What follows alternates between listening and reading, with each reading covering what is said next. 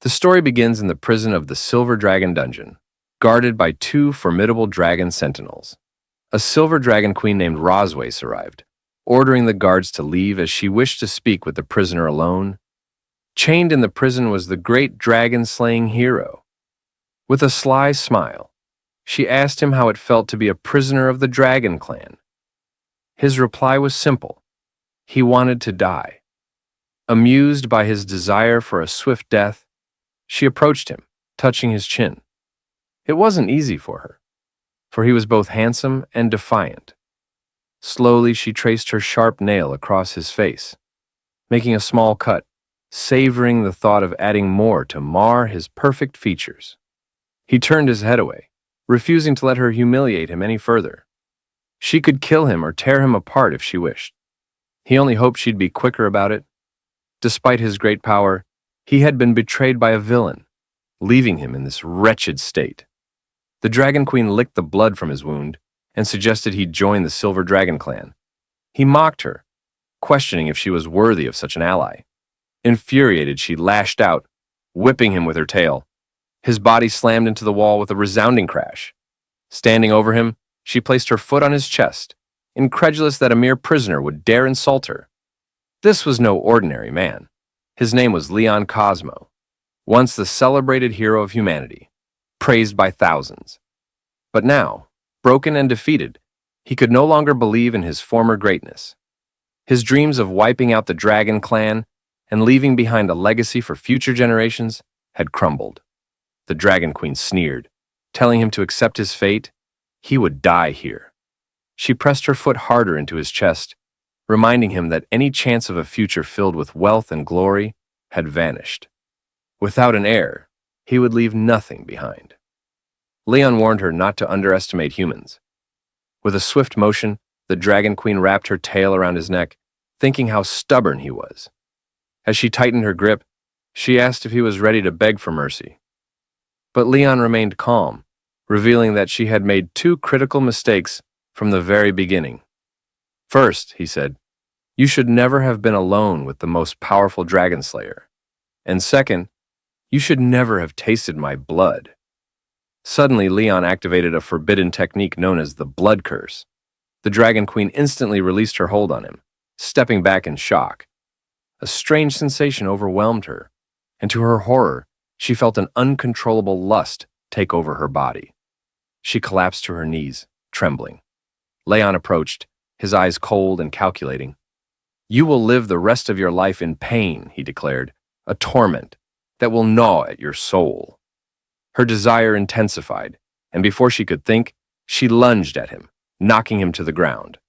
Leon, taken aback, couldn't comprehend what was happening. The Dragon Queen, consumed by the curse, kissed him, causing him to blush.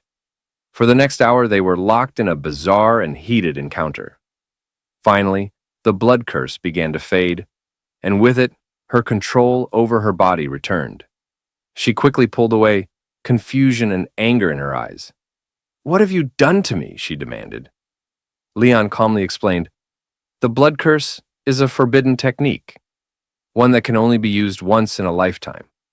When you tasted my blood, it created a bond between our souls. Once I die, the curse will cause you endless suffering. The Dragon Queen scoffed, still trying to make sense of the situation. If this curse takes effect after death, then why did this happen? She asked. Her cheeks flushed with embarrassment. Leon frowned. It seemed the curse had an unexpected side effect, one even he hadn't predicted. I thought the pain you'd feel upon my death would be the extent of it, he admitted. But apparently, there's more to the spell than I knew. Blushing, the Dragon Queen realized what this meant. Dragons were bound by strict codes of monogamy, and the bond created by the blood curse would doom her future. After Leon's death, she would be unable to take another mate, bear offspring, or explain to the Dragon Clan what had happened. Leon was surprised by the unintended consequences of the spell. The irony wasn't lost on him. She had mocked him for not having a successor, but now, neither would she. She launched into the attack, but Leon stopped her, saying, You don't need to do this. I'm going to die soon anyway. As his eyes began to close, he gave one final request, that the Dragon Queen live with hatred for him, and feel pain for the rest of her life. This was his curse as a human, his parting revenge. The Dragon Queen hesitated, holding back from delivering the final blow. Moments later, Leon breathed his last. She couldn't believe it. This mere human had taken his revenge in such a despicable way. But she wasn't about to let him have the last word so easily. Using her power, she marked Leon's chest with the emblem of the silver dragon. Leon Cosmo had once been a legend, a hero revered by all. At the age of 5, he had killed a vicious dog with his bare hands, an act witnessed by a master dragon slayer passing by. Seeing potential in the boy, the slayer took him in as an apprentice. By the age of 10, Leon entered the prestigious Imperial Dragon Slayer Academy, and 4 years later, he graduated as the youngest and most highly evaluated student in its history. At just 15, Leon marched onto the battlefield, slaying dragons and reclaiming territory for the Empire. His name spread across the land as the strongest dragon slayer, the Empire's beacon of hope to end the war. That was until he was captured and enslaved by the Dragon Clan. 2 years had passed since that fateful day. Leon awoke with a scream, his hand instinctively flying to his chest.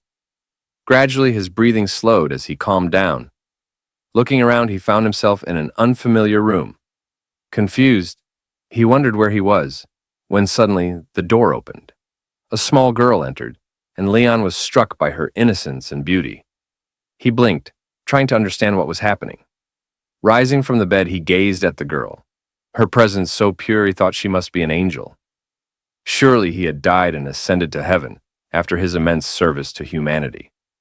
But his assumption was wrong. "What's your name?" Leon asked, still in disbelief. The girl smiled sweetly. "Mewen." Though her response made him feel strangely happy, something about her was odd. Her hair, black and white, seemed unlike anything he'd ever seen. Mewen mentioned that her mother told her the name meant the moon, which left Leon confused. Did angels even have mothers? Introducing himself, Leon was startled when the little girl excitedly responded that Leon meant lion. Surprised, he asked how she knew that. She smiled and said it was what her mother had told her. Feeling a sense of unease, Leon asked, "What's your mother's name?" "Rosweiss," Mewen replied cheerfully. Leon froze. Hearing the name, he quickly pieced it together. He was her father. Mewen confirmed it with a joyful grin. Panic surged through him. How could this be possible? How could he have a child with Rosweiss? Just then, Mewen turned toward the door, where her mother stood, sending a chill down Leon's spine. "Mama! Daddy's awake!" Mewen called out, running toward her. Rosweiss's lips curled into a smile, but it wasn't the one her daughter imagined.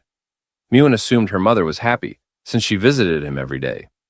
But as Rosweiss stroked her daughter's head, she wore a wicked grin. "Go outside and play, dear," Rosweiss said sweetly. "Your father and I need to talk." Once Mewen left the room, Leon stared at Rosweiss in disbelief. "Is Mewen really our daughter?" "Yes," she confirmed, closing the door behind her with her tail. "She's our biological child." Leon's mind raced. "Why did you have the child?" he demanded. "Why did you save me?" Rosweiss revealed that Leon had been asleep for 2 years. She hadn't forgotten what he'd done to her, and she wasn't going to let it go. Leon's anger flared. He hadn't meant for any of that to happen. "We're different," he growled. "We can't coexist. I would have never touched you if things had been different."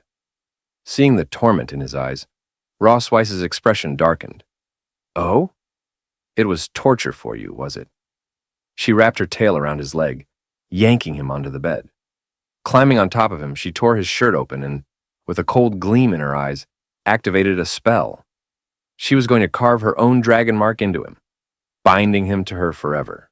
Even though Leon begged her not to, Rosweiss touched his chest, and a glowing magic circle appeared. This mark was to become his eternal shame. From this moment on, he would be her prisoner, bound to her forever, unable to leave. When his companions saw the dragon tattoo on his body, they would believe he had betrayed them and surrendered to the Dragon Clan. Leon still couldn't understand why she was doing this. Revenge among the dragon race was a mystery that had baffled human scientists for years. Their vengeance was not just extreme, it was an inhuman, paranoid obsession beyond human comprehension.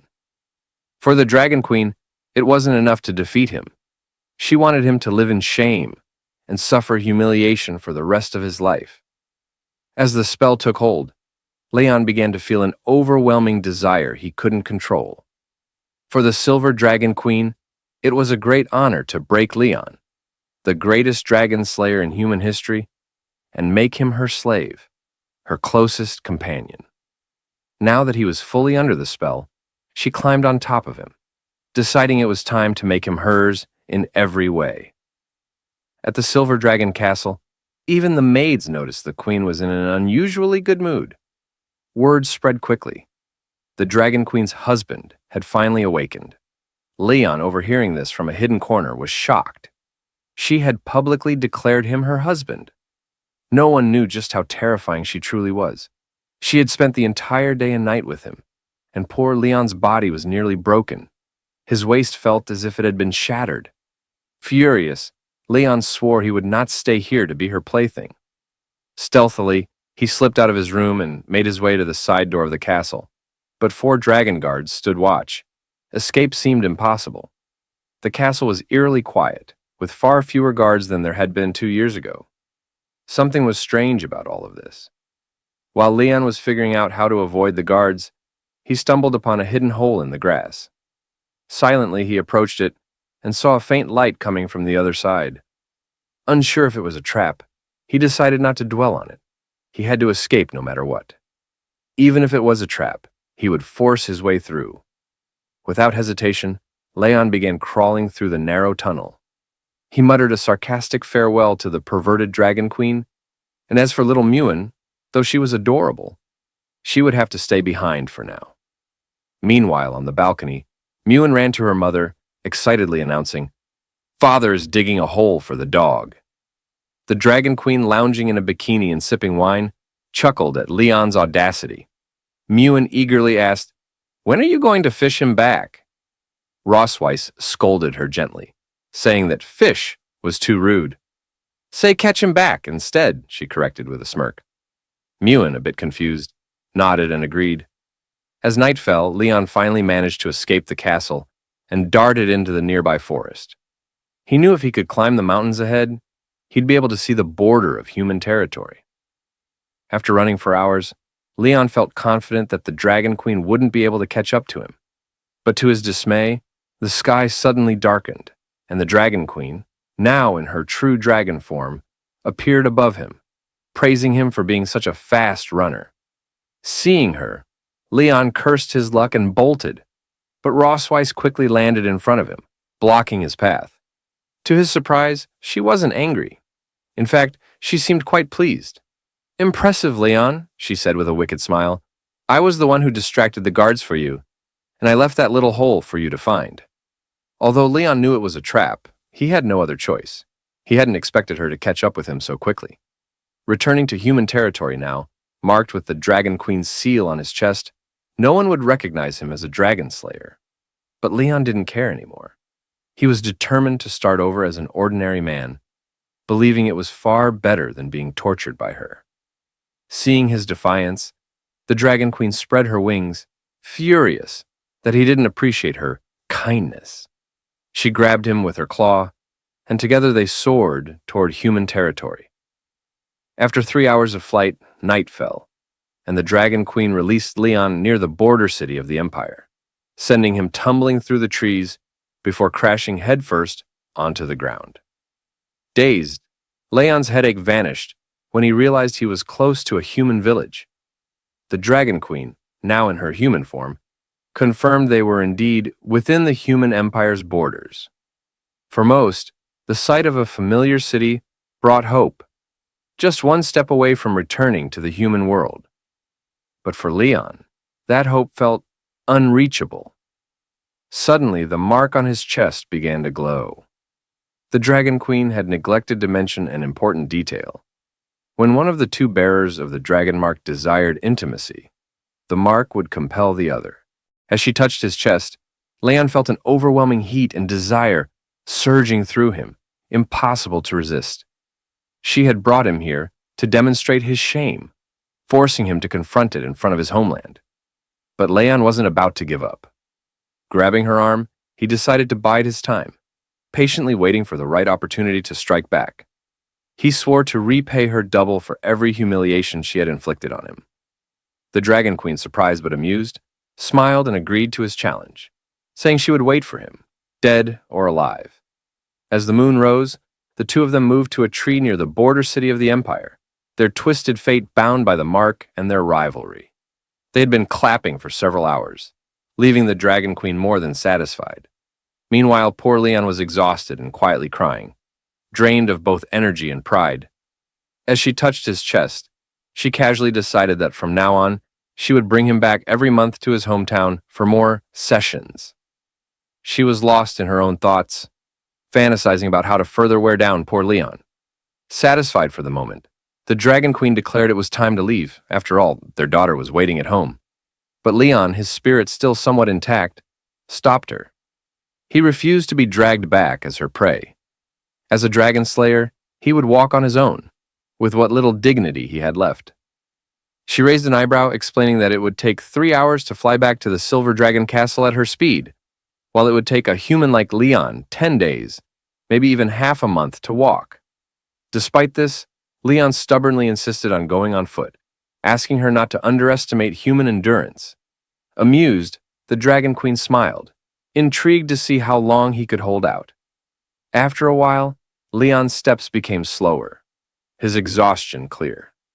She silently followed him, waiting for him to admit he was too tired so she could scoop him up and fly. But Leon, though on the verge of collapsing, refused to admit defeat.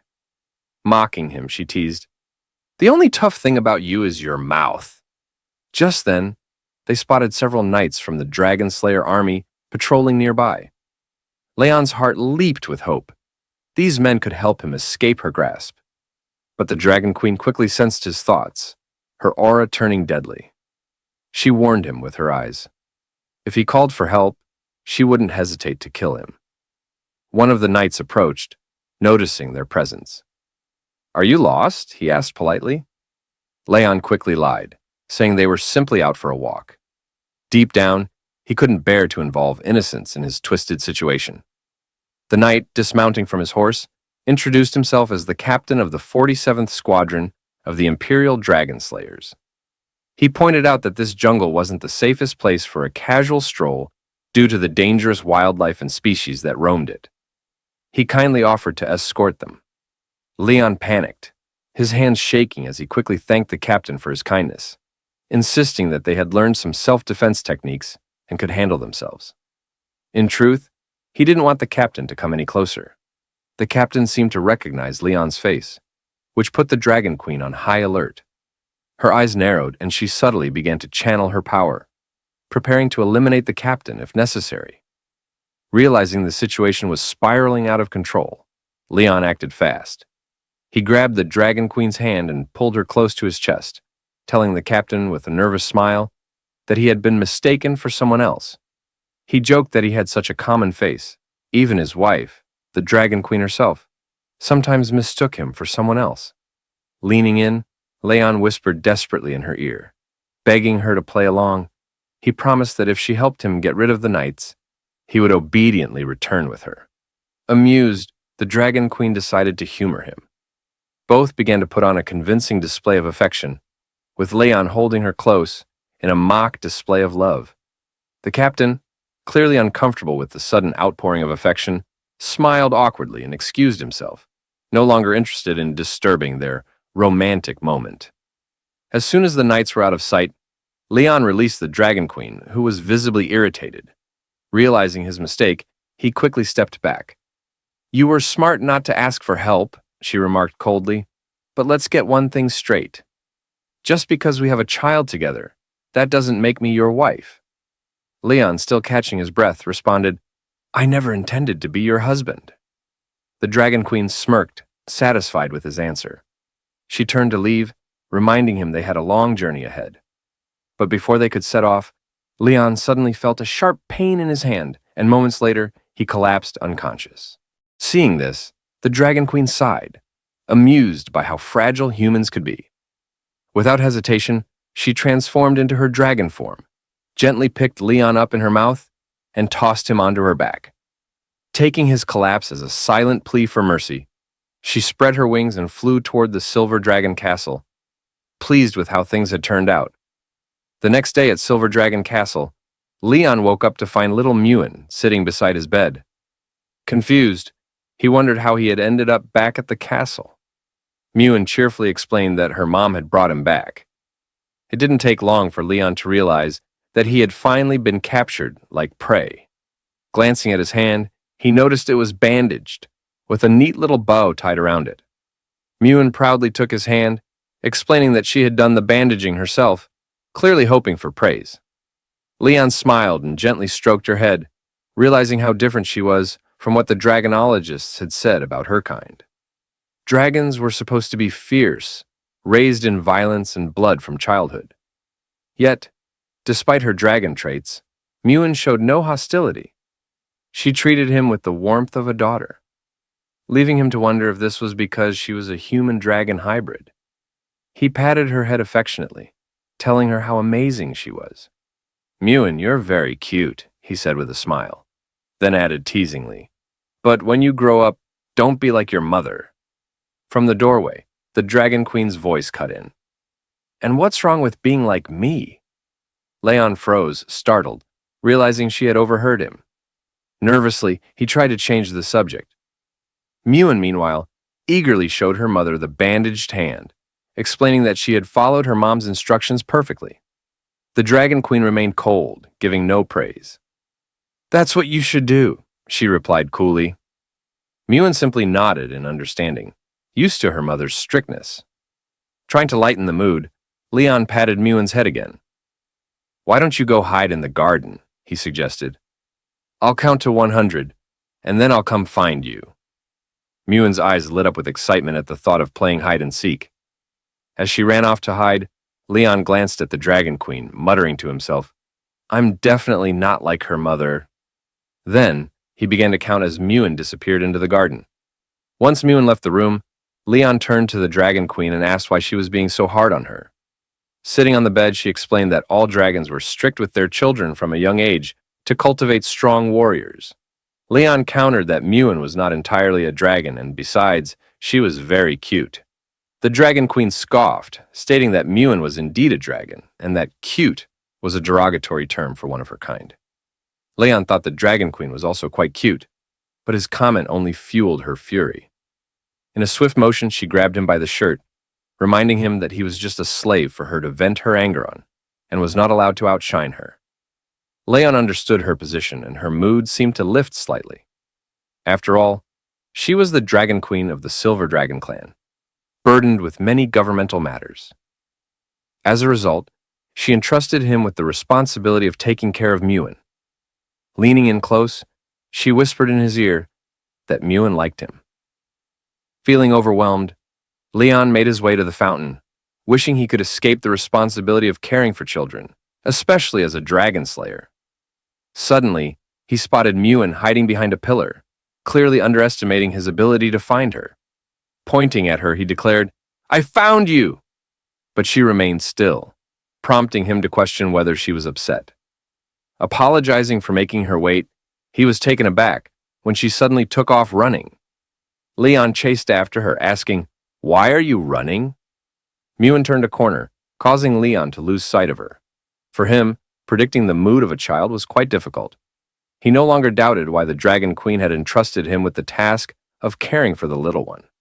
Just as he was starting to worry, Mewen appeared behind him and wrapped him in a hug, leaving him surprised. Confused, he recalled that she had just run past him, but Mewen insisted otherwise, explaining that since her dad hadn't found her, she had gone out to look for him. Though still bewildered, Leon decided he must have seen things wrong. Mewen took him by the hand, urging him to follow her as she had something special to show him. Just then, another girl, resembling Mewen, emerged from behind her and watched them in silence. That day, once the fountains were turned on, little Mewen began to shake her head excitedly. She was painting some drawings and having the time of her life. Leon, sitting behind her, couldn't help but smile at the sight, feeling a wave of tenderness. Having a daughter felt good. For the first time, it seemed his soul had begun to heal. While Muin enjoyed herself, Leon clenched his fists and gritted his teeth, deciding it was time to escape the Dragon Queen's grasp. Just then, Muin ran toward him, eager to show him a family drawing she had made. Leon extended his hand with a cheerful smile, ready to praise her. But as he examined the drawing, shock washed over him. Muin had depicted two girls. Initially thinking it was a mistake due to her age, he pointed to the other child in the drawing and asked, "Why are there two children?" With a tender smile, Muin replied, "The other child is my older sister." Upon hearing that Muin had an older sister, Leon panicked. It didn't take long for him to realize that the girl he had seen earlier was not an illusion. The child he had spotted in the garden must be Muin's older sister. He regretted not calling her by name, which had likely caused her to feel upset. However, Muin reassured him that her sister wasn't angry. She was simply a little shy at seeing their dad. Leon rested his hand under his chin, reflecting on the fact that he had never met her before. It made sense that they were unfamiliar with each other. Today was a splendid day, and Leon couldn't shake the feeling that it was all the Dragon Queen's fault for hiding this information from him. He resolved to find her and demand some clarity. Meanwhile, in the Silver Dragon Castle, the Dragon Queen had gone to the library. As she read through some letters, a little messenger dragon arrived with a new message. Just then, the sound of footsteps approaching the library caught her attention. She and the little dragon watched the door intently, and moments later, Leon burst in, clearly furious. He called for her attention as she tucked the letter back into its envelope. With a calm demeanor, she asked him what he wanted. Leon stepped up to the table and explained that he had been playing with Muin and discovered that she had an older sister. He pressed her about when she planned to inform him of this other daughter. The Dragon Queen smiled, somewhat puzzled by his confusion at the revelation. Leon slammed his hand on the table with determination, thanking the Dragon Queen for her hard work. He hadn't expected her to have two children, and it was clear she had put in a tremendous effort. He resolved that when he returned to the Empire one day, he would add her name to his family tree. The Dragon Queen remained calm, a smile gracing her lips as she asked him if he understood why she hadn't mentioned her older daughter before. Leon speculated that she might be jealous of his closeness with Muin, fearing that Noah would come to see him. The Dragon Queen was somewhat taken aback by his eagerness to meet Noah. Unlike her, a cold and stern mother, Leon wanted to nurture a good relationship with his daughter. With a soft smile, the Dragon Queen decided to grant Leon's wish, but warned him to consider his choice carefully. As the hours passed and darkness began to settle, Leon headed to the kitchen, a smile stretching across his face as he started cutting some carrots. Today, he was determined to show the Dragon Queen how things should be done. His first step in approaching his eldest daughter was to whet her appetite with a delicious meal. He set to work preparing a hearty meat stew with cream, a dish he often made during his time with the team. Everyone who had tried it claimed it was exceptional, and the sweet flavor was perfect for children. Using a spoon, Leon sampled the stew, savoring its rich taste. He hadn't forgotten how to cook, and as he clenched his fist in determination, he imagined Noah's smile as she declared that she loved the dishes her dad made. He believed that with this flavorful meal, he could win her over. As he stirred the pot, two maids watched him curiously through the window. One of them couldn't help but feel excited. Leon had just recovered from a serious illness, and for the sake of his family, he had taken it upon himself to cook. To the maids, Leon was the epitome of a good husband, one who genuinely cared for his home. Just then, the Dragon Queen and her two daughters entered the kitchen, with Muin eagerly greeting the maids. The Dragon Queen, wanting to create a more relaxed atmosphere for dinner, ordered the maids to take a break. They bowed their heads respectfully and replied, "Understood." As Leon prepared the food and set it on the table, he carried the steaming stew just as the Dragon Queen entered the dining area. Little Muin rushed toward him, drawn by the delicious aroma wafting through the air. With a smile, Leon said, "I heard you both enjoy meat. so I made a special stew and fillet just for you." He hoped that this meal would convey his affection to Noah. To his surprise, Noah seemed indifferent to the feast before her gaze wandering elsewhere. Leon was left in shock, confused by her lack of interest. The Dragon Queen smiled knowingly, and in that moment, Leon's frustration flared. He realized that the Dragon Queen had anticipated this reaction, which explained why she had been reluctant for him to meet Noah. It was their first meeting, and the Dragon Queen prompted Noah to introduce herself. Obediently, Noah replied, "I am Noah, the eldest daughter of the Silver Dragon Queen Rosways," proudly noting that she was 1 year and 2 months old. Dragons were a long-lived race, and young dragons matured much faster than human children. Leon approached her, extending his hand in greeting. "I'm your dad," he introduced himself, hoping to make a good impression. To his surprise, Noah seemed mesmerized by him. Yet he couldn't shake the feeling that her indifference was unsettling. He wondered why she appeared so distant, and whether she harbored any resentment toward him. Noticing the awkward tension, Mewan gently took Noah by the arm and whispered, urging her to engage in conversation so their dad wouldn't feel uncomfortable. But Noah's response stung Leon. "He seems very weak, and I'm not sure he's really our dad." Those words hit Leon like arrows, forcing him to confront the reality of his situation. It quickly became clear that he was facing the first crisis in his new role as Papa Leon. He wipes his face with a cloth, reflecting on the harshness of the situation, convinced that his daughter may actually be trying to challenge him. Despite the difficulties, he steels himself for what lies ahead. Noah firmly rejects something, her determined expression revealing her unwavering resolve. Whatever she is saying no to, it's clear she's standing her ground with conviction.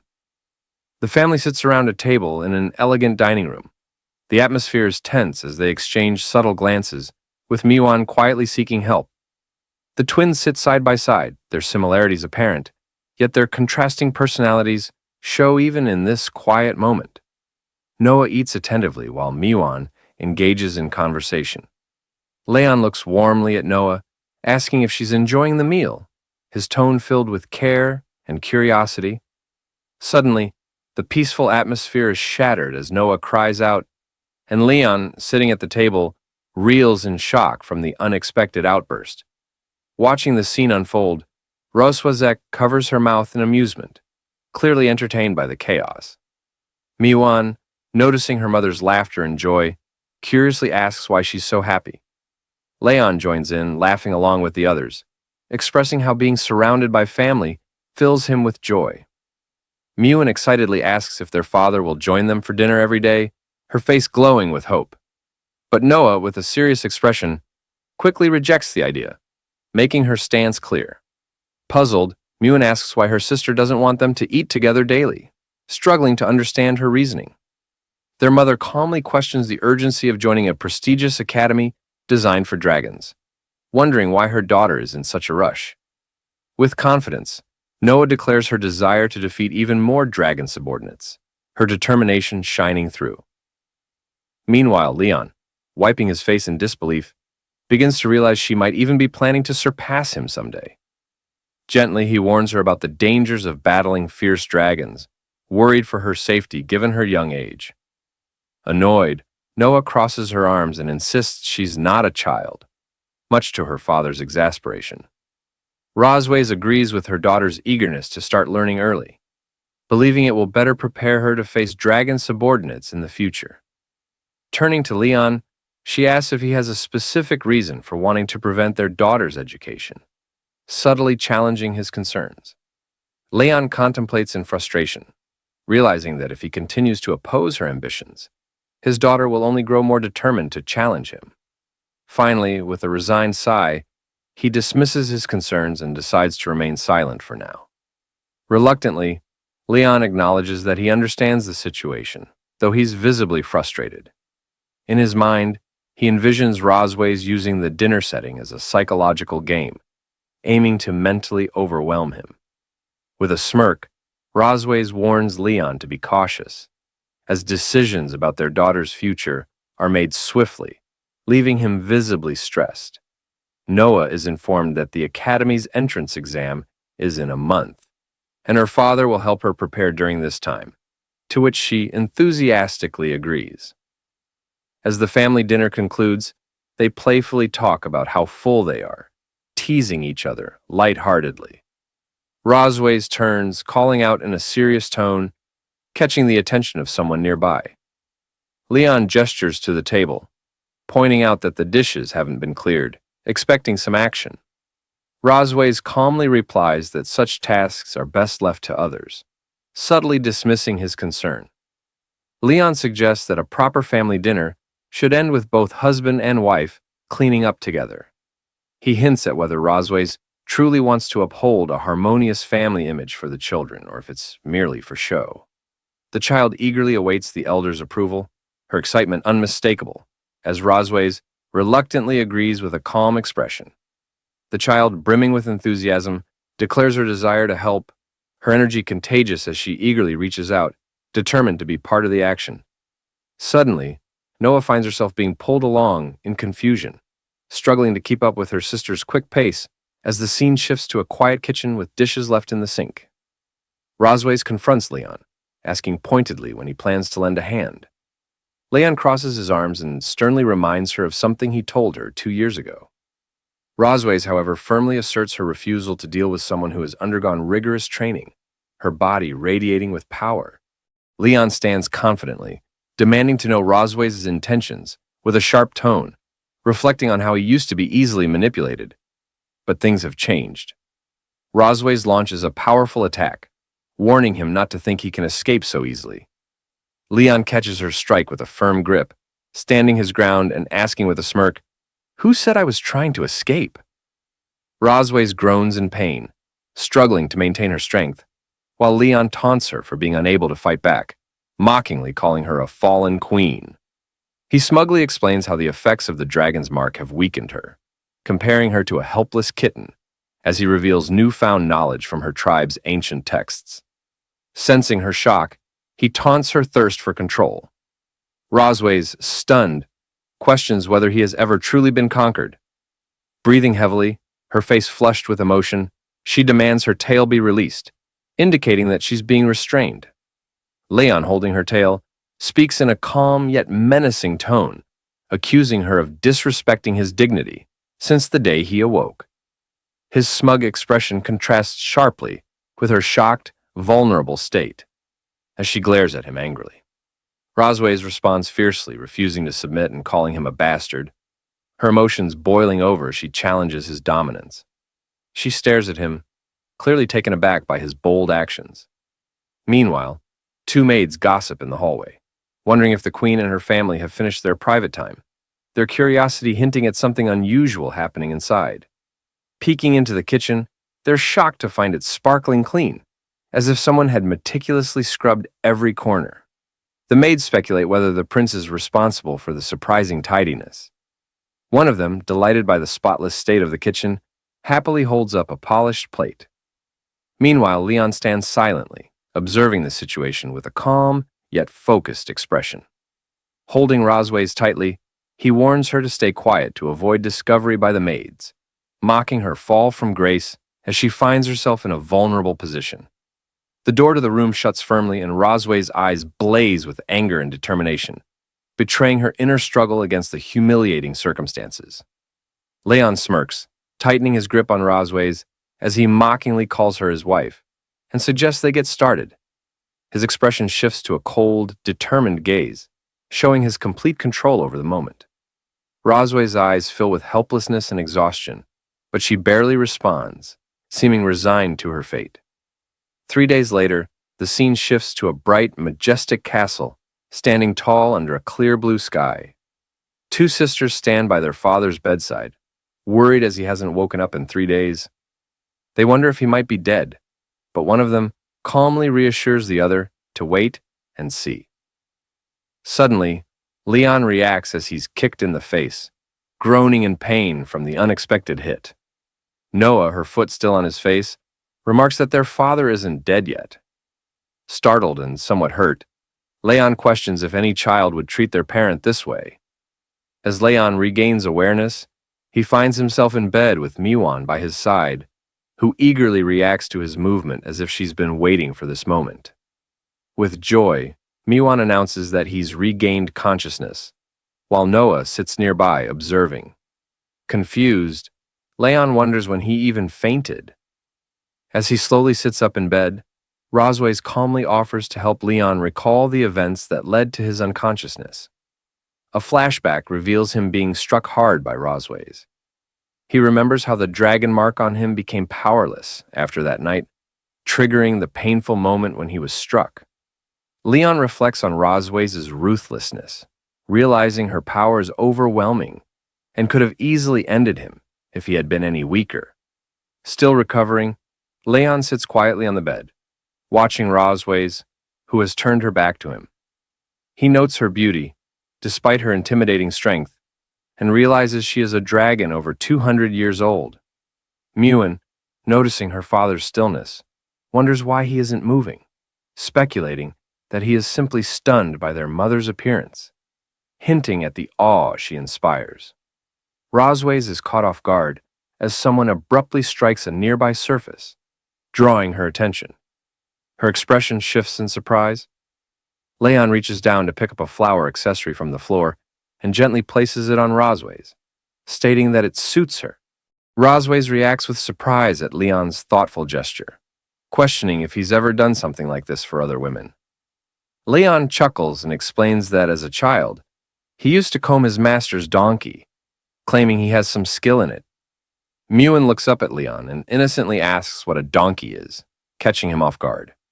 Smiling, Leon explains that donkeys are similar to dragons, but much smaller, stubborn, and make humming sounds when unhappy. He then imitates a donkey's behavior, amusing Miwan with his antics. Rosways watches intently, noting the similarity between a donkey's stubbornness and her own personality. Leon suddenly recoils in fear as Rosways strikes him, sending him reeling. He clutches his stomach, wincing in pain, but reassures Miwan that he's fine when she asks if he's okay. Rosways assigns the task of teaching the girls to write, declaring that Leon will handle it. Leon, taken aback, realizes he's been volunteered without any say. Miwan excitedly cheers that their father will teach them, while Noah confidently claims she already knows how. The two girls race off to the study room, eagerly discussing which colorful pens they want to use. Meanwhile, Rosways informs Leon that her sister's coming to visit and that she doesn't want him appearing in front of her. Leon looks surprised, puzzled as to why he's being told to avoid the meeting, and voices his frustration about not being allowed to meet her family. Rosways reminds him that he is now part of the Silver Dragon clan and was in a coma for 2 years due to a mysterious illness. She explains that he has only recently woken up, emphasizing the complexity of his new situation. Rosways warns him that if he is ever forced to meet her sister, he must stick to the false identity she has crafted for him. Rosways emphasizes the importance of keeping up the story, and Leon listens intently, still processing the situation. With a serious expression, he acknowledges her instructions, respectfully addressing her as Your Majesty. After Rosways leaves, Leon questions whether he'll truly follow her orders, standing alone as he begins to plot ways to embarrass her in front of her sister. The scene shifts to the children's study room in Silver Dragon Castle, where Leon sits at a table, teaching Noah and Miwan to write their names. He demonstrates patiently, guiding them step by step as they watch attentively. After writing their names as examples, he asks them to practice by copying his writing. Miwan looks excited, while Noah's expression remains more serious. Studying Leon's writing, Noah comments that it isn't as good as her mother's, hinting at her high expectations. Leon feels a twinge of frustration at the comparison, sensing the pressure to meet her standards. When Leon stands to leave, Miwan curiously asks what he's planning. He replies that he forgot to deliver something to their mother, and assures them he'll check on their progress later, though his carefree attitude leaves Noah doubting his seriousness. Miwan teases her sister for seeming happy, which Noah sternly denies, insisting they focus and practice as instructed. She looks down with a soft blush, momentarily thoughtful. The scene transitions to the grand gates of Silver Dragon Castle, where soldiers and prominent figures gather for a formal event. There, Isha Melkvi, the Red Dragon Queen, stands confidently, her striking red hair and royal attire making a powerful impression. Rosways rushes to embrace her sister, their close bond evident in the warm reunion. The reunion is filled with warmth as Aisha and Rosways joyfully greet each other after a long time apart. Isha Melkvi compliments her sister, noting how vibrant she looks since their last meeting. Rosway seems a bit taken aback by the compliment, modestly disagreeing. Curious, Isha inquires about Rosway's husband, having heard that he has finally woken up.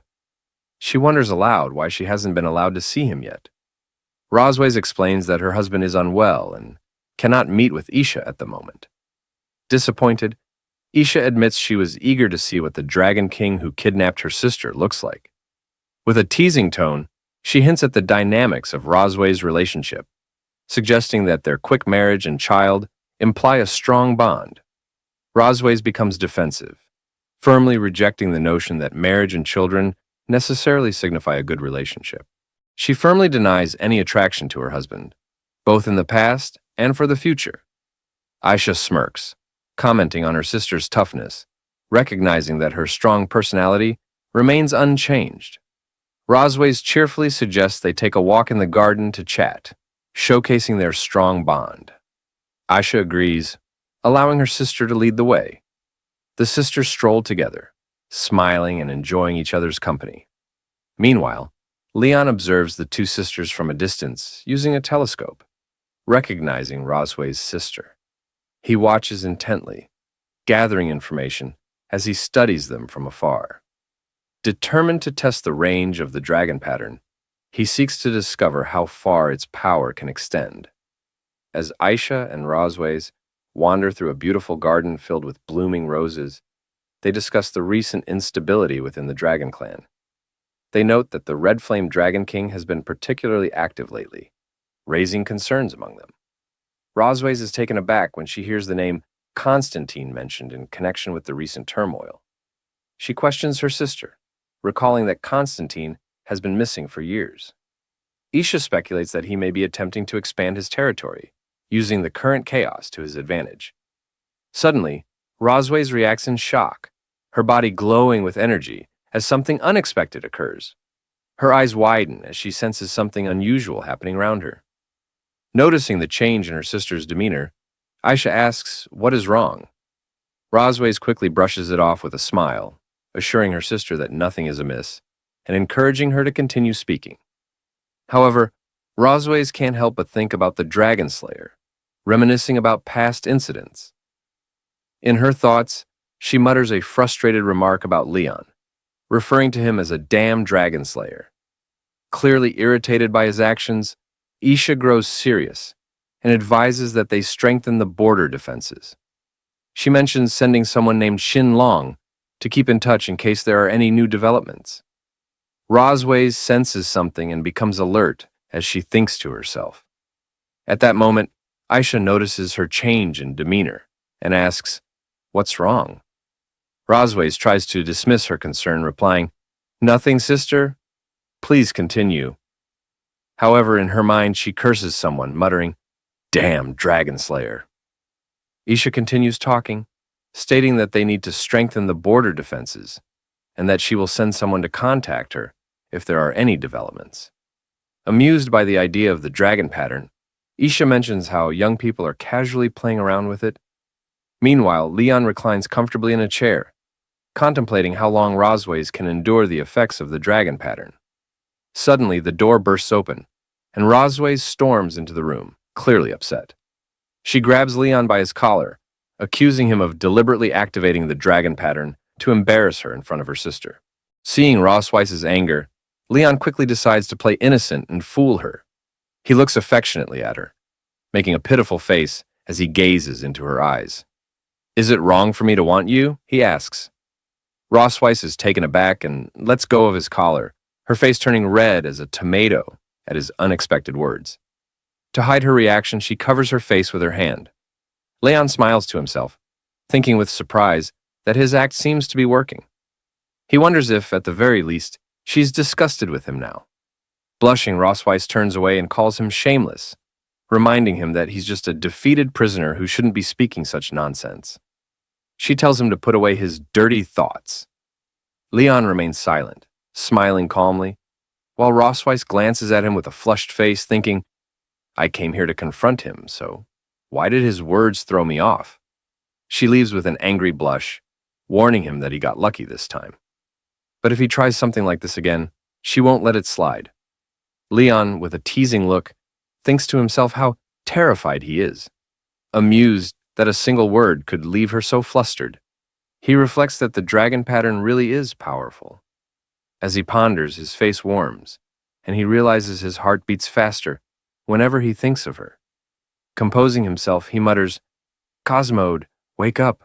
Stop thinking about nonsense. He reminds himself that the kids are still waiting for him to return. But it's clear that he and Rossweiss are beginning to feel something for each other, marking a new turn in the story. In the study room, Noah practices writing diligently, while Muen, slacking off, wonders aloud why Dad hasn't come back yet.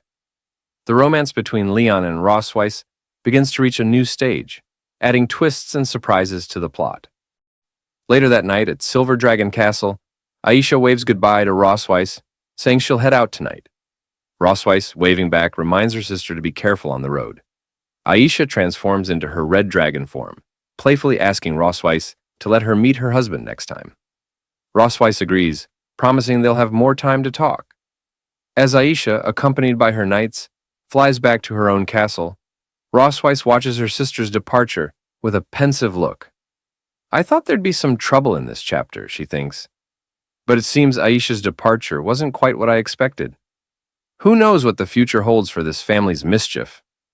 With a serious expression, Rossweiss grits her teeth, staring ahead with determination. Damn, Dragon Slayer, she thinks. He still hasn't learned his lesson. She decides tonight will be different. Meanwhile, Leon, on the other side of the castle, sneezes repeatedly, wondering if someone's talking about him. He settles down to read the story of the young dragon as a bedtime story for Noah and Muen. As he reads, the girls drift off to sleep, looking absolutely adorable. Smiling, he quietly closes the book, gently tucking them in and whispering, Don't catch a cold. Leon slowly exits the room, taking care not to disturb his sleeping daughters. Just as he shuts the door, Rossweiss suddenly slams her hand against it with a loud thud, startling him. Her serious expression catches him off guard as she asks, Where are you planning to go? With an awkward look, Leon glances at her. Is your sister gone? He asks. With a sly smile, Rossweiss replies, We still have things to settle tonight. She grabs his collar, dragging him forward with determination. Leon protests, but she pulls him along, ignoring his resistance. In the Silver Dragon Queen's bedroom, Leon places a tub of hot water down with a loud clatter in front of her. The hot water's ready, he says, looking at her with a hint of exasperation. What do you need it for? Rossweiss stretches her legs out in front of Leon, looking at him with an air of superiority. I'm exhausted from walking all day, she says. Wash my feet. Leon stares at her, stunned. His expression shifts to serious disbelief as he takes in her request. Rossweiss, with a commanding look, adds, Enough with the nonsense, just do it. This is your punishment for today.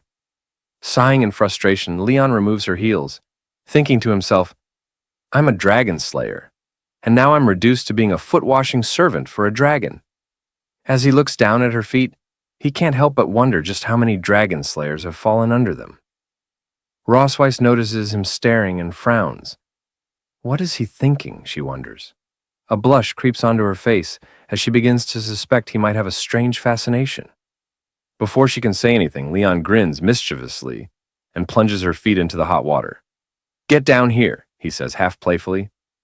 The water is scalding, and Rossweiss immediately recoils, her expression shocked. She kicks him under the chin, shouting, It's too hot, you fool! Her kick sends him flying back, and Leon hits the ground, coughing up blood. With a cold, piercing look, Rossweiss steps onto his chest, pinning him down. You did this on purpose, didn't you? She asks icily. Trying to get back at me? Leon, his defiance undiminished, gives her an arrogant smile. Well, you're the one who demanded I wash your feet. Rossweiss's cheeks flush as she looks down at him. Seems you still haven't learned your lesson, she says, slowly dragging her foot down his chest. Her tone drops to a mocking whisper. I bet you never thought you'd end up beneath a dragon. As Rosweiss presses her foot down on his lower body, Leon feels a wave of conflicting emotions. His face flushes from her touch, and in a strained voice, he tells her to stop. He's torn between the humiliation of the situation and an odd sense of comfort. Rosweiss, smirking with a touch of arrogance, leans in.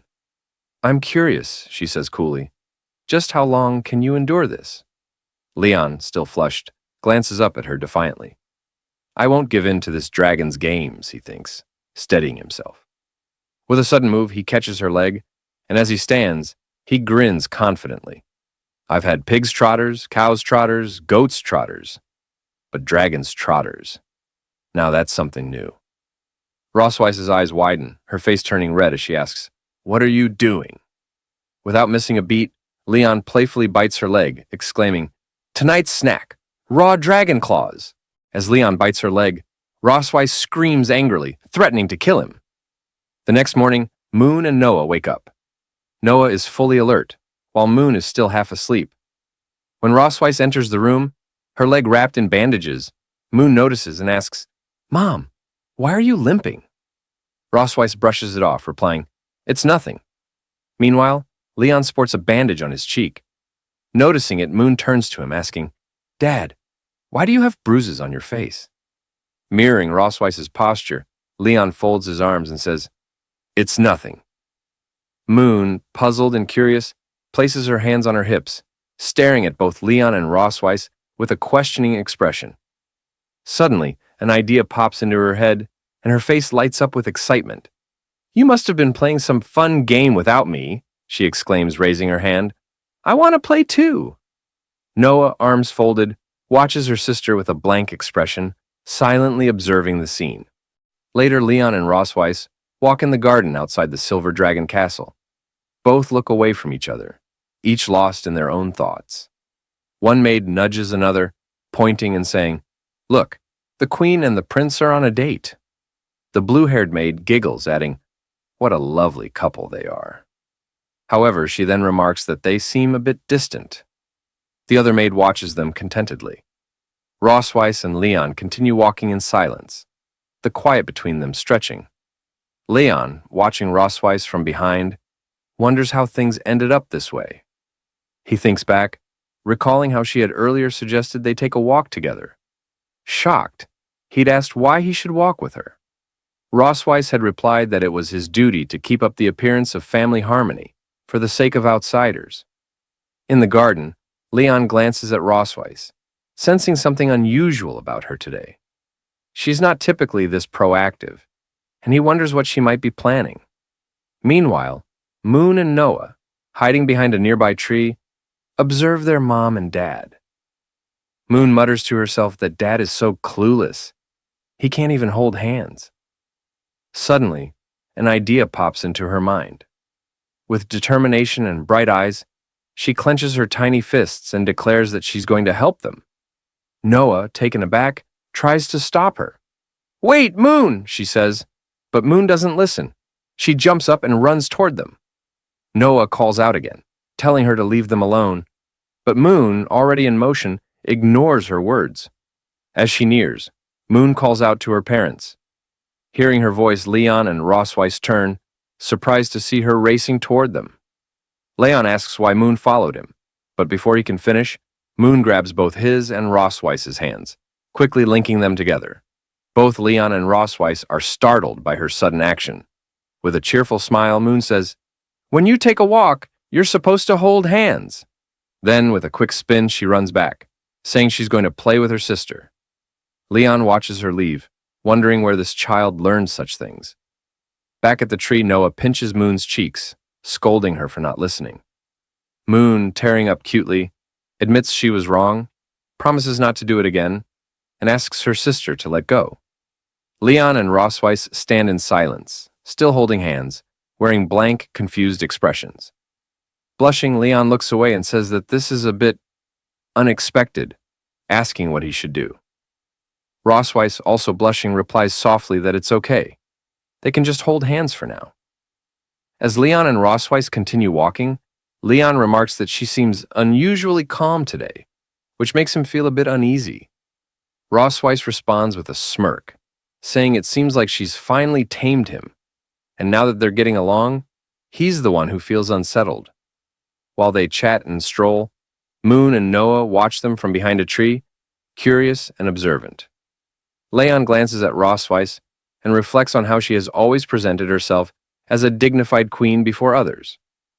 Yet, he didn't expect her to be so flustered by something as simple as holding hands. He wonders if her strictness as a mother might stem from not knowing how to connect with her children. Leon then brings up the way Moon and Noah address her, noting that they always call her mother in front of others. He gently suggests that the usual way of addressing parents is mom and dad. He points out that while Moon calls him dad, she calls Rossweiss mother and wonders if it makes her seem more distant to them. Rossweiss looks away and after a pause, asks if there's really that much of a difference between mother and mom. Leon, looking at Rossweiss with a bright smile, suggests that there is a difference and encourages her to have the kids call her mom instead. He bets they'll feel closer to her that way. Rossweiss's face flushes red, caught off guard by Leon's cheerfulness. After composing herself, she nods and says she'll try it next time. Leon, surprised by her sudden enthusiasm, asks why she's speeding up. As they continue walking in the garden, Rossweiss suddenly asks if Leon feels homesick. He raises an eyebrow and questions why she's bringing it up, since she won't let him go back anyway. Rossweiss admits that she can't send him home, but mentions there's something that might help ease his homesickness a bit. Leon, curious but silent, follows her until they arrive at the castle's large warehouse doors. As they stand before it, he wonders aloud what it might be. Rossweiss explains that it doesn't have an official name. He can call it a warehouse, utility room, or whatever he likes. She unlocks the door with a key and leads him inside. As Leon looks around, he exclaims, "The dragon's treasure trove." Picking up a bracelet, he comments that if it were in the Empire, it could easily be worth hundreds of thousands of gold coins. Rossweiss tells him that the bracelet was a gift from her grandmother when she was a child, and that, besides the spoils of war, the room holds items with personal significance for her. Leon glances at her thoughtfully, remarking that he hasn't heard her speak much about her family, aside from her sister. Rossweiss explains that she never met her parents and was raised, along with her sister, by their grandmother. Leon, surprised, shares that his own story is similar. He grew up in an orphanage, not knowing his parents, until he was later adopted by his master and his wife. Leon looks at Rossweiss and asks why she brought him here.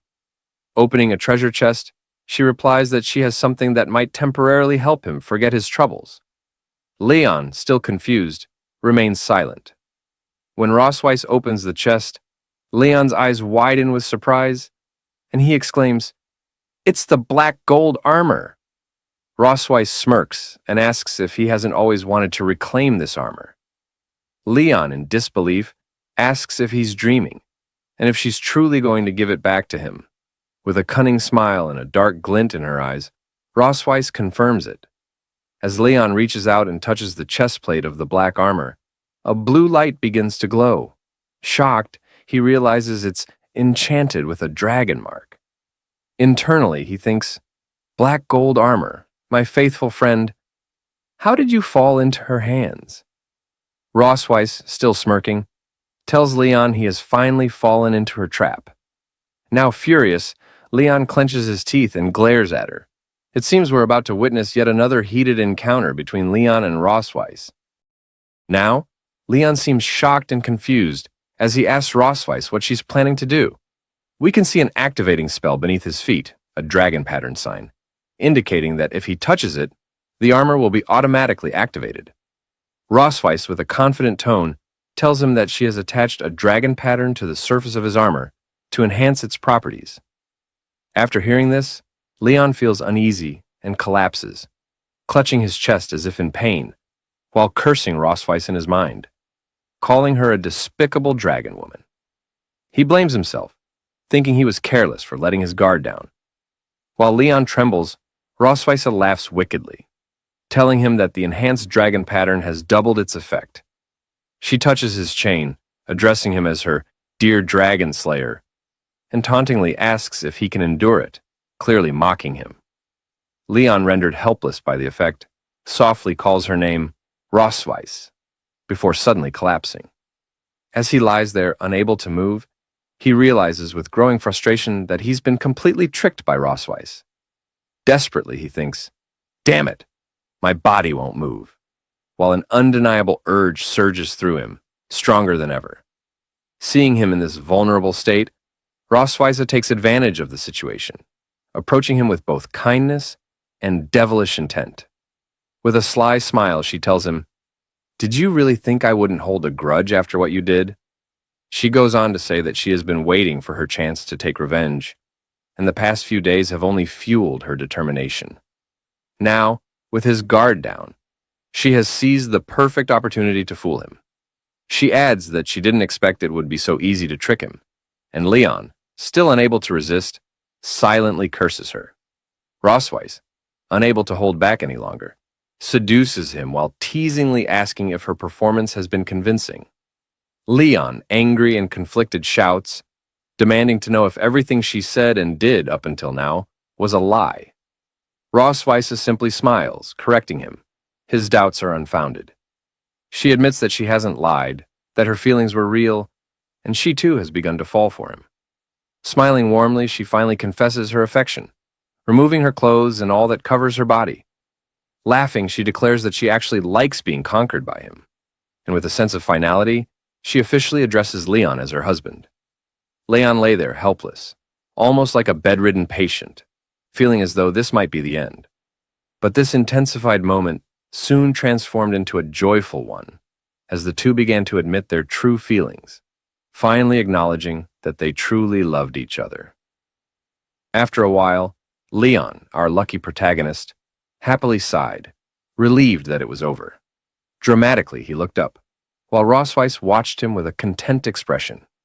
Seeing her look, Leon grew annoyed and demanded, in his usual blunt manner, to know why she was staring at him like that. In response, Rossweiss leaned in, grabbed his mouth, and whispered in his ear, "Compared to 2 years ago, the scars on your face have faded a little, but you look more worn by the vicissitudes of life, a little more like a mature man." Unmoved by her words, Leon snapped back, saying she was just trying to trick him again and that he wouldn't fall for it this time. Rossweiss simply smiled at him and remarked, "You've gotten smarter, Leon."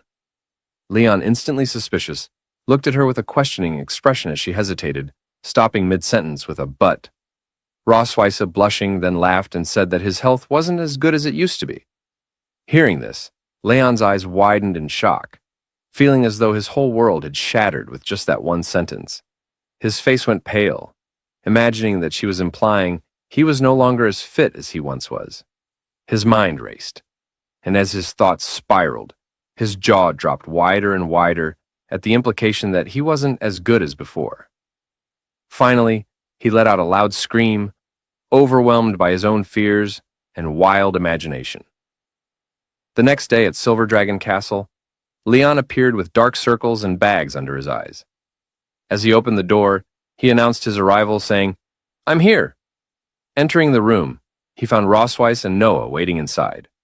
Rossweiss folded her arms and greeted him with a "Good morning," smirking and mockingly remarking, "It seems you didn't sleep well last night." Gritting his teeth in frustration, Leon replied that it was all because of what she had said. Laughing, Rossweiss teasingly claimed, "I don't remember saying anything at all." From the sidelines, Noah watches the exchange between Leon and Rossweiss, thinking, "It's starting again."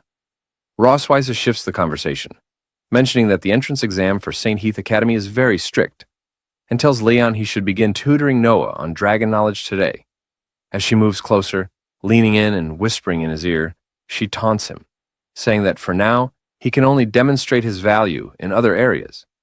Hearing this, Leon, fueled by anger, snaps back that he just wasn't in the best shape yesterday. With a determined expression, he points a finger at Rossweiss and loudly declares that he'll make sure Noah passes the test. However, he adds that, in return, he wants something of equal value from her. Rossweiss smirks, saying she's willing to agree to his request, but warns that his demand can't be too excessive. Leon firmly replies that a promise is a promise. Laughing, Rossweiss walks away, telling him he should study hard. With a mocking tone, she calls him dear and warns him not to get too tired. Fueled by anger, Leon shouts after her, "That female dragon. She's done!" Rosweiss waves dismissively as she walks away. Noah, observing the interaction, asks Leon why he quarrels with her mom. Folding his arms, Leon denies it, saying it's just their daily communication. Then, surprised, he asks Noah what she just called her mother. Noah replies, "Mom." Taken aback, Leon steps closer and asks if she was told to change to that name. He then inquires whether she prefers the old name or the current one. Noah, looking away with a slight blush, replies that she prefers the current one. Leon smiles brightly at her, saying he knew they'd love it. Surprised by her father's cheerful demeanor, Noah remains silent, simply looking at him. As she turns to leave, she asks when they can start studying. Leon, caught off guard, calls out to her, telling her to wait for him. Now, in the heart of Silver Dragon Castle, the night stretched out in eerie silence, but in the children's study room, a lone light flickered. Leon sat hunched over his desk, eyes locked on a stack of ancient Dragon Clan tomes, his mind deep in thought. The rest of the castle had long succumbed to sleep, including his children. Yet in the midst of this quiet, Rosweiss swept into the room. She raised an eyebrow as she spotted Leon, still engrossed in his books. "Oh, you're still awake this late?" she asked, her voice carrying that familiar blend of surprise and pride. Leon didn't even look up, instead tapping his temple with his pen, as if working through some complex puzzle. "Noah's quick to grasp concepts," he muttered, half to himself and half to Ross. "Typical teaching methods won't cut it for her. I need to design an entire curriculum. Key concepts, test questions. Looks like I'll be pulling an all-nighter." Ross's lips curled with pride as she stole a glance at their daughter, sleeping peacefully nearby. "Of course," she said, lifting her head and naturally her chest in an almost regal motion. "After all, Noah is like me." Leon smirked, finally looking up from his books to meet her gaze. "Is she, though?" he challenged, a glint of mischief in his eye. He stood up, stretching his tall frame with a flourish, folding his arms with dramatic flair. "I was the top dragon-slaying genius every year, you know," he declared, sounding almost as proud as Ross. "Top of my class in exams, undefeated in field training, awarded every scholarship they had. The school pretty much ran out of ways to praise me," Leon boasted, tossing her a smirk over his shoulder, as if daring her to top that. He leaned forward, eyes gleaming with a playful taunt. "So, Your Majesty, what were your accomplishments?" For once, Rosweiss looked stumped. Her dragon-slaying record spoke for itself, and there was no question about her military prowess. But academics? She faltered, her brow creasing in frustration. Had she underestimated him? This was Leon, after all, the same man she'd always assumed was all brawn and no brain. Her pride took a hit as she realized he might be sharper than she'd given him credit for. With a disdainful smirk, she countered, "So powerful, yet still my captive, aren't you?" Leon's face darkened. "Damn it, I only lost once," he spat back, his pride visibly wounded. A dragon slayer of his caliber, felled by none other than the Silver Dragon Queen herself, now reduced to a near constant cycle of defeat and exhaustion under her relentless watch. He slumped back in his chair, muttering bitterly, "One mistake, and now I'm stuck. Tiger in the plains, bullied by a dragon." Ross, smiling smugly at his brooding, leaned in closer, her voice laced with sarcasm. "Afraid of being ridden by a dragon, aren't you?" Suddenly her gaze fell on the bright yellow peppers, her eyebrows arching in suspicion. "What are you doing with these?" she asked. Leon blinked, as if just noticing them for the first time. "Oh, those?" he said with a casual shrug. "Brought them from the kitchen to help keep me awake." Ross's expression shifted from confusion to genuine concern. "Those are Dragon Clan yellow peppers. You're a human. There's no way you can—" But it was too late. Leon had already popped one into his mouth, chewing confidently, for all of 2 seconds. His face instantly turned as red as the fire in a dragon's belly. "So spicy," he gasped, his eyes bulging as his mouth became a molten furnace. He began pacing, patting his face and darting around the room, frantically searching for water. "Water!" Water! Ross, torn between sympathy and amusement, shook her head. Watching Leon scramble about, she couldn't help herself. She stepped forward and caught his face in her cool hands. Their eyes met and both froze. Leon's cheeks were blazing, though this time, perhaps not just from the pepper. Ross quickly looked away, clearing her throat in a half-hearted attempt at nonchalance. My hands are cool, she said, her voice casual, but not quite. It might help. As her fingers rested against his flushed cheeks, Leon's panic gradually melted into a strange, unexpected calm. Her touch was gentle, easing the pepper's searing heat in a way that didn't sting or shock, but soothed. He closed his eyes, letting the coolness of her fingertips wash over him, the burn slowly fading. Despite himself, Leon felt an unexpected sense of comfort from the simple gesture. Thank you, he murmured, reluctantly pulling back, though the warmth on his face lingered, now mixed with an undeniable blush. Ross dropped her hands and stepped back, her expression unreadable as she turned to leave. Get some rest, and try not to eat the peppers again, she said, sarcasm slipping in as she moved toward the door. Leon nodded, muttering a half-hearted, Yeah, got it. But his gaze lingered on her as she left. When she was gone, he groaned, fanning his cheeks, as if the memory of her touch might be hotter than the pepper itself. Yet reality soon crashed in as he recalled her usual treatment. His arms crossed defensively. Squeezes you dry, then blames your lack of endurance when you can barely stand. He scowled. You can't go soft on her, or you'll end up bedridden. Determined, he grabbed a book and began flipping through the pages, searching for a solution to his problem. After a few minutes of browsing, his eyes lit up. Black Dragon Pill. A highly effective body-strengthening elixir, nourishing and stabilizing the core. Jackpot. Perfect, he muttered, his eyes alight with excitement as he stared at the entry, as though he'd found treasure. A broad grin spread across his face, and with renewed hope, Leon began preparing himself to work on his resilience. The next morning was unusually bright and sunny. Outside the window, a pair of birds, one small and yellow, the other large and white, sat on a branch, chirping back and forth like they were deep in conversation. Inside, however, the atmosphere between Leon and his daughter Noah was far less harmonious. He sat across from her, grading her test with a carefully suppressed grin. Noah, he began, trying to keep a straight face, I just finished grading the test you took. Out of a possible 100 points, care to guess what you got? Noah fixed him with her usual deadpan stare, her expression as unmoving as stone. 50. Leon snorted, pulling out the test paper with exaggerated drama. A whole 62, actually. You underestimated yourself. Noah's eyes narrowed as she stared down at her test, scanning the answers with a quiet intensity. Her small hands tightened around the paper and her brows furrowed ever so slightly. It was clear she wasn't thrilled with her score.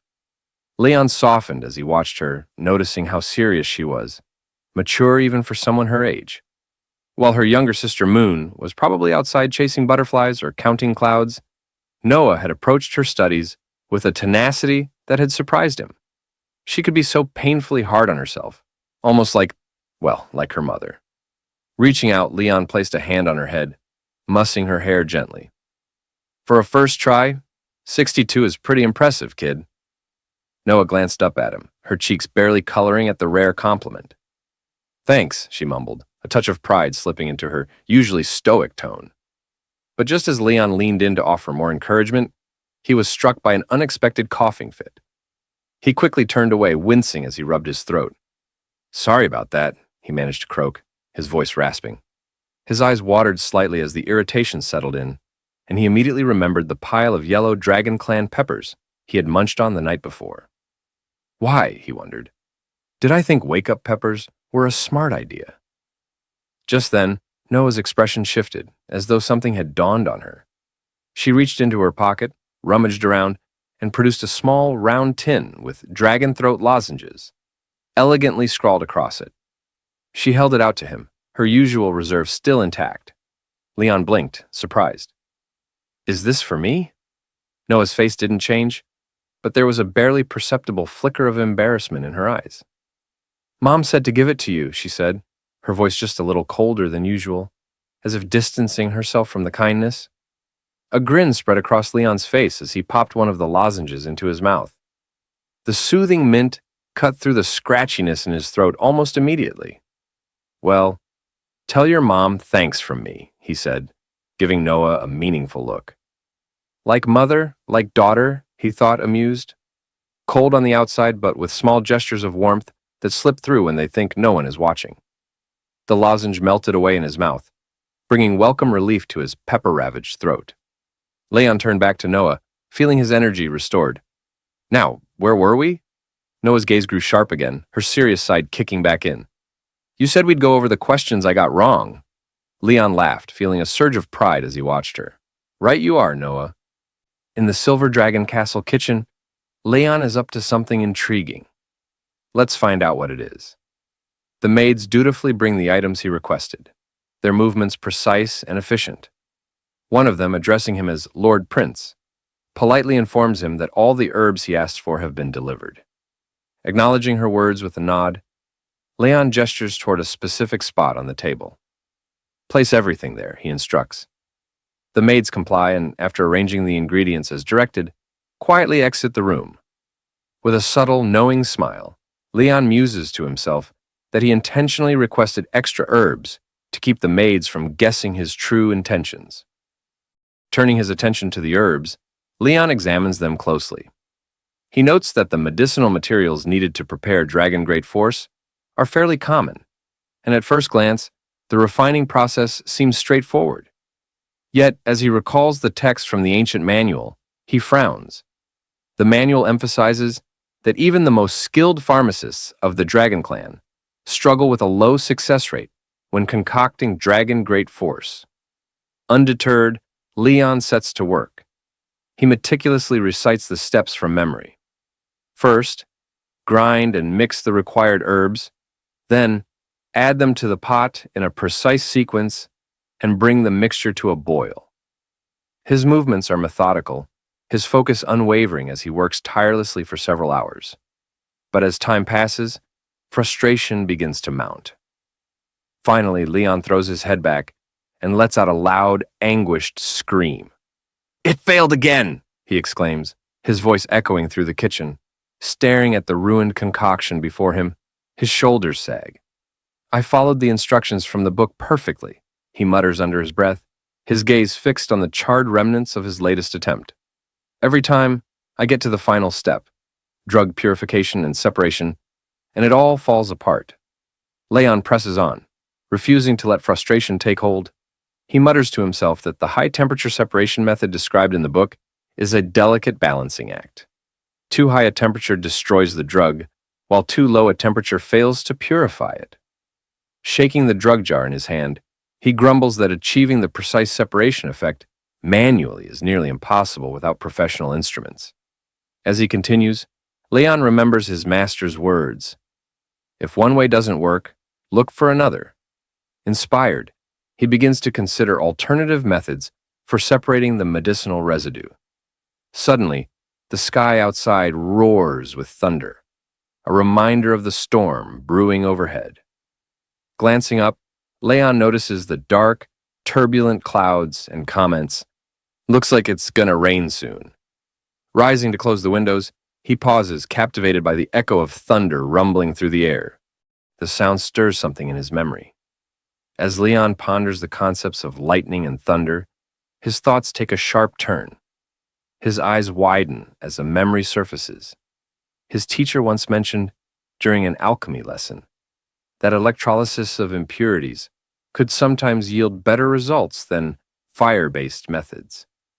Energized by this revelation, Leon feels a spark of inspiration ignite within him. He wonders if the thunder element could be harnessed for separation, a method that isn't mentioned in the manual. With his mind racing, he resolves to test this unconventional theory. Determined, Leon reminds himself that lightning magic has always been his forte.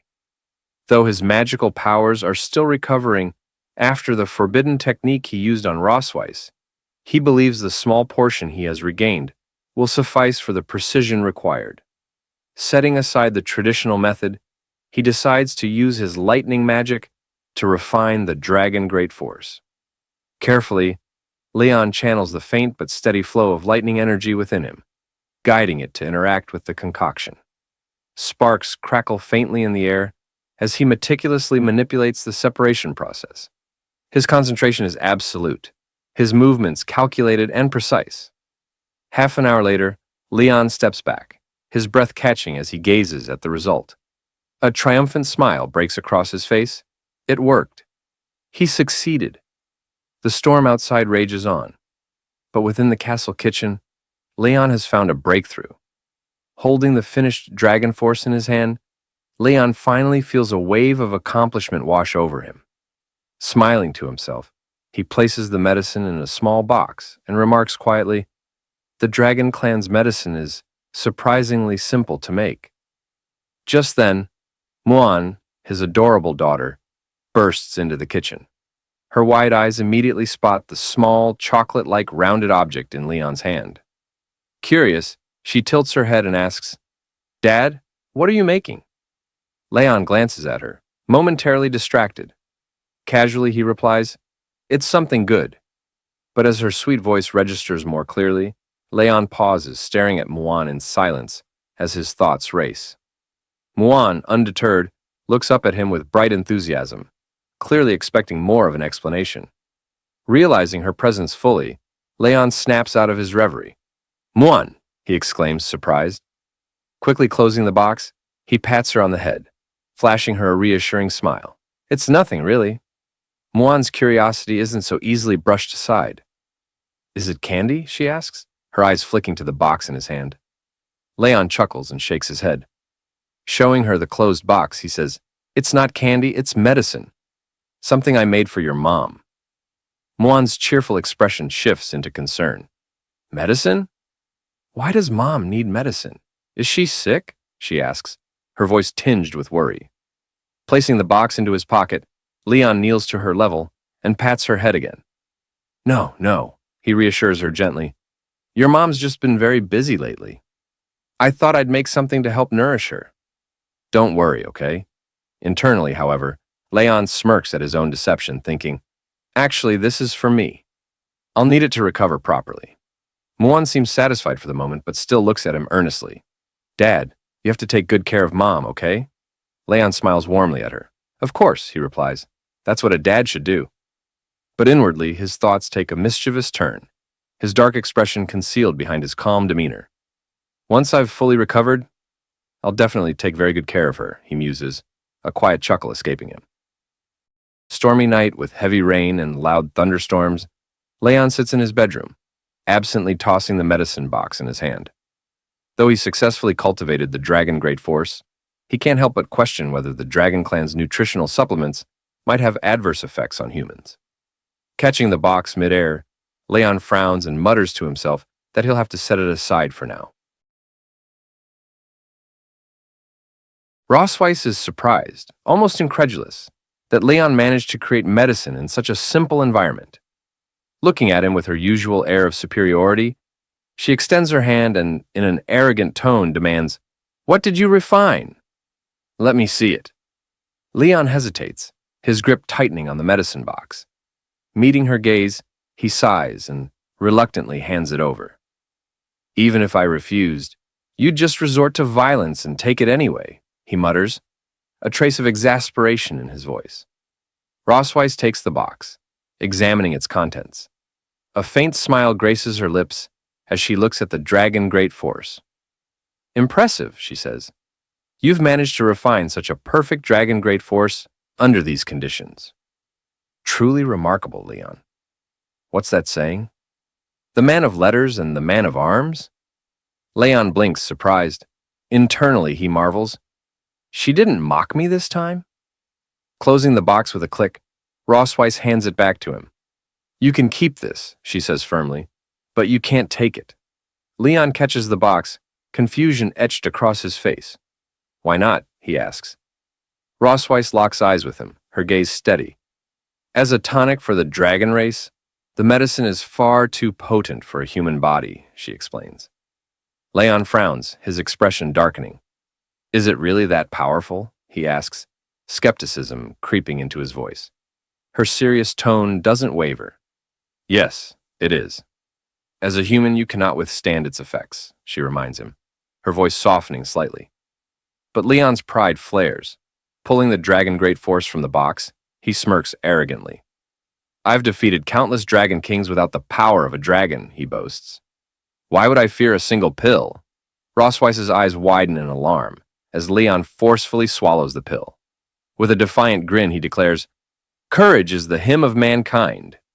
Leon, Rossweiss shouts, her voice laced with concern. But the effects of the pill are immediate and devastating. A surge of power floods Leon's body, his senses heightening to dangerous levels.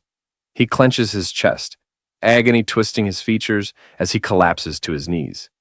You reckless idiot, Rossweiss yells, anger and worry blending in her voice. Do you know how rarely I use healing magic? She rushes to him, casting a spell to stabilize him. Let me try to break down the pill's effects, she says urgently. Leon, however, shakes his head, his darkened expression filled with determination. Gritting his teeth, he grabs her hand, stopping her mid-spell. Leon, don't move! Rossweiss pleads, her voice rising in alarm. But it's too late. Thunder and lightning erupt from Leon's body, engulfing him completely. Bearing the searing pain, Leon grits his teeth and manages to speak through the storm of energy. Rossweiss, he growls, his voice steady despite the agony. Look carefully. He meets her gaze, his eyes burning with resolve. This is the courage and determination of mankind. Despite her protests, Leon endures the excruciating effects of the dragon great force alone, his body crackling with raw power. The storm intensifies around him, and Rossweiss can only watch, stunned and helpless, as Leon endures the excruciating power alone. Thunder roars, and lightning dances wildly in the small space, illuminating Leon's figure in bursts of light. His screams echo through the room as the pain reaches its peak. Having pushed Rossweiss away earlier, she is unable to help him now. Shocked, she watches in awe and horror, her mind racing. Then, it dawns on her. Leon is using lightning magic on his own body. Rossweiss stares in disbelief, trying to comprehend what Leon is doing. After what feels like an eternity, Leon finally stops channeling his lightning magic. The raging storm around him begins to subside, and the room grows eerily quiet. His eyes lose focus, and unable to bear the strain any longer, Leon collapses. Leon! Rossweiss cries, rushing to his side. Her voice is filled with genuine worry as she catches him just before he hits the ground. Gently, she lowers him into a sleeping position, brushing stray strands of hair from his face. Looking at his unconscious form, Rossweiss mutters under her breath, You really are a madman. Despite her exasperation, there's a softness in her voice that betrays her concern. Standing, she glances at him once more and says firmly, Wait here. I'll get the court physician. She turns to leave but freezes mid-step as she hears a faint sound behind her. Rossweiss, Leon's hoarse voice calls out weakly. She spins around in shock. Leon's eyes flutter open, his face flushed a deep red, and a strange, dazed expression settles on his features. Just as she's about to ask him how he's feeling, he raises his hand toward her, startling her. Before Rossweiss can react, Leon's hand darts out and grabs her tail. What? She gasps, caught completely off guard. Still holding her tail, Leon smiles. A goofy, childlike grin. Rossweiss stares at him, utterly baffled. How on earth are you even awake? She demands, her voice filled with both confusion and embarrassment. Leon sits up suddenly, his movements clumsy but determined. Blushing furiously, he rubs his cheek against her tail, a soft giggle escaping his lips. My wife. Where are you going? He murmurs, his voice hazy and affectionate. Rossweiss's face turns scarlet. Wife? Who do you think you're calling your wife? She stammers, trying to maintain her composure. She attempts to pull away, but Leon's grip on her tail tightens. Let go of my tail, you idiot, she demands, her voice cracking under the mix of frustration and embarrassment. Leon, however, refuses to comply. His smile widens and he rubs his cheek against her tail again, sighing contentedly. I don't want to, he says softly. I won't let go. I won't let my wife go. Leon happily presses his cheek to Rossweiss's tail, his grip firm and unyielding. Despite her earlier struggles, it becomes clear she can't overpower him in his current state. Rossweiss exhales in frustration and stops resisting, her patience wearing thin. Meanwhile, Leon continues gleefully, singing an improvised wife, wife song as he rubs his cheek against her tail like a delighted child. Rossweiss's face twists into an expression of pure exasperation. She makes a long face, silently admitting her defeat. Turning her gaze away, Rossweiss begins to piece together the situation.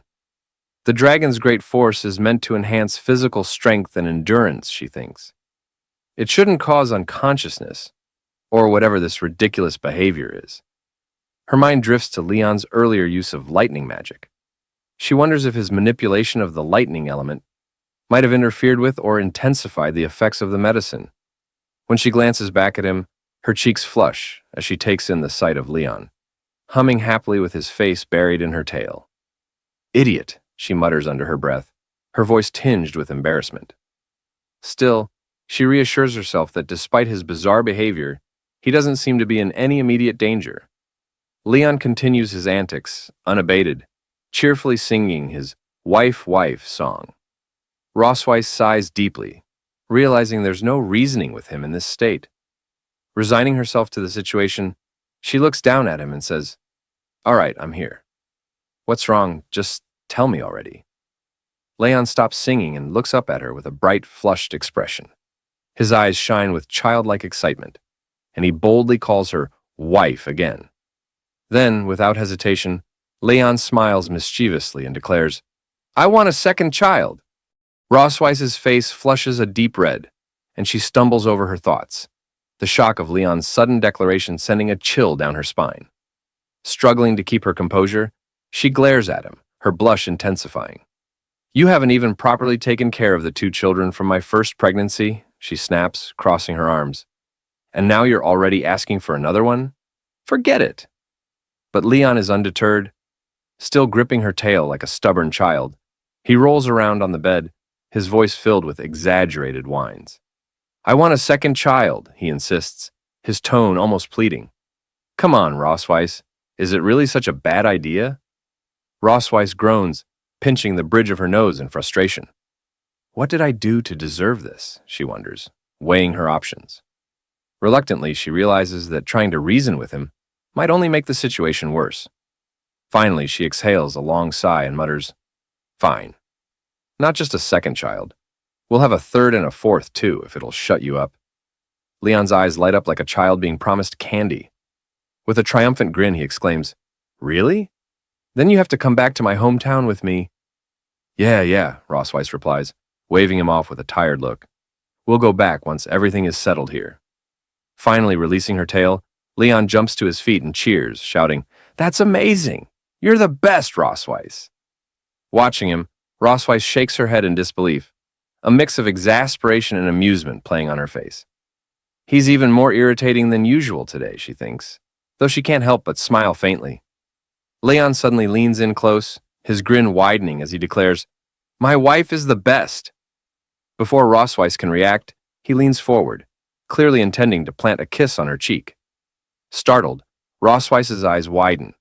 With lightning reflexes, she presses a hand to his face and firmly pushes him away. No taking advantage of the situation. Internally, Rossweiss wrestles with her thoughts, trying to figure out how to handle the absurd situation. She wonders anxiously when the effects of the dragon force will finally wear off. As Leon stubbornly continues his antics, Rossweiss's patience snaps, and she punches him squarely in the face, calling him an idiot. Leon lets out a small yelp, stumbling slightly from the blow. Rossweiss crosses her arms, glaring at him, but internally admits she couldn't hold back any longer. Leon clutches his chest dramatically after taking the hit, and Rossweiss's frustration quickly turns to panic. Rushing to his side, she kneels down and asks in a concerned tone, Are you okay, you fool? Leon's breath grows heavier as he grits his teeth, clutching his chest tightly. Wife, he groans, his voice trembling, I feel really uncomfortable. Suddenly, a bright glow emanates from the dragon mark on Rossweiss's chest, Her eyes widen in shock. "This isn't good," she mutters, her heart racing. Without hesitation, she unbuttons Leon's shirt to examine him. As the fabric parts, the dragon mark on his chest begins to shine with an intense light. Rosweiss furrows her brow, her mind racing. Why is the dragon pattern activating now of all times? She wonders, anxiety creeping into her thoughts. Before she can think further, Leon suddenly grabs her shoulders, startling her. With unexpected strength, he pushes her onto the bed, climbing over her and pinning her hands down. "Leon!" Rosweiss shouts, her voice a mix of anger and alarm. "You bastard, what are you doing?" Leon's breath is labored, his face flushed as if burning with fever. He looks into her eyes, his expression desperate. "Wife," he whispers hoarsely, I feel so hot all over. My chest, it itches." Rosweiss's face flushes crimson at their proximity, her heart pounding as she glares at him. Gritting her teeth, she thinks furiously, the dragon pattern, combined with the lightning element, has heightened his instincts. It's fueling his desire to reproduce. Before she can say or do anything, Leon's gaze shifts. His eyes lock onto her tail, and with a sudden movement, he grabs it. Rosweiss freezes in shock as Leon brings the tail closer, sniffing it with a dazed expression. "Leon!" she snaps, her voice trembling between anger and embarrassment. "Let go of my tail right now!" But Leon only holds on tighter, his face dreamy as he mutters, "It smells so nice, wife. So soft." Rosweiss's eyes widen, her internal composure fraying. If this keeps up, I might actually lose control, she thinks nervously. Determined to put an end to his antics, she pushes against his face, attempting to stop him from sniffing her tail any further. "Leon, stop it!" she commands firmly, her tone sharper now. "My tail drags on the ground all day long. Aren't you disgusted by that?" But Leon's stubborn nature proves relentless. He resists her efforts, his hands clinging tightly to her. As Rosweiss continues to scold him, Leon suddenly places a finger gently on her lips, silencing her mid-sentence. Caught off guard, Rosweiss freezes, her breath hitching. She stares at him in surprise, unsure of what to say or do next. Leon gazes deeply into her eyes, his expression uncharacteristically intense. "Malif," he says softly, using her first name, something he rarely does. "You're so beautiful tonight." The unexpected compliment catches Rosweiss completely off guard. A wave of heat rushes to her face, her cheeks turning crimson. Looking away to avoid his piercing gaze, she stammers, "Even if you say that, I'm still mad at you." "What's going on?" Rosweiss wonders, her heart pounding erratically. This man. His attitude is completely different. There's something wild and intense about him tonight. Something I can't seem to reject. Despite her resistance, Rosweiss feels her resolve wavering. She steals a glance at him, only to find him still staring at her with a burning intensity. Against her better judgment, a small part of her begins to feel anticipation. Leon, sensing her hesitation, leans closer, his voice low and persuasive. "Wife," he whispers, "can you help me? Please?" Rosweiss bites her lip, her mind a whirlwind of conflicting emotions. Finally, with her face still flushed, she mutters, "Fine, but tonight only." Leon's eyes light up with triumph as he pulls her into his arms, and the night stretches on, filled with the echoes of their fiery connection. At the Silver Dragon Castle the next morning, Leon slowly opens his eyes, the lingering effects of the dragon force finally subsiding. As his vision clears, he notices Rosweiss lying beside him in bed, her smirking expression aimed directly at him. "Awake, are we?" she asks with a teasing tone, her piercing gaze locked onto his.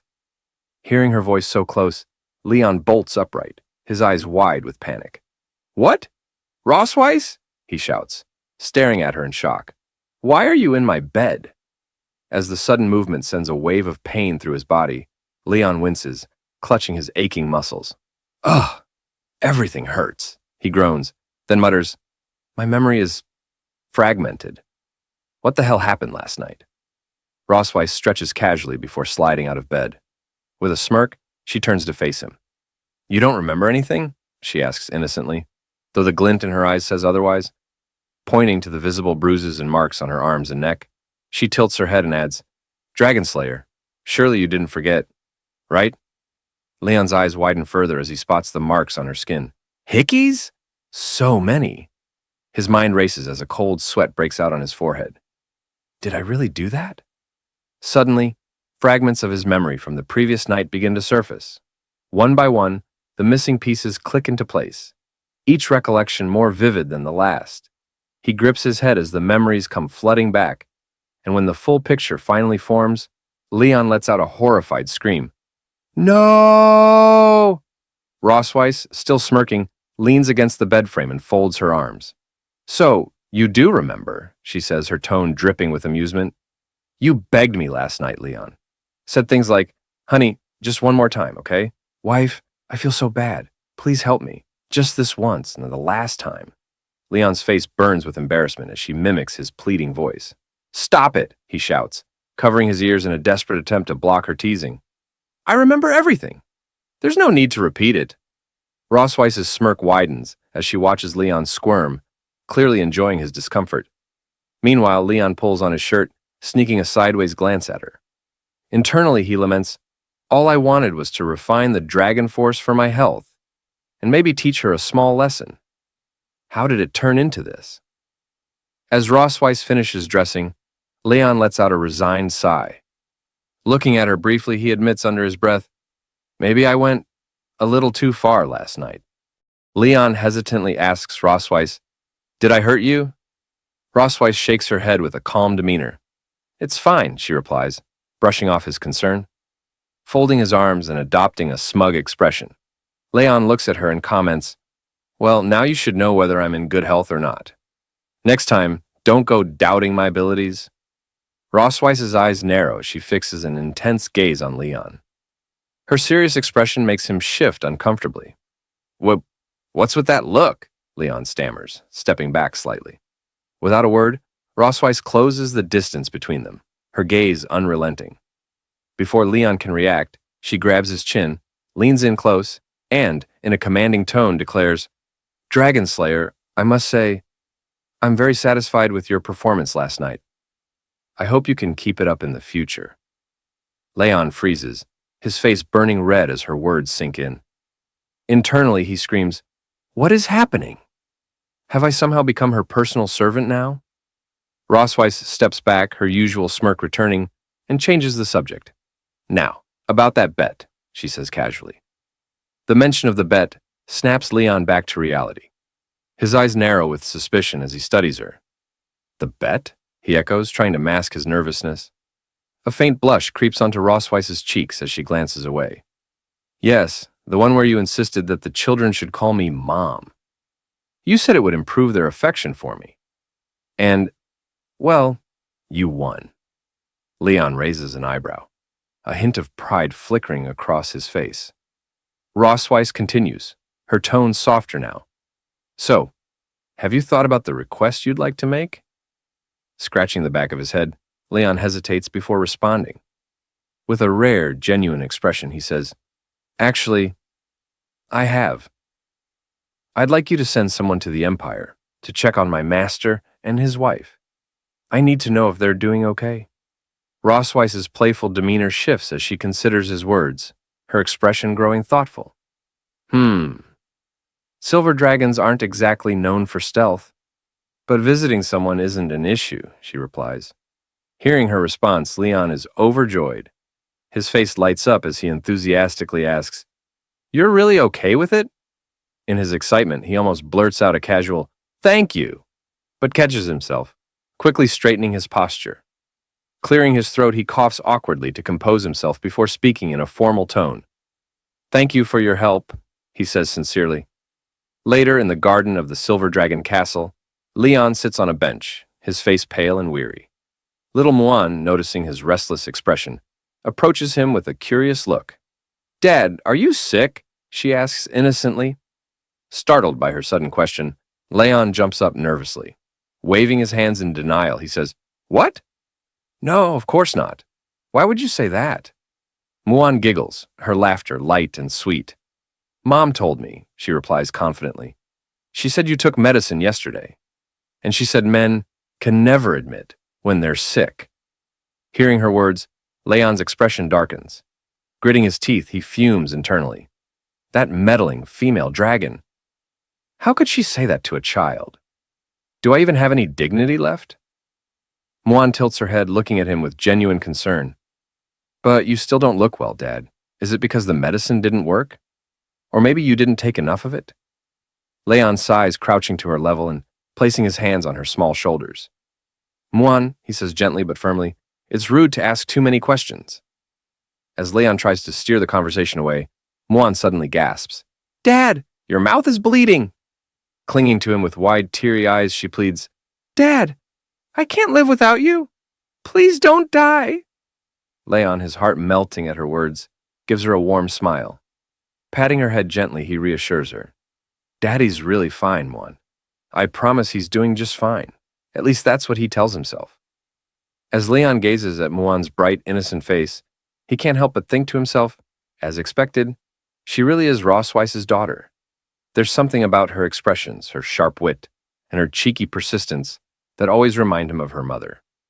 But in this situation, Leon decides he has to stay one step ahead. No mercy. He kneels down and asks, How about Daddy makes you a new toy today? The word toy immediately lights up Muan's eyes. She jumps up and down with excitement, clapping her hands. Yes, I love toys the most, Daddy. Seeing her joy, Leon can't help but smile. All right then, he says. I'll make you something special. After some thought, he decides to create a Rubik's Cube, a toy he remembers from his own childhood. Sitting down with determination, Leon gets to work. Using his alchemical skills and a bit of mechanical ingenuity, he carefully crafts the cube. Once it's assembled, he takes his time painting each face with bright, vibrant colors. When the paint finally dries, Leon holds up the finished cube, his face glowing with pride. Here you go, Mon, he says, showing it to her. This little toy is called a Rubik's Cube. You can twist it however you like. Want to give it a try? Mon's eyes widen with amazement as she eagerly takes the cube into her hands. Turning it over, she examines it curiously before starting to twist the sides. Her face lights up with delight as she figures out how it works. Leon watches her with a soft smile, feeling a warm sense of satisfaction. Who would have thought those alchemy mechanics lessons would come in handy for babysitting? He muses. Maybe I was born to be a babysitter after all. As this thought amuses him, a sudden flash of unease passes through him. Leon's smile fades, and his expression grows serious. He quickly turns, scanning his surroundings with sharp eyes. Noticing his sudden shift, Muan tilts her head curiously.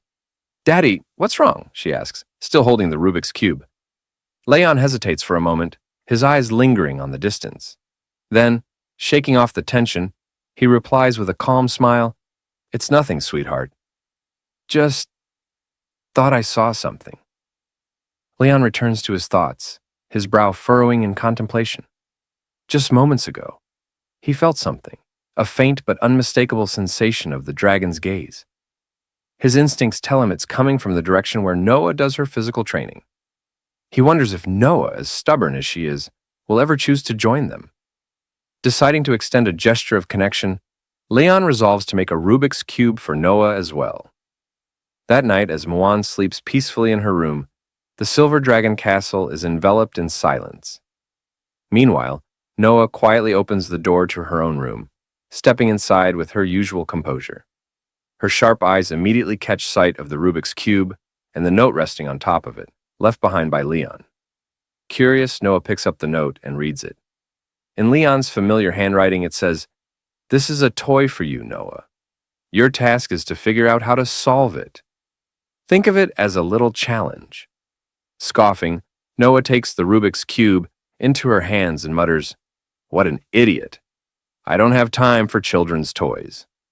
Yet, despite her words, she can't resist the urge to twist the sides of the cube experimentally, her fingers moving deftly.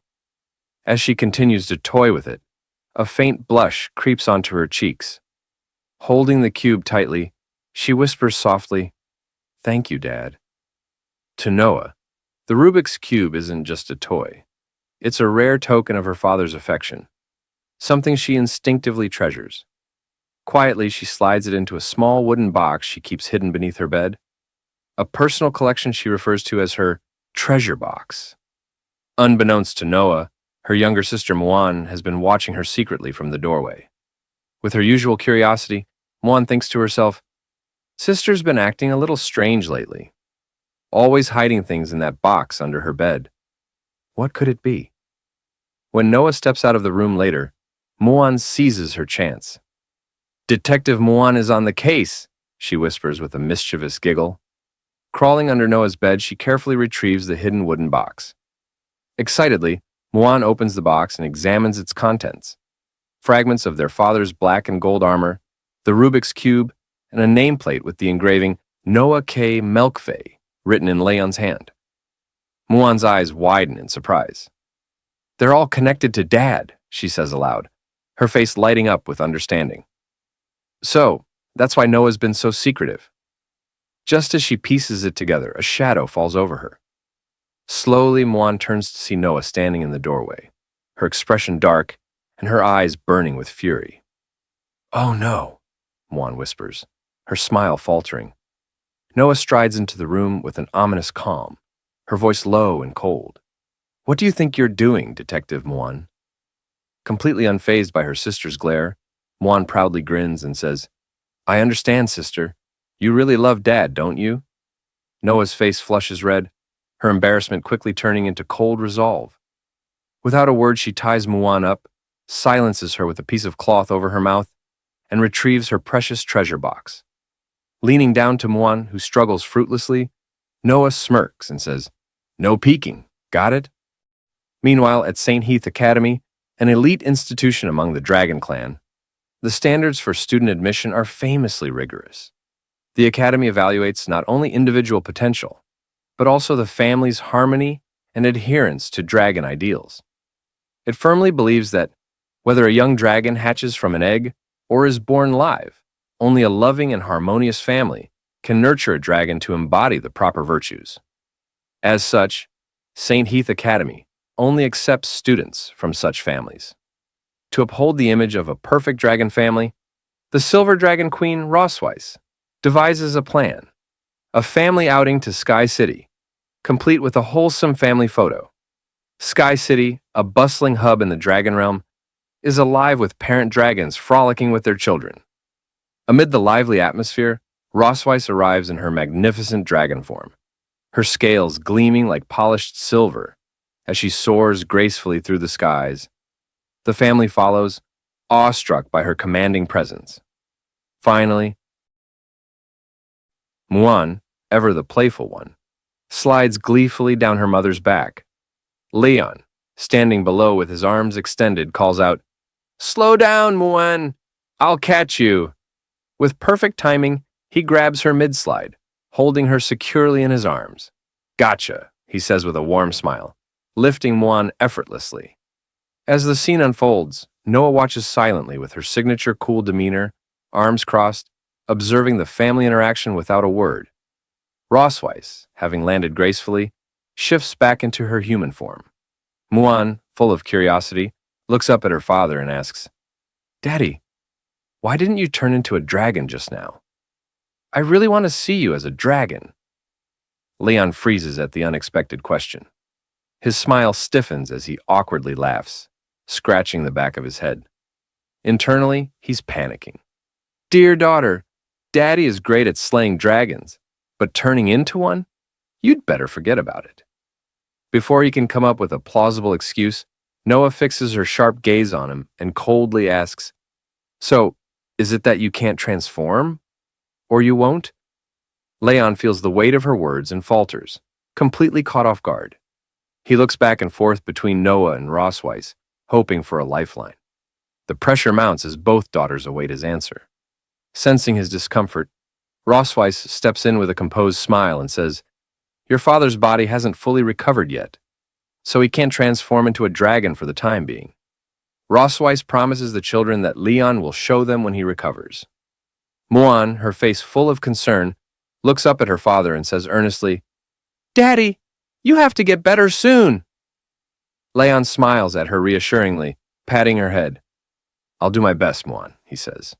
But inwardly, he thinks to himself, it's impossible. Absolutely impossible.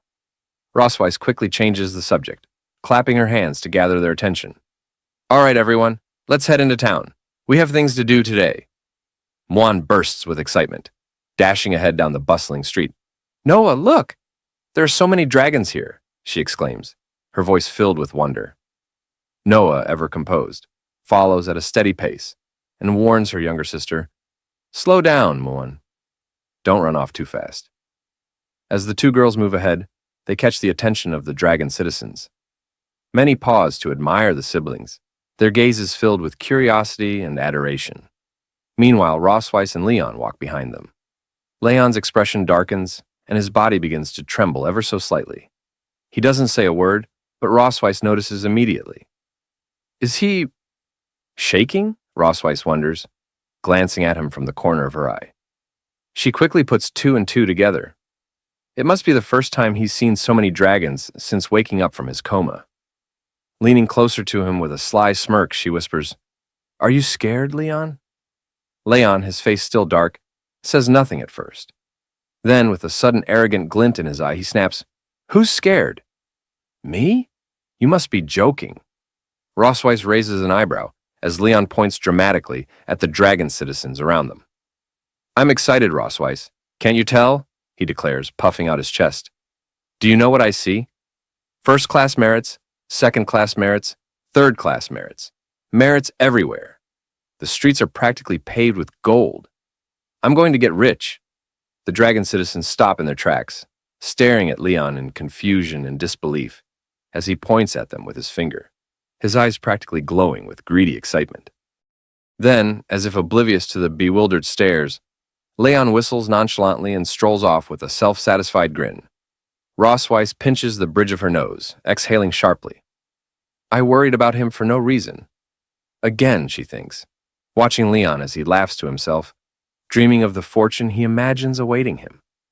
Walking a few steps ahead, Leon chuckles under his breath, his thoughts racing. If I bring them all back, how much money could I make? Later, they arrive at a specific shop in town. As the door creaks open, the dragon shopkeepers immediately bow low, their voices filled with reverence. Your Majesty, the Silver Dragon Queen, and her family, it is our great honor to serve you. Rosweiss enters the shop with Leon and the children following behind. Inside, Muan runs excitedly from one corner of the room to another. Grabbing Noah's hand, she tugs her sister along, pointing at the walls. Noah, look! So many dragon pictures, Muan exclaims, her eyes sparkling with wonder. Noah remains silent, her stoic demeanor unchanged. Meanwhile, Leon leans closer to Rosweiss, his curiosity getting the better of him. Aren't you the Silver Dragon Queen? He asks in a low voice. Why did you come to the store to take photos yourself? Shouldn't someone else handle this? Rosweiss gives him a side glance, clearly unimpressed. The Dragon King of a tribe can only command members of their own tribe, she explains. The dragons of Sky City, however, do not belong to any specific tribe. They're independent. Leon smirks, clearly enjoying himself.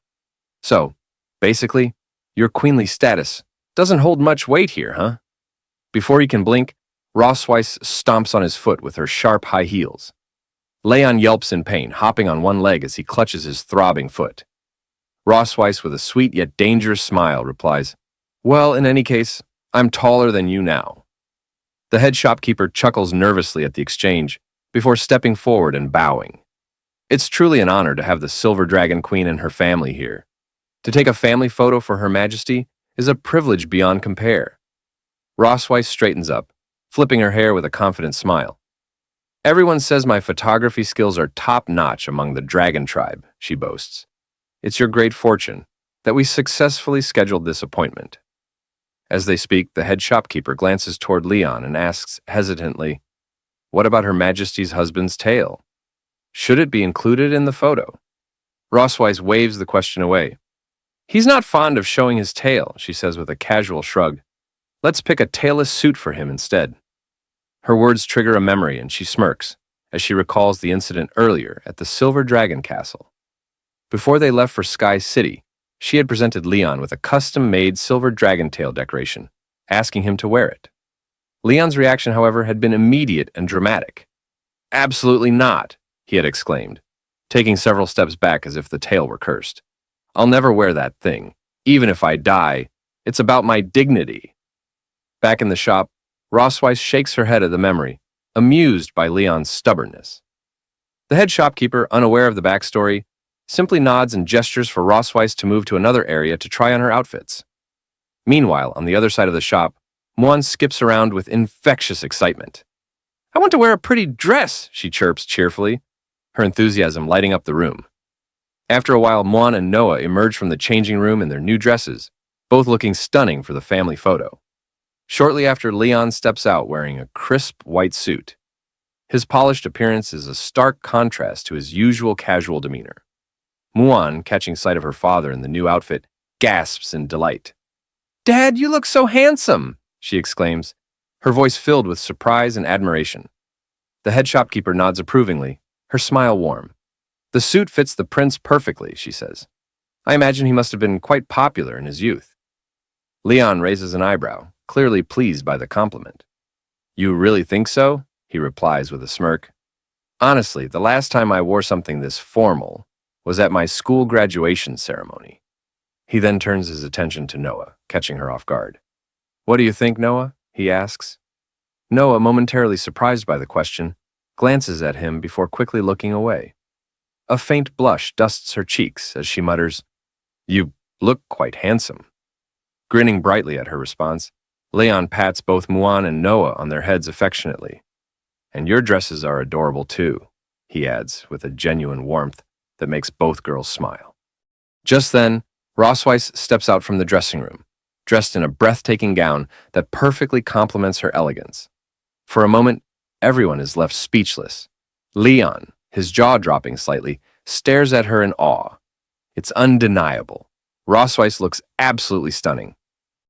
Rossweiss, noticing his dumbfounded gaze, smirks and tilts her head. "What's wrong, Leon?" she asks with playful curiosity. Leon quickly snaps out of his trance, looking away and scratching the back of his head awkwardly. "Nothing, it's just... that dress suits you," he mumbles, his voice barely audible. Hearing his unexpected compliment, Rossweiss blushes faintly and averts her eyes. "Well," she says, trying to sound nonchalant, "I think it would look even better if you had a tail." Leon's expression darkens at the comment. Internally, he screams, "I will never wear a tail, not in this lifetime." The head shopkeeper steps in, her cheerful voice cutting through the tension. "All right, everyone, let's get ready for the family photo," she says, positioning the camera. Muan, waving her little hands, calls out, "Mom! Dad! Come here!" She tugs at Noah's hand, pulling her sister into position. As Rossweiss and Leon take their places, the shopkeeper encourages them. "Your Majesty, Prince Leon, step a little closer, please. Let's capture the love and harmony of this beautiful family." Rossweiss and Leon glance at each other, both stubbornly looking away, neither wanting to admit their hesitation. Leon thinks to himself, "No way am I getting closer to her," while Rossweiss likely has a similar thought. "All right, everyone, smile," the shopkeeper announces, starting the countdown. Muan beams with uncontainable enthusiasm, her cheerful energy lighting up the scene. Meanwhile, Noah maintains her cool, aloof demeanor, and Leon and Rossweiss look as though they're barely tolerating the moment. With a click, the family photo is taken. Predictably, Muan's bright smile steals the show, while everyone else looks composed, if not slightly cold. Afterward, another photo is arranged with just Muan and Noah, the sisters hugging each other in a rare moment of affection. For the final shot, the shopkeeper suggests something unique. Rossweiss and Leon creating a love-shaped symbol. Rossweiss coils her tail into half a heart, and Leon reluctantly completes the other half with his hand. The resulting photo is equal parts adorable and awkward, with Rossweiss's playful smirk contrasting Leon's begrudging expression. In the end, even Leon has to admit the photos turned out well, though he silently vows never to speak of the heart symbol again. In another photo, Rossweiss and Leon face each other, their gazes locked in a fiery stare. Though their flushed faces betray a hint of embarrassment, the rivalry in their eyes is unmistakable. The head shopkeeper, observing this dynamic, chuckles and comments. "You two really look like a couple." This photo is definitely one for the books, a special edition, if you will. Speaking of special editions, let's revisit Leon's graduation ceremony. On the day of Leon's graduation, a crowd of his female juniors surrounds him, each vying for his attention. One girl shyly asks, "Senior Leon, can we take a photo together?" Another pipes up, "Will you have dinner with us later?" A third girl, handing him a carefully wrapped gift, pleads, "Please accept this, Senior Leon." Leon, caught in the middle of the overwhelming attention, looks flustered and unsure of how to extricate himself. His face twists into a mix of hesitation and mild panic as he struggles to reject their advances without seeming rude. Finally, composing himself, Leon adopts a stern expression and declares, "I'm sorry, but I can't. I have to head back and nail hooves for my master's donkey. Maybe next time." His abrupt excuse leaves the girls stunned, their hopeful expressions quickly turning to disappointment. One by one, they retreat, their hearts visibly breaking as they walk away.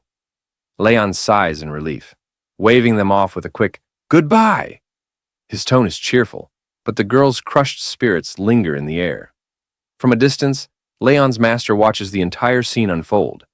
With a long, exasperated sigh, he mutters to himself, "Did this guy get kicked in the head by a donkey? What is wrong with him?" Now in the Sky City, after taking their photos at the shop, the head shopkeeper informs them it will take about 6 hours for the photos to be developed. During this time, she suggests Her Majesty take a leisurely stroll around the city. As they leave, Muen waves her hand cheerfully to the shopkeeper, while Noah and Leon exchange a glance, silent but telling, as if suspecting something unusual.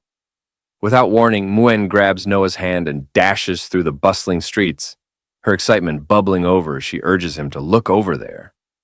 Leon and Rossweiss follow at a steadier pace, their children's energy impossible to match. As they walk, Leon glances at Rossweiss, a faint smile playing on his lips. "I never thought I'd get the chance to go shopping with you. This feels different," he remarks. Rossweiss responds with her usual calm demeanor, reminding him, "This is just to maintain our family image." Then, softening a little, she adds, "Besides, Noah has been preparing for her entrance exam so seriously. She's worked hard for nearly a month. It's good for her to relax once in a while." As the parents continue their conversation, Muen and Noah stop abruptly at a lively stall featuring a balloon shooting game. Their attention is immediately captured by a cute teddy bear among the prizes. Muen's eyes sparkle like stars, and Noah looks equally enchanted by the fluffy bear. When Leon and Rossweiss catch up, they pause, surprised to find the kids utterly absorbed in the game. Noah steps forward first, picking up the toy gun with an air of determination. She takes aim carefully at a balloon, but the result is less than ideal. She either misses entirely or hits a balloon that stubbornly refuses to pop. Her failure leads to a tense silence, and Noah's face twists into the most adorable pout of frustration. Muen's excitement dims as well, her expression mirroring Noah's disappointment. The shopkeeper, noticing their dejected faces, offers an encouraging smile. "If you try a few more times, I'm sure you'll hit it." At that moment, Leon steps forward, shaking his head with a chuckle. "So, they've got this kind of game here too, huh?" Muen beams at him, calling out enthusiastically, "Dad!" While Noah, still pouting, mutters that she just can't seem to win. Leon laughs awkwardly, his instincts telling him these games are rigged to make winning difficult. Seeing her father as the last hope, Noah shoves the toy gun into his hands with an almost commanding pout. Leon takes it, examining the toy intently, as memories surface of similar games he'd seen in human markets. Rossweiss observes Leon closely and comments, "The bullets of this toy gun are made of magical energy. It requires precise control to handle the magic properly. No wonder it's a bit difficult for Noah." The shopkeeper, sensing an opportunity, turns to Leon and Rossweiss with a sly smile. "Would you two like to give it a try? If you manage to hit all the balloons within 10 shots, you can win the pair of teddy bears your daughters seem to have their eyes on."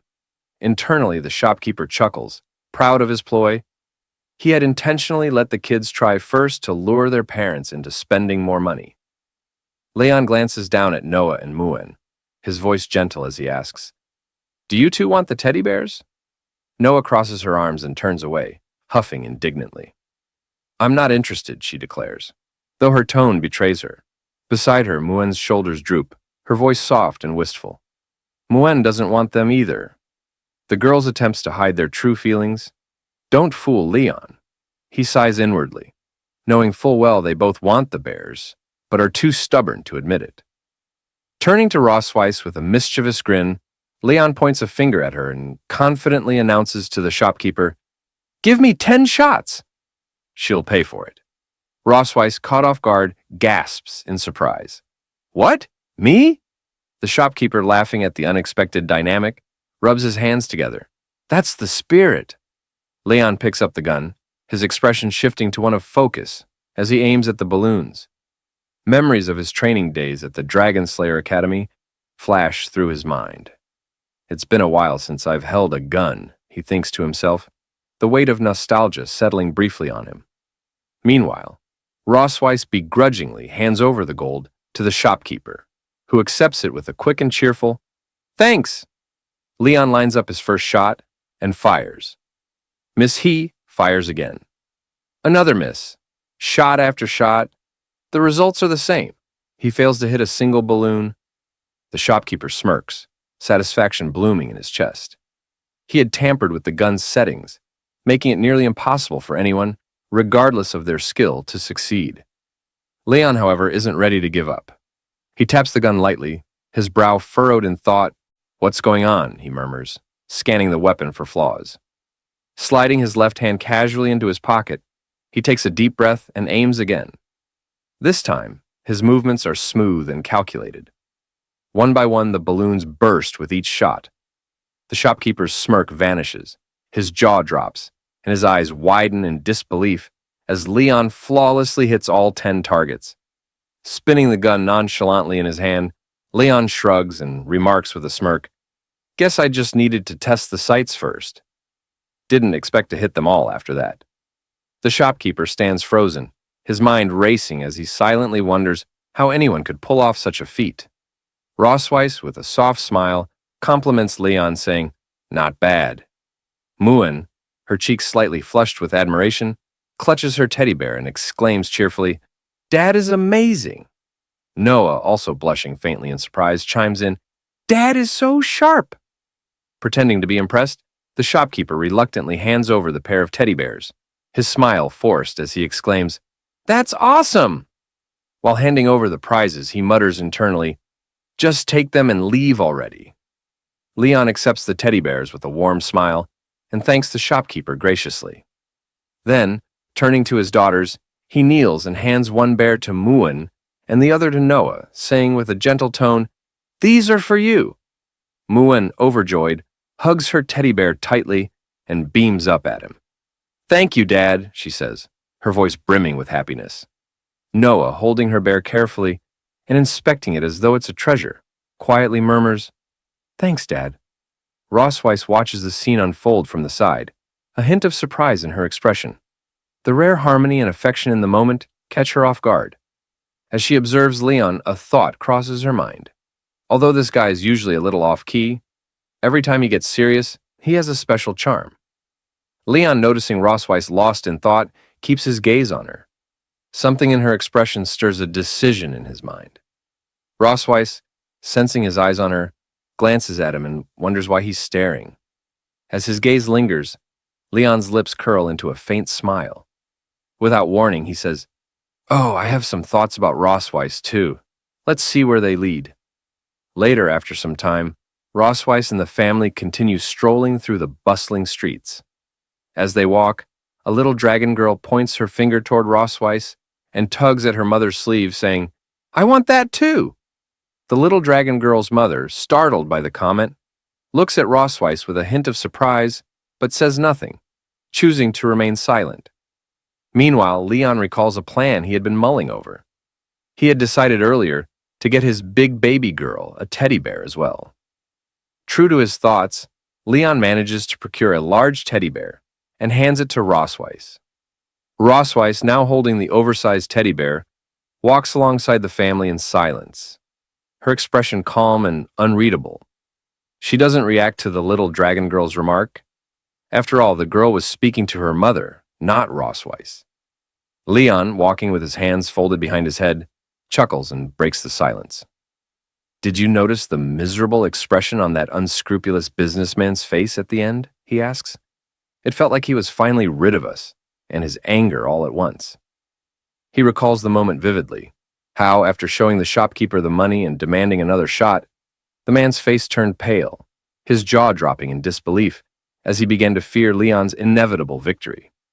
Rossweiss, her voice cool and detached, responds, "If it had been me, I'd have simply advised you not to waste your time on such a childish game." Leon glances at her, grinning. "Come on," he says. "We're out here together, and it's good that we're having some fun."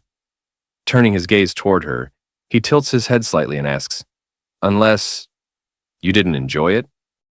Rossweiss, with a straight face, replies curtly, "I didn't say that." Leon, pointing a finger at her, declares confidently, "Now that you're here, I can't let you go back empty-handed." Rossweiss, holding onto the large teddy bear, blushes faintly as a thought crosses her mind. Bears are just unpalatable food, not even good enough to fill one's stomach. But when they're made into toys, they're surprisingly cute. Without waiting for Leon's response, she quickly strides past him, her cheeks still flushed. With a playful pout, she tosses over her shoulder, "Come find me after dinner tonight." Leon freezes mid-step, her words catching him off guard. He stares after her, wide-eyed, as a wave of surprise washes over him. A moment later, he's left standing in the middle of the street, utterly stunned, a metaphorical question mark hovering over his head. Later that evening, in the Silver Dragon Castle, Leon recalls Rossweiss's cryptic invitation as he walks down a dimly lit corridor after dinner. Her words replay in his mind, "Come find me after dinner." "It's late at night, and I'm heading to her room alone," Leon mutters to himself, a mix of anticipation and apprehension tightening his chest. "If I go, I'll feel awkward the entire night. If I don't go, I'll be restless for a week." Clenching his fists in frustration, Leon makes up his mind. "Fine, I'll go see her. Whatever happens, happens." He storms down the hall, his footsteps echoing in determination. When Leon reaches Rossweiss's door, he stops and takes a deep breath, readying himself to knock.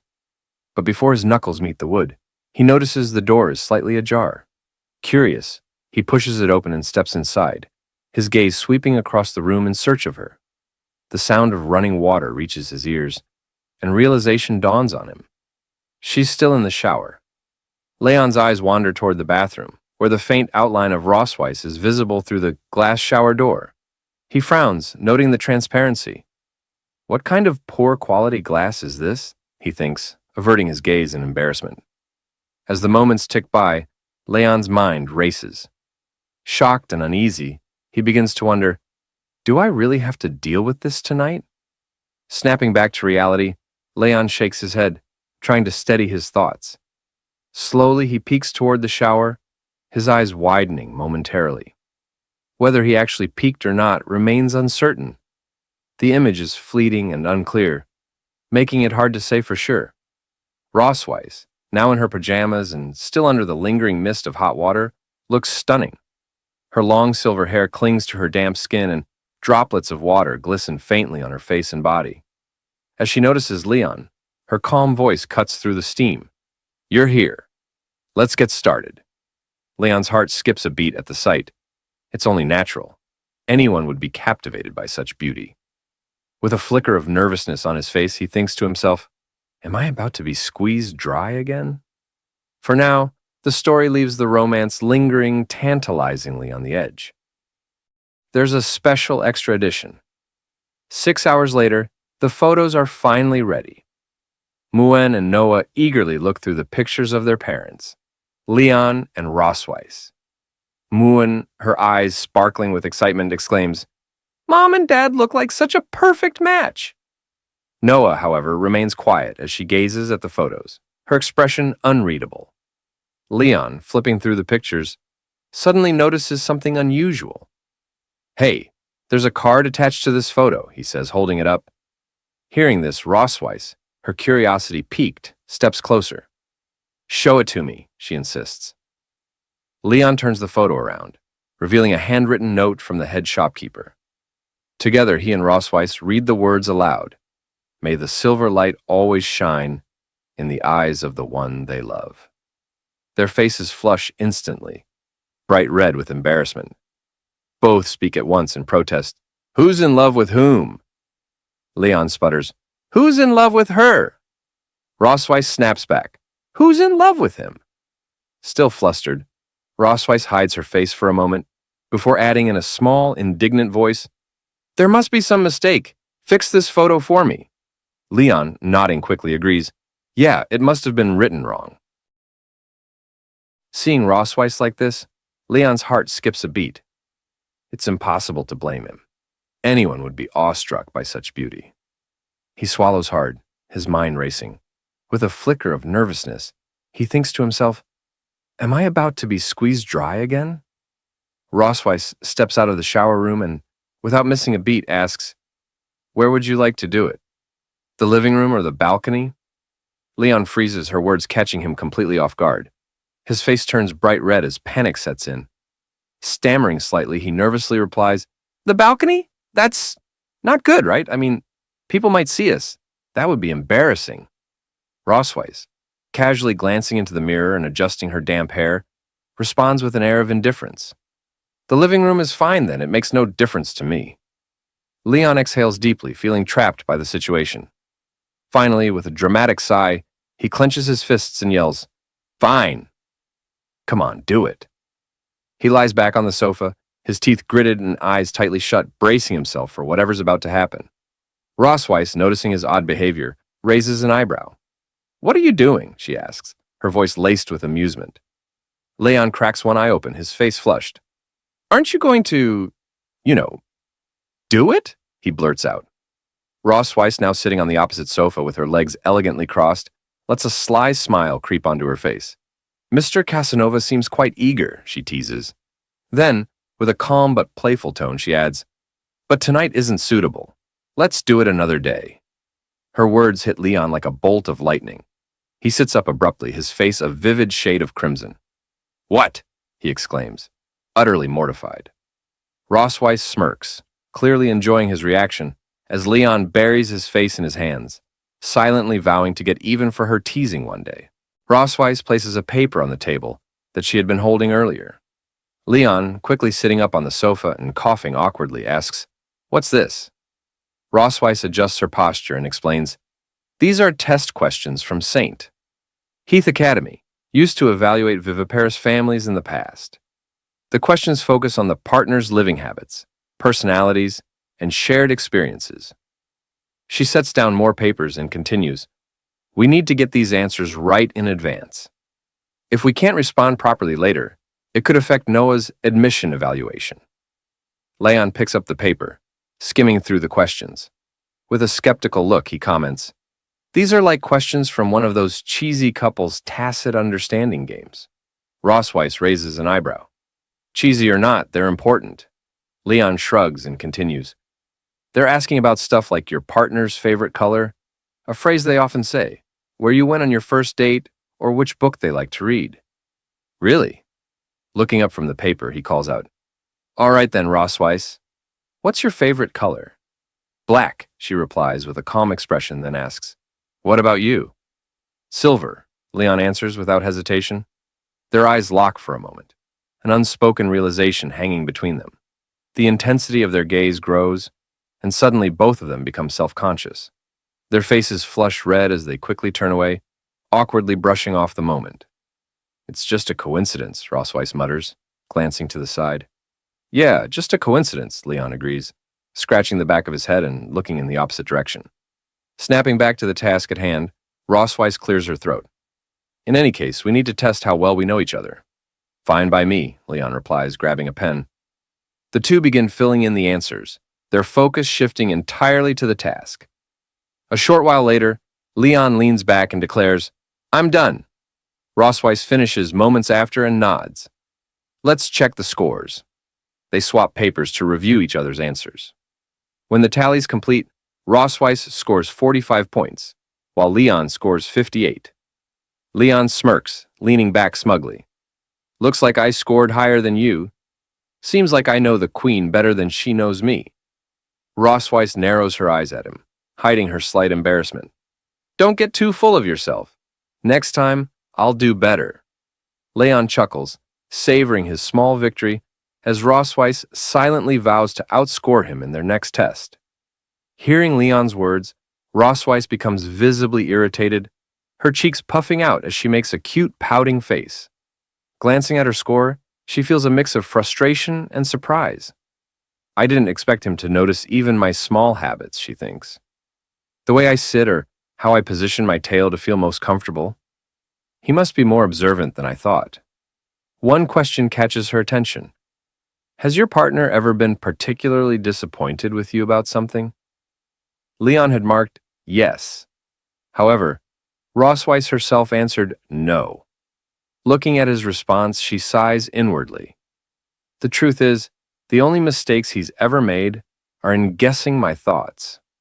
Folding her arms and closing her eyes briefly, Rossweiss reflects, I've always kept things to myself, never sharing openly with others. It's no wonder he guessed wrong. Her gaze shifts back to Leon, who is completely engrossed in reviewing the question paper, his brows furrowed in concentration. Watching him, a soft thought crosses her mind. Maybe, if it's him, I could rely on him. I could open up to him someday. Leon suddenly notices her staring. Her eyes haven't left him, their gaze steady, intense, and somehow adorable. For a moment, he wonders, is she mad about the score? The thought makes him chuckle inwardly. Still holding a grudge over the score, huh? He teases lightly, placing a hand on her shoulder. Rossweiss blinks, startled, as if snapped out of a trance. Her eyes dart to his hand, then back to his face.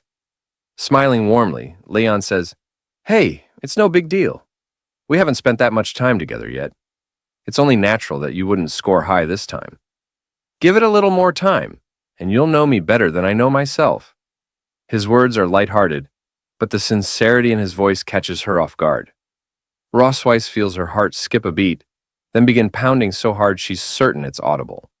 She clutches the question paper, trying to steady herself as an unfamiliar warmth spreads through her chest. What's wrong with me, she wonders, her face flushing as she struggles to meet his eyes. Embarrassed, she quickly slams the question paper into Leon's face and, blushing fiercely, demands that he stop talking nonsense and write down his correct answers. Leon, still staring at her, asks with a teasing smile if she really got this question wrong. He points out that she had previously said she'd never been disappointed in him. Rossweiss, flustered, denies it, but then adds, If I must point out something, it would be the lack of dragon great forces last time. Leon smirks and teases, From now on, I'll make dragon great force pills my meals. Don't regret it later. With a sly smile, Rossweiss replies, I'm looking forward to it. The scene shifts to the night before the entrance exam. Leon reviews the question paper and nods in satisfaction.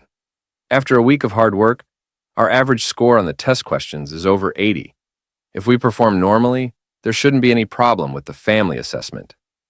Rossweiss, utterly exhausted, collapses onto the bed without responding. Leon, getting up to leave, says, If there's nothing else, I'll head back first.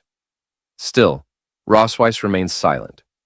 As Leon reaches the door, she suddenly grabs his shirt sleeve, stopping him. Wait, she says softly, her tone catching his attention. Leon turns with a questioning look, and Rossweiss points toward the shower room. There's a bathtub in my bathroom. Go take a bath and then come back. Leon, stunned, blinks in surprise. What do you mean by telling me to take a shower in your room? Rossweiss, without hesitation, starts pushing him toward the shower room. Just go and wash when I tell you to. Hurry up. Rossweiss, Leon protests, calling her name as she continues to push him. But she doesn't listen. After pushing Leon into the shower room, Rossweiss quickly closes the door. Leon, looking toward the door and taking off his shirt, wonders why she wants him to take a shower in her bathroom for no reason. He questions if she's planning something bad. Leon, sighing, reasons that she's probably just been very nervous these days because of the entrance exam. So, it should be fine. Deciding to stop worrying, Leon steps into the bathtub and resolves to enjoy it regardless of the reason. Immersed in the hot water, Leon relaxes and says to himself that it feels so good. As Leon is enjoying the bath, Rossweiss slowly opens the bathroom door, wrapped in a towel. Noticing her, Leon is taken aback and loudly calls out Rossweiss's name. Rossweiss, with a smirking smile, looks at him, flicking her hair behind her ear, and the dragon mark on her chest activating starts to glow. Looking at Leon, Rossweiss says that she has been feeling a lot of pressure these days and that she wants to do it now. Leon, shocked by her words, with a pale face, internally thinks that what he had been fearing has finally come true. The dragon mark on Rossweiss's chest now resonates with the dragon mark on his chest. Leon, alarmed, stands up and loudly asks why. If she's under pressure, she's putting pressure on him. Rossweiss, smiling and winking at him, says that by transferring the pressure to him, she can feel relieved and asks if she isn't right. Rossweiss removes the towel wrapped around her and, standing in front of him naked, asks if he didn't come here with this mentality a few days ago. Leon, unable to deny the truth, looks away and thinks in silence, realizing he can't refuse her. Rossweiss then steps into the bathtub nakedly with Leon, leaning on his chest and looking into his eyes. She tells Leon that he can't run away and urges him to just surrender. Leon doesn't resist and complies with her. The dragon marks on their chests begin glowing brightly, the intensity increasing. We all know what's about to unfold. On the day of the admission test at St. Heath Academy, Leon and Rossweiss arrive with Noah. Leon looks around in awe, remarking that this is St. Heath Academy. He turns to Rossweiss, who remains silent, her face serious. Concerned, Leon leans closer and asks her what's wrong, mentioning that he'd just done the decompression last night, but the effect wore off quickly. Rossweiss's face flushes with embarrassment, and she hits his back, muttering for him to go to hell under her breath. Leon laughs and tells her to let's go. Together, they enter the academy. During registration, they submit Noah's details. The receptionist reads aloud, Noah K. Melkve, Silver Dragon Clan. Age, 1 year and 3 months. Seeing the receptionist's skeptical expression, Leon asks if there's a problem. The receptionist replies there's no issue, just a little surprise. She explains that while the academy's minimum age for young dragons to enroll is 1 year, most of the young dragons are around 4 to 6 years old. Then, with a slight smirk, she asks if Noah is the princess, suggesting she might be a bit too young. Rossweiss, her face serious, responds that Noah is very smart and that her age is no issue. They respect her decision. The receptionist nods and tells them to proceed. She informs them that a special staff member will escort Noah to the written test, while the accompanying parents will need to go to the 4th floor for a home assessment. On the 4th floor in the meeting room, Leon and Rossweiss sit with the academy staff. Rossweiss, holding Leon's hand and leaning close with a smile, whispers and asks, based on his experience, if he thinks the 3 people there are easy to deal with. Leon, looking at them with a straight, uninterested face, whispers back that they look easy to kill. He reflects that the person he was before being captured by her would have easily taken their heads in 50 rounds. Leon, his face twisted in anger and radiating killing intent, grits his teeth and tightens his fist, whispering to Rossweiss that if they dare prevent Noah from attending the academy, he will meet them with a sword. The 3 academy staff, sensing the intensity of his killing intent, think to themselves that he must be an imposing parent. One of them, an older man, introduces himself as Walter Wilson, the vice principal of St. Heath Academy, and explains that he will be responsible for their assessment today. With a calm demeanor, the vice principal reassures them not to be nervous, urging them to simply relax and answer their questions. Rossweiss, forcing a polite smile, nods in agreement. Leon, also wearing a strained smile, silently notes that this old man doesn't seem as simple as he appears. wondering if something strange might be about to unfold. The vice principal then asks if they remember when their wedding anniversary is. Rosweiss and Leon exchange a glance, realizing that this question was anticipated. Back in the Silver Dragon Castle bedroom, Rosweiss had once told Leon that if anyone ever asked about their wedding anniversary, they needed to have a prepared response.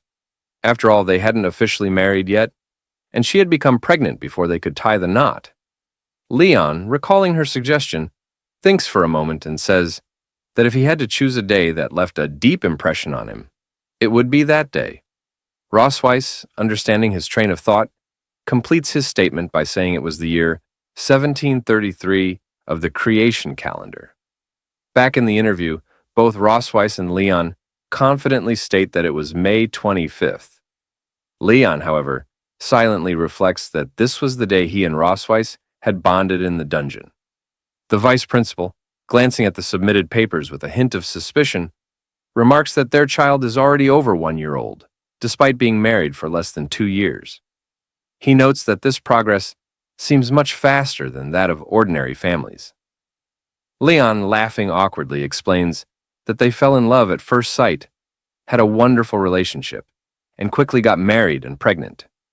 Shifting his focus, the vice principal asks if, in the 2 years of marriage, they've discovered any shortcomings or bad habits in their partner.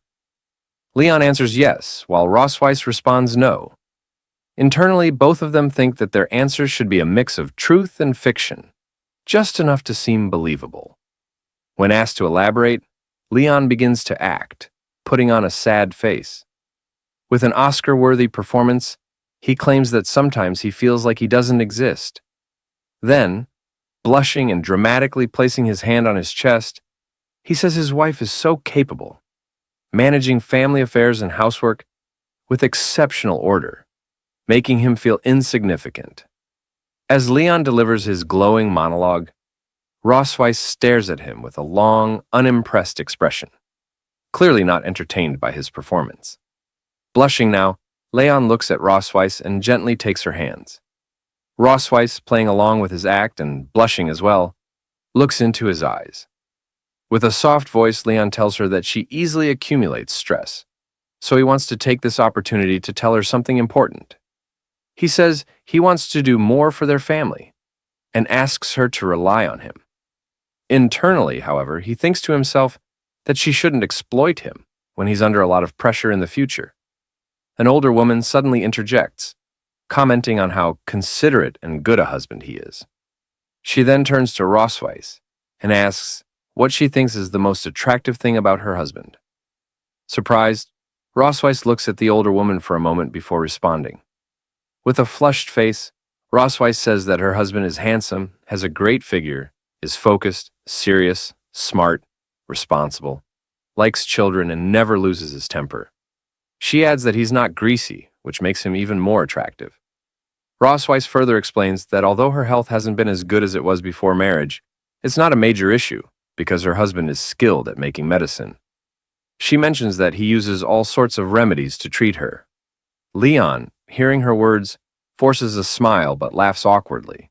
Internally, he wonders if she's praising him or subtly insulting him. Suddenly, Rosweiss, still holding Leon's hands, looks into his eyes with a concerned expression.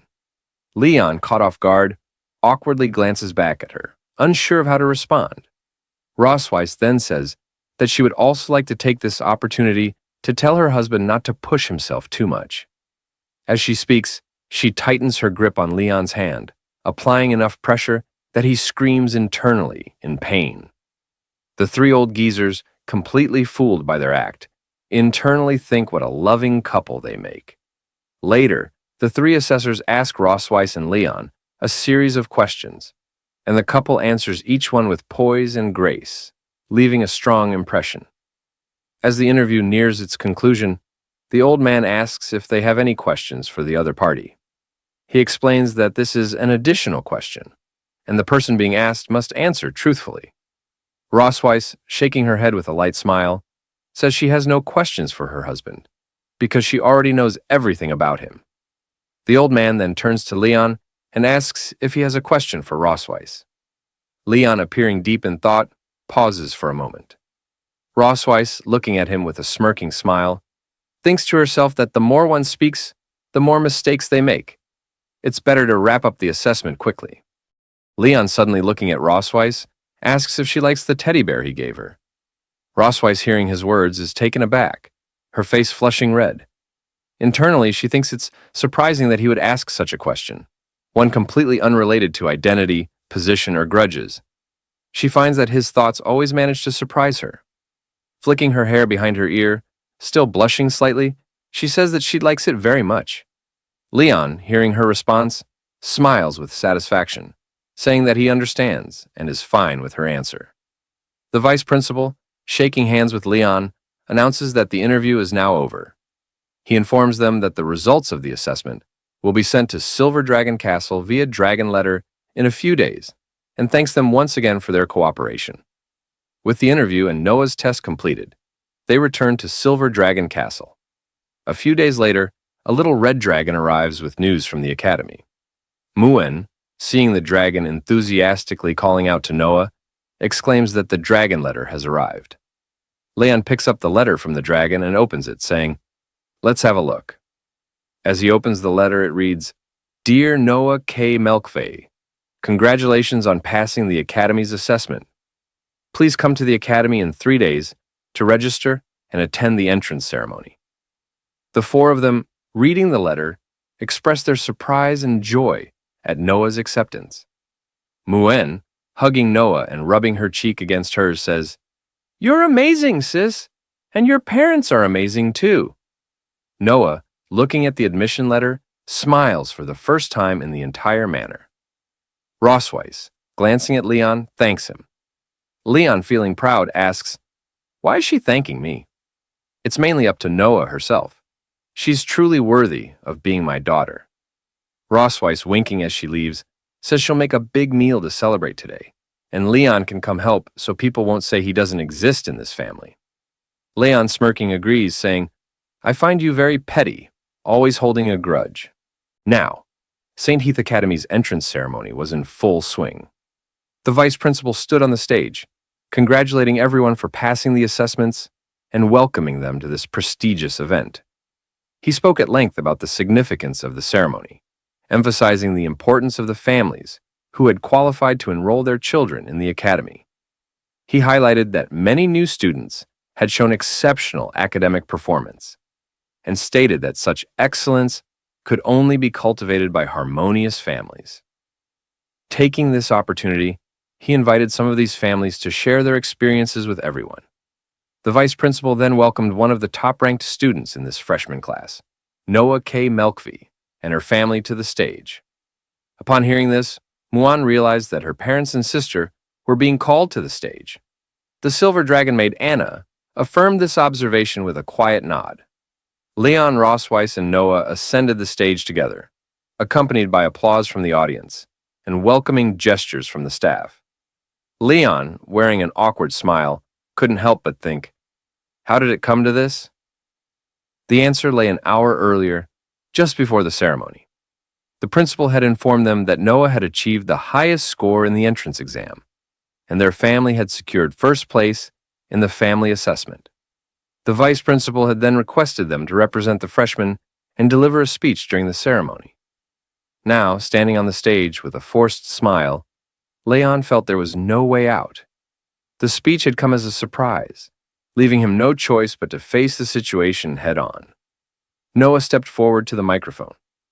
The vice principal praised her as the youngest candidate to achieve the highest score and asked her to share her experiences with the audience. All eyes turned toward her in anticipation. Noah stood confidently on the stage, addressing the audience with a composed demeanor. She began by expressing her admiration for her mother, describing her as a powerful dragon who had always been her role model. When Noah proposed the idea of attending school, her mother not only gave her affirmation but also provided unwavering support. As she spoke, Rossweiss glanced at her with a light smile playing on her lips, clearly proud of her words. Noah continued, shifting her attention to her sister, Muan. She shared how her sister had always been there for her, a constant source of encouragement and love. Muan, listening from the audience, looked at Noah with enthusiastic and hopeful eyes. deeply touched by her sister's gratitude. After a brief pause, Noah let out a small sigh. On stage, Leon's thoughts wandered as he wondered whether she would mention him. Then, Noah continued, her voice softening as she approached the topic closest to her heart. She declared that the person she wanted to thank the most was her father. She explained how he had reviewed material with her every day, and often stayed up late into the night preparing resources for her studies. It was his dedication and effort that enabled her to stand where she was today. Hearing these heartfelt words, Leon was overwhelmed with emotion. Tears of joy welled up in his eyes as he softly called out Noah's name. Touched beyond words, Noah concluded her speech with a polite thanks to the audience before stepping back from the microphone. The vice principal, visibly moved by her words, remarked that Leon must truly be an exceptional father for his daughter to hold him in such high regard. Seizing the moment, he suggested that Leon give Noah a kiss to show his fatherly love. The suggestion left Leon momentarily stunned. His thoughts raced as he looked at the vice principal, wondering what could possibly have prompted such an idea. A sense of dread crept in as he considered the potential chaos that could unfold if he followed through. His gaze shifted to Noah, recalling how just a month ago she hadn't even allowed him to touch her without complaint. The idea of her permitting a public kiss seemed far-fetched. Leaning slightly toward her, he whispered that they could settle for a simple hug instead. Noah, however, looked away, a faint blush creeping onto her cheeks. Her voice was barely audible but firm as she told him to hurry up, finish the kiss, and put an end to the socially excruciating ordeal. Leon stared at her, stunned by her sudden change of tone. Her unexpected compliance left him at a loss for words, and he found himself softly uttering her name in disbelief as the moment unfolded. Hearing Noah's words, Leon decided to act with heartfelt resolve. Gently, he leaned forward and planted a fatherly kiss on her forehead. The gesture was simple yet profound, reflecting his deep affection and pride for his daughter. Muan, watching from the audience, couldn't contain her excitement. She jumped eagerly, declaring her desire to kiss her sister as well. However, Anna, ever vigilant, intervened, reminding Muan that, as a royal, she couldn't disrupt the ceremony by rushing onto the stage. Muan reluctantly settled back, casting a longing glance at Noah. Meanwhile, Ross Weiss exhaled in relief, thankful that the spotlight hadn't turned to her. Noah's face turned a deep shade of red at the unexpected display of affection. Leon noticed her reaction and offered her a soft smile, his expression radiating warmth. The vice principal, visibly moved by the scene, remarked on the strength of their family bond. He noted that truly excellent dragons never forget to show gratitude to their loved ones. The Melkvi family, he added, exemplified what a real family should be like. However, what came next left everyone stunned. The vice principal, with an air of cheerful oblivion, dropped an unexpected remark, revealing that he had kissed his own daughter in similar moments of pride. Then, as though inspired by his own example, he turned to Leon and suggested that, as a model of a loving couple, Leon should not forget his wife. Leon and Rossweiss were both taken aback, their expressions frozen in shock.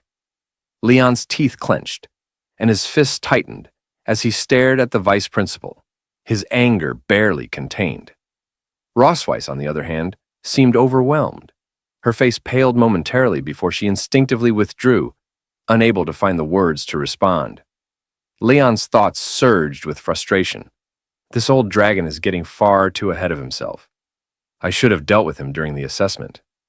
Yet, as his gaze shifted to Noah, his resolve softened. This is her moment, her most important entrance ceremony. No matter how infuriating the situation, I won't let it overshadow her achievement.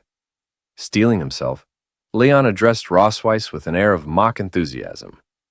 My dear wife, he said, his voice deliberately loud enough for all to hear, come now, aren't we the happiest and most harmonious family? Surely we must show everyone that we are. Rossweiss, caught off guard by his sudden declaration, flushed deeply. Her usual composure faltered as she glanced at him, her embarrassment unmistakable. The audience watched with amusement, the tension on stage blending into an unexpected display of familial affection. Rossweiss, her face flushed crimson, whispered softly, asking if Leon truly intended to kiss her in front of hundreds of dragons. Leon, maintaining his calm demeanor, assured her that there was no way he would go that far, not with Noah and Muan watching. He urged her to cooperate with him in this delicate moment. With a deep blush coloring her face, Rossweiss muttered that the whole situation was unbearably embarrassing. Leon, determined to move forward, closed the distance between them, gently wrapping his arms around her. His movements were slow and deliberate as he leaned in, his thoughts wandering.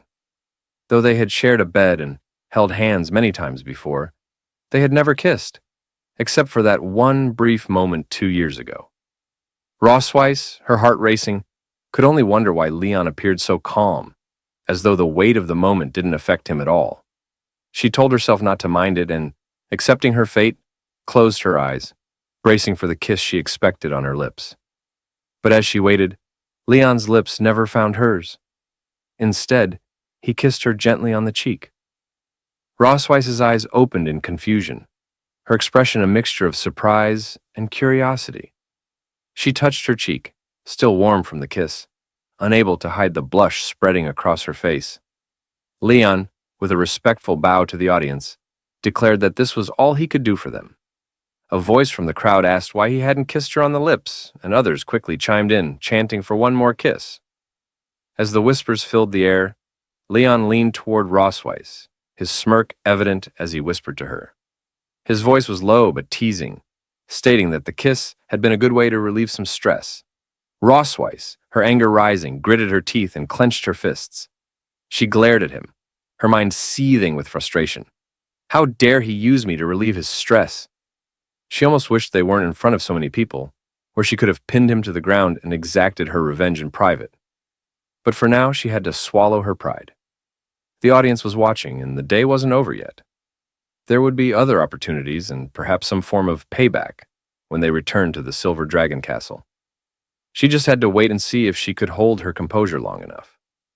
The vice principal, grateful for the laughter and joy the Melkvi family had brought to the ceremony, thanked them warmly.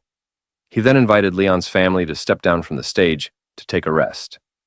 Rossweiss, Leon, and Noah descended the steps together, their presence still lingering in the air as the vice principal continued with the remaining parts of the ceremony.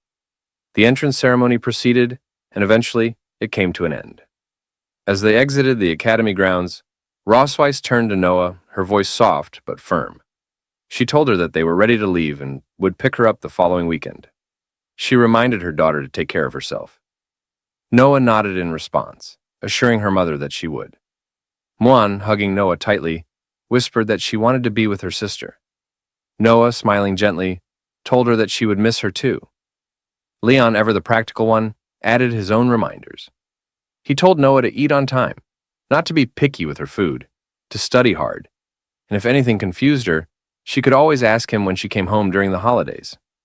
Most importantly, he emphasized, if she felt unwell, she should go to the academy doctor and not be stubborn about it.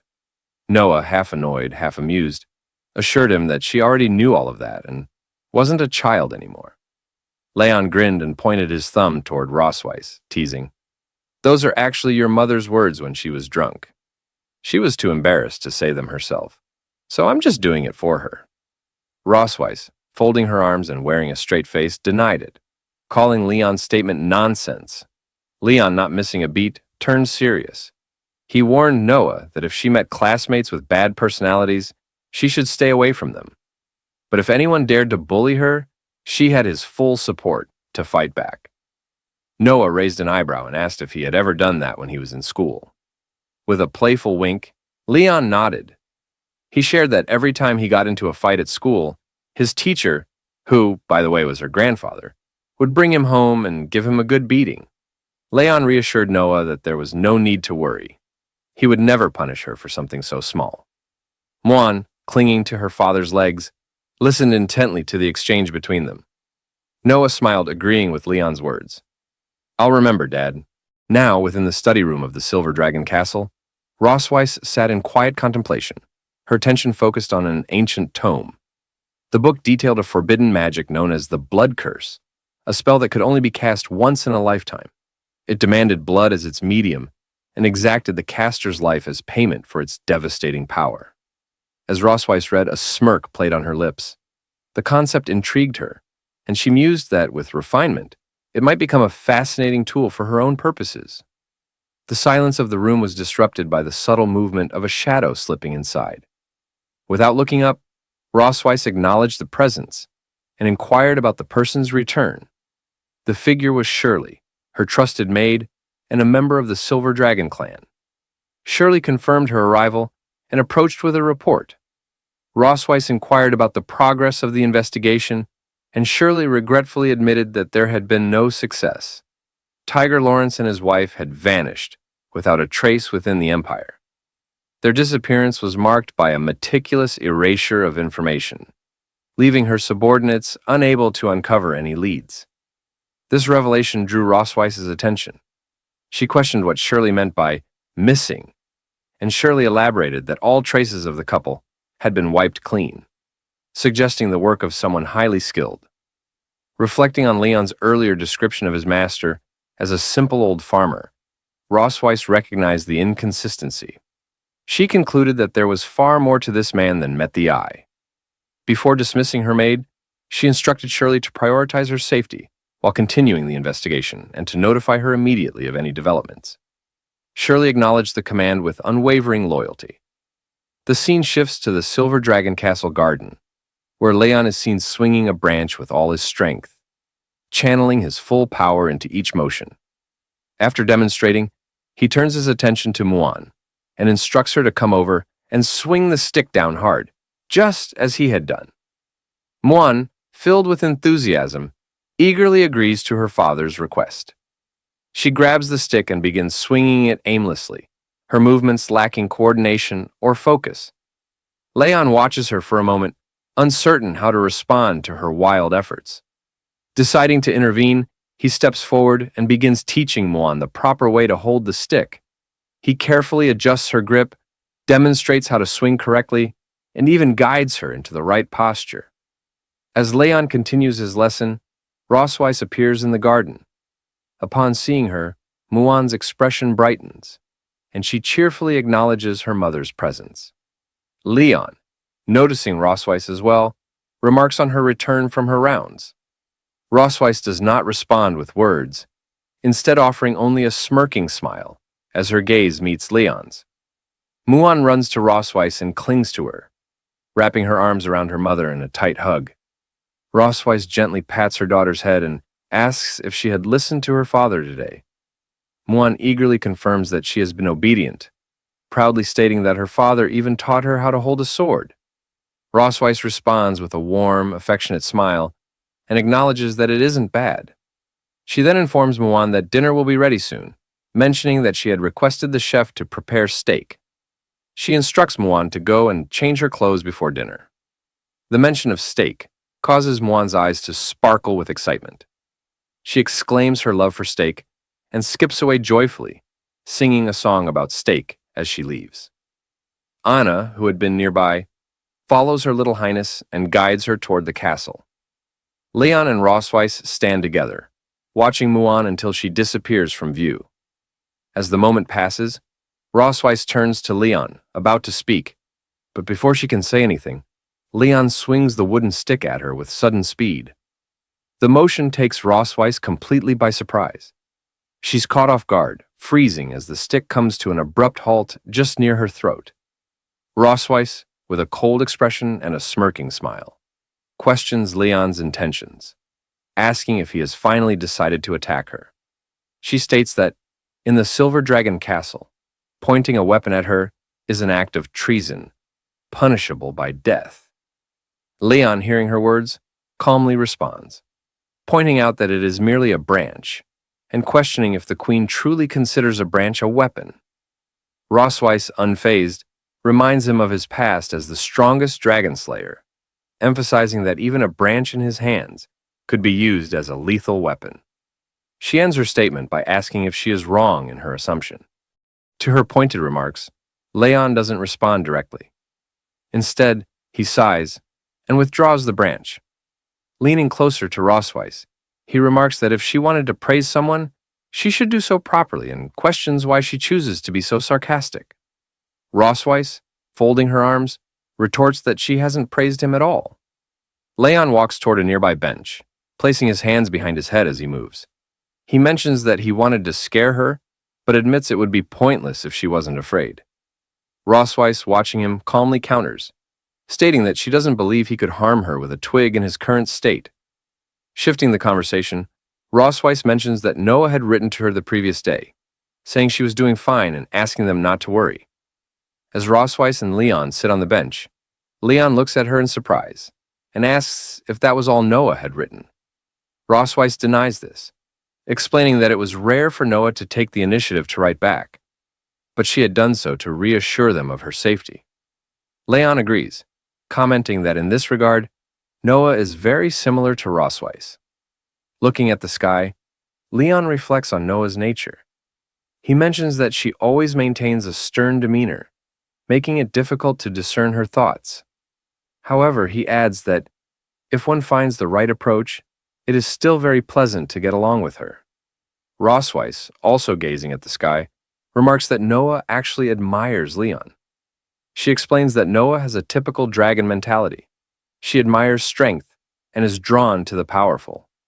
Turning her gaze to Leon with a faint smile, Rossweiss continues, saying that in Noah's eyes, he has become a top student, someone to look up to. She even mentioned that she plans to win many first places at the academy because she never wants to lose to him.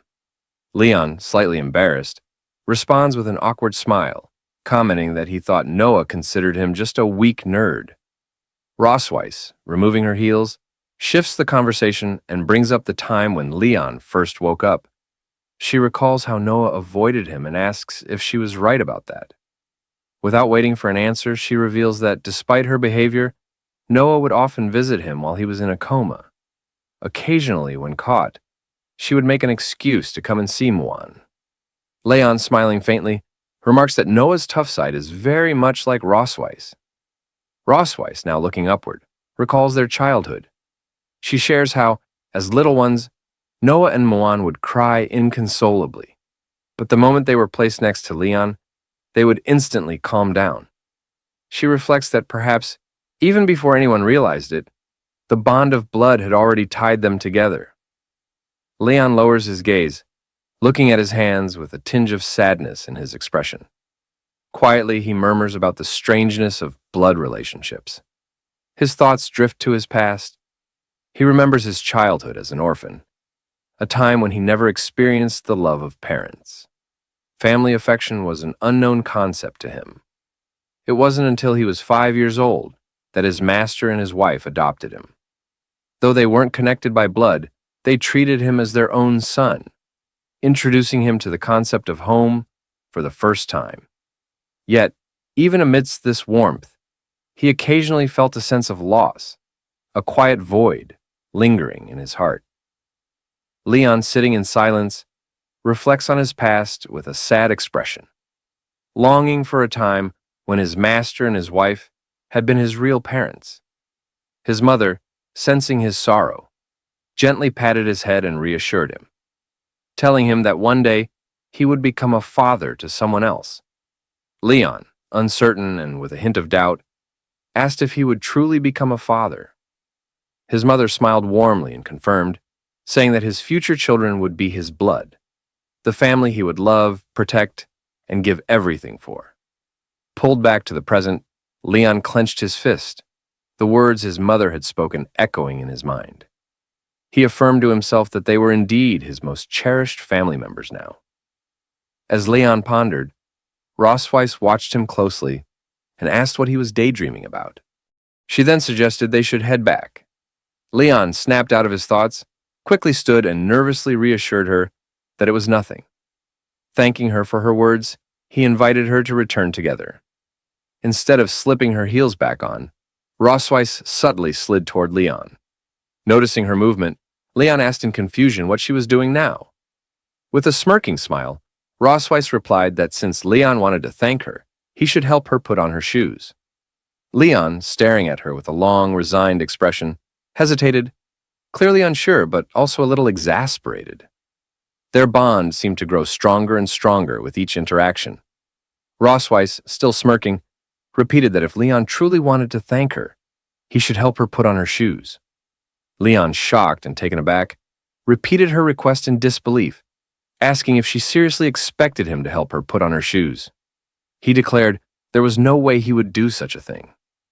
Pointing his finger at her angrily, he reminded her that washing her feet last time had been humiliating enough, and now she wanted him to do even more. He questioned whether he had any dignity left. In response, Rossweiss kicked him in the face with her foot, silencing his complaints. She coldly reminded him that she still hadn't settled the score with him for kissing her at the entrance ceremony, and now he couldn't even help her put on her shoes. She stared at him with an arrogant expression, commanding him to stop talking nonsense and finish the task so they could leave. Leon, grumbling under his breath, finally agreed. He crouched down and placed her shoes on her feet. As he did so, Rossweiss smirked, commenting that despite his earlier reluctance, his movements were surprisingly quick. Leon retorted that it was true. Putting shoes on her was far easier than putting shoes on a donkey. The moment the words left his mouth, Rossweiss's expression darkened. She gritted her teeth in anger and glared at him. Without hesitation, she attempted to kick his head again. This time, however, Leon anticipated her move. Smiling, he bent backward, swiftly dodging her kick as her leg flew past his face. He immediately stood up and darted off, mocking her as he ran. He shouted back that as long as he ran fast enough, she wouldn't be able to catch him. Rossweiss stood there, clenching her fists and glaring at his retreating figure. Her thoughts simmered with fury as she resolved that no matter how fast he ran, it wouldn't save him from what awaited him that night. We don't exactly know how things unfolded that night, but we can imagine what might have happened. A few days later, Leon, Rossweiss, and Muan waited outside. Rossweiss and Leon noticed something and turned their gaze to the sky. Muan, filled with excitement, pointed upward and signaled for them to come closer. A massive dragon flew over them with great speed. Its immense size caught Leon's attention, and he observed it in surprise, noting that it was several times larger than Rossweiss's transformed form. The dragon approaching them was the Leviathan, a giant dragon renowned for its size and endurance. Rossweiss, watching the Leviathan, remarked that despite its massive size, it was not particularly powerful. Its exceptional endurance and stable emotions made it an ideal transporter for the dragon clan. Leon then asked what she meant by emotionally stable. Rossweiss explained that a Leviathan, due to its calm temperament, would never lose its temper, even once, throughout its thousands of years of life. For this reason, the Academy often employed them to transport baby dragons. As they continued observing, the Leviathan released Noah onto the ground. She landed gracefully and turned to Rossweiss to announce her return.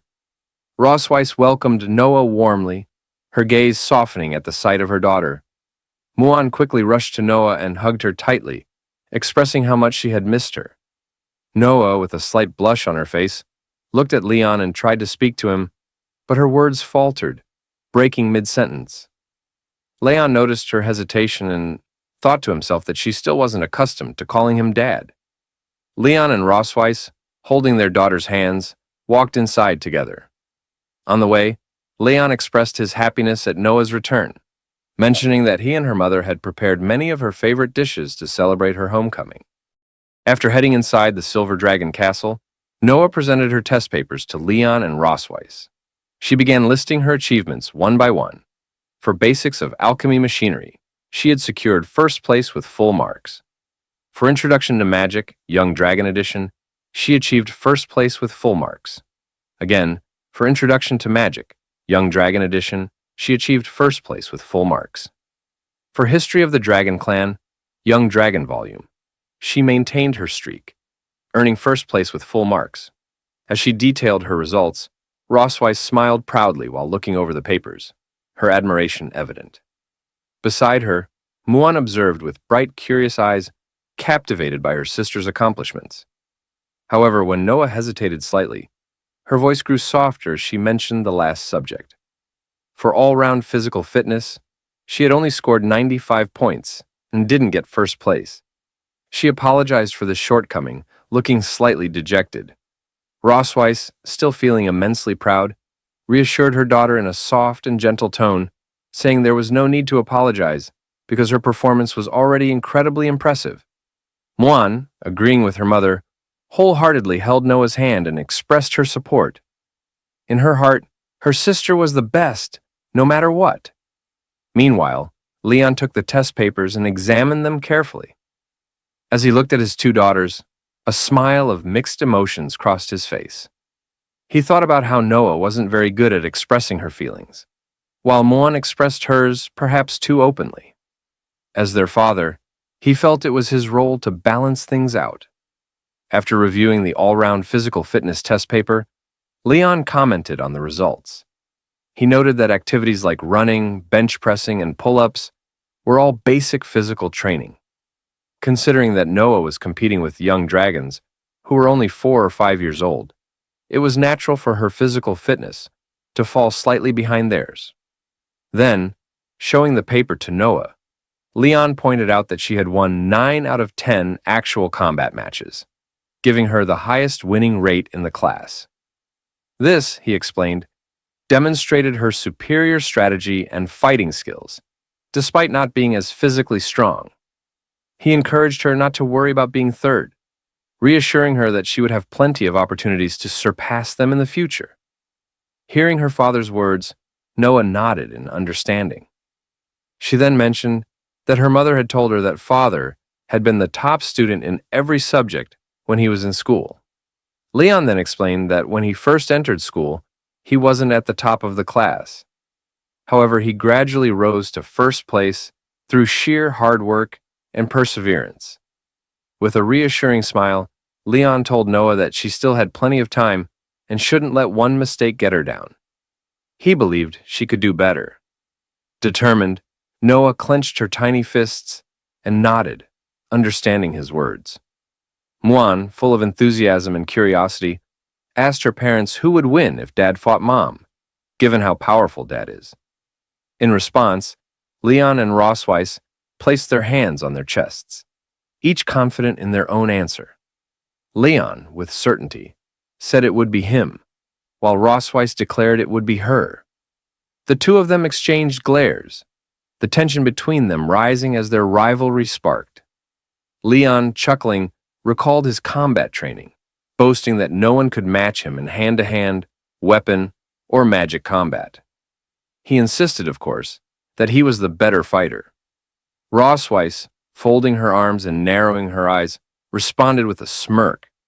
While she hadn't won as many honors in the academy as Leon, she focused on winning the key games. We might suspect this could be a little white lie given Rosweiss's expression, but they would see about it. The rivalry between Leon and Rosweiss ignited further as they stared at each other, their competitive spirits fully engaged.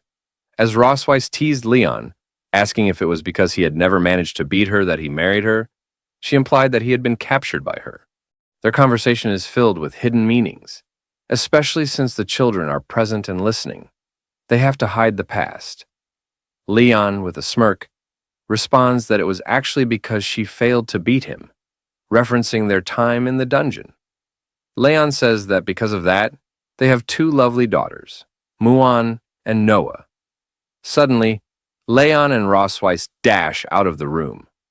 Rosweiss, not missing a beat, suggests they go outside and have a fight. Leon, eager to demonstrate his strength, agrees, saying he's been wanting to show it for a long time. Muan and Noah awkwardly watch them before running after their parents. Noah grabs Muan's hand and runs to catch up with them. Muan, unsure, asks if they're really going to fight. Noah responds, saying they should follow and see. Outside the Silver Dragon Castle, Leon and Rosweiss begin warming up, preparing for their match. Meanwhile, Muan and Noah sit on a bench to observe. Muan says that she's also very curious about who is stronger, Dad or Mom, asking if her guess is right. Noah, recalling what their teacher had said, answers that watching masters compete more often can help improve their own fighting skills. With a mocking tone, Rossweiss looks at Leon and suggests that his body probably hasn't fully recovered enough to fight her yet. She asks if she's right. Leon, still warming up with a smirk, responds confidently, asking what would happen if he wasn't fully recovered. He adds that there aren't many chances to fight the Silver Dragon Queen, so he must seize this opportunity. Rossweiss, with a light smile, suggests making the fight more interesting by placing a bet. Leon, curious, asks what the bet would be. Rossweiss, smirking, explains that if he wins, she won't touch him for a month. However, if she wins, he'll have to fulfill one of her requests. Leon, hearing her proposal, becomes serious and wonders what kind of demands she might make. But as long as he wins, it's worth the risk.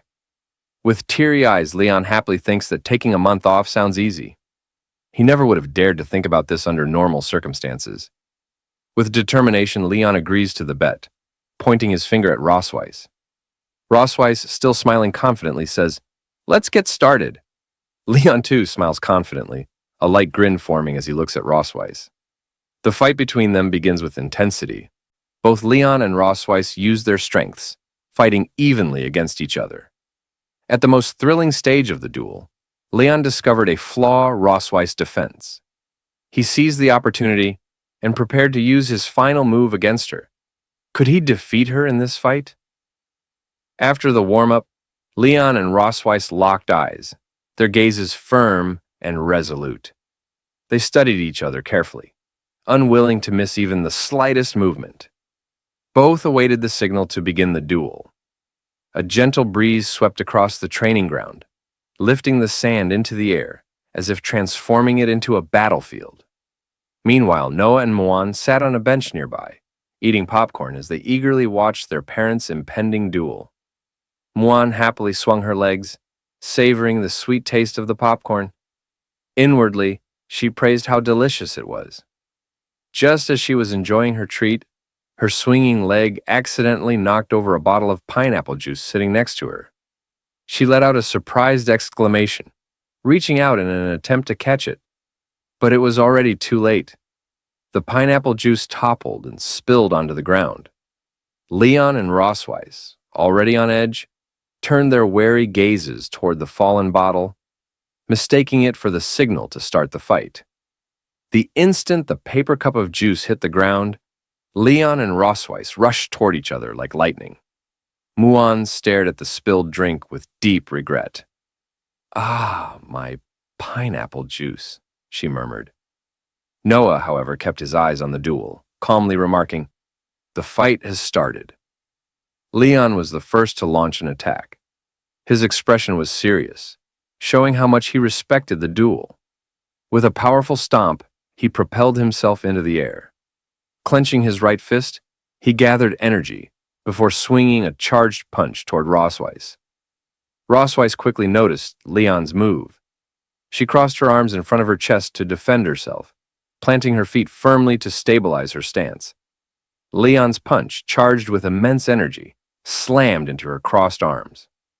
Though Rossweiss successfully blocked the blow, the impact cracked the ground beneath her feet, revealing the sheer power of Leon's attack.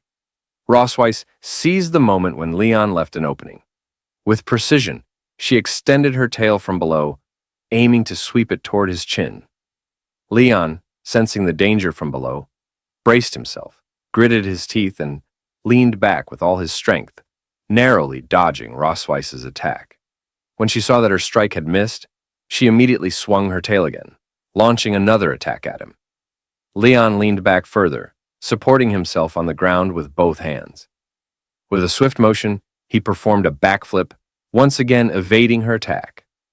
As Rossweiss's assault ended and before she could react, Leon shifted his position. He transitioned from supporting himself with both hands to balancing on one hand and quickly changed his direction. In one fluid motion, he extended his left foot, channeling magic into it, and kicked Rossweiss with all his might. Rossweiss reacted quickly, raising her arms to block his attack. However, this strike was much more forceful than Leon's initial assault. Although she managed to block it, the sheer force of the kick sent her flying backward. Her feet left deep marks in the sand as she skidded across the ground. She extended one leg behind her and gently placed a hand on the ground. barely managing to stabilize her balance. Rossweiss furrowed her brow, her gaze fixed cautiously on Leon. As she replayed the strength and precision of his recent attack in her mind, she realized she was at a disadvantage in terms of physical combat. I don't have an edge over him in physical skills, she thought. I need to create some distance. Rossweiss decided to shift her approach. She resolved to use her dragon flame to gain the space she needed to turn the fight in her favor. Rossweiss brought her left hand closer to her right, channeling powerful purple magic. The energy swirled around her hands, lifting the surrounding sand and radiating immense power. Leon chuckled softly as he observed her preparation.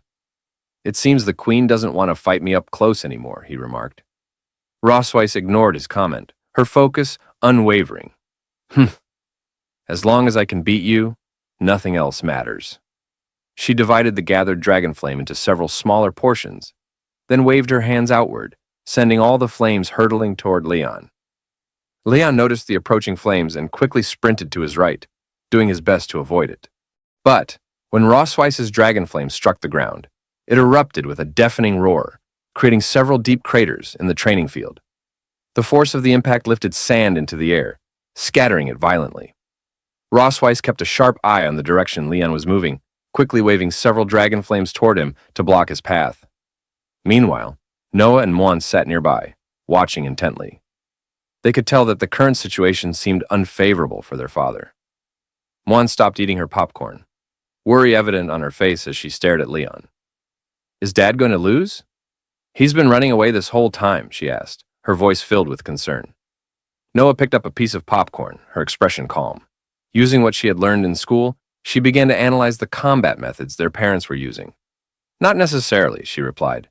Dad is using simple physical techniques to attack and evade Mom's attacks, while Mom is relying on dragon flames to keep her distance and create sudden opportunities.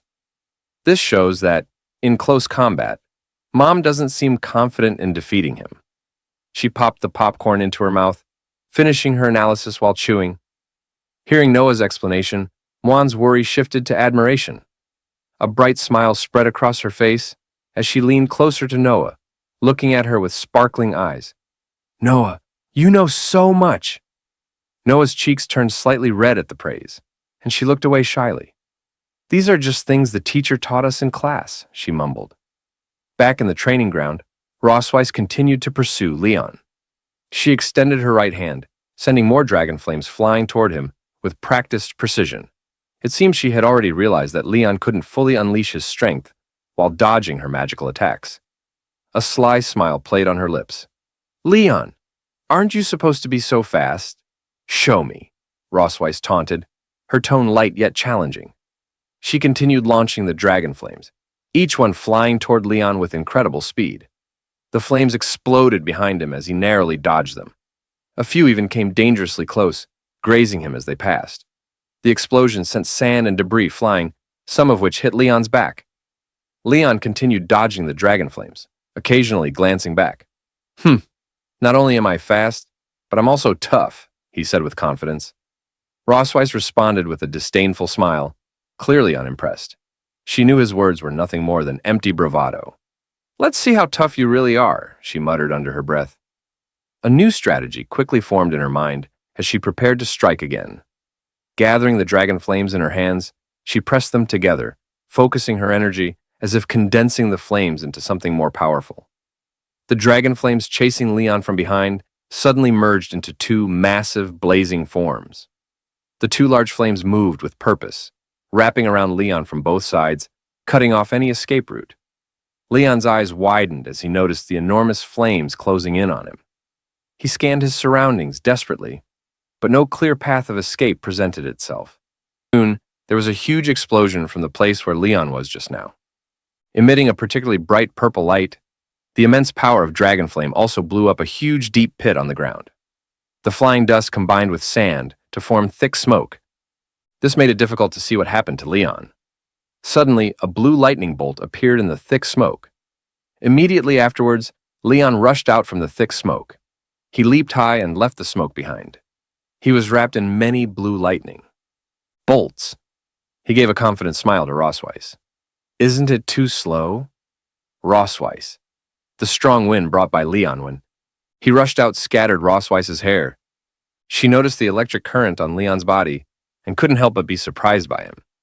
She knew Leon was using magic to force himself to get stronger again. This guy strengthened his body with thunder magic. And then Leon stomped heavily on the ground with his right foot, adjusted his direction, and prepared to attack in the direction of her. No one can. Take away my 1-month holiday. His right foot stomped hard on the ground, and he flew in the direction of Rossweiss with a serious expression. There was even more lightning on his body than just a moment ago. It was obvious that Leon had strengthened his body with thunder magic again. For the sake of this hard 1-month's holiday, Leon decided that he was going to go out on a limb. Leon threw a few quick punches at Rossweiss. His punches were so fast, almost like lightning, and it's almost impossible to see his fist and the direction of his fist. Rossweiss gritted her teeth, carefully observing while quickly blocking Leon's fist with both hands. However, due to Leon's speed being too fast, she was now slightly feeling the strain. She frowned tightly, stopping Leon's attack, while feeling a little worried about Leon's current use of magic to strengthen his body. After all, Leon's body hadn't fully recovered yet, even though his current body cannot withstand the strengthening of thunder magic. He still behaves so recklessly. I need to end the fight quickly. She began to think about ways to quickly end this duel. She's exposed, Leon thought with a soft smile. He saw the strained expression on Rossweiss's face and knew that she was now somewhat unable to carry his attack. He noticed that her mind was somewhat elsewhere. He had a chance to give her the final blow. He stopped his attack and extended his left foot, sweeping towards Rossweiss's feet. At this moment, Rossweiss realized that Leon had attacked her in a different way. She didn't expect him to attack from under her feet. She wanted to dodge, but it was already too late. She tripped over Leon's foot and lost her balance a bit. Rossweiss struggled to lean back, trying to dodge Leon's next attack. She wanted to find an opportunity to attack, but the current situation made it impossible for her to fight back. Leon gathered all the thunder magic onto his right fist and extended it towards Rossweiss. He looked at her firmly with a confident smile on his face, as if expressing to her that the victory was determined. I won. Rossweiss was originally going to lean back and then find a chance to stand firm, blocking Leon's punch towards her. However, due to Leon's sudden attack on her, she was unable to maintain balance. Her hand reached into the air, and she was about to fall to the ground. As Leon was about to deliver the final blow, he noticed that she was unable to defend herself and risked getting hurt, so he immediately stopped attacking. Leon restrained his thunder magic and reached out to grab her. He pulled hard and pulled her back in his direction. As she was about to fall, after pulling Rossweiss up, they changed their standing direction. Leon placed his hand on her waist and supported her to prevent her from losing balance again. He held her firmly in his arms. Rossweiss's twin peaks touched Leon's chest. She felt the warmth coming from him, which made her feel a little tempted. This scene seems like a plot from a romance novel. Leon and Rossweiss's faces were both flushed. They all looked at each other affectionately. Leon slowly approached Rossweiss. Rossweiss said softly, "Leon." Just as Leon was immersed in what seemed like a romantic atmosphere, Rossweiss quietly extended the dragon. Flame gathered in her hand to Leon's chest. It was then that Leon sensed something was wrong. He lowered his head and saw that his chest had been burned by dragon flame. "Ah, it's burning."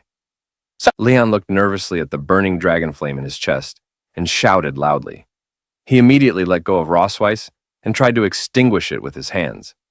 But the dragon flame seemed to be getting stronger and stronger. Leon was somewhat at a loss about this. Suddenly, Leon discovered a problem. Although it was burned, he didn't seem to feel his chest hot. Huh? This fire doesn't feel that hot?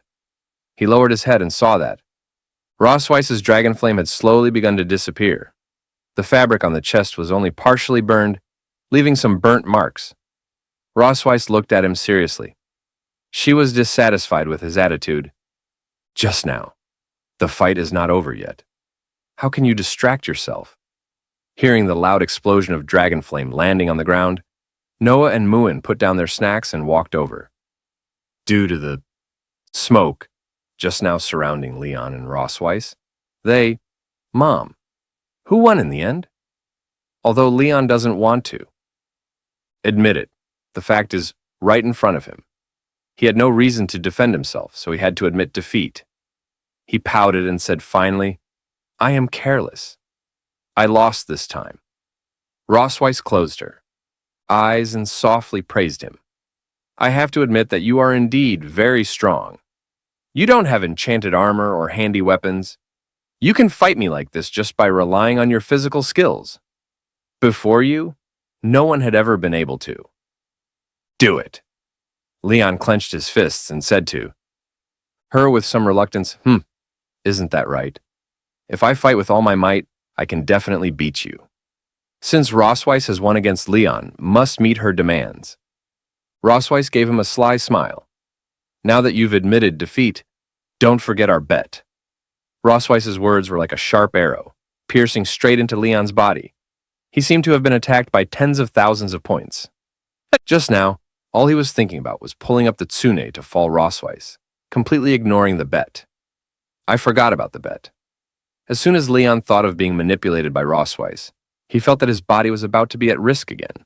He lay on the ground, feeling like his soul was about to leave him. Noah and Muin crouched beside them, curiously looking at their father on the ground. Muin raised a question to Rossweiss. Mom, did Dad die? Rossweiss stood beside them, smiling at them, and replied, Don't worry. He just used his strength too much and fainted due to exhaustion. He will recover soon. Since Leon lost to her in the duel, he had to agree to her demands. So, that night in the children's room of the Silver Dragon Temple, Leon sat with his daughters, his voice soft but firm. He told Noah that after he left, she would need to take good care of Muan. Since Muan was still young and far less aware than her older sister, it was up to Noah to watch over her. Then, turning to Muan, he gently reminded her to listen to her sister and not make things difficult for her. Both girls listened quietly to their father's instructions, their expressions calm and attentive. Leon sighed deeply, his heart heavy, his eyes glistening with unshed tears. What troubled him most about this departure wasn't the journey ahead. It was leaving behind his daughters, both barely over a year old. He couldn't fathom how their mother could bear to pull him away from them. Noah pouted, crossing her arms. You're just going to Mom's house for one night.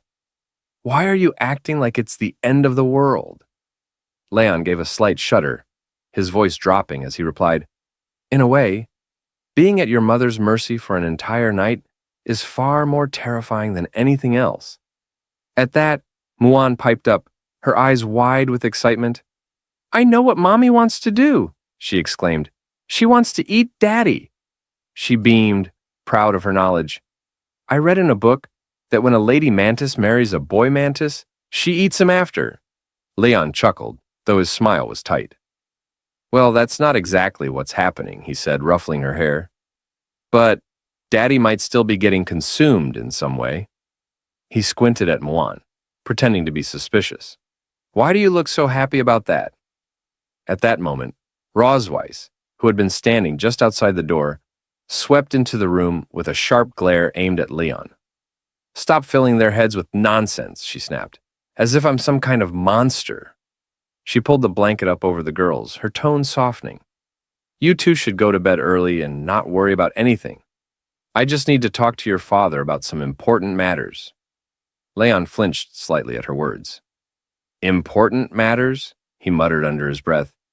What kind of important matters could she mean? Rossweiss, catching his tone, raised an eyebrow. Probably the mysteries of the universe, she said dryly. Leon grumbled, The origins of life? Rossweiss rolled her eyes. No, the deeper secrets of the world. Grinding his teeth, Leon muttered under his breath, You mean the intricacies of the human body? With an exasperated sigh, Rossweiss grabbed his arm and tugged him toward the door. I've had enough of your rambling. Hurry up and follow me. Leon hesitated in the doorway, glancing back at his daughters. I still have some final words for them. He turned to Noah and Moan, his eyes softening. Remember, I will always love you, no matter what. As the door clicked shut behind their parents, Moan frowned and whispered to her sister, "What do you think Mom and Dad are going to do?" Noah shrugged, pulling the blanket tighter around them. "I don't know," she mumbled. "Let them figure it out themselves. Silly adults." Meanwhile, in the queen's bedroom of the Silver Dragon Temple, Rosweiss sipped from a glass of wine, her eyes glinting with amusement as she watched Leon's growing unease. She smirks and asks, "Aren't you going to join me?" Leon abruptly shakes his head, firmly refusing. Rosweiss pauses for a moment, her eyes gleaming with mischief. Then she says, "I remember you once promised to fulfill any request of mine if you lost to me." Her voice is smooth, almost teasing. "But now, not only do you refuse to drink, you seem reluctant." Leon replies curtly, "I don't feel like drinking." But inside, his thoughts are racing. "I need to keep my composure. I won't let her dictate the night." Before he can finish the thought, Rosweiss cuts in, her voice soft but deliberate. "Actually, I was hoping you'd win." Leon narrows his eyes, suspicion flickering in his gaze. "Why?" Rosweiss chuckles, the sound low and knowing. "Because if you had won, I'd owe you a month off. You could have used that time to recover, and everything would have been much more enjoyable."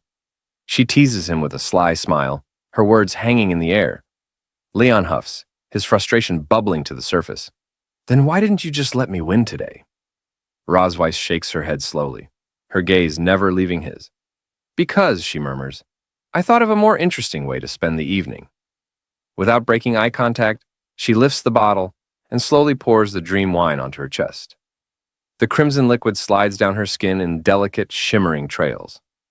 Leon stiffens, his breath catching, his mind momentarily blank as he watches the red liquid trickle down her skin. Rosweiss tilts her head, a smirk playing on her lips.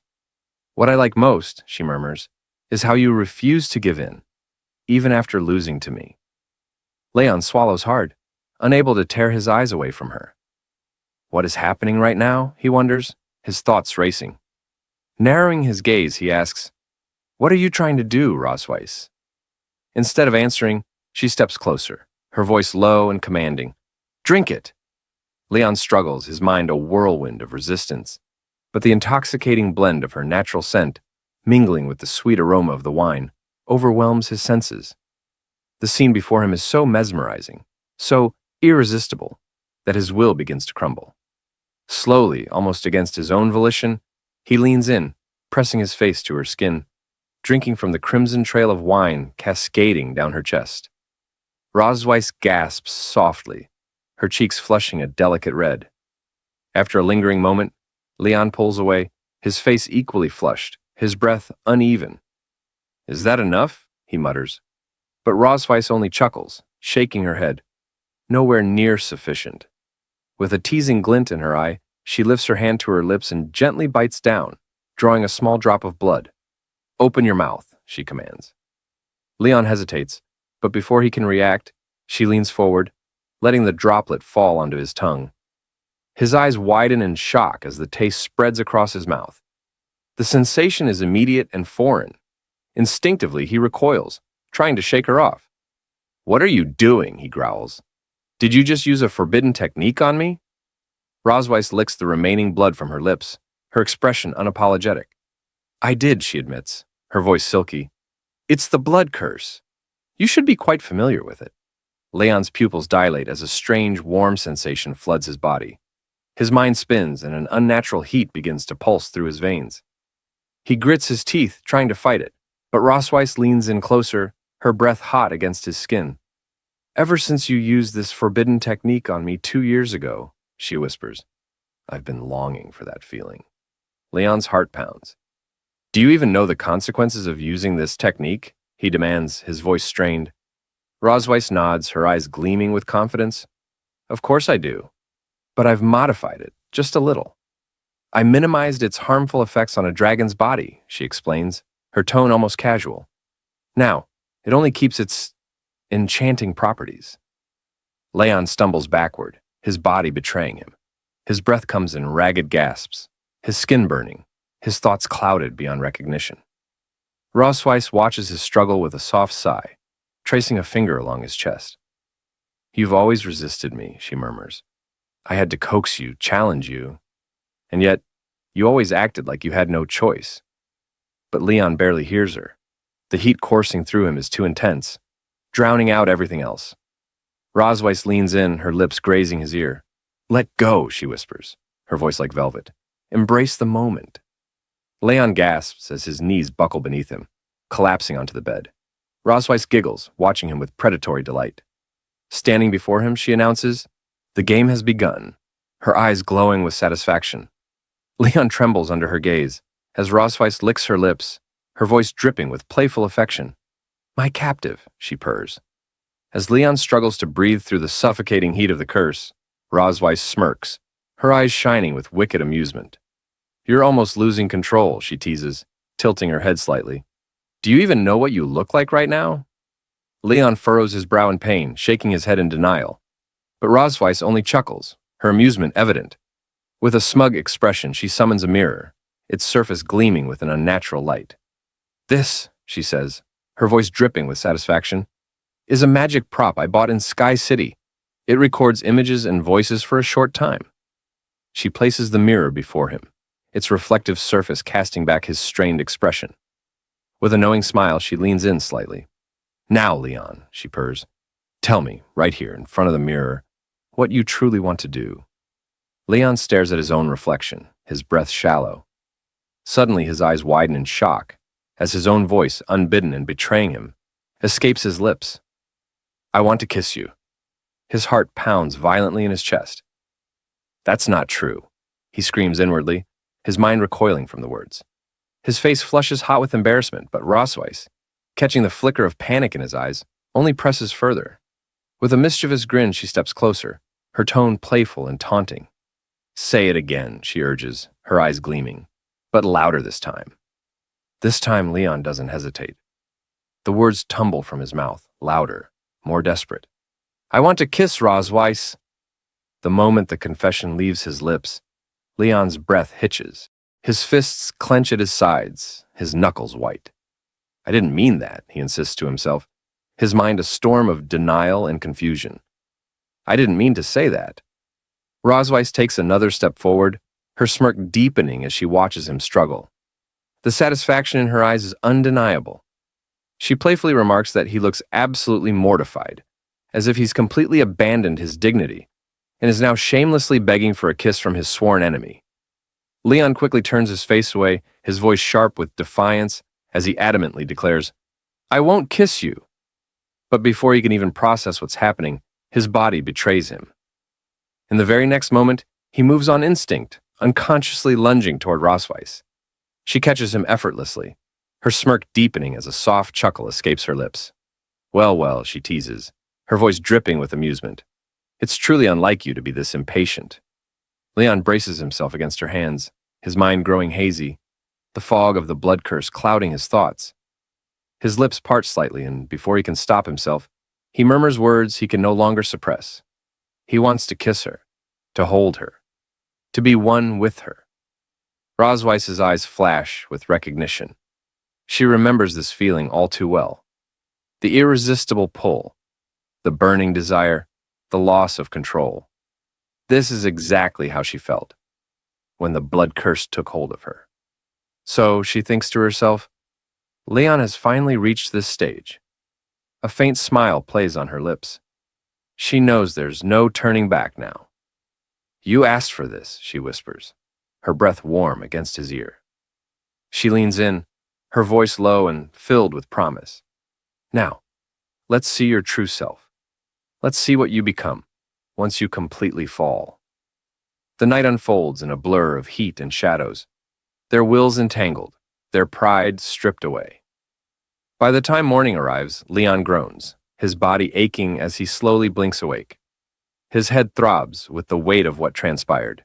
He clenches his fists, his mind clouded with fragmented memories of the night before. A wave of frustration crashes over him as the realization settles in. I fell for it again? He grits his teeth, cursing the blood curse for forcing him to discard his pride, his dignity as a dragon slayer, and making him succumb to Rosweiss's control once more. The shame coils tightly in his chest, heavier and more suffocating than ever before. Beside him, Rosweiss, the very culprit behind his downfall, sleeps soundly, her breathing steady, her posture relaxed, as if she doesn't have a single care in the world. She looks completely defenseless, a stark contrast to the chaos she left in her wake. Leon's hand moves unconsciously toward her face, his fingertips brushing against her cheek. But the moment his skin meets hers, he snaps back to reality, jerking his hand away. "What am I doing?" he questions, his heart pounding. "Why did I touch her?" he convinces himself. "I only wanted to wake her up. Nothing more." But even as he repeats the thought, doubt gnaws at the edges of his mind. Then he pauses. Why hasn't she reacted? Narrowing his eyes, he mutters, "Don't tell me you're pretending to be asleep." Leaning in, he pokes her forehead gently. "Hey," he says, his voice a mixture of irritation and lingering confusion. "Stop pretending." He shakes her gently, his voice firm as he orders, "Wake up." His brow furrows in frustration. She's usually so self-disciplined, he thinks. Why is she still asleep? A flicker of concern creeps into his mind. Could she be under the influence of the blood curse? He knows all too well that the curse's effects vary, depending on the victim's physical resilience. When he'd first fallen prey to it, he'd been on the brink of death. The curse had nearly claimed him, dragging him into a coma that lasted 2 agonizing years. Even now, he doesn't fully understand how he managed to survive. But Rosweiss? She's not just anyone. She's the Dragon Queen, strong, healthy, and nearly indomitable. Even so, Leon muses, she'll probably be unconscious for about a week. As the realization sinks in, a smug smile curls at the corners of his lips. This is perfect. A week might not be enough time for an ordinary human to escape her reach, but Leon isn't ordinary. Not when he's equipped with the black gold armor. Leon quickly gets dressed, gathers his belongings, and decides that with the help of stamina recovery potions and pills, running at full speed should be enough to get him back to the human realm. He grins, confident in his plan. By the time Rosweiss wakes up and realizes he is missing, it will already be too late. He laughs loudly, but as the thought settles in, reality hits him. It has been 2 years since he left the Empire.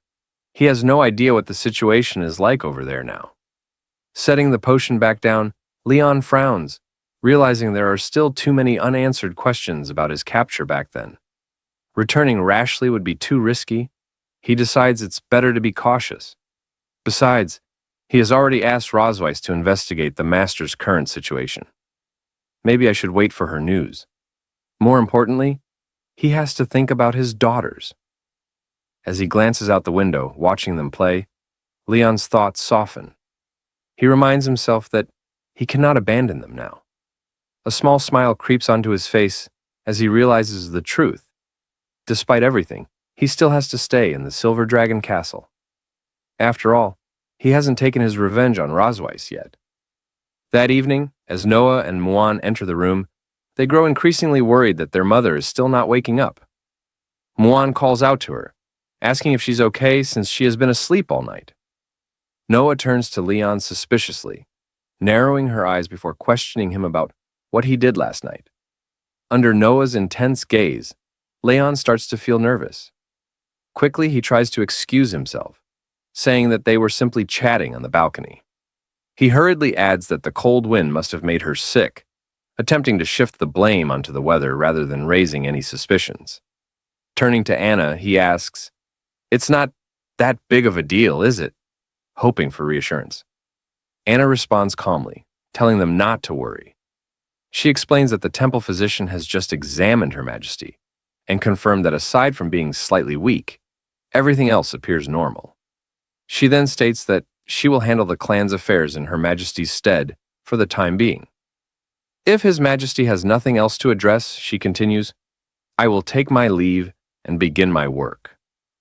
Leon, seemingly relieved by her words, nods and tells her to proceed, After Anna exits the room, Muan approaches Rosweiss, gently placing her hand on her mother. With a soft voice, she pleads for her to get better soon, promising that she will never make her angry again. Muan gazes at her mother's sleeping face, guilt shimmering in her eyes. She regrets every moment she might have upset her. Meanwhile, Leon stands quietly by Rosweiss's bedside, his eyes scanning her body. He notices the sheen of sweat glistening on her skin and realizes he'll need to wipe it off later. As this thought crosses his mind, Noah, who has been silently observing him, frowns. She catches the strange flicker in his expression and immediately feels something is off. Her voice sharp with suspicion, she confronts him. "Are you planning something?" she asks bluntly, narrowing her eyes. "Are you trying to do something to Mom while she's unconscious?" Leon straightens slightly, his lips twitching into an uneasy smile. "You're overthinking it," he replies calmly. "I just want to take good care of her." Noah studies him intently for a moment, her sharp gaze not easing. After a tense pause, she sighs. "If that's really the case, then fine." She turns to Muan, her tone softening. "Come on, Muan, let's go. We'll come back and see Mom again tomorrow." Muan glances back at Rosweiss one last time, her small voice filled with quiet affection. "I'll come see you again tomorrow, Mom." Then, with a final wave to their father, both girls leave the room, their footsteps fading down the hall. Now alone, Leon remains by Rosweiss's side, his gaze lingering on her peaceful, vulnerable figure. After a brief pause, he exhales and starts pondering his next move. Finally, he decides to fetch a basin of water and a cloth to wipe away the sweat beading on her skin. He recalls applying medicine to her earlier and worries she might catch a cold if left like this. As he gently wrings out the cloth, he thinks to himself, when Rosweiss wakes up, she better not misunderstand my intentions. Looking down at her, Leon notices something unusual. Rosweiss, who usually flaunts her large, elegant tail with pride, now lies so weak she can't even move it. The sight makes him sigh softly. With care, he begins to wipe her body, his movements slow and deliberate. Once he's finished, he hesitates. Should I change her clothes too? The thought lingers, but practicality wins out. His eyes wander around the room until they settle on a nearby cupboard. Curious, he opens it and is immediately taken aback by the sheer number of outfits crammed inside. He thinks to himself that with so many outfits, it should be fine to pick something he likes.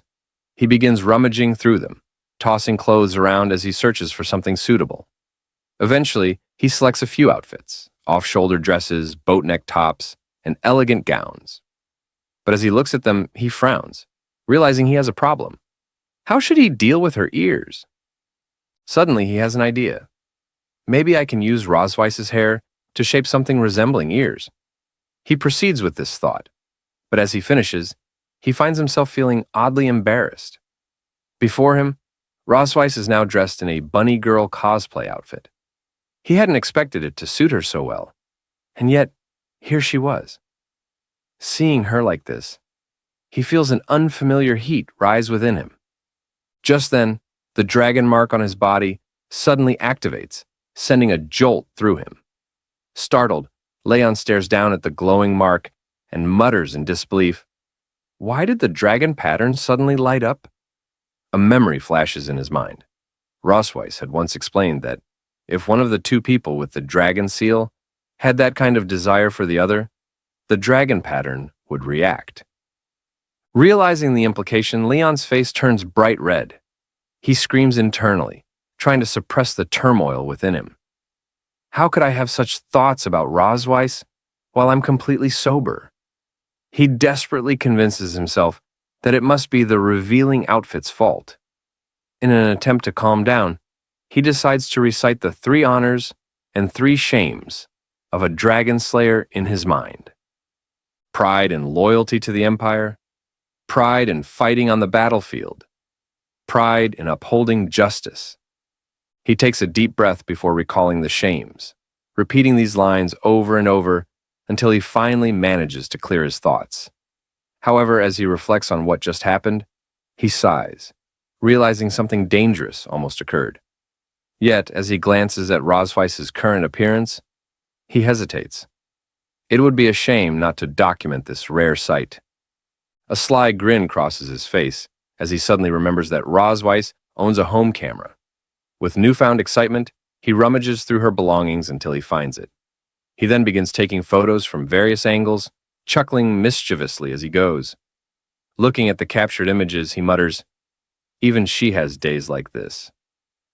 As he continues, he gently moves her lips into a slight smile to take a picture of her smiling face. Seeing this, he instinctively takes another picture. Thinking to himself that this moment is truly priceless, he decides he will make sure to preserve these historic photos properly. Suddenly, Rosweiss lets out a small noise. Hearing this, Leon nearly jumps out of his skin, screaming internally, "Is she going to wake up so soon?" His heartbeat quickens as he waits in silence. Seconds pass, but Rosweiss doesn't move again. Leon lets out a deep sigh of relief, realizing it was just a false alarm. Deciding not to take any more chances, he quickly changes her back into her normal pajamas and tidies up the room.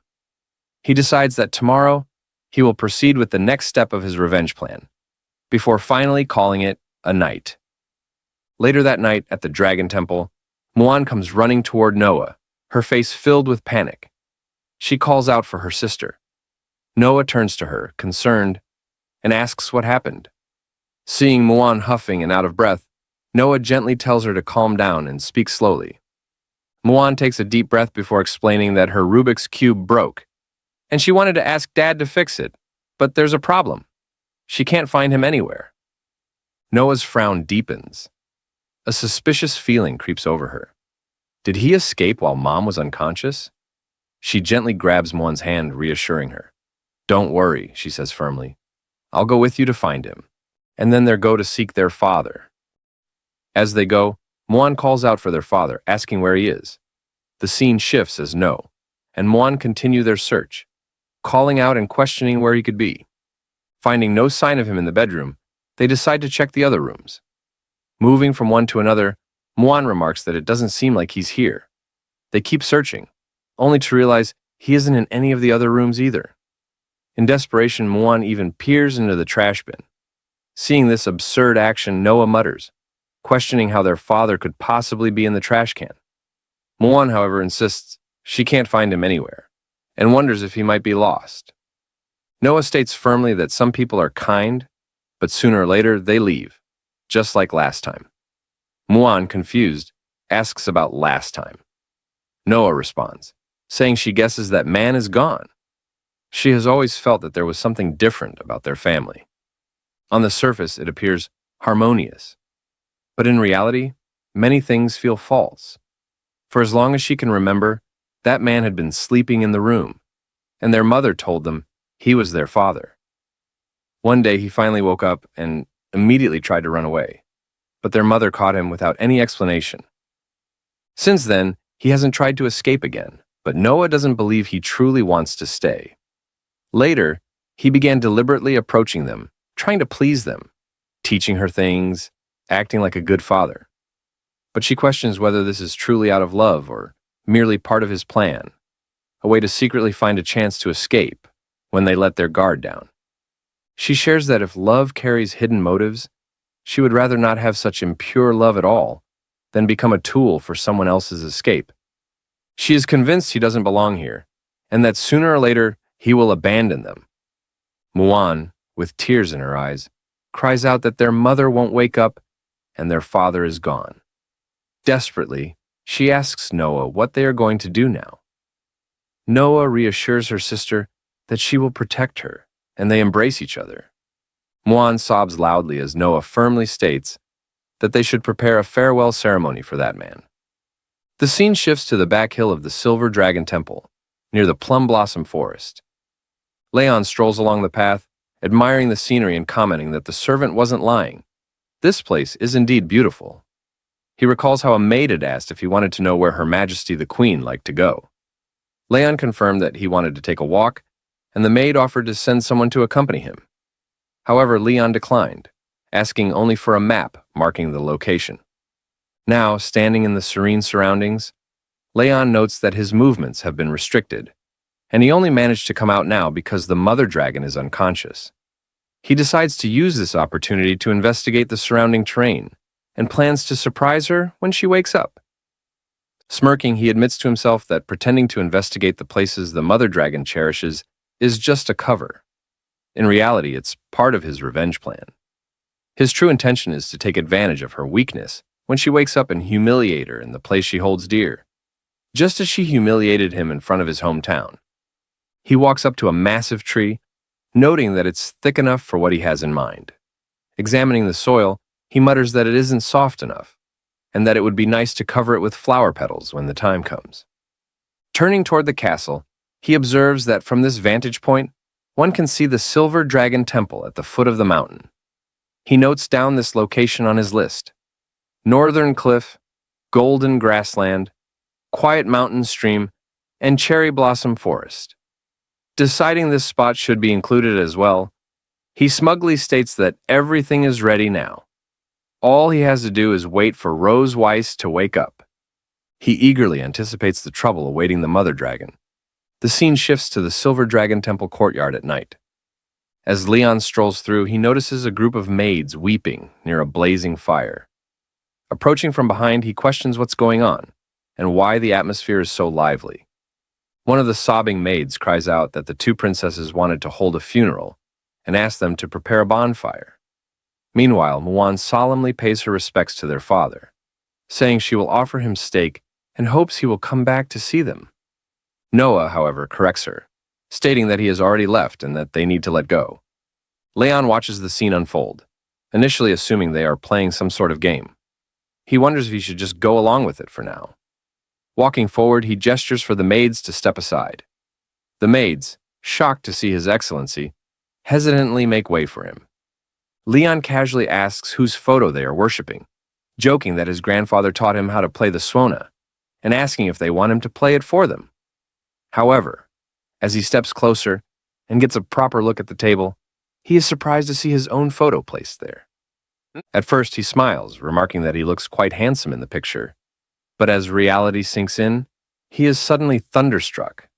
His expression shifts to shock as he demands to know why his photo is on the table. Seeing their father in front of them, Noah and Muan are quite surprised, pointing out that their dad has appeared. Leon, quiet with a gloomy face, tells his dear daughter that he was only out for a day, questioning whether it is too hasty to hold a funeral for him now. Muan gets teary. Without a moment's hesitation, she jumps toward Leon, crying out that their dad is back. She sobs, saying that she thought he didn't want her anymore. Leon gently pats her head, reassuring her, asking what nonsense she's talking about. He states, how could their dad not want them? Noah pouts and says that she and Muan searched for him at the temple several times but couldn't find him. She thought that he had left them. Leon laughs it off, questioning why he would ever leave. He explains that he just went for a walk in the back mountain today, making Noah realize that she had misunderstood the situation. Leon picks up Muan and turns to the maids, telling them that everything is fine now and asking everyone to go home. Muan excitedly asks if she can eat his tribute meal now that he is back. Leon chuckles and assures her that, of course, she can. Muan dashes toward the tribute, exclaiming how great it is, making Leon think to himself that she is definitely not like him because she is so greedy. Meanwhile, Noah calls out to Leon, reminding him that next time he goes out alone, he should at least inform them. She then pouts in embarrassment, admitting that Muan was very worried about him. Leon laughs it off and apologizes for making them worry. He realizes that Noah clearly cares for him, but is too embarrassed to say it outright. Noah then lowers her head and admits that this entire situation is her fault for not trusting him. She bows and sincerely apologizes. Leon, quite surprised, thinks inwardly whether his entire farewell ceremony was due to her misunderstanding.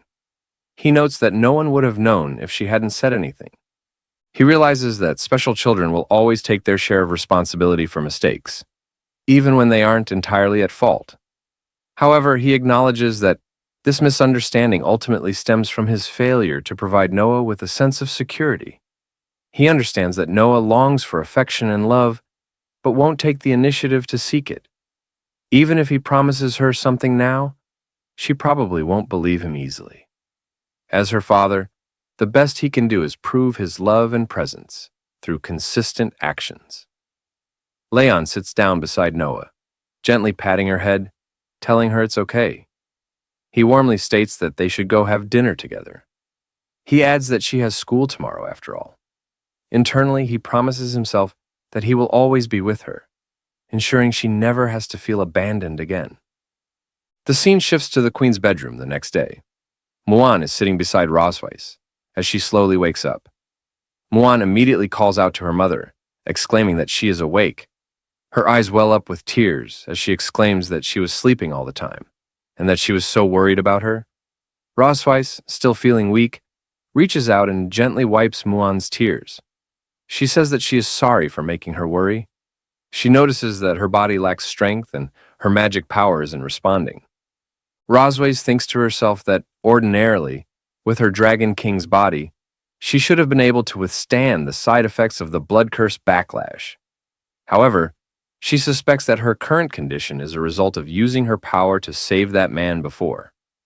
Thinking about Leon, she assumes that, given his personality, he must have escaped by now. Forcing a smile, Rosweiss asks how long she has been asleep. Muan answers immediately that it has been 2 days. Rosweiss thinks to herself that he couldn't have gotten far in 2 days, so she should still be able to send someone to capture him. Just as she contemplates her next move, Leon enters, holding a large fish.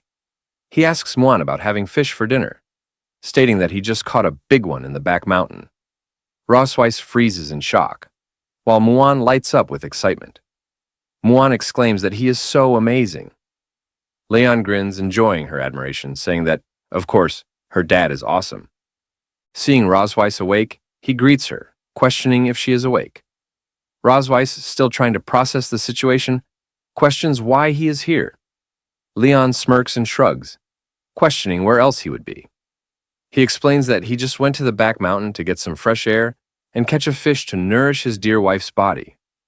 Rosweiss, suddenly flustered, turns away and mutters, questioning who his dear wife is. Muan giggles and teases her mom not to be shy.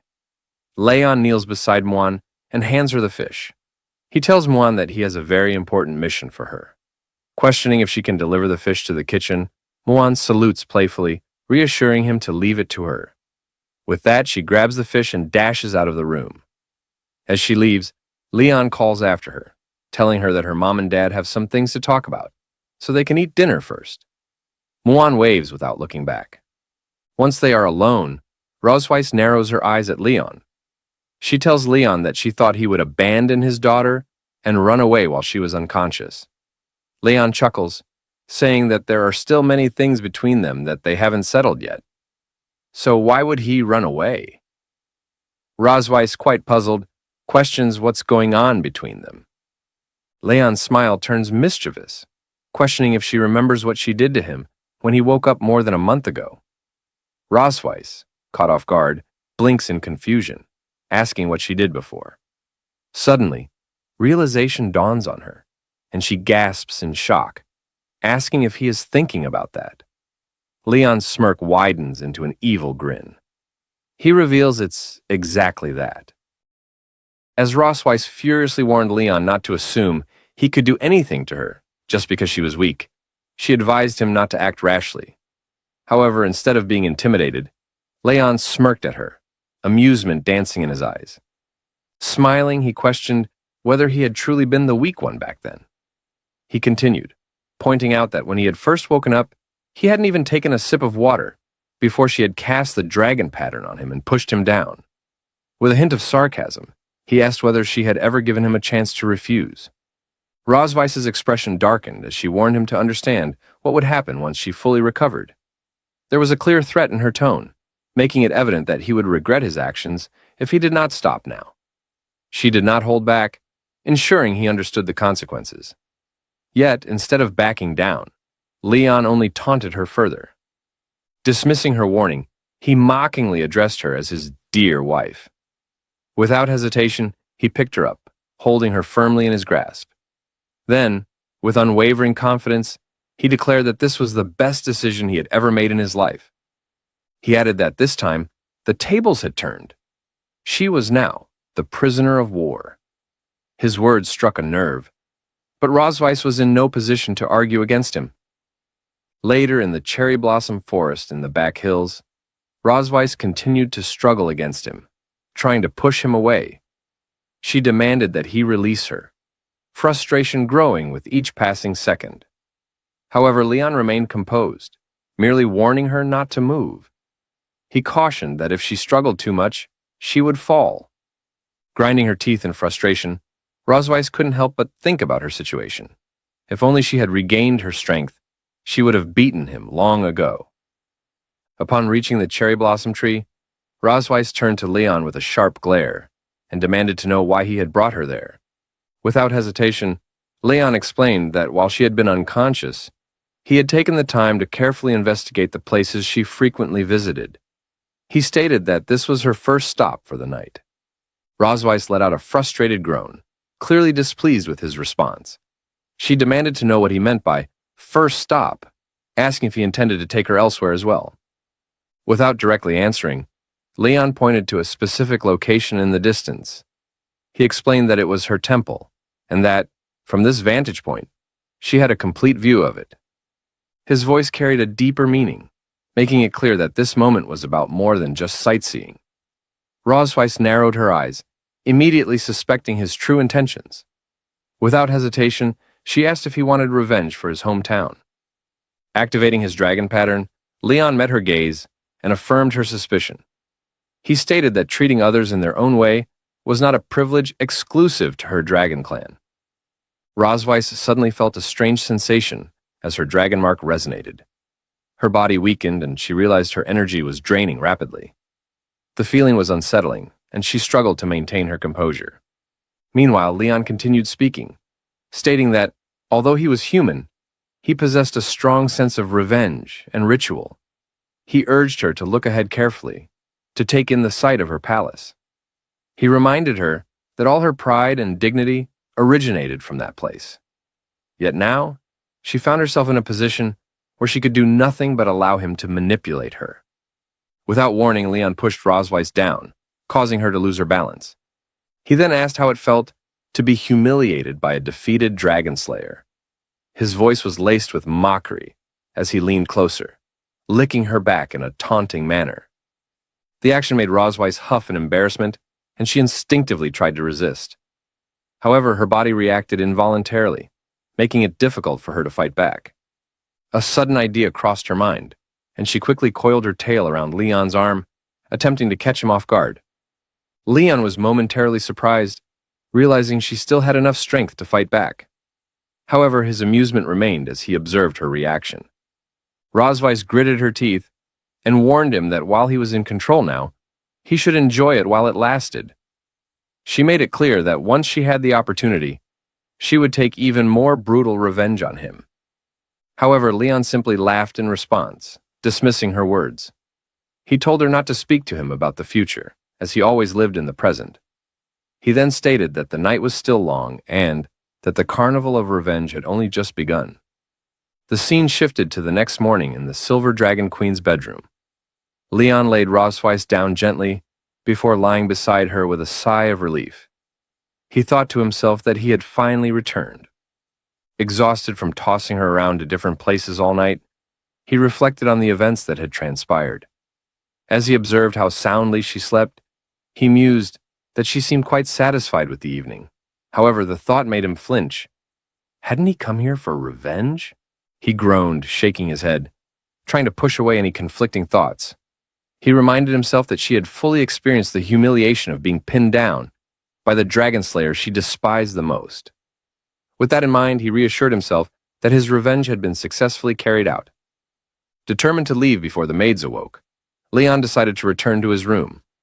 He acknowledged that their relationship was not one where they could sleep in the same bed until dawn. However, just as he was about to move, Rosweiss unconsciously reached out and held on to him, taking him by surprise. Trying to clear his thoughts, Leon reasoned that when people slept, they instinctively sought warmth. He reminded himself that this was simply a natural instinct of all living beings, and that he shouldn't let it affect him. Yet, as he lay beside her, holding her hand, he found himself thinking that it was much warmer there than returning to his cold bed in the other room. A small smile formed on his lips, as he decided to stay where he was, at least for a little while longer. The next morning, as birds chirped outside, Muan entered the room, attempting to wake her mother. She questioned whether her mother was still asleep, jumping toward her in an effort to rouse her. Urging her to get up, she pointed out that the sun was already shining. Still drowsy, Rosweiss, half asleep, asked Muan to go play with her father instead. Complying, Muan moved toward her father, shaking him in an attempt to wake him. She stated that the sun was shining on his back. Leon, still immersed in sleep, responded drowsily, commenting on the warmth and requesting to rest a little longer. Observing them, Muan frowned, voicing her frustration. She pointed out that the two of them were hugging so tightly that she had no idea whom she could play with. As she pondered, she realized it was the first time she had seen her parents being so affectionate. However, something seemed strange to her. She questioned why there were so many red spots scattered across their bodies. An idea struck her. It had to be bug bites. Rushing to the desk, she rummaged through it, recalling how her mother had taught her about different kinds of bites. She reasoned that if someone had been bitten by an insect, there was always a cream available for treatment. Triumphant, she assured herself that there was no need to worry. Since her sister was away, she would be the one to take care of them. With enthusiasm, she applied the ointment to both Rosweiss and her father, doing so quite cheerfully. After some time, Rosweiss finally called out to wake her husband. As Leon stirred, he immediately sensed something odd. Feeling a strange sensation on his face, he noticed that his entire body was covered in unusual markings. Dazed, he turned to look at Rosweiss's face, and upon seeing her condition, he burst into laughter. Rosweiss, puzzled by his reaction, questioned what was wrong with him. At that moment, Muan excitedly admitted that she was responsible. She explained that, after seeing the numerous red marks on both of them, she had assumed they had been bitten by bugs, prompting her to apply medicine. Both Rosweiss and her husband were left speechless, feeling a mix of embarrassment and disbelief. He reflected on the situation, concluding that some things were indeed better left unknown. However, Muan remained cheerful, proudly claiming that she had done an excellent job. Her father, playing along, praised her efforts, agreeing that she had done well. Muan, feeling even more confident, promised that next time she would help apply the medicine again. At that realization, both Rosweiss and her husband exchanged a glance, silently vowing to ensure the door remained locked in the future. Sometime later, as Rosweiss was resting, Leon attempted to feed her. Startled, she pulled away, questioning his intentions. However, he simply pushed the spoon into her mouth, explaining that since she had not eaten for several days, she needed to regain her strength. Reminding her that dragons could go without food or water during their dormant state, he insisted that she must be hungry. Rosweiss, reluctant, argued that she was fully capable of eating on her own. However, after tasting the food, she hesitantly admitted that it wasn't bad. Observing her reaction, Leon smiled and took a bite himself. He proudly stated that it was fried rice made with love. Rosweiss, confused, pointed out that the meal had been made for her, questioning why he was eating it as well. In response, he reached for the bowl, claiming that he was merely assisting her, since he doubted she could finish it all. His words, however, sparked irritation in Rosweiss, who immediately challenged his assumption. With determination, she declared that she would finish the entire portion, and that he would not get another bite. After consuming the entire bowl, Leon found himself reflecting on recent events. He had been taking care of her, helping her bathe, cooking for her, and even feeding her. Though she recognized his efforts, she couldn't help but feel conflicted. Sarcastically, she questioned whether he had done all of it just to torment her. In response, he feigned innocence, asking how any of his actions could be considered torture. Instead, he insisted that it was all loving care from a devoted husband. His words, however, only fueled her frustration. As he exited the room laughing, he called out, reminding her to see him in the morning. Rosweiss, clenching her fists, cursed under her breath.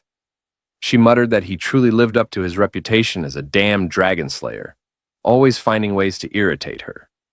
In frustration, she slammed her fist down beside the bed with all her strength. However, as her hand collided with the surface, An unexpected force surged through her body. Startled, she noticed something strange. As she examined her surroundings, realization dawned upon her. Her strength had returned. Meanwhile, in the kitchen, her husband hummed to himself, feeling content. He delighted in the fact that Mother Dragon had yet to recover fully. With a mischievous grin, he mused that he still wanted to play around with her for a few more days. However, at that moment, he remained blissfully unaware of the seriousness of the situation that was about to unfold. In the castle, as Anna entered Ross Weiss's room, she called out to Her Majesty, informing her that the liquid medicine prescribed by the doctor would help her regain her strength. As she placed it down, Ross Weiss responded that her body had already recovered, making the medicine unnecessary. Anna attempted to convince Ross Weiss otherwise, but her attention was drawn to the broken wall. Noticing her gaze, Ross Weiss explained that she had failed to control her strength earlier and planned to have someone repair it the next day. Anna acknowledged this with a nod and turned to leave, but before she could step out, Ross Weiss called out to her again. With a slightly embarrassed expression, she hesitated before asking Anna not to inform Leon that she was still recovering. Hiding her face behind a book, Ross Weiss admitted that she wanted him to take care of her a little while longer. Anna, surprised by the request, giggled before assuring Ross Weiss that she understood. Meanwhile, Ross Weiss smirked smugly, remarking that Leon's peaceful days would soon be over. 2 days later, in the garden, Muan eagerly called out to her father, expressing her desire to learn the sparkly technique that made his body shine. Leon, slightly puzzled, asked if she was referring to the sparkly effect, wondering if she meant magic. Muan, her eyes gleaming with excitement, confirmed, explaining that it was the same ability he and her mother had demonstrated at the training grounds. Curious about her sudden interest, Leon asked why she wanted to learn magic. Muan explained that her sister had been learning many things at school, and she didn't want to be left behind. Leon, understanding her determination, asked if there was something specific she wanted to learn. Muan nodded firmly. He then remarked that having 2 children at home naturally created a sense of competition, which could be beneficial. He noted that Muan admired her sister a lot and naturally didn't want to feel distant from her. With a warm smile, Leon reassured Muan that he would definitely teach her magic and that they would start with basic training. Overjoyed, Muan eagerly thanked her father. Later, as Muan diligently practiced her magic, Leon observed her progress and realized that, in just a few hours, she had successfully guided magical energy through her body. He speculated that she might soon reach magic enlightenment and begin working with original magical power. Watching her closely, he wondered if she might be a genius. Suddenly, Muan's stomach growled, interrupting their session.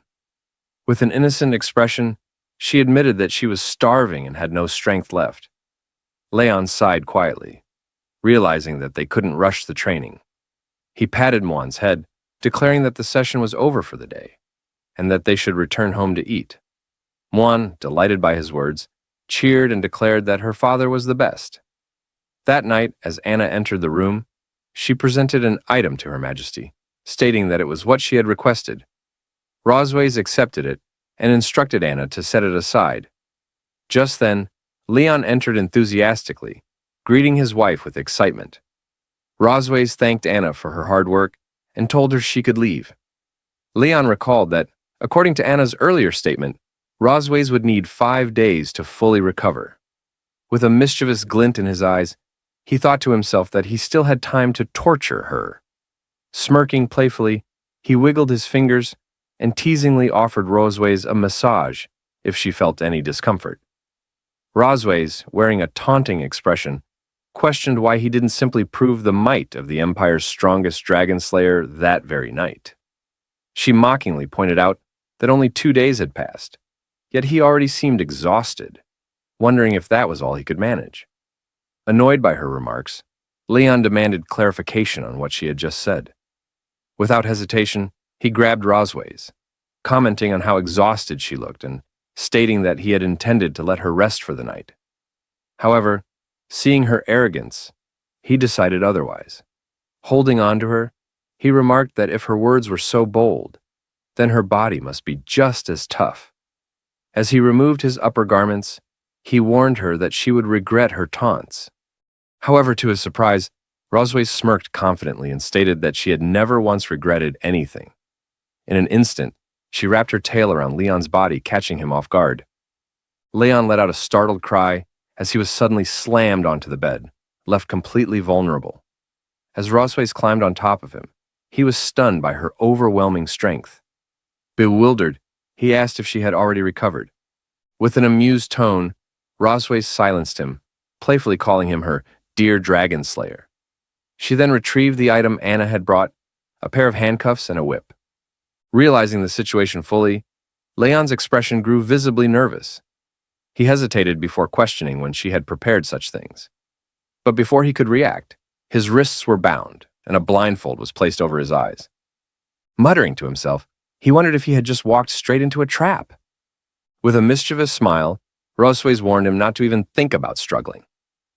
Still in disbelief, Leon demanded to know what exactly she was planning. Still in disbelief, Leon asked if she intended to torture him to extract a confession. As he called out to Rosways, addressing her as Mother Dragon, he boldly warned her that he had undergone professional anti-interrogation training and would never yield to her. Rosways scoffed at his claim, questioning whether that was truly the case. In response, she activated an orb, revealing an event from Leon's past, one where he had desperately called out for Rosways, pleading with her and expressing his desire to kiss her. Upon seeing this, Leon could hardly believe his own eyes. He simply stared at the screen, questioning what he was witnessing as the voices played out. Unfazed, Rosways asked him to consider who the person was that had begged her so desperately. Overwhelmed with embarrassment, Leon struggled to process the situation. The strange noises coming from the recording were unmistakably his own, calling out for Rosways. Flustered, he attempted to refute it, insisting that the voice couldn't possibly belong to a human and that it merely sounded similar. However, Rosways dismissed his claim and brought the orb closer, forcing him to see the truth more clearly. Leon had no choice but to listen as his own embarrassing words played back. Pleas for Rosways, expressing his desire to kiss her and embrace her as one. Stunned, he was left speechless. Rosways, smirking, taunted him, suggesting that he might recall it all now. Faced with undeniable evidence, he apologized, but Rosways was far from ready to let it go. She took out the whip and ordered him to repeat what he had just said, several times. Then, with a dangerous glint in her eyes, she warned him that if he couldn't remember it clearly, she would gladly replay it for him again. Without hesitation, she whipped him, repeatedly and furiously, throughout the entire night. The relentless punishment left Leon writhing in pain, unable to move properly. As he lay there enduring the agony, he turned his face just in time to see a dragon entering the room, reporting to Rosways about a letter. Still struggling from the ordeal, Leon questioned whether the letter was from the academy. He noted that it had arrived so late at night, making him wonder what could have happened. Rosways explained that the academy had summoned them for the next day, mentioning that Noah had gotten into a fight with someone. This revelation startled Leon, who sat up in shock and demanded to know what she meant. The scene then shifted to the following day in the office of Vice Principal Wilson, where Noah was brought in alongside 3 visibly injured students. The vice principal addressed Leon and Rosways, stating that the reason for summoning them was to resolve a conflict that had arisen between Noah and some of her classmates. With a furious expression, Rosways questioned what he meant, her tone carrying both anger and an implicit threat. She then turned her gaze toward the 3 injured students and accused them of teaming up to bully her daughter. Her words immediately caused the 3 young dragons to recoil in fear. Meanwhile, Leon took a quick glance at Noah, checking for any signs of injury. However, Noah reassured him that she was fine. It was then that Principal Wilson revealed the truth. Noah had actually been the one to beat up the 3 students. This revelation left Rosways momentarily surprised, while the injured students cried out in frustration. Leon turned to Noah, staring at her, before ultimately praising her, acknowledging that she was indeed his daughter. Principal Wilson, however, remained focused on the broader issue. While the fight itself had been a minor incident between young dragons, it also reflected an underlying conflict between cocoon-born and viviparous-born dragons. He knew the two distinct methods of dragon reproduction. Cocoon-born dragons directly inherited their mother's strength, giving them natural advantages in physical fitness and talent, while viviparous-born dragons required time to grow and learn before mastering their strength. As a result, within the same age group, cocoon-born dragonlets generally possessed superior physical strength compared to their viviparous counterparts. Despite this difference, Noah, a viviparous-born dragon, had single-handedly defeated 3 cocoon-born dragons, all of whom were a few years older than her. Recognizing her exceptional abilities at such a young age, Principal Wilson remarked that she had a bright future ahead. Just as the discussion continued, the door burst open. A red dragon entered the room, scoffing as he declared that he had heard his son had been involved in a fight. He dismissed the matter as trivial, stating that he was willing to cover the medical expenses. However, his nonchalant attitude quickly changed when he turned to his companions and saw their children injured. The red dragon then called out for his son, demanding an explanation for how he had been beaten so badly. The 3 injured students rushed toward their fathers, crying out pitifully. Meanwhile, Rosweiss whispered to Leon, identifying the red dragon as a member of the Red Flame Dragon King's faction, Constantine's clan. She explained that everyone from the Red Flame Dragon clan was known for being arrogant and domineering, making it difficult to communicate with them. Leon, reflecting on past encounters, remarked that if all the Red Flame Dragons he had killed were lined up, they could circle the academy twice. The Red Flame Dragon parent, unfazed by the situation, turned his gaze toward Rosweiss and questioned who she thought she was. He scoffed at the notion of her being the queen of the Silver Dragon clan, expressing disbelief that a queen would fail to discipline her own child, allowing her to bully other dragons. His words carried a clear implication, that the Silver Dragon clan was not as strong as the Red Flame Dragon clan, and that they only dared to instigate young dragons to pick fights with his son. Hearing this, Rosweiss's expression darkened. She glared at him and demanded that he repeat himself. However, the Red Flame Dragon showed no fear, even going so far as to threaten that if Rosweiss and Leon did not apologize to his son that day, they would not be allowed to leave through the doors. At that moment, Leon smirked and remarked that the real question was, who should be afraid of whom? His hands, he added, had been itching for a fight anyway. Just before the situation could escalate further, Vice Principal Wilson quickly intervened. He addressed the parents in a firm tone, urging them to remain patient and listen to his recounting of the events. Wilson then proceeded to explain what had happened the previous night. According to his account, in the cafeteria, Lowell and 2 other classmates had an argument with Noah. During the altercation, Noah's plate had accidentally collided with Lowell, staining his clothes. Later that night, on the way back to the dormitory, the 3 students had cornered Noah in the backyard and engaged in a physical conflict. Upon hearing this, Wilson turned to the injured students and gave them a chance to add any details. However, intimidated by the situation, they hesitated and ultimately remained silent. Just then, Noah stepped forward. With a confident expression, she addressed the vice principal and stated that she had something to add. As Principal Wilson asked her to continue, Noah explained that, first of all, it was Lowell who had deliberately provoked her in the cafeteria, and the incident of knocking over the plate had been purely accidental. She further clarified that the second incident had occurred in the backyard of the dormitory where she encountered them again. Lowell and his group had rushed toward her first, startling her, which led to her unintentionally breaking his arm in self-defense. Glaring at Lowell, she demanded that he confirm her version of events. Startled, Lowell instinctively retreated behind his father, ultimately affirming the truth of her words. His father, noticing his reaction, questions why he appears so frightened of her. Leon intervenes, directing his words toward Noah. He remarks that, despite her justification, he believes she handled the situation incorrectly. As Noah glances at him, he continues, advising that if she ever encounters a similar situation again, she should aim for the knee instead. Noah, confused, inquires about the reasoning behind such advice. With a full flex, Leon explains that on the battlefield, if a member of the Red Flame Dragon clan were injured in the knee, they would be easily subdued. As expected, she acknowledges the advice and assures him she will take it into account in the future.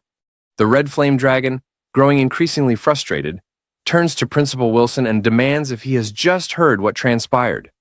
He expresses outrage that Leon would openly teach his daughter to bully his children.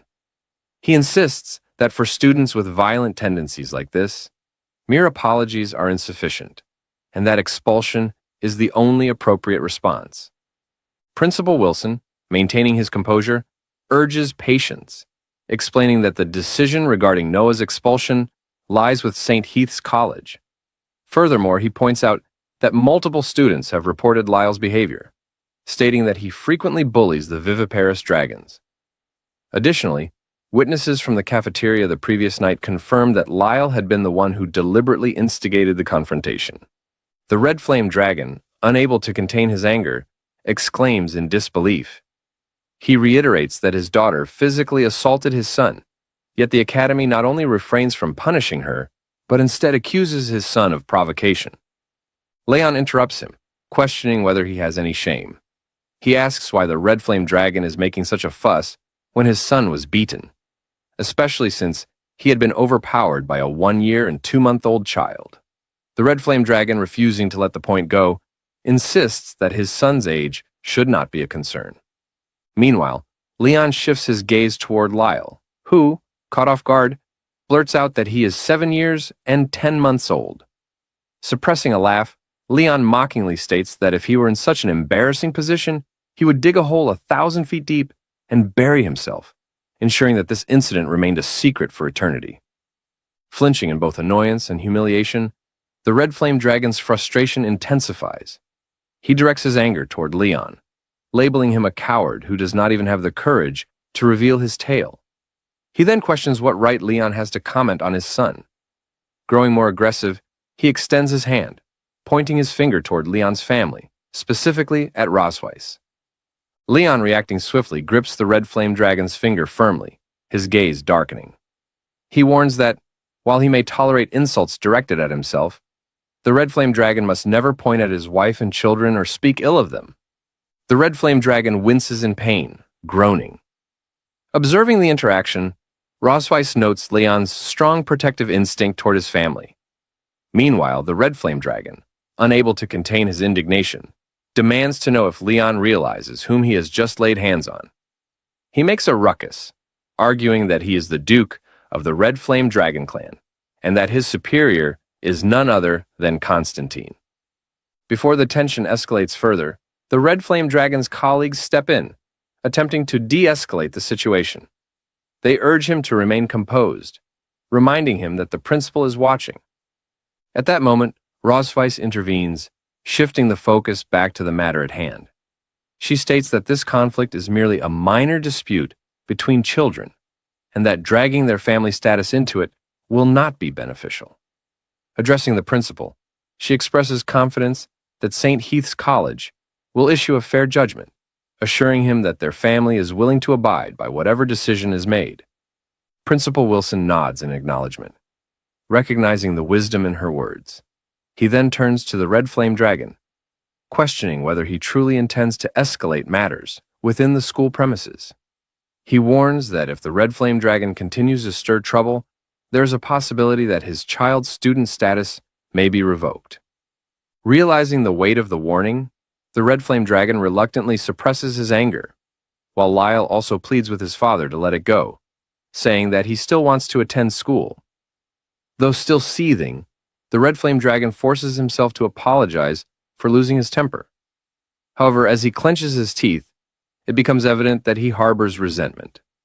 Determined to bide his time, he resolves to stay out of the spotlight for now, waiting for an opportune moment to act once they are beyond the school's jurisdiction.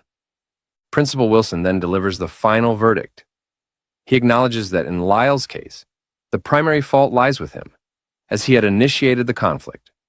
However, he also states that Noah's response was excessive, even if it had been in self-defense. He orders her to return to her classroom and receive verbal guidance from her class teacher. Additionally, she's instructed to reflect seriously on her actions. As a consequence, all 3 students, including Lyle, are required to write self-reflections, which must be submitted to their respective class teachers for evaluation. Furthermore, they will be assigned class hygiene responsibilities for the following week. Afterward, outside, Noah bids farewell, stating that she will return to the classroom. As she leaves, Leon waves at her and reminds her that if she ever faces such provocation again, she must ensure she targets the knees first. Unbeknownst to him, Principal Wilson had silently approached from behind, his presence sending a chill down Leon's spine as he calls for him. Turning around abruptly, Leon, flustered, nervously asks if the principal has any further inquiries, secretly hoping that his last statement had gone unheard. Principal Wilson, however, appears unfazed. He states that despite the few times they have met, he has always been curious about one thing. Leon's tail has never been visible. He then poses a direct question, inquiring whether Leon's identity has been deliberately concealed. Choosing his words carefully, Principal Wilson admits that he is unable to determine which noble dragon lineage Leon belongs to. However, if it is convenient, he asks if Leon would be willing to disclose the truth. Before Leon can respond, Rosweiss intervenes once more. She asserts that her husband is not of noble dragon descent, but merely an ordinary member of the dragon clan. Maintaining a light-hearted demeanor, Leon chuckles and casually states that he is just a commoner. Principal Wilson, however, finds this claim intriguing. Laughing, he remarks that it is quite a miracle for such an extraordinary child to be born from an ordinary couple. In short, he expresses that St. Heath's College welcomes talented children like Noah as they contribute to the institution's growth and prestige. His expression turning more deliberate, he then subtly implies another suggestion. Leon and Rosweiss, understanding his underlying message, exchange glances.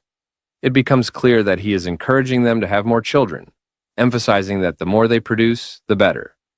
Finally, Principal Wilson expresses confidence that upon graduation, Noah will undoubtedly lead the Dragon Clan to great victories against the Dragon Slaves. Leon, amused, dismisses the remark internally, offering his thanks in silence. Meanwhile, the Red Flame Dragon, having observed the entire exchange, scoffs. Turning to his colleague, he mutters that it is time for them to leave. Now at the college gate, as Rosweiss and Leon walked down the stairs while talking, Lord Duke Lear suddenly appeared, interrupting them by calling out for the Silver Dragon Queen to wait. Rosweiss questioned whether he had something else to say, pointing out that the college had already given its verdict on the matter and asking if he had not just agreed to it.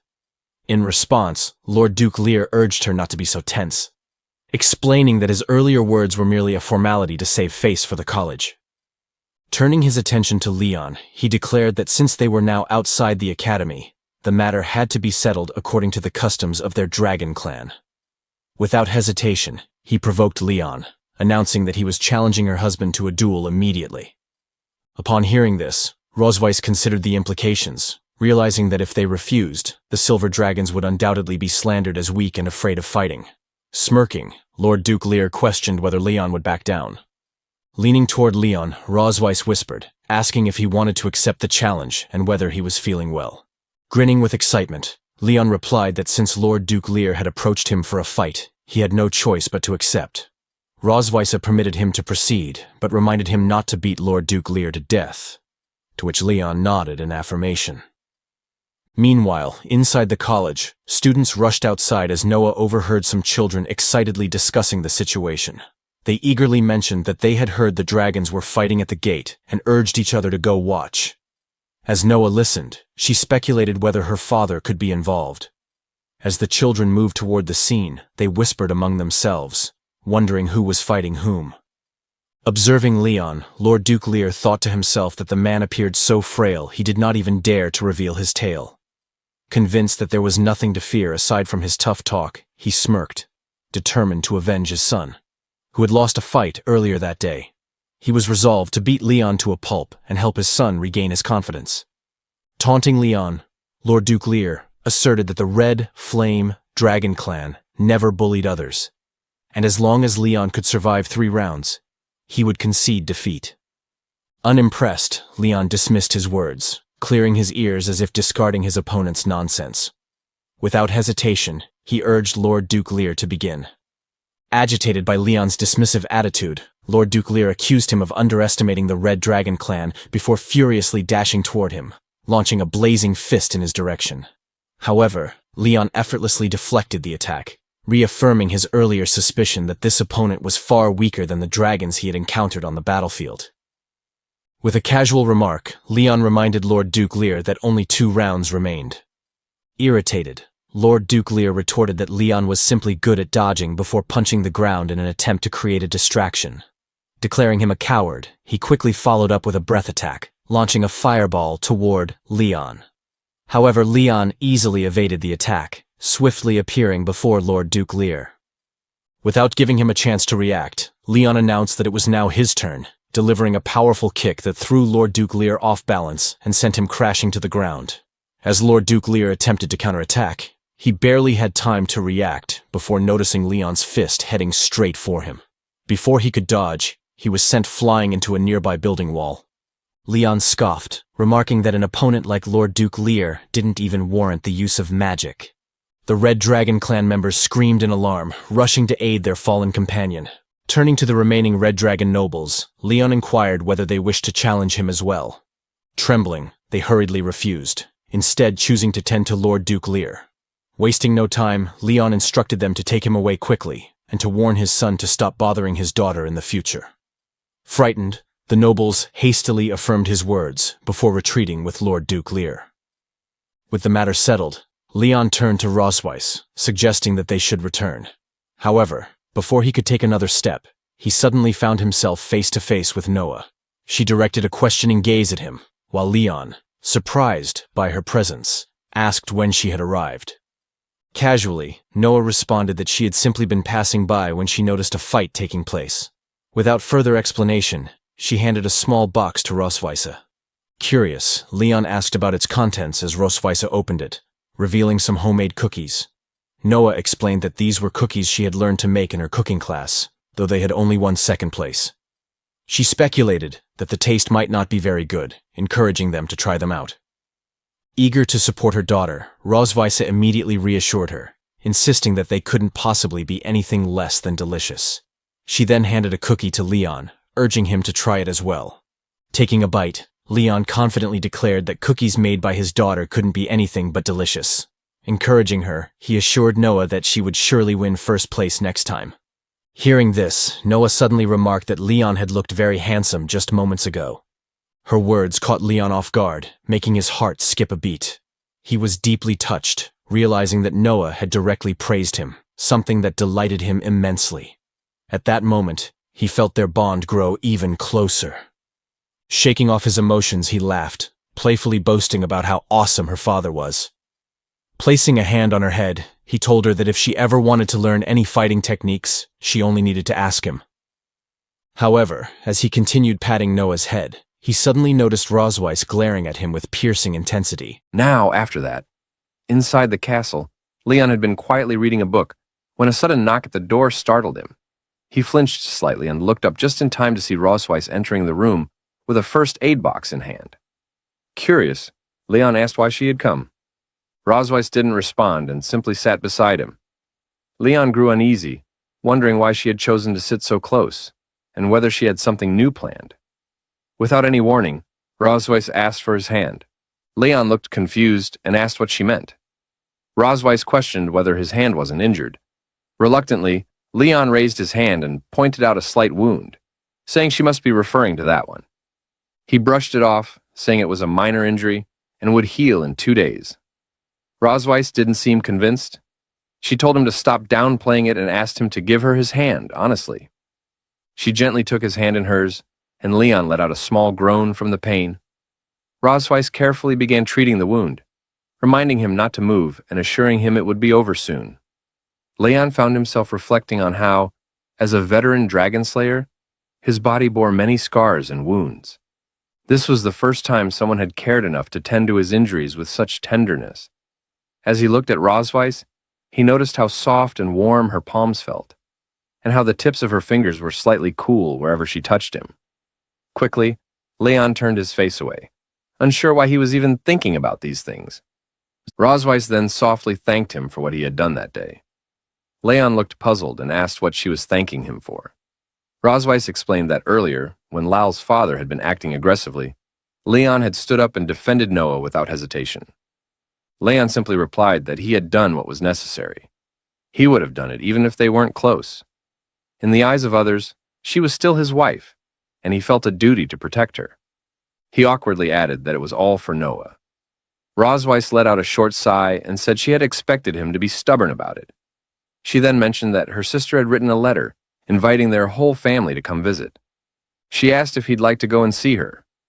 Leon hesitated and questioned where her sister lived, clearly not sounding interested in the idea. But Rosweiss reminded him that they still hadn't resolved everything. This made Leon nervous, and he quickly agreed, asking why they shouldn't just go. Later on, Rosweiss, in her dragon form, flew across the Red Dragon clan's domain, eventually landing where her family lived. Leon got down with Muan and Noah. He nudged Muan awake just as Aisha came running over. She hugged Rosweiss, smiling as she commented on how impressive her dragon form still looked. After Rosweiss transformed back, Isha clung to her and complimented how good she looked, even after returning to her human form. Rosweiss chuckled and said the transformation was still a bit itchy. She then said it was time for formal introductions, since Isha hadn't properly met her family yet. Pointing to Leon, she introduced him as Leon Kusmodi. Rosweiss introduced him as her husband. Isha greeted him warmly and said she was glad to finally see him awake. Rosweiss then introduced her daughters, Muan and Noah. Isha looked at the children, guessing that the one standing in front was Muan and the one behind was Noah. Muan confirmed her guess, saying her aunt had gotten it right.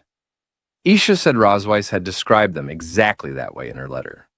She bent down to Noah, asking if she wanted a hug too. After a short moment of hesitation, Noah nodded. Isha then gathered both girls in her arms, saying how lucky she felt to hug two little dragon girls at the same time. Turning to Leon, Aisha mentioned that Rosweiss had told her how carefully he looked after the children. She thanked him for all the effort, calling him brother-in-law. Leon smiled and said it was nothing. He enjoyed being with the children, and they were close to him. Rosweiss playfully added that he was definitely closer to her. Leon looked at her and jokingly called her honey, saying she shouldn't tease like that. He pretended to act shocked, asking how she could even say something like that. They started exchanging playful remarks, and Leon threatened to kiss her if she didn't stop teasing him. Rosweiss asked if he was being serious. Isha laughed and commented that the two of them seemed to have a great relationship. Both Rosweiss and Leon turned their faces away, clearly a bit embarrassed, but not denying it. Aisha then suggested they must be tired after traveling such a long way, and invited everyone inside to rest. After some dinner, they all gathered in the hall. Isha brought out an old photo album and asked if anyone wanted to see pictures of their mother from her childhood. Muan jumped up excitedly and claimed the seat beside her aunt. Seeing this, Rosweiss flinched. She quickly got up and ran to Aisha, questioning why she still kept those old photos. Rosweiss tried to grab the album away, insisting it should be handed over. Isha teased that Rosweiss must be shy about them. She made eye contact with Leon and, with a smirk, tossed the album to him. Leon caught it easily as Rosweiss stood there, embarrassed. He grinned, thinking there was nothing more amusing than seeing someone's childhood photos. He told himself he had to take a look at her past, even if just for fun. As he opened the album, a bright smile spread across his face. As he looked at the first picture, choking him out. As Leon remarked to Rosweiss that he hadn't expected her to have this side to her, Rosweiss, startled by the comment, glanced over at him, unsure of what he meant. Muan, however, seemed quite excited, insisting that they should watch whatever it was he was talking about.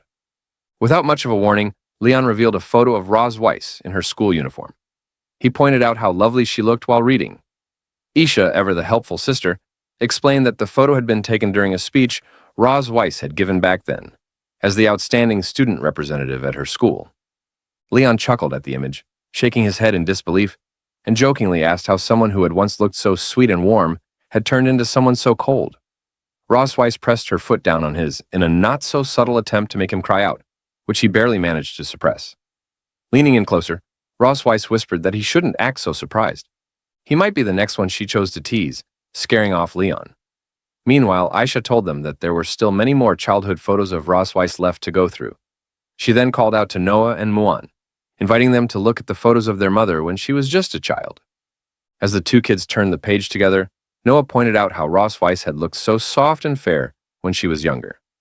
Muan eagerly chimed in, saying she wanted to touch her mother, captivated by how small and adorable she looked in the pictures. Muan suddenly declared that the mother in that photo was beautiful, causing Leon to lean in quickly, asking to let him see the photo too.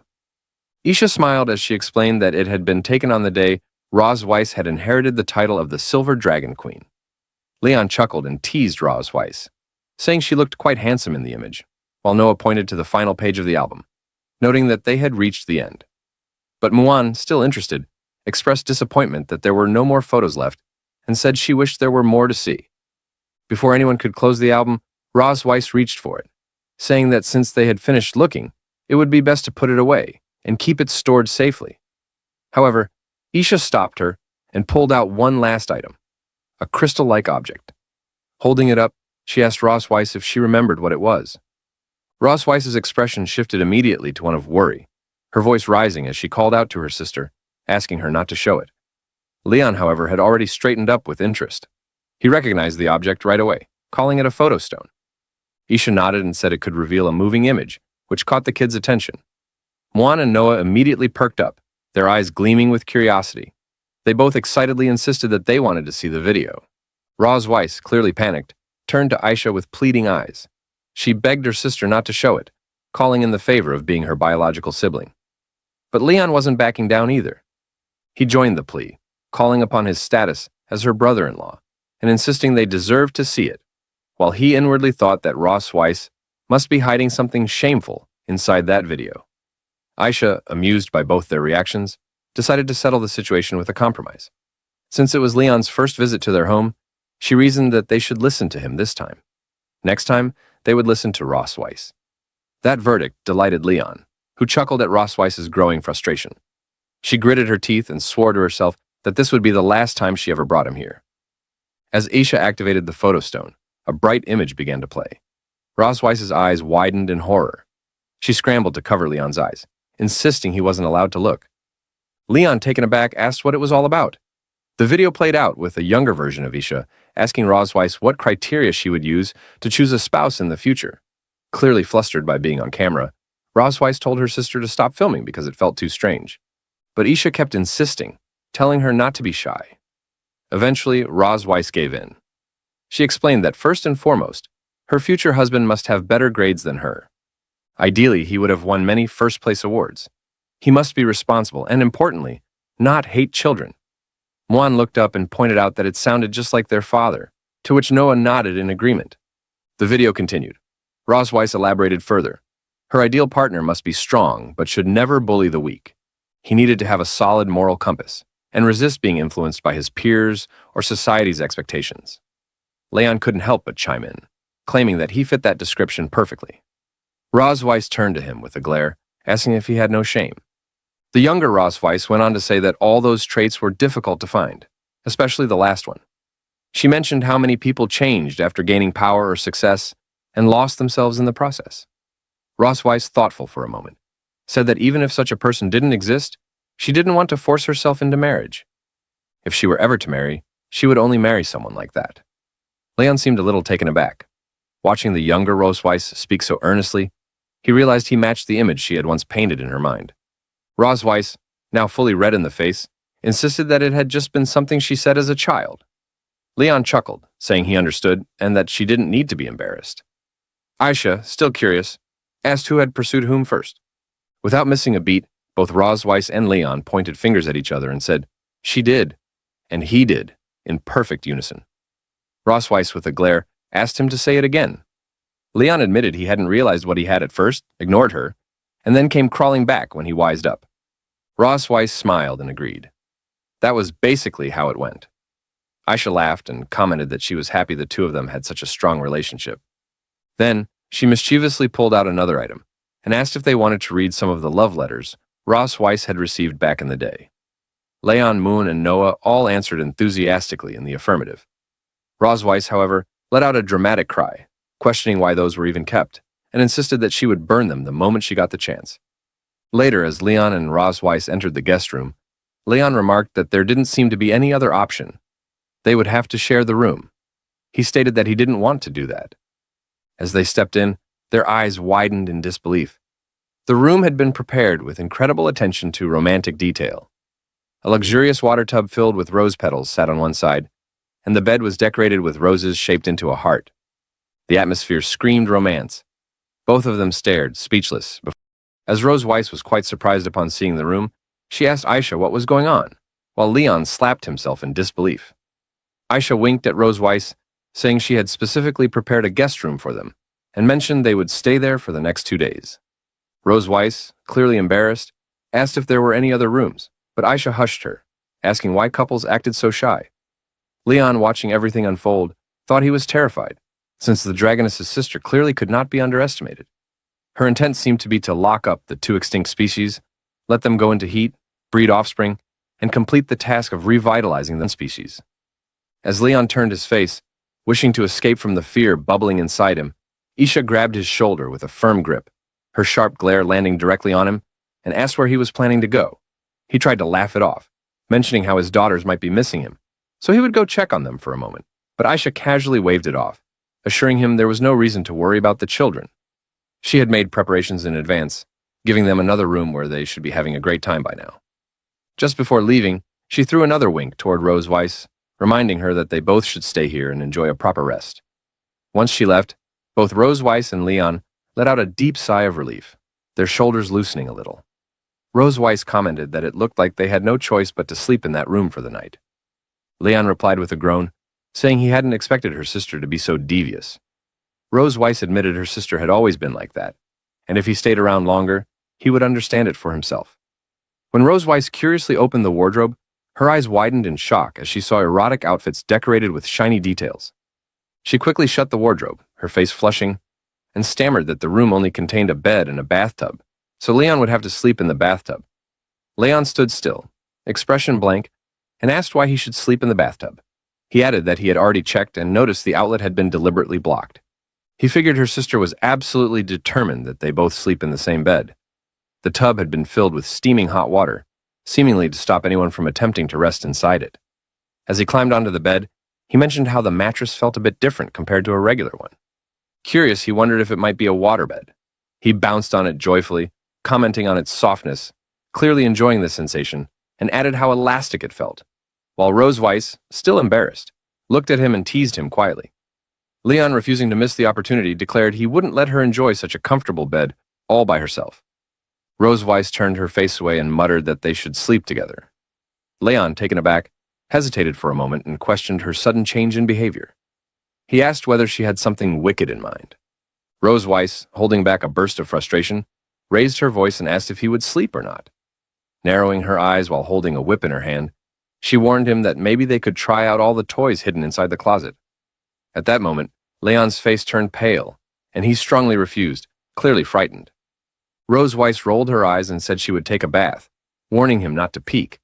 Leon asked who would even try to peek. Not buying a single word, Rosweiss kicked him out of the room, saying she didn't trust him one bit. She told him to wait outside for a while and return later. As Leon stepped out, he whistled softly, muttering how it wasn't like he hadn't seen it before, and joked that he was simply tired of it now. Not long after, he found Isha sitting nearby, sipping wine. Aisha, spotting him, asked why he had come out and why he looked annoyed. Leon explained Rosweiss was taking a bath, and he stepped out to get some fresh air. Aisha offered him a drink, asking if he would join her. Leon nodded. She handed him a glass, saying it was the wine Rosweiss always preferred. He thanked her and took a sip. Isha leaned back slightly and shared that she and Rosweiss used to drink here sometimes and chat for hours. Leon remarked that they must have shared a close relationship. Isha nodded, adding that she had watched Rosweiss grow up and had spent the first 50 years of her life by her side. When Rosweiss left to become the Silver Dragon Queen, their conversations turned into letters. It was through those letters that they kept track of each other's lives and safety. About a year ago, Rosweiss wrote and told her she had married the low-key Dragon King and was pregnant. Aisha mentioned that even though her sister was married, her words had lacked joy. It was clear from her tone that she had been suffering. In one of the letters, she mentioned how the Dragon King was often unwell, spending long periods asleep, unable to remain at her side. Although a maid helped with daily needs, raising twins made everything twice as difficult, both during the pregnancy and after birth. Leon quietly groaned in his thoughts, imagining how Rose Weiss had been forced to bear the child of someone she had as a mortal enemy. She had no choice but to go through everything alone, with only the comfort of letters written to her sister. Those days must have felt unbearably long and full of sorrow. Aisha suddenly patted Leon's back hard and said she had once believed Rose Weiss had ended up with a lazy and useless dragon. Leon paused and asked if he really looked like that kind of dragon. Aisha observed him for a moment and answered that he didn't seem like trash, at least not from what she had seen tonight. Maybe there was more to him than she had expected. Her impression of him made her even more sure that Rose Weiss genuinely liked him. Leon, eyes wide, stood there in silence as he wondered if Rose Weiss truly had. As Leon slowly processed the possibility that Rose Weiss might actually like him, he immediately shrugged it off. He convinced himself it was impossible. How could that vicious mother dragon have feelings for him? As Isha questioned him, asking what he meant and whether he was truly sorry, Leon silently thought to himself that she didn't know her sister at all. He sighed, thinking that, despite how things really were, they still had to keep pretending to be in love in front of her. Playing along, he declared to Aisha once more that she was right. They were in love. Aisha gently patted his shoulder, saying she had known from the beginning that they would eventually get along. She added that Rose Weiss wasn't very good at expressing her feelings, not even to her. Leon was the first dragon Rose Weiss had ever treated like this. Then, with a more serious tone, Aisha warned him. She said that since he was a responsible man, she wouldn't need to tell him what to do in the future. He should already know. That warning made Leon nervous. He grew tense, thinking that if he said he didn't know, she would probably kill him on the spot. Trying to mask his fear, he forced a confident smile and assured her that she could leave Rose Weiss to him. He added that he had failed to take care of her when she had her first child, but if there ever was a second one, he would protect her, his wife, and their children to the death. Isha narrowed her eyes and sized him up, then let out a sigh and said he had better be serious about it. She gave him a push, telling him to stop showing off, to go back quickly, and not to keep Rose Weiss waiting. As Leon turned to leave, he received a call from Isha. He answered, asking if there was anything else. On the other end, with a mischievous smirk in her voice, she told him not to feel restrained tonight, mentioning that the soundproofing in the room was actually very good. Leon froze at her words. His mind blanked for a moment as he processed what she meant. When it finally hit him, his face turned red with embarrassment, and he shouted a quick thank you before rushing off. As Leon sneaked into the room and found Rose Weiss asleep, he walked closer, believing she had already fallen into a deep sleep. A small smile appeared on his face as he thought, at least tonight, he wouldn't have to deal with her suffering. Even though they were supposed to be enemies, he had to admit, she looked genuinely beautiful when she was sleeping. But then something strange caught his attention. He frowned, wondering what he was sensing. His eyes widened when he saw a soft glow coming from her chest. His heart started pounding. Could it be that the dragon pattern had activated? But then he shook his head, realizing that the dragon pattern on his own body wasn't resonating. Something didn't add up. Confused, he leaned in closer to take a better look. Suddenly, Rose Weiss greeted him casually. Leon jumped in shock, then quickly got angry, yelling at her. He demanded to know why she had hidden a light bulb under the quilt, and scared him half to death. Amused, Rose Weiss replied that she had found the item among some small toys on the hanger, and thought it was interesting, so she brought it in to amuse him. She smirked, teasing that, judging from his over-the-top reaction, he didn't seem to think it was a pity. Leon grumbled and brushed it off. He got into bed and pulled the blanket over himself, saying he was going to sleep and didn't want to talk to her. Rose Weiss chuckled and told him not to regret it later, especially if he ended up attacking her in the middle of the night. Just then, as Rose Weiss accidentally knocked against the bedside table, a spider dropped down from the ceiling and started swinging in front of her.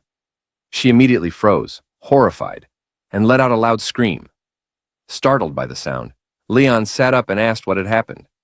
But before he could finish speaking, Rose Weiss dashed toward him, hugging him tightly and crouching down in fear.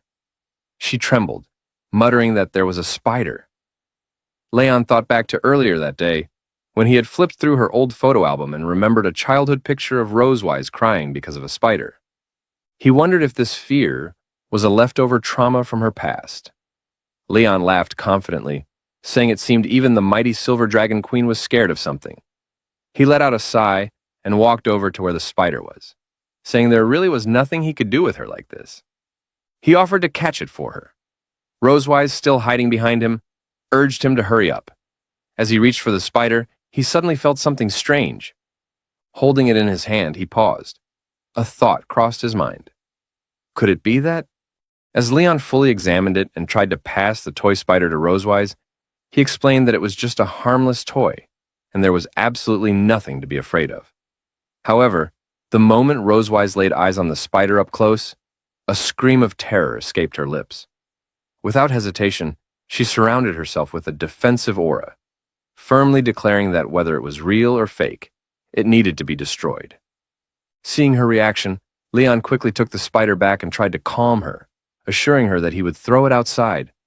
True to his word, he tossed the spider out, then turned back with a smile, announcing that the spider had been taken care of, and that it was finally time to sleep.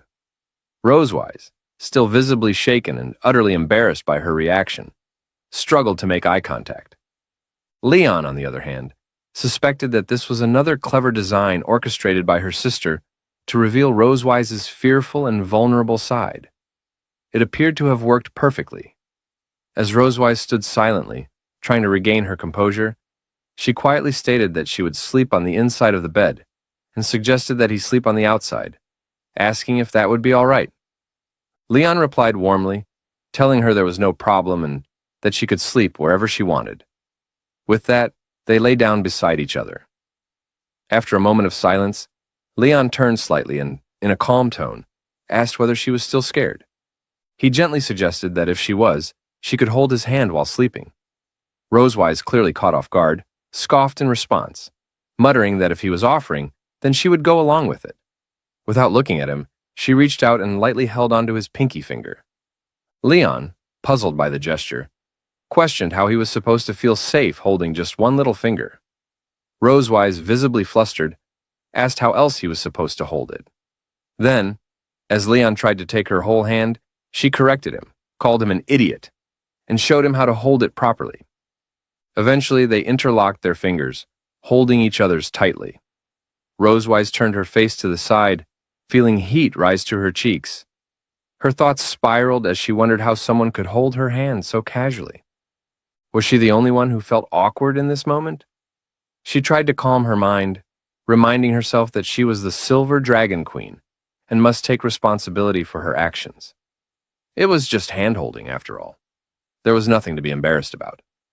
Leon broke the silence again, curiously asking why her hands were always so cold. Rosewise replied that she was simply born with a cold body.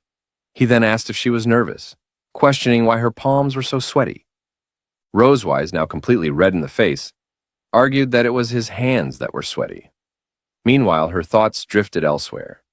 She had noticed the calluses and tiny scars on Leon's hands, marks left behind from years of holding a sword. Though rough, his hands radiated warmth. Where their interlocked fingers touched, it felt as though electricity was flowing through her skin. The sensation left her heart pounding uncontrollably. Leon suddenly brought up her earlier comment about Mates' selection criteria, asking what she truly meant by it. Rosewise brushed it off, explaining that it had just been a joke from over 100 years ago and not to take it seriously. When he asked what her current standards were, she stated flatly that she had none. With the conversation tapering off, they both tried to fall asleep, though neither one succeeded. Leon lay in silence, screaming internally, unable to fall asleep. He opened one eye slightly, trying to see whether Rosewise had already dozed off. As his thoughts raced, he repeatedly shifted his pinky ever so slightly, wondering if it would be all right to move his hand a little more. Slowly, he began to move his fingers. Rosewise, still wide awake, felt the movement and thought to herself that this guy was absolutely doing it on purpose. She peeked toward him, silently questioning how a captive dared to touch his master like that. Determined not to lose, she decided she would touch back. And she did, rather firmly. Leon, surprised, asked what was going on and why her hand kept touching him. Their bodies ended up pushing closer beside each other, his hand brushing along her thighs and shoulders. In that brief contact, Leon felt the softness of her skin. It was warm and delicate. A strange sensation swept over him. There was something almost wild about the feeling. A hunger, foreign yet familiar, began to grow inside him. Both of them swallowed hard as they realized how close they had gotten. Their hearts raced, and when they met each other's eyes, they understood. There was a shared desire. Neither one spoke it, but both of them felt it. A silent nod was exchanged. Without saying a word, Leon pulled the blanket over them and leaned in closer.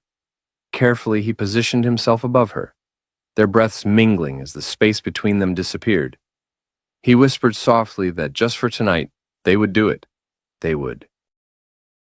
Rose Weiss called out for Leon with an alluring smile, dressed in her whale-mannered clothes. Leon became utterly mesmerized by her beauty, believing they all understood what would follow next. But oddly, the dragon mark showed no reaction, and they moved closer to each other. The dragon mark, a type of magic designed to identify mutual appreciation and pure desire between two people, remained inactive. He moved close enough to kiss her, leaning in with hesitation. But just then, his hand hit a pillow. A spider showed up beside them, causing Rose Weiss to scream in pain. Leon quickly threw it out and assured her not to be scared, warning her not to release the dragon flame in panic. From the roof, Aisha chimed in, asking if it was time they discovered the surprise she had prepared. Leon pulled Rose Weiss into his arms gently, telling her not to be afraid, promising everything was under control.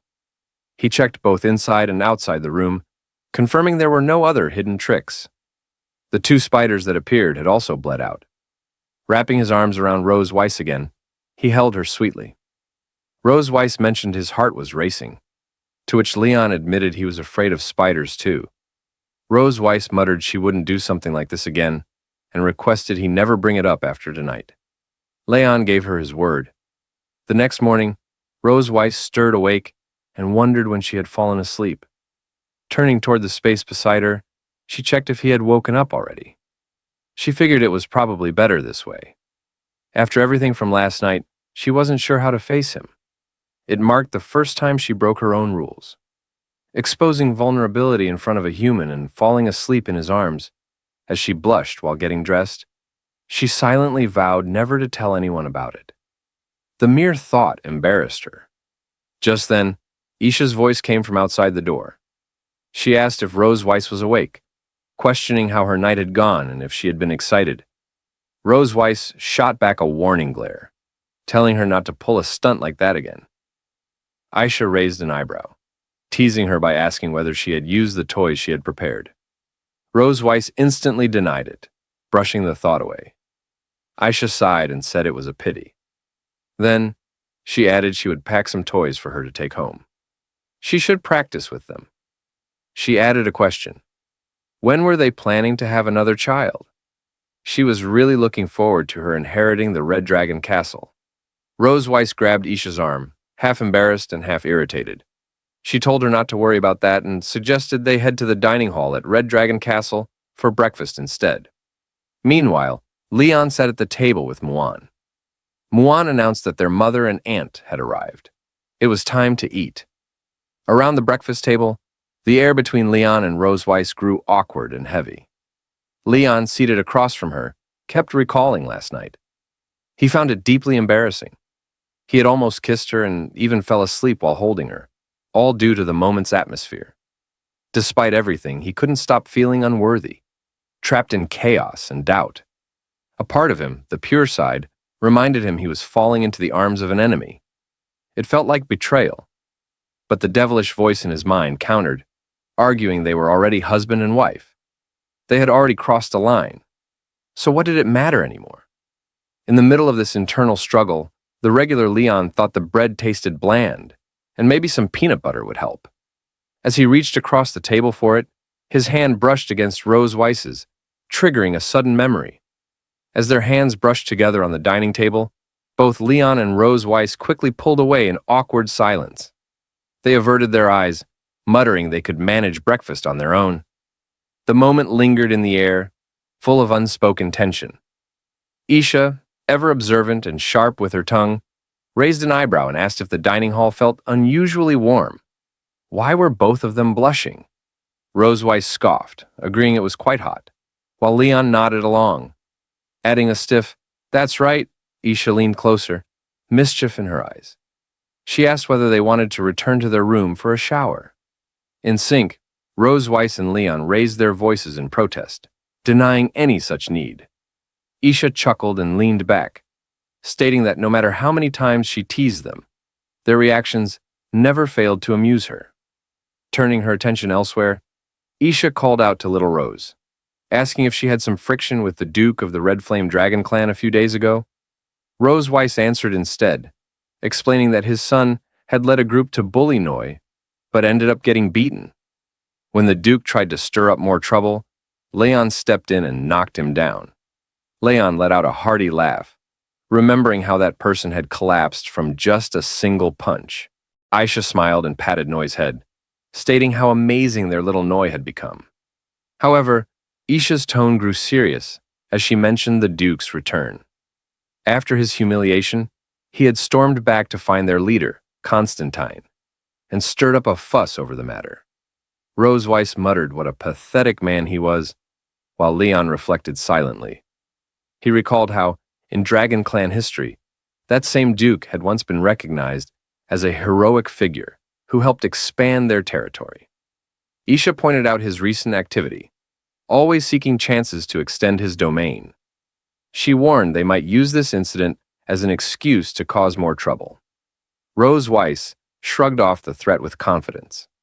If that Duke dared to attack her Silver Dragon Castle over a petty grudge, she wouldn't mind letting the Red Flame Dragon clan try a little harder. Soon, the scene shifted to the front gate of Red Dragon Castle. Aisha embraced Rose Weiss warmly, bidding her farewell and wishing her a safe journey. Rose Weiss assured her they would come back to visit soon.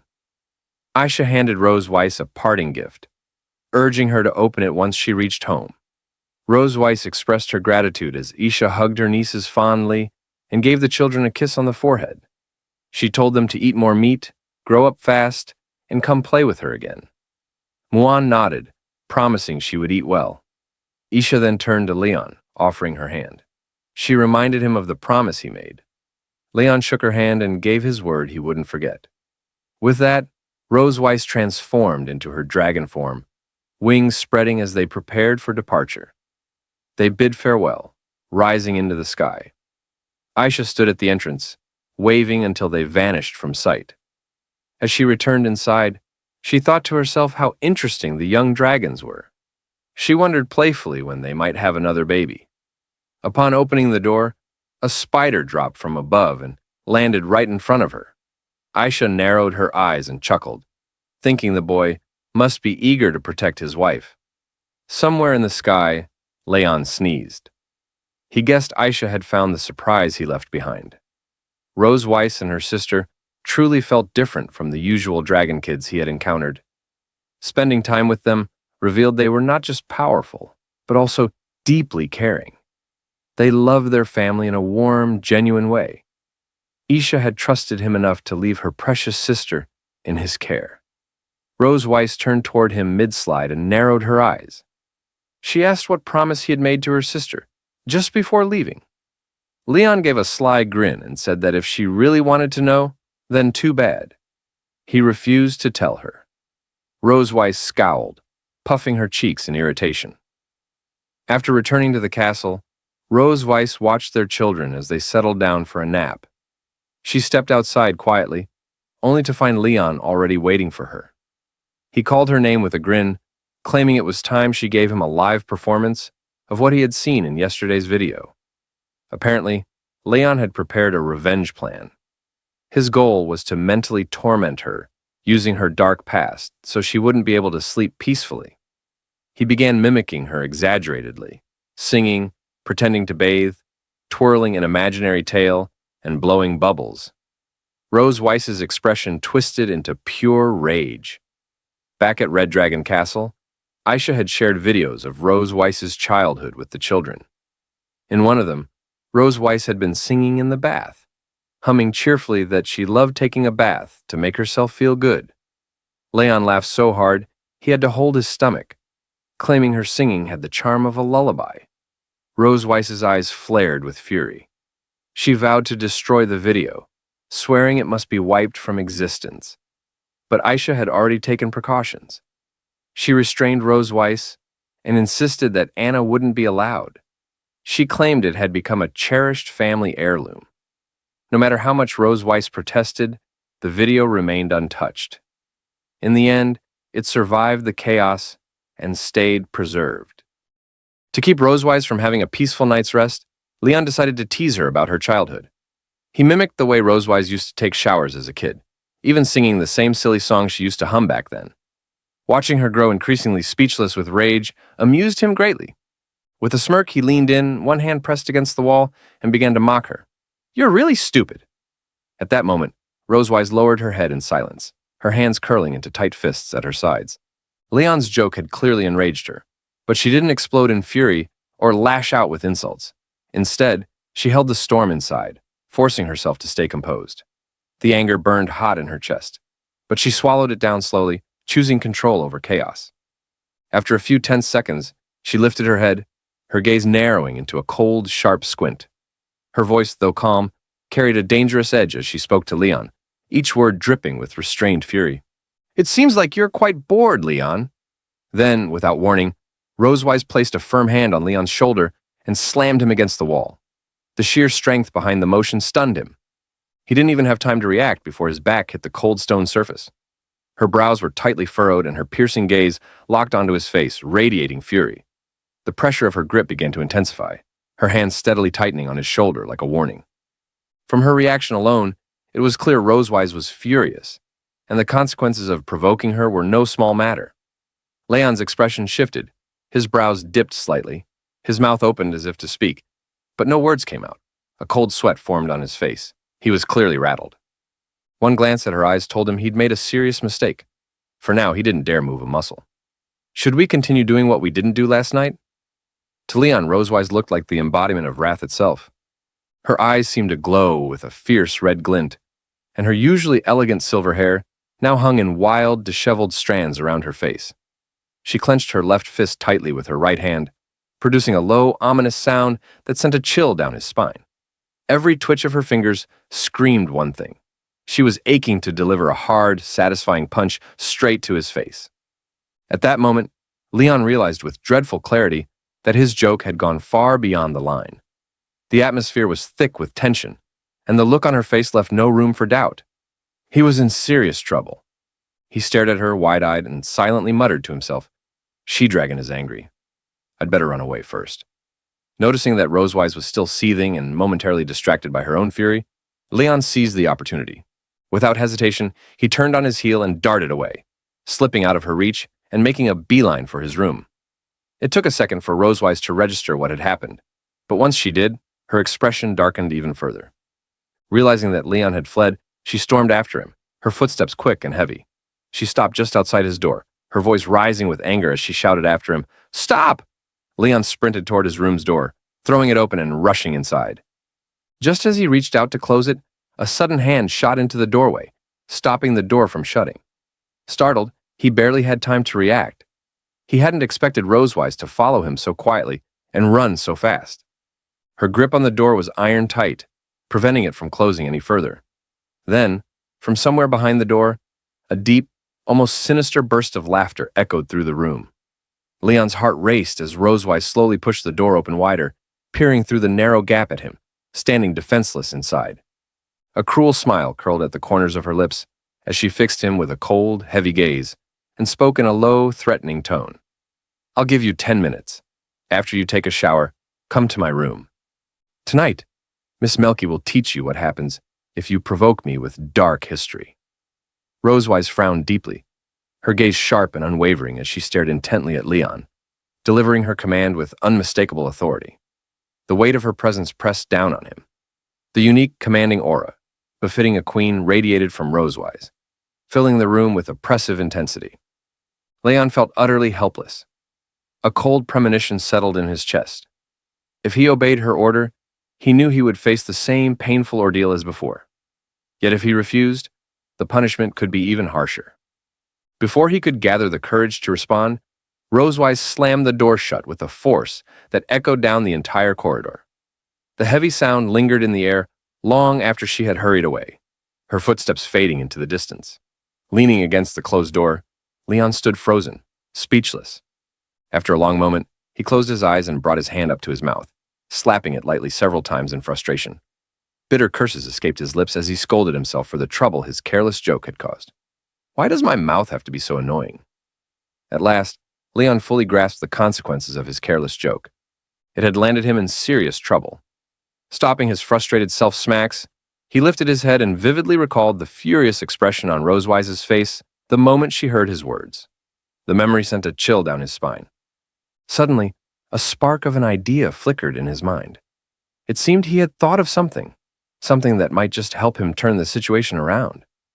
I didn't expect her to react so strongly, but this precisely shows that dark history is very effective for her. Leon crossed his arms firmly over his chest, deep in thought as he considered how best to retaliate against Rosewise. A victorious smile slowly spread across his face, as if he had just uncovered a clever and effective strategy to strike at her. His plan was to dredge up embarrassing moments from Rosewise's childhood, those private, vulnerable memories that would shame and humiliate her. He knew such a blow would shake her emotionally, and he could already picture the look on her face when her defenses cracked. Though he understood that her emotional breakdown would come at a price, enduring harsh physical punishment himself, he saw it as a sacrifice necessary for the greater cause of dragon slaying.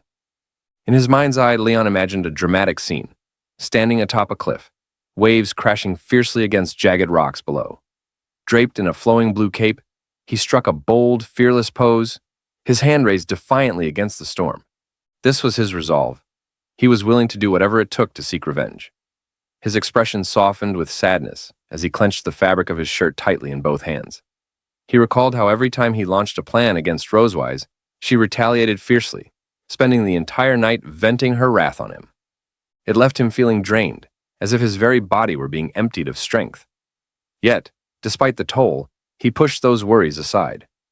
For the sake of his plan, he could no longer afford to care. Muttering quietly to himself, he accepted the pain as a necessary cost. It's okay if my body breaks down. As long as it can make the Silver Dragon Queen uncomfortable, I am duty-bound.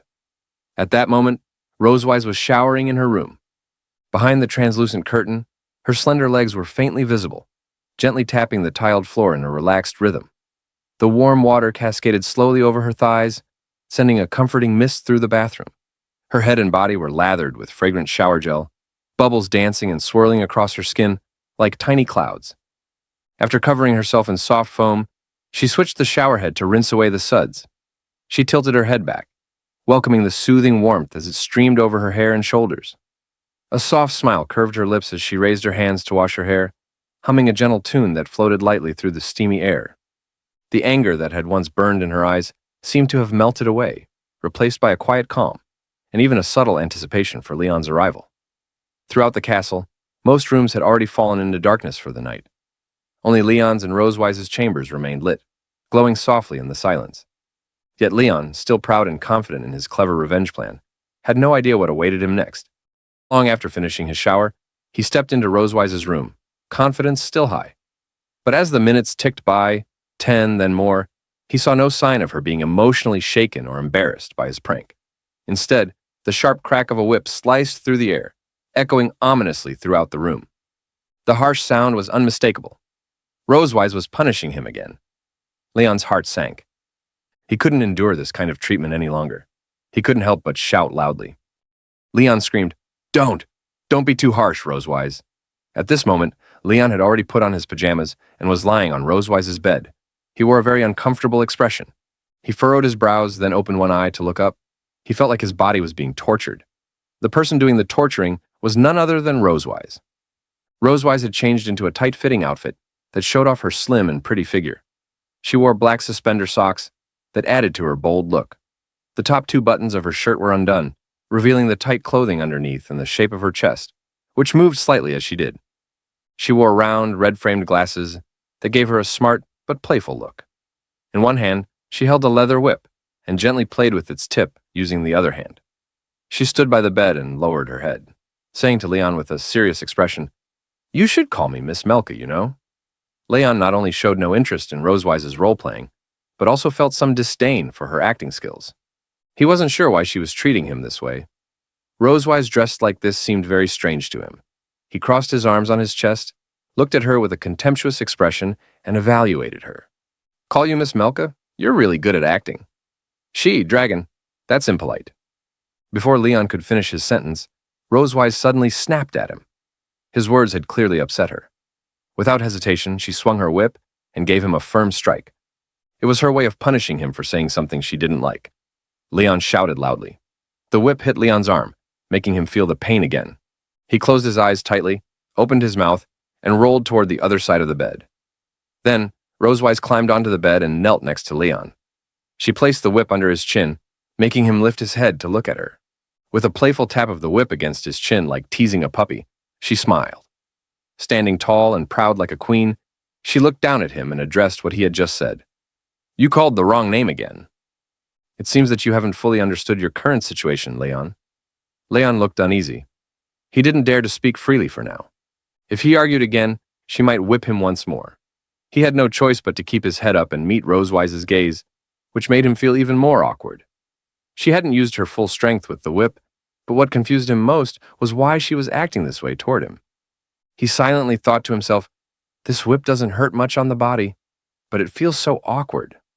Leon remembered that tonight he had imitated what Rosewise did when she was a child. This joke had made her very angry. At this moment, it seemed that Rosewise was also using a similar method to make him feel ashamed. He seemed to understand her intention. "I understand. She wants to make me feel ashamed through this role-playing game." Rosewise was acting like a strict teacher, while Leon played the role of a student who made mistakes and didn't listen. In his imagination, she wore a tight uniform and pushed up her glasses with one hand. She gave him a soft smile and slowly leaned down to look at him. Her chest moved slightly with each motion. The way she treated him felt just like a teacher, punishing a misbehaving student. If I want to finish tonight's game as soon as possible, I must fully cooperate with Rosewise. Seeing that Leon didn't speak again, Rosewise got out of bed. She thought he was reflecting on his behavior. She lightly tapped her palm with the whip while looking at him with serious eyes and asked, "Do you know where you went wrong?" At that moment, Leon pushed himself up on the bed with both hands and slowly sat up. Wanting to finish this awkward roleplay quickly, he gritted his teeth and went along with it.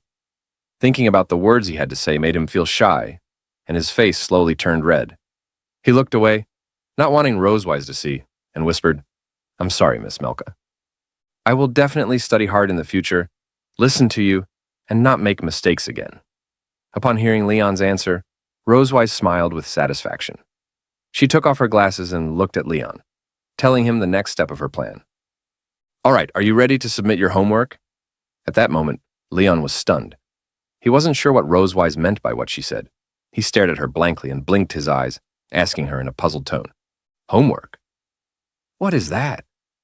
Regarding Leon's reaction, Rosewise's face showed an unhappy expression. She felt displeased that Leon didn't realize what she meant. She raised an eyebrow and said in a serious tone, "Don't you even know what homework is? Do you still dare to say that you want to study hard?" Leon really didn't know what Rosewise meant by homework. He felt a bit embarrassed by her unclear demands. He asked her to explain it to him. "Could you please say it again, Miss Melchiv? I will listen carefully." Upon hearing Leon's sincere question, Rosewise did not refuse.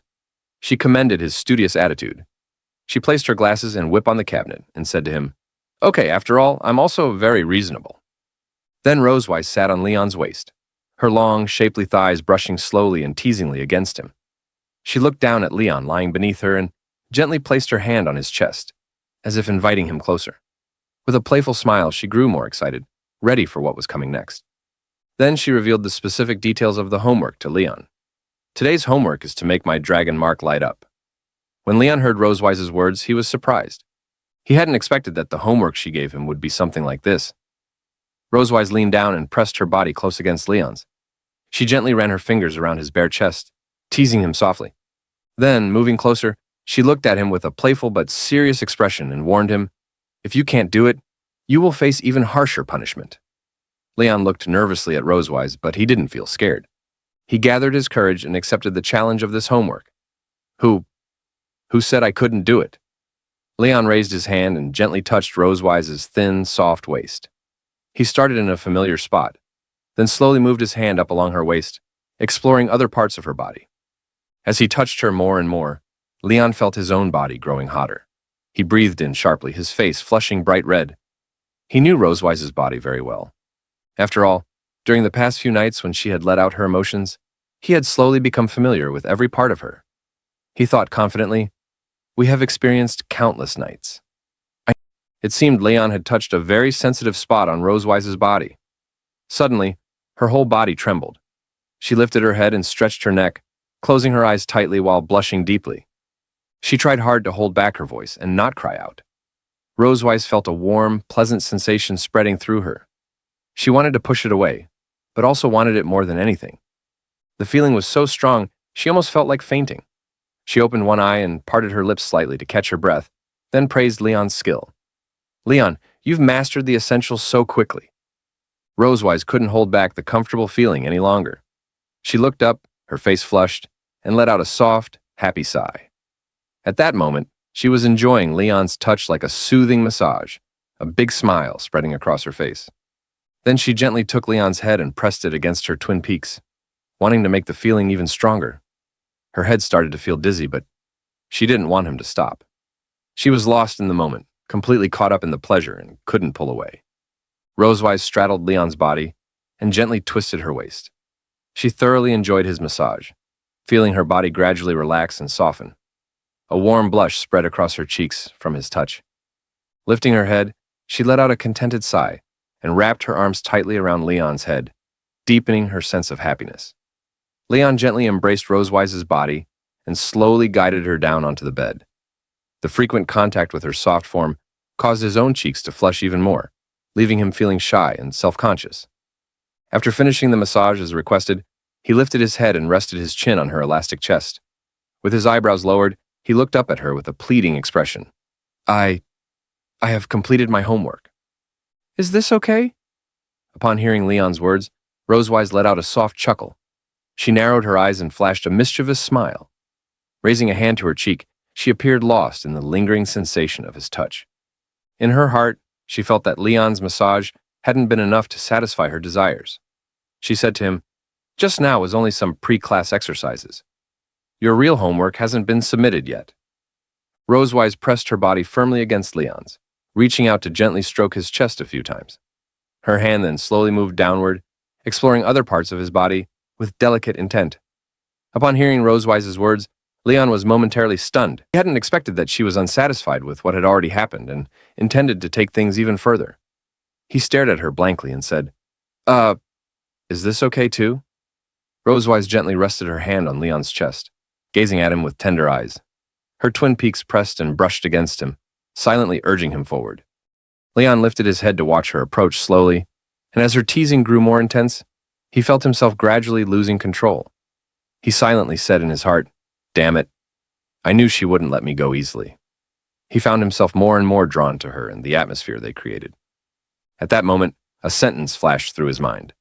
The great dragon-slaying hero Leon is once again defeated by the she-dragon. In such an ambiguous atmosphere, a dragon mark slowly appeared on Leon's chest. It kept flashing with purple light, as if reflecting Leon's current mood. Leon lowered his head to look at the dragon mark and thought to himself, "Is it because of the dragon mark? My mouth is getting drier and drier." At that moment, Leon felt something was wrong with his body. He opened his mouth and began panting. He seemed to want to relieve his dry mouth by breathing fresh air, but it didn't help. The more he breathed, the drier his mouth felt. His body also started to feel restless, moving uncontrollably. This physical reaction stirred his desire, making Leon increasingly eager to be close to Rosewise. He sat up from the bed and slowly lunged toward her. Rosewise did not reject his advance.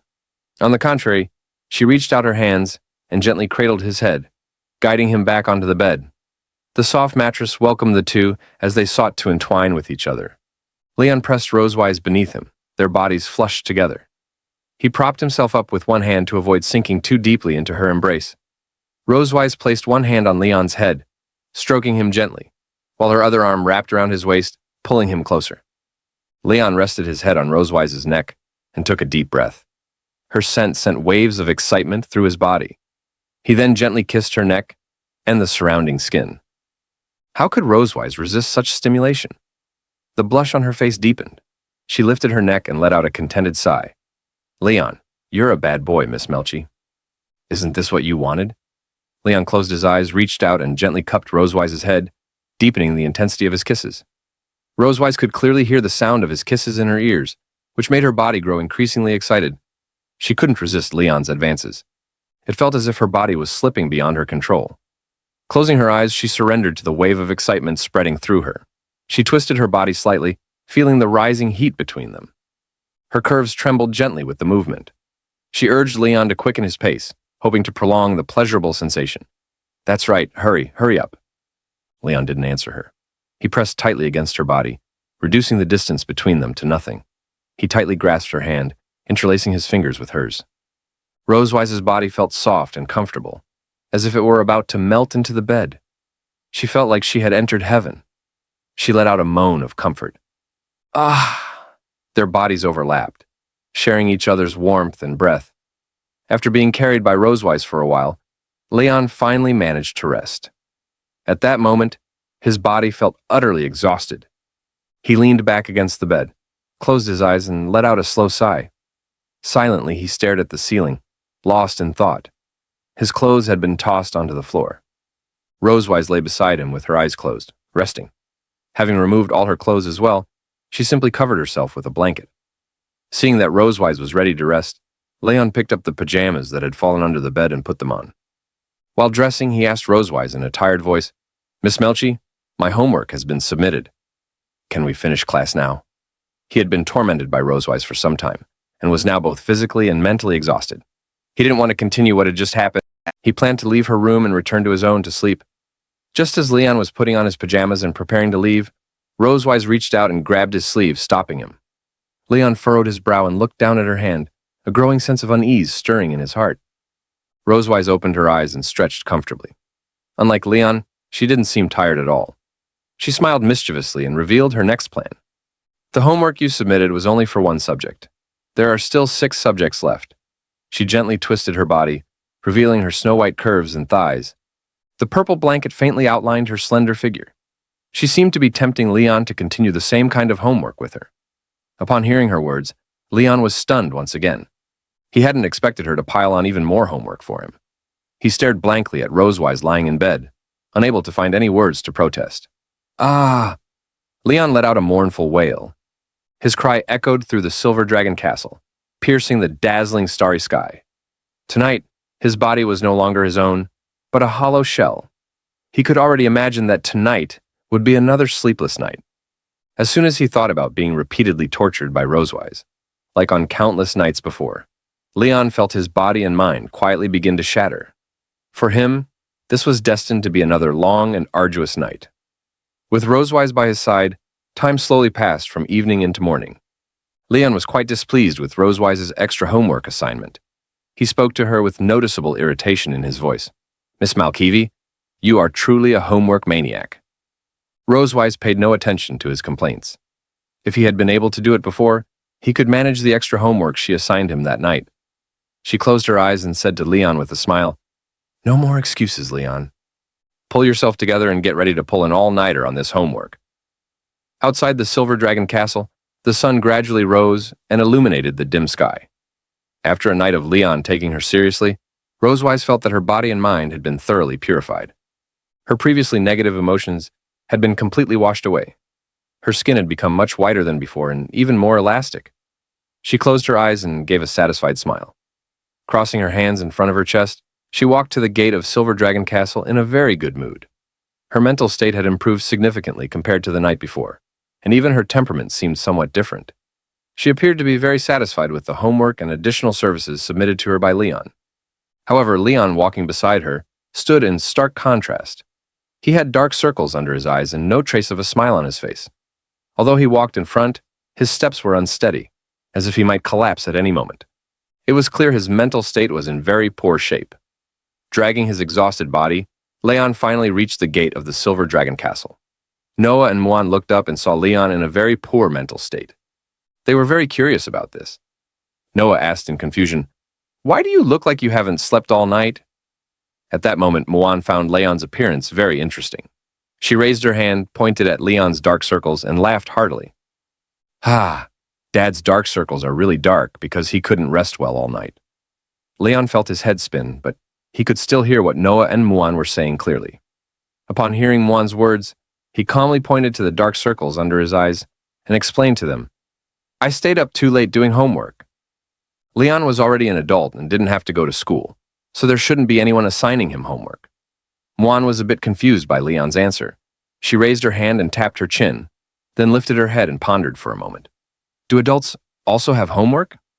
In order to prevent Noah and Muan from knowing what had really happened last night, Rosewise came up with another explanation. She said to them with a smile, "Children have homework for children. Of course, adults also have homework for adults." Noah and Muan lifted their heads together and looked at Rosewise, momentarily speechless. They still didn't quite understand what she was saying. After exchanging a glance, they both fell into deep thought. Just then, Muan seemed to have an idea. She perked up, raised her hand excitedly, and shared her thoughts. Muan had discovered a curious pattern. Whenever Mom was in good condition, Dad would become very weak. And whenever Dad was doing well, Mom would suddenly become very weak.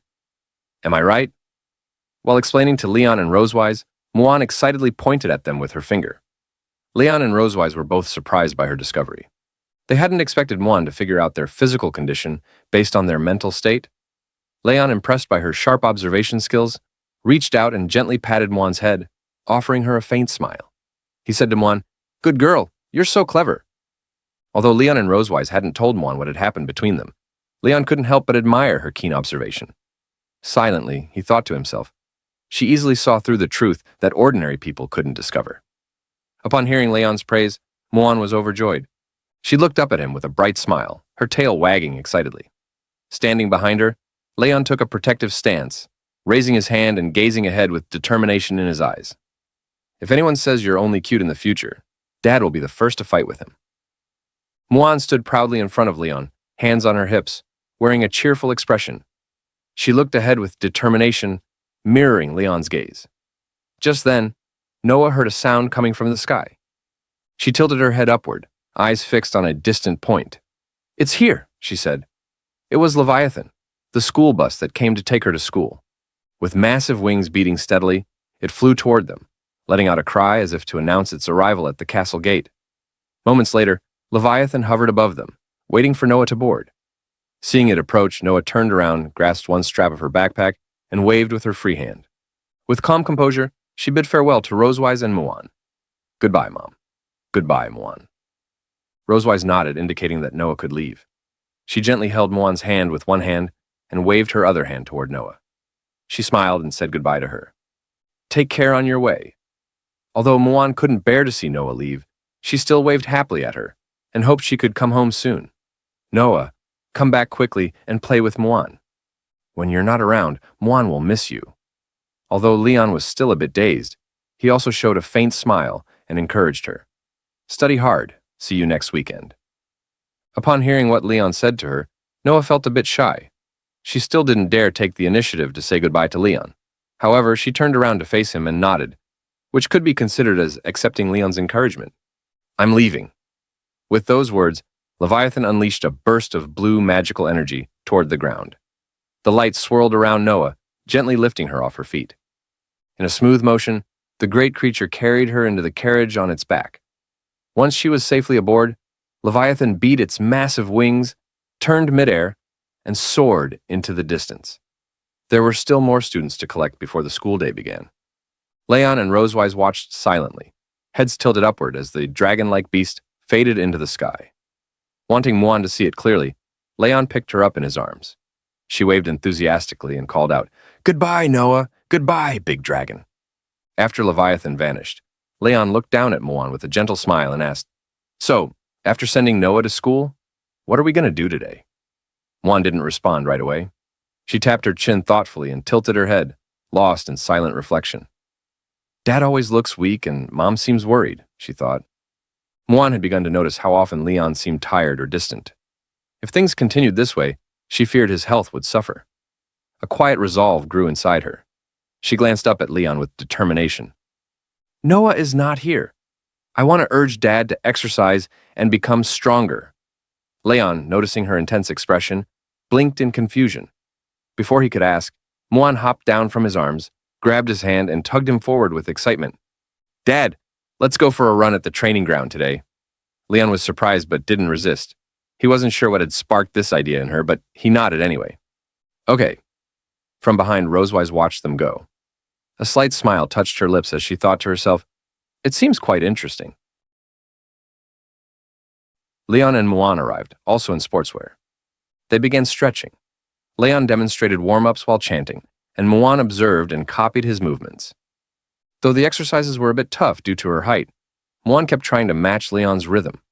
She asked, Dad, why do we need to do this? Leon smoothly switched to another stretch. He placed his right hand on his left and twisted, explaining the importance of warming up before exercise. He told her stretching relaxes muscles, improves flexibility, and reduces injury risk. Muan followed along, closing her eyes and focusing. She responded, I know. Count me in. Rosewise, adjusting her gloves, approached in sportswear, ready to join the training. She wore a white vest, blue pants, and proper running shoes. Her hair was tied in a high ponytail for ease of movement. Her outfit looked light and mobile. Anna, the headmaid, quietly followed. Muan beamed with joy upon seeing Rosewise. With clenched fists and hopeful eyes, she asked, Yeah, is Mom running with us too? Rosewise approached. She bent slightly, one hand on her waist, and gently patted Muan's head. With a smile, she said, That's right. Give it your best. I won't go easy, she added. Muan cheerfully responded. Muan won't go easy on Mom either. Leon nearby frowned slightly. He doubted whether Rosewise's body could handle it. He warned her, You sit in the office all day. Don't sprain your ankle. But Rosewise just smiled confidently, arms open. She remembered their last training ground duel. She teased, Last time, I still won. Leon crossed his arms in frustration. You barely won. I wasn't serious, he snapped. Rosewise grinned. If you're not satisfied, let's go again. Muan got excited remembering their last match. Yeah, Dad and Mom, fight again. Leon quickly crouched and covered Muan's mouth. No talking about violence and fighting, he said seriously. He clearly didn't want a rematch. Last time his distraction cost him the match, and the memory still bothered him. It was too embarrassing to admit in front of Muan. Muan tilted her head, confused. Why? Can't Dad beat Mom? Leon was stunned. He didn't expect her to question his strength like that. How is she already breaking people mentally at her age? He thought. Refusing to admit defeat, he closed his eyes and muttered, That's because I let her win. Rosewise drew a starting line in the sand with her tail. Standing nearby, she had heard everything. She turned to him. Still won't admit it? How about we see who lasts longer, she challenged. Leon stood, clenched his fist, and accepted. Fine, let's settle it. He looked determined. Leon, Rosewise, and Muan walked to the starting line. Leon did final stretches. Rosewise stared ahead confidently. Muan stood strong beside them, fists clenched and gaze steady. I won't lose either, she declared. They bent down and took their starting positions. Anna raised her hand and called out, Ready! Go! They launched forward immediately. A cloud of dust exploded behind them. Muan sprinted ahead with light, graceful steps. Leon and Rosewise followed close behind. Leon glanced at her long tail. He smirked.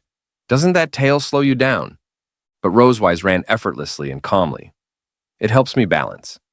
Something you don't have, she replied. Muan had already pulled far ahead. Leon and Rosewise kept a steady pace. Rosewise teased again.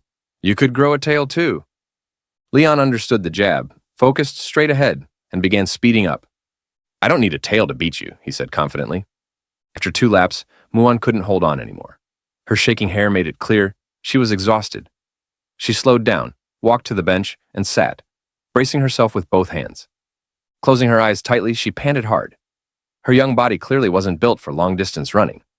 Struggling to catch her breath, she said in a broken voice, Muan can't run anymore. Anna walked over and knelt beside her, handing over a bottle of pineapple juice she had prepared in advance. She gently stroked Muan's head and smiled, praising her. Your Highness already did very well. Seeing her favorite drink, Muan lit up. She took the juice and drank it in big gulps. The sweet flavor slowly eased her thirst. On the field, Leon and Rosewise were still running, neither giving in. Sand and dust kicked up behind them as they raced. Rosewise gradually pulled ahead. Anna looked toward the two and encouraged Muan, "Let's cheer for Her Majesty and the King." Watching Rosewise pick up speed, Leon began to feel pressured. Breathing heavily, he focused on her figure ahead. The silver dragons are naturally fast. I don't stand much of a chance in a foot race, but once I'm at the starting line, I can't back down. Suddenly, Leon pushed harder and started closing the distance. I'm a dragon slayer. I can't lose like this. Determined, Leon furrowed his brow and glanced at Rosewise. He couldn't lose again, not like last time. With a loud shout, he rammed into her, refusing to fall behind. A dragon slayer never gives up until death. Rosewise wasn't backing down either. She bumped him back, and they raced at full speed, pushing one another to go faster. Neither wanted to be outdone. The sun began to set, casting golden light across the training ground, as if watching the duel unfold. 20 minutes later, the race ended. Leon collapsed, arms spread, lying flat on the ground. He couldn't even speak, gasping for breath, drained of all strength. He had given it his all just to beat Rosewise. She approached him, still looking energetic. Smiling as she looked down at him, she bent slightly. "So? Do you concede?" Leon refused to admit defeat. Still gasping, he muttered, "No, no." Rosewise giggled. "No? Then do you want to get up and keep running?" She tucked a lock of hair behind her ear, her figure swaying slightly. Leon's pathetic state amused her. Just moments ago, he was full of bravado.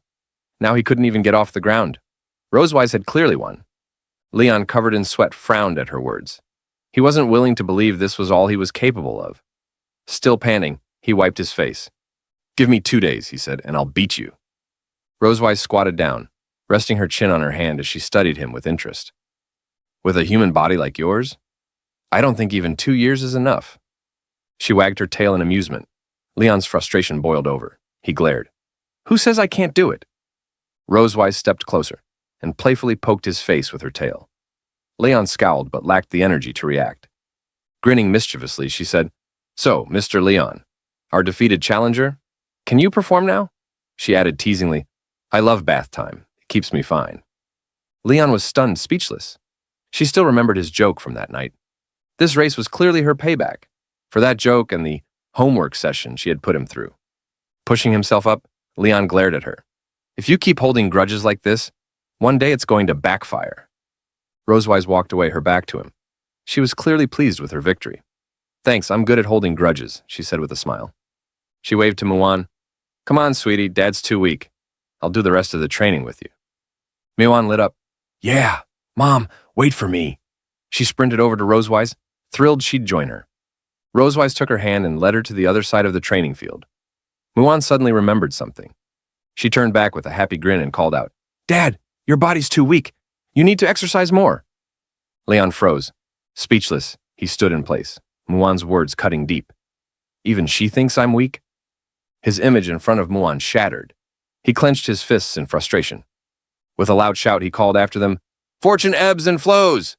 Don't underestimate your dad's body." Rosewise held Muan's hand and walked forward, chatting and smiling. Muan looked up at her mother, excitedly talking about their next plans. Neither of them seemed to hear, or pretended not to hear, Leon's desperate cry behind them. It was now dinner time.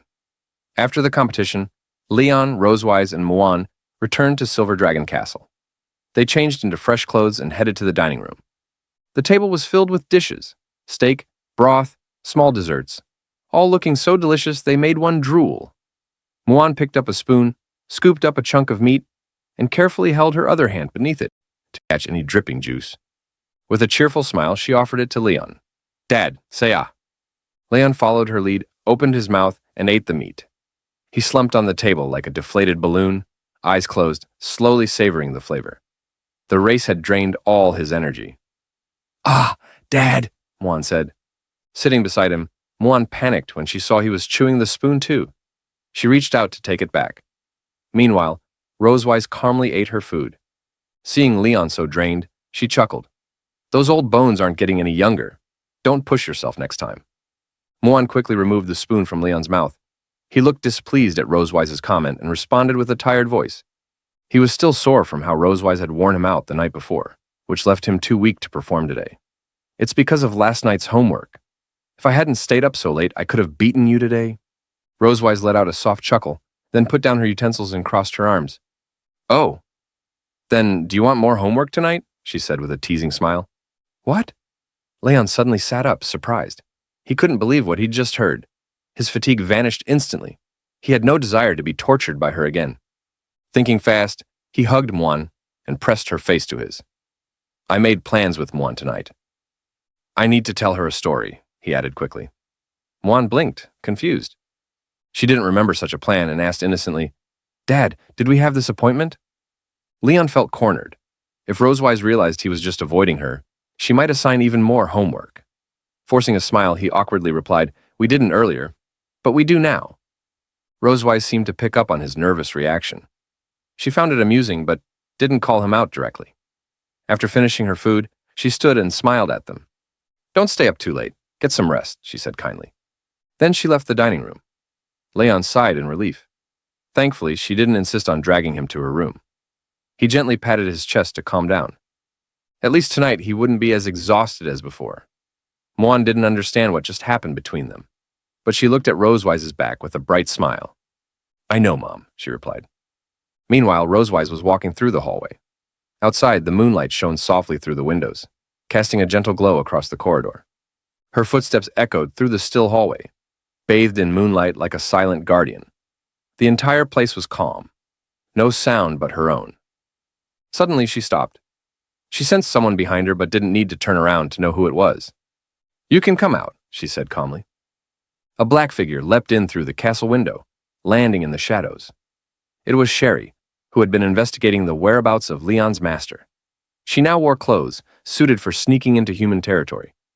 She placed one hand over her chest and the other behind her back, then bowed slightly. Your Majesty, she greeted. Rosewise turned to face her. Any news? Expressionless, Sherry began her report. She had found the former residence of Tiger Lawrence and his wife, but they had moved out over a year ago and left the Empire. Before leaving, they donated their possessions to an orphanage and gave their livestock to neighbors. Except for, she paused. Rosewise's expression shifted with interest. Except for a donkey, Sherry finished seriously. She hadn't expected that to be the only thing left behind. She recalled what the neighbors had told her. The couple had treasured that donkey and took it with them when they left. Rosewise remembered Leon mentioning a story involving a donkey. She silently wondered to herself, is it the same donkey Leon talked about? After a moment of thought, she looked at Sherry. Keep tracking Tiger's whereabouts. If there's any news, report back. Sherry nodded, acknowledging the order. Understood. She bowed once more and vanished from sight. Rosewise turned and looked up toward the window, lost in thought.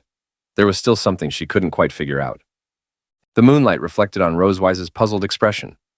Though she had learned that Leon's master had left home, the reasons behind it were unclear. Still, there had to be something important that caused him to leave his original residence. She gazed out the window at the moonlit sky, lost in thought. Why would Leon's master leave the Empire?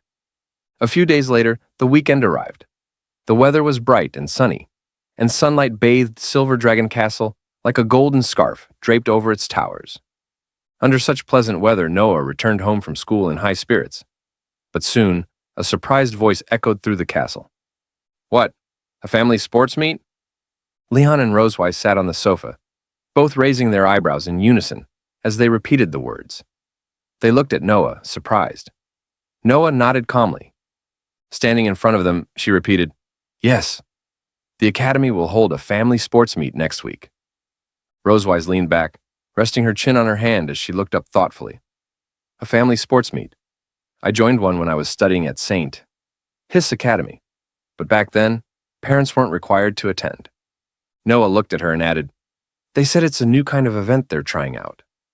Meanwhile, Muan was sitting nearby, happily munching on snacks. Her eyes lit up when she heard that Rosewise had once joined a sports meet. Still chewing, she looked up and asked curiously, What was Mom's ranking back then? Thinking back, Rosewise couldn't help but feel a little pride. She leaned forward slightly and gave a confident smile, covering part of her face with one hand, while lifting her index finger with the other. Of course, First place. Muon's eyes widened in amazement. Wow, Mom is amazing. She quickly turned to Leon. What about Dad? Leon, arms folded across his chest, stayed calm. I didn't have a ranking. Muon blinked, confused. Why? But you're super strong. Leon closed his eyes and smirked. Because my score was always much higher than second place. The Academy suspected I was cheating and didn't include my results in the rankings. Still confused, Muon asked innocently, Did Dad cheat? Leon didn't respond right away. He walked up to her and gently flicked her forehead. Ah, Muon leaned back, startled. Leon frowned slightly, a bit irritated by the implication. Of course not. He placed his hands on his waist and explained, Later, the Academy secretly gave me a medal. I melted it and turned it into a gold bracelet for your grandmother.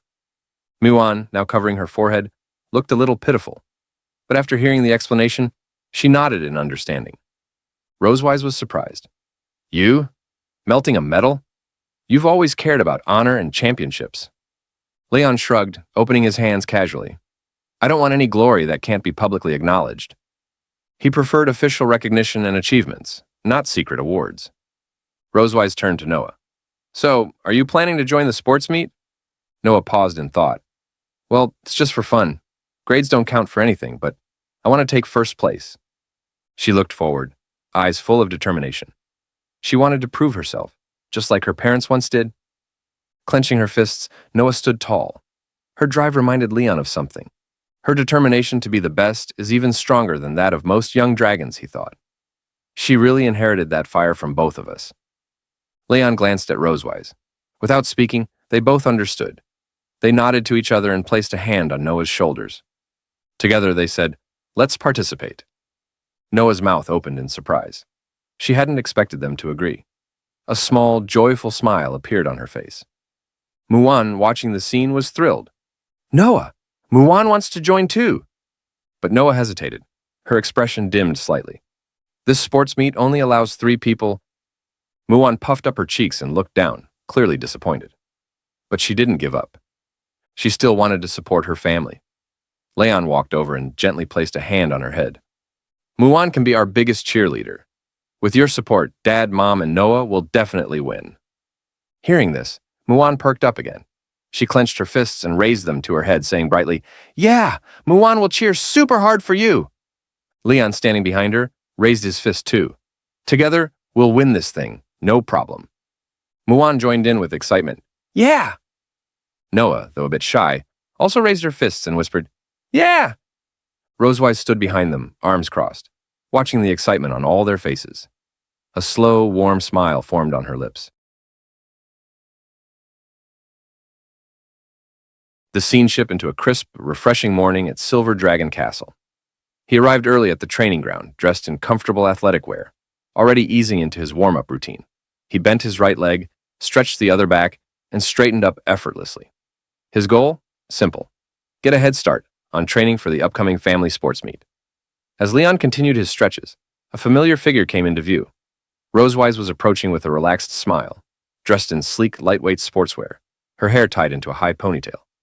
She raised her arms above her head, stretching with elegant ease, her posture exuding calm confidence. Leon, still mid-stretch, blinked, just briefly, slightly dazed. She really does have the figure of a model. She could wear anything and still make it look stunning, he thought. Rosewise, unaware of his thoughts, stepped forward with a cheerful suggestion. The kids are still asleep. Let's do 2 laps to warm up. Leon nodded, more than ready. Sure, sounds good. They began a slow jog around the training ground, the silence broken only by the rhythm of their footsteps and the soft rustle of wind. As they ran, Leon glanced at Rosewise. By the way, what kind of events are in a Dragon Clan sports meet? Rosewise looked straight ahead, answering casually. When I was in the academy, we had triathlons, running, high jumps, long jumps, things like that. Leon chuckled. So, not that different from our human events. Doesn't sound too hard. Rosewise's eyes narrowed slightly. She shot him a sideways glance. Don't take it lightly. Our sports meets are anything but simple. Leon thumped his chest with confidence. Well, I'm a dragon slayer. Taking first place in those events should be easy. Rosewise let out a short laugh. Then suddenly she picked up her pace. Oh, that confidence is cute. But wasn't it you who collapsed after just a couple of laps the other day? Leon's cheeks flushed. He remembered that day all too well. Hey, that was because someone kept me up late with homework. he called after her, jogging to catch up. Rosewise glanced back with a sly smile. His flustered look was just too entertaining. Suddenly, she stopped, turned around, and began jogging backwards, still keeping pace with him. Want some motivation? She teased. Leon eyed her, cautiously intrigued. Rosewise raised a single finger, her expression playful but firm. If our family wins first place, I'll give you 1 week of rest. No training, no lessons. Just peace. Leon's eyes widened. A whole week off? Seriously? He asked, hopeful. Rosewise nodded slowly and confidently. Yes, 100% real. Something lit up inside Leon. He clenched his fists, his eyes gleaming with energy. All right, the champion title is ours. Let's go. With a loud shout, Leon blasted forward like a rocket, clouds of dust rising in his wake. Before Rosewise could even respond, he had disappeared into the distance, leaving only a trail of swirling sand. She blinked in mild disbelief, then laughed softly. 1 sentence was all it took, huh? She muttered, amused. Well, that worked better than I expected. Later, after their warm-up, Leon sat on a bench catching his breath. Sweat glistened on his forehead, but his eyes were sharp with focus. Rosewise strolled over, composed as ever. Feeling awake now? She asked. Leon shot up, full of spirit. Awake? I feel like I just ate black dragon bolognas. Rosewise smiled, clearly pleased with his enthusiasm. Then, she walked over to a nearby bag and pulled out a rope. Since this is a family-based sports meet, some events might require team coordination. Let's work on physical training and teamwork. She carefully began straightening out the rope, but Leon took one look and froze. His eyes narrowed, arms crossing suspiciously. What are you doing with that? You already tortured me with teacher homework. Now you're pulling out rope training games? Rosewise crossed her arms, unimpressed. What are you imagining? Have you ever heard of a 3-legged race? Realization hit Leon. His cheeks turned slightly red. Yeah. I've seen it at the Dragonslayer Academy. He quickly grabbed the rope, trying to hide his embarrassment. The two stood side by side on the training field. Leon bent down and tied his left leg to Rosewise's right, the space between them uncomfortably close. Leaning away slightly, Leon sneaked a glance. She's really close. This is awkward. Meanwhile, Rosewise stood calmly, eyes closed, hands folded, completely unbothered. Leon cleared his throat and focused. Let's just get this over with, he muttered. He stepped forward, but Rosewise didn't move. Why are you just standing there? He asked, frowning. Rosewise cracked one eye open. And how exactly am I supposed to know where you're going if you don't say anything? Leon sighed, then pointed toward a patch of soft grass. There. At least if we fall, it won't hurt. He stepped again, too fast. Rosewise stumbled, nearly falling backward. Leon lost balance and bumped into her. Hey, don't push me. You pushed me first. After a clumsy shuffle, they finally made it to the grassy area. Both took a deep breath and got into position. Leon narrowed his eyes. Just don't slow me down. Rosewise raised an eyebrow, amused. Thank you. That was a great morning joke. Leon counted down. 3, 2, 1, go. Rosewise burst forward with energy. Leon, not so much. Wah! Rosewise sprinted, completely forgetting they were tied. The rope stretched. Leon flailed behind her like a human kite. Dust flew. Birds scattered. Stop! Leon shouted, his voice echoing through the trees. Finally, Rosewise skidded to a stop. Leon bent down, panting and retying the rope. Do you even understand what tacit coordination means? He muttered. Rosewise said nothing. She stood there, eyes closed. You've got giant legs. Why couldn't you just keep up? Leon stood and brushed dirt from his hands. I'm not wasting energy arguing. Let's do this right. He explained. On 1, we lift the outer leg. On 2, we lift the tied leg. Got it? Rosewise nodded lazily. Then, without warning, Leon gently placed a hand on her waist. Rosewise froze. Her eyes widened. Her face turned bright pink. Leon, completely unaware of the awkwardness, said casually, This'll help us move more smoothly. Rosewise looked down, took a deep breath, and nodded. Let's just start. Leon led with steady commands. 1, 2. 1, 2. Their steps were clumsy at first, but gradually they found their rhythm. Sunlight filtered through the trees, casting a golden glow across the field, a quiet symbol of progress. Step by step, human and dragon worked toward understanding.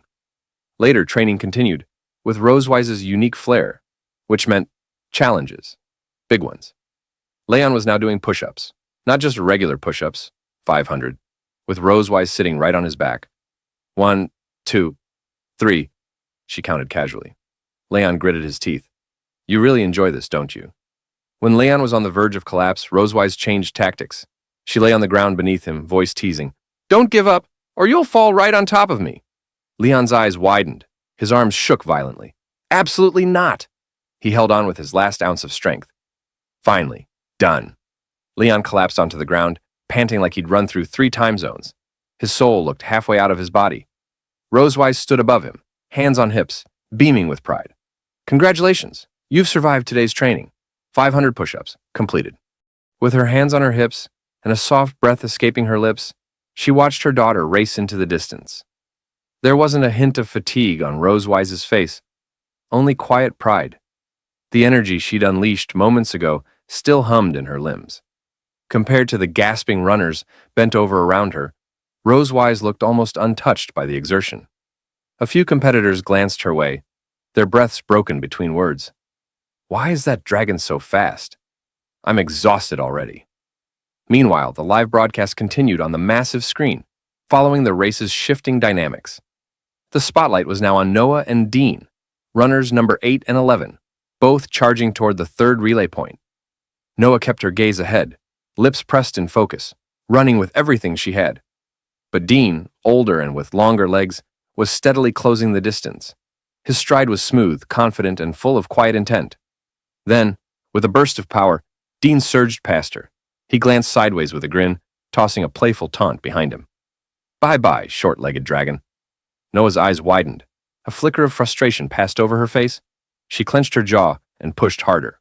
I'm not letting this advantage go, she thought. Mom gave me a head start. I can't waste it. Sitting in the audience, Mwan recognized the purple blur passing by. Her sister. She jumped up, flower balls waving wildly, and shouted at the top of her lungs, Noah, come on, you can do it!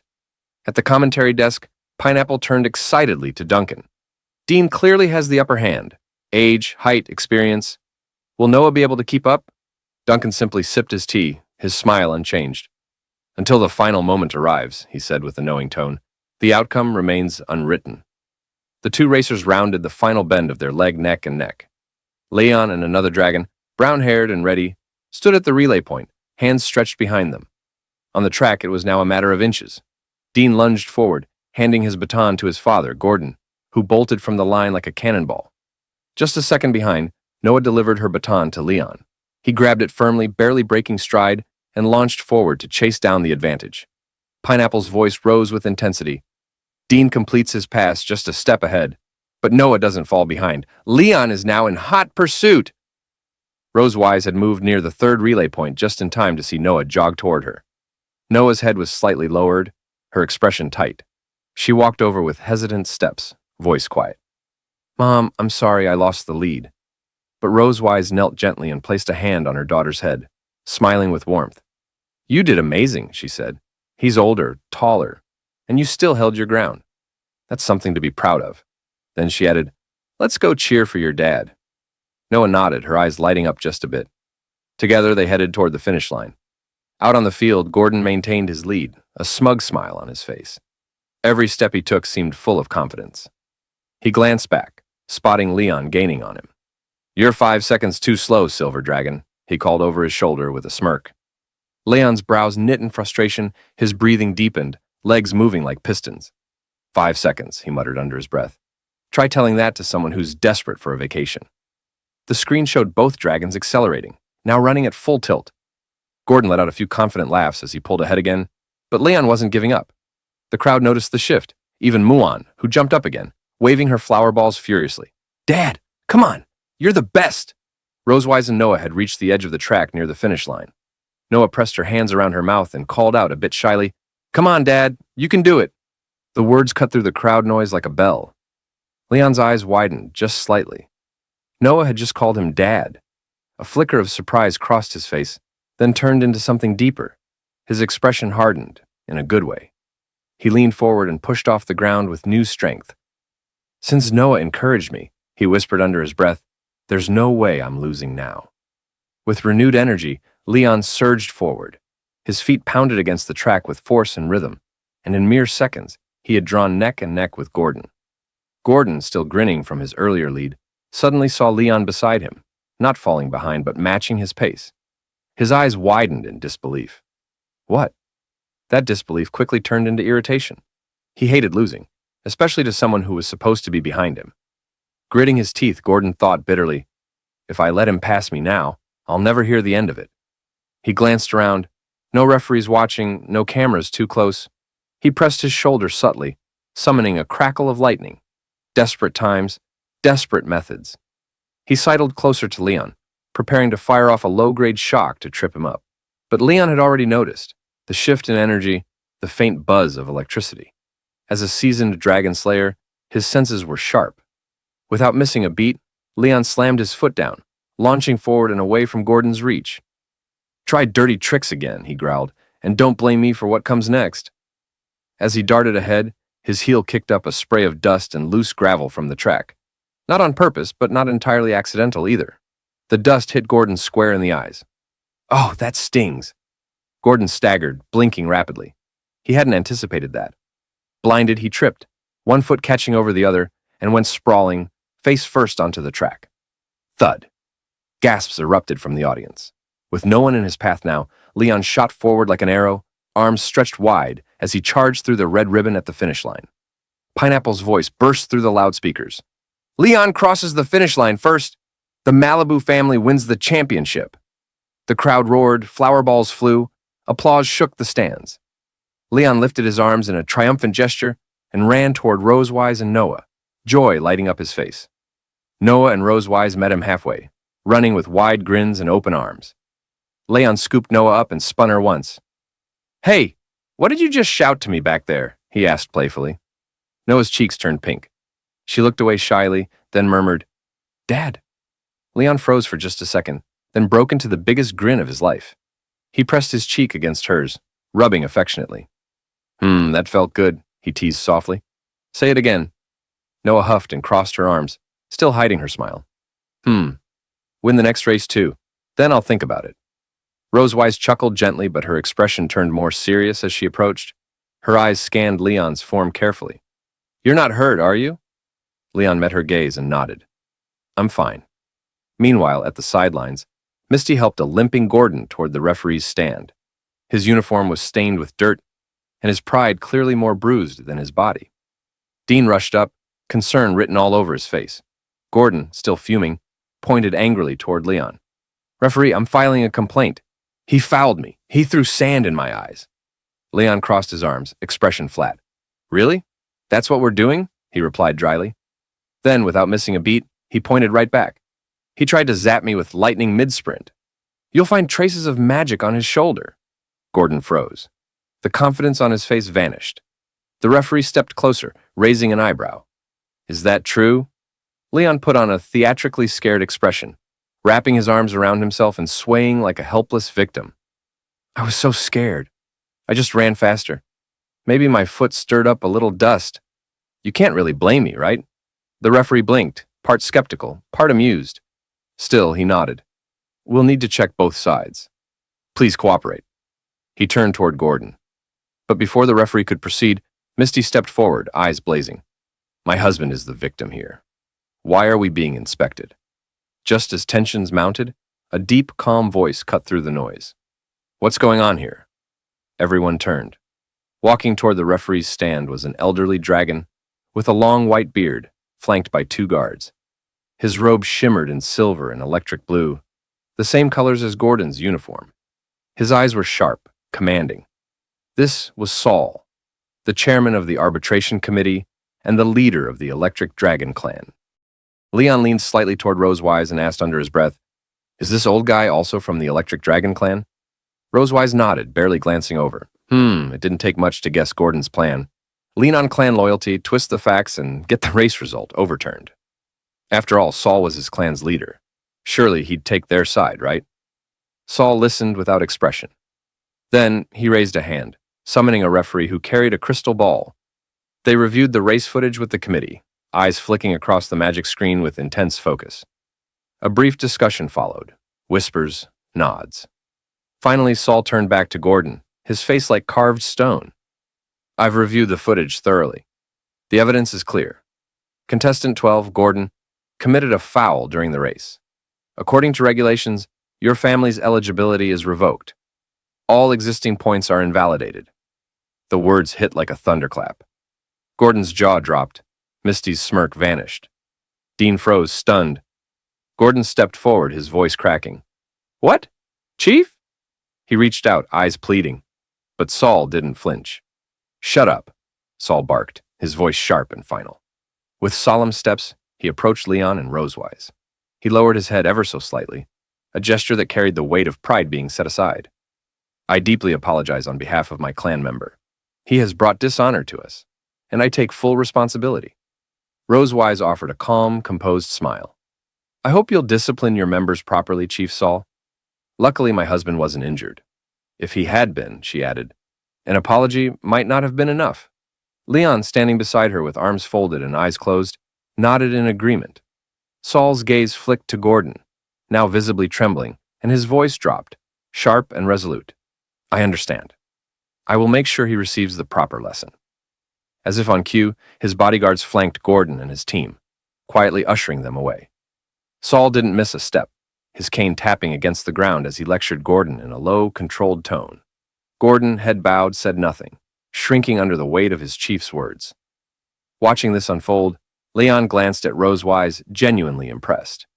Wow, my wife is so generous. Rosewise turned slowly. Her expression did not scream amusement. Wait, wife? Who told you to call me that so casually? Leon smirked. Just complimenting you. Back at the announcer's booth, the ever-energetic Pineapple raised the mic. Ladies and gentlemen, the family relay race has concluded. Let's move on to the next set of competitions. The broadcast smoothly shifted across various arenas.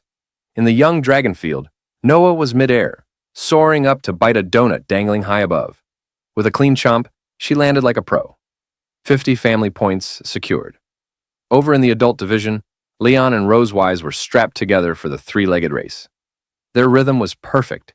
Years of coordination and maybe a few arguments had paid off. While other dragons stumbled and toppled, Leon and Rosewise dashed across the finish line, picking up another 50 points. Next came a trivia challenge called Beating Around the Bush. Sitting side by side, holding their answer paddles, they crushed question after question, their teamwork shining through. Another 25 points in the bag. Then came family food sharing, a test of blind trust, literally. With a ribbon covering her eyes, Rosewise grabbed a bowl of noodles and fed Leon. Somewhat aggressively, Leon could only close his eyes and chew through it like a true warrior. A nearby dragon gawked in disbelief. By now, the crowd was electric. The sun reached its peak. Shining like it too was cheering them on. Slightly out of breath, Leon and Rosewise supported each other as they arrived at the final event, Cooking of Love. The referee greeted them with a warm smile. Welcome to the final stage of the three-legged race. You'll now cook a family meal. The dish will be chosen by lot, and you have 1 hour. Judges will score your work. On the judging panel sat Vice President Wilson and 2 faculty members, clipboards ready. The female referee gave Leon and Rosewise a warm smile as they approached the final challenge. She lifted the microphone with practiced grace and announced the rules, a playful glint in her eye. During the cooking, you may not untie the rope on your ankles. Let this love be conveyed to each other through the rope. Leon and Rosewise blinked at her. Goosebumps. Immediate. They exchanged a glance, somewhere between disbelief and, did she really just say that? Still tied together from the previous leg, they made their way, awkwardly in sync, to the lottery table.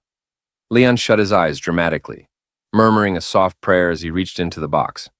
Please, just something simple. Rosewise leaned in as Leon pulled out the slip. Their eyes dropped to the paper at the same time. Cream puffs. Rosewise's shoulders stiffened. Leon blinked. Do you know how to make this? He asked. Rosewise offered a tight smile. Leon. No. Sensing their silent panic, the referee kindly stepped in again, reminding all participants that recipe instructions were provided. Armed with a step-by-step guide, Leon and Rosewise shuffled over to the kitchen station. Aprons on, ropes still tied, expressions determined. They were ready, or so they hoped. Leon fired up the small stove and poured milk into a saucepan. All right, he muttered, reading aloud. Pour milk. Add butter. Rosewise? Butter.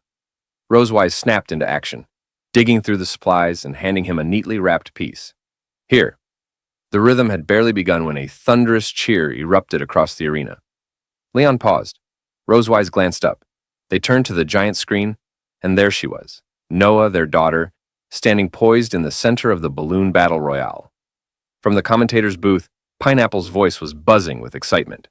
4 dragons remain, 2 from the Claw Dragon clan, 1 ice dragon, and 1 silver dragon. Contestant 8, Noah. On screen, Noah stood alone, her balloon tied securely to her back. Surrounding her, 3 much larger young dragons, with unmistakable intent in their eyes. It was a textbook ambush. One of them sneered, "You might as well give up." But Noah didn't budge. Her eyes stayed sharp, her stance light. She waited. Then, movement. 2 clawed dragons lunged. With a swift pivot, Noah planted her hand and side-slipped between them. Before they could blink, her fingers jabbed forward. Pop! Pop! 2 balloons gone. The crowd gasped, then erupted in cheers. Not missing a beat, Noah launched toward the last opponent. The ice dragon barely saw her coming. Another quick bend, another pop, and it was over.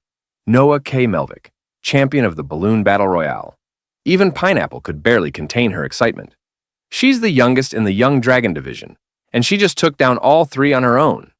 In the stands, little Muan jumped up proudly. "That's my sister," she shouted to anyone who'd listen. Back at the cooking station, Leon let out a proud laugh as he stirred the milk. "Knew she could do it. That's my girl." Rosewise smirked and tapped her nose smugly.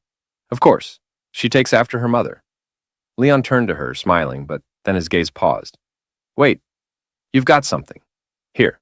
He leaned in and gently wiped a bit of flour off the tip of Rosewise's nose. Her cheeks immediately colored with a soft blush.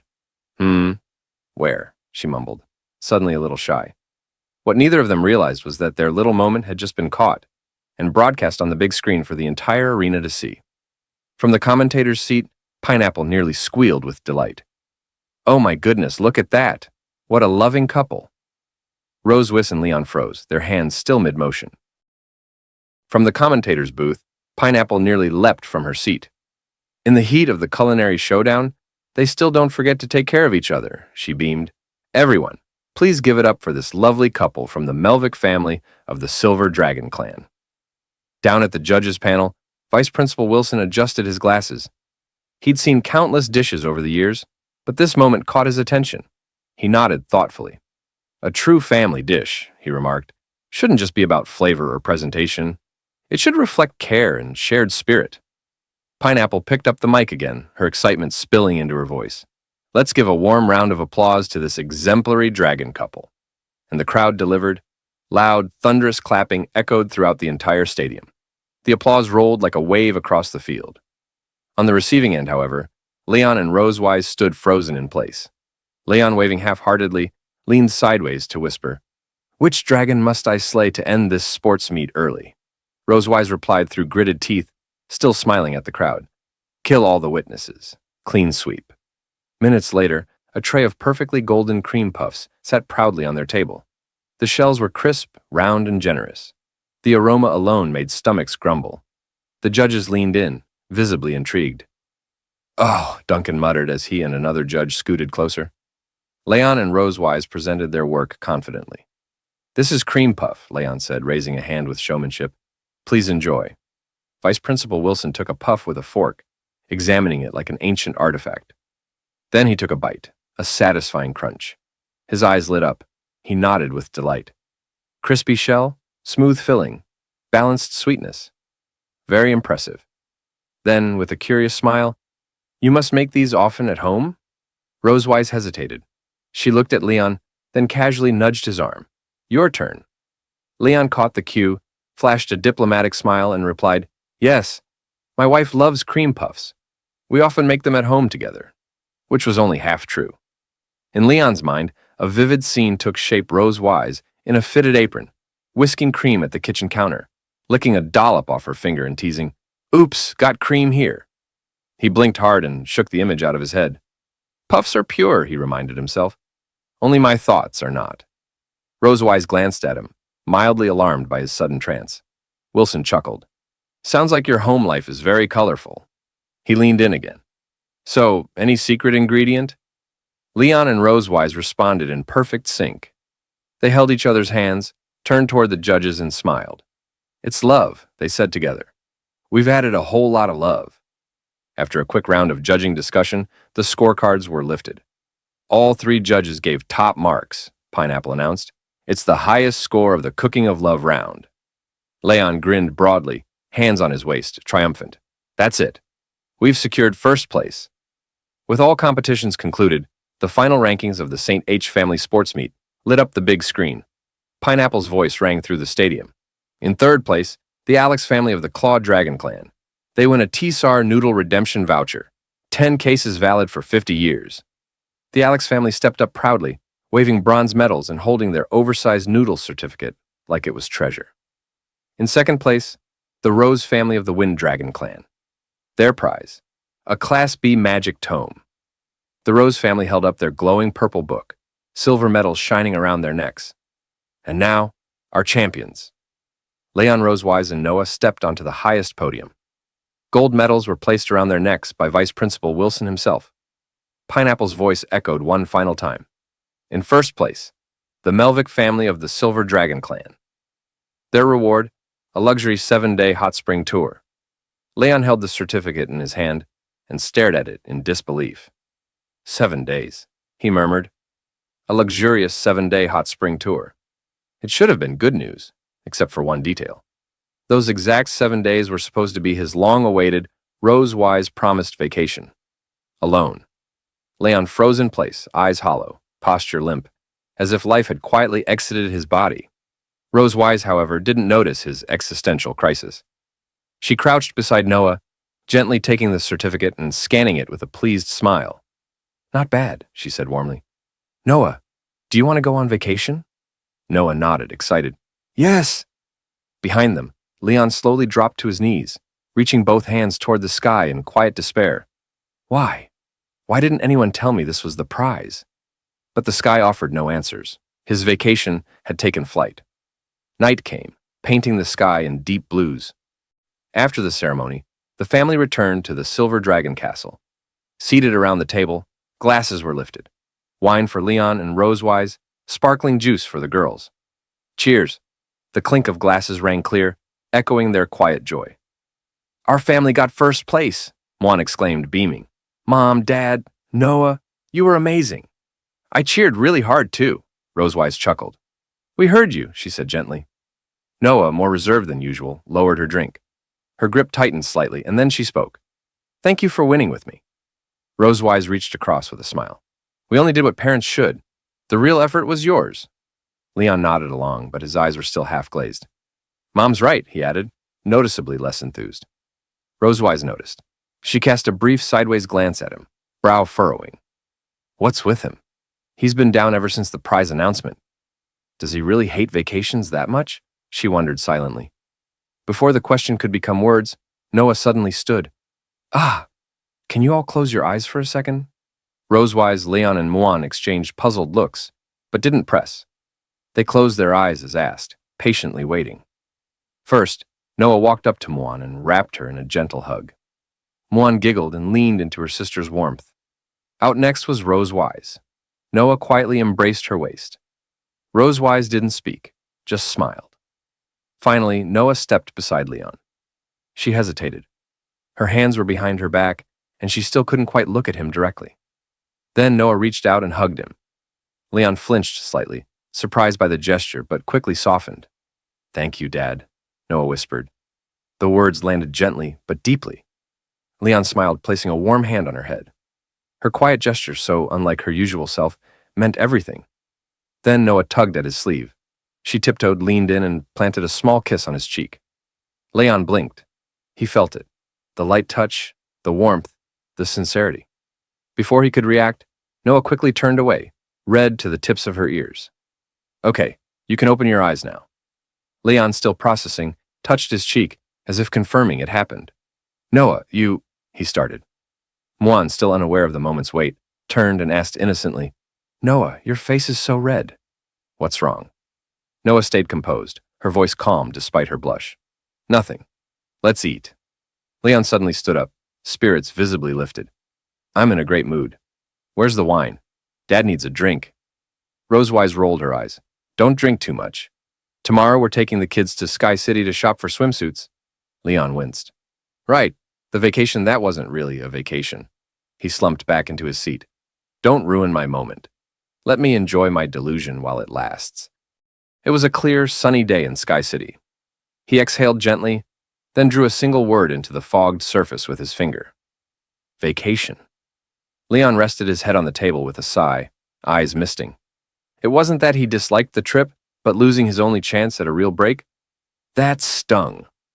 From outside the shop, a mother and her young daughter passed by. The little dragonling pointed at Leon curiously. Mom, what's that dragon doing? Shh, don't stare, sweetie, the mother replied quickly, ushering her child away. It's awkward. Still slumped in his seat, Leon whispered under his breath, as if addressing the lost time itself. If I could add a deadline to this vacation, I wish it could have lasted just 7 days. At that moment, Rosewise stepped out of the fitting room, wearing a new swimsuit, and asked, What do you think of this one? Leon, still looking out the window, didn't turn his head. It's good, he replied flatly. Rosewise crossed her arms. You haven't even looked. Leon finally turned, gave her a tired glance, and managed a thumbs up. You look good in anything. Trust me. Rosewise narrowed her eyes, not fully convinced. She looked down, adjusting the strap slightly. It feels tight. Just then, her eyes landed on a different swimsuit, black with far less fabric, hanging on a nearby rack. Curious, she held it up. How about this one? He tried to stay calm, but then, nosebleed. A dramatic one. He quickly turned away, wiping at his face with an almost forced composure. I don't think it's suitable. Rosewise sighed gently and returned the swimsuit to the rack. I thought you'd like it. Anyway, I already picked mine. We're mainly here to find yours. As if on cue, the store clerk approached with 2 small swimsuits in hand. One pink, one yellow, and held them up for Noah and Muan. Muan lit up with joy. Noah, though a bit shy, smiled softly. It was clear she liked it, even if she didn't say much. Rosewise stepped out again after changing, spotting Leon still slouched over the table. What's wrong? She asked gently. Leon crossed his arms and turned away. Nothing. Rosewise wasn't fooled. She knew what this was about. I know this was supposed to be your vacation, but the trip dates can't change. Still, look at the girls. They're excited. Seeing your daughters happy, shouldn't that mean something? Leon glanced toward Noah and Muan. Muan was laughing, holding Noah's hand as they chatted with the shop assistant. Noah offered a rare smile, clearly enjoying the moment. He gave a small smile, tight, slightly forced. Ha ha ha, I'm very happy. Rosewise paused, then came up with an idea. She moved closer, placed a hand gently on his shoulder, and leaned in with a playful, conspiratorial smile. What if I promise not to touch you for all 7 days? Leon's eyes widened, a beat of silence. Leon stood still, eyes narrowed at Rosewise. I don't believe you, he said bluntly. Hands on me? You're probably planning to touch wherever you want. Rosewise, unfazed, casually raised 3 fingers in her tail, like a pledge before a celestial court. I swear on the reputation of the Silver Dragon Queen. He narrowed his eyes, thinking it over, and finally exhaled. All right, it's settled then. Suddenly, Rosewise closed the distance. But if you can't hold on, don't blame me. Are you kidding? He said confidently. I'm a dragon slayer. I'm not going to touch you without a reason. Rosewise smiled, finding no further argument, and let the matter rest. The next morning, the group, Leon, Rosewise, and their 2 daughters, Noah and Muan, arrived at Flowing Cloud Valley, their hot spring getaway. At the lobby, a cheerful front desk clerk received their voucher with both hands, eyes scanning it quickly. Then, she looked up with a bright smile. Are you the model champion family from St. H Academy? Rosewise nodded politely. Yes. Model family? He muttered internally, unimpressed. That's definitely the vice principal's idea. Noah and Muan, meanwhile, were captivated by a large aquarium in the lobby. Colorful fish swam between miniature rock castles, glowing gently under soft lighting. Muan pointed excitedly. Wow, Noah, these fish look delicious, Noah replied calmly. They're not for eating. Back at the counter, the clerk handed 2 room cards to Rosewise. These are your keys. Rosewise thanked her, but Leon's brow furrowed. Only 2 rooms? He asked. Is something wrong, sir? The staff member asked politely. Leon's thoughts spiraled. If the girls were in one room, that meant he'd have to share with Rosewise again, a scenario he'd been trying to avoid. If you prefer, the clerk offered, we also have a honeymoon suite. Leon cut her off quickly, face already flushed. No, that's not necessary. Resigned to his fate, he followed the others toward the elevator. Rosewise signaled the girls. Let's go, Noah, Muan. Okay, Muan chirped, running ahead hand in hand with Noah. The front desk clerk bowed slightly. Enjoy your stay. The girls dashed out first once they reached their floor, laughter echoing through the hall. Rosewise smiled softly, watching them. Leon, however, wore a far gloomier expression. He stared at Rosewise's back, already calculating escape routes. Trying one last time, he caught up to the girls. Hey, Noah, Muan, would you like to stay in Dad's room? Muan clung to Noah's arm and replied without hesitation. No, I'm staying with Noah. Auntie Isa said kids and adults need private space. No disturbing.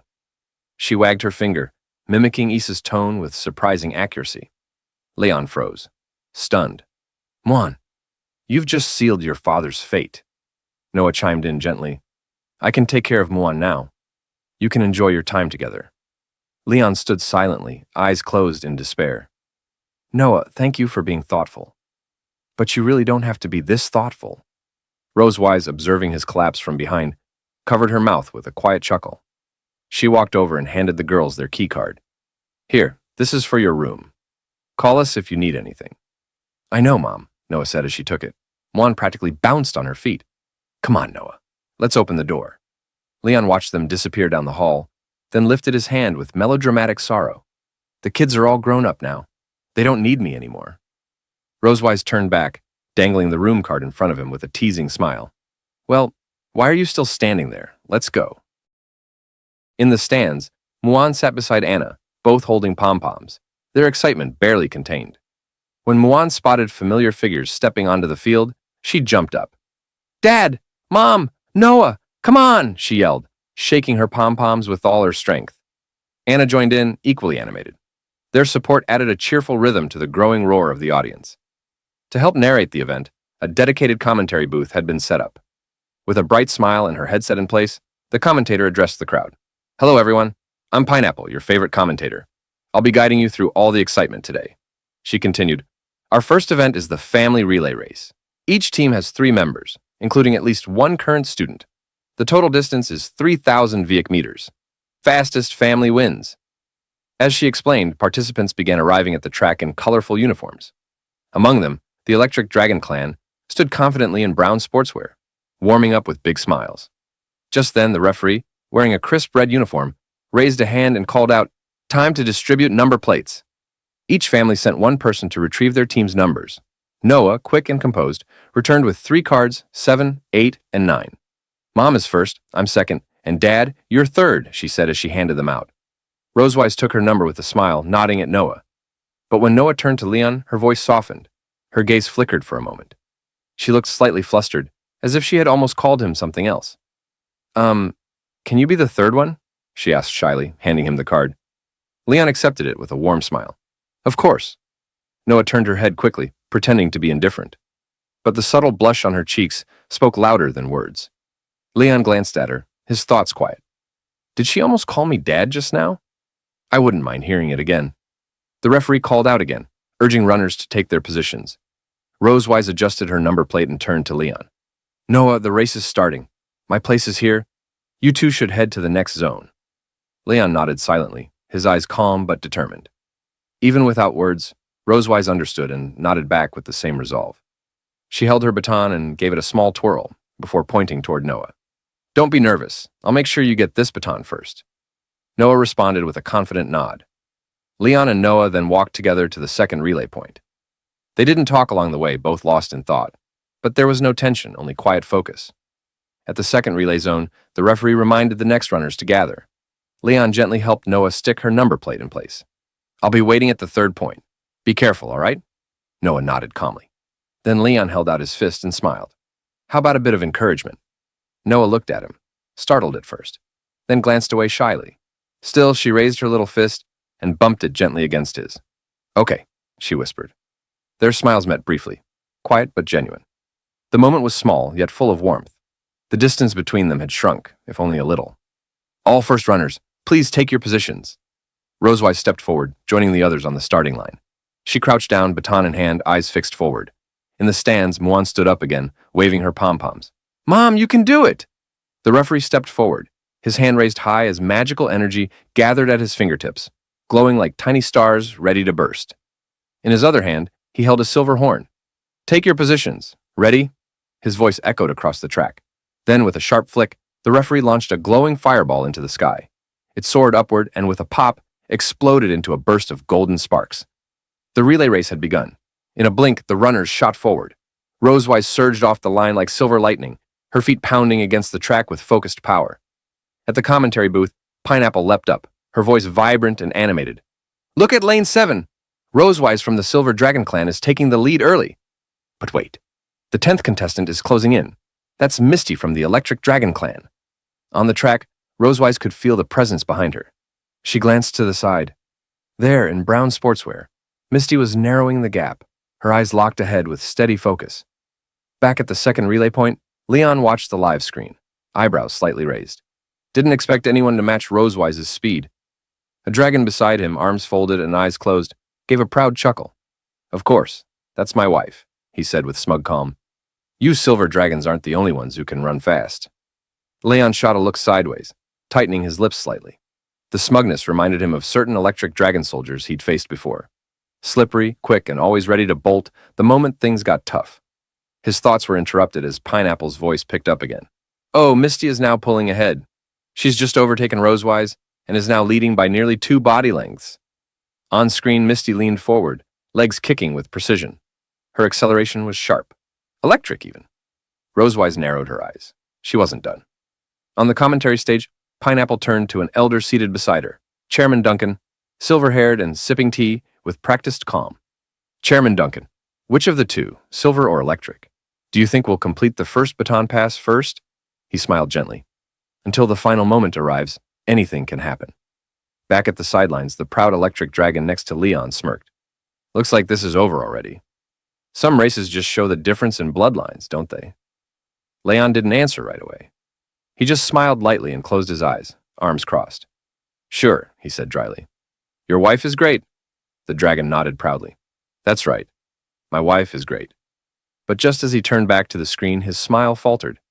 Something had changed. Rosewise's eyes were sharper than ever. Her focus narrowed. She pressed down hard with her foot. Boom! A burst of raw energy propelled her forward.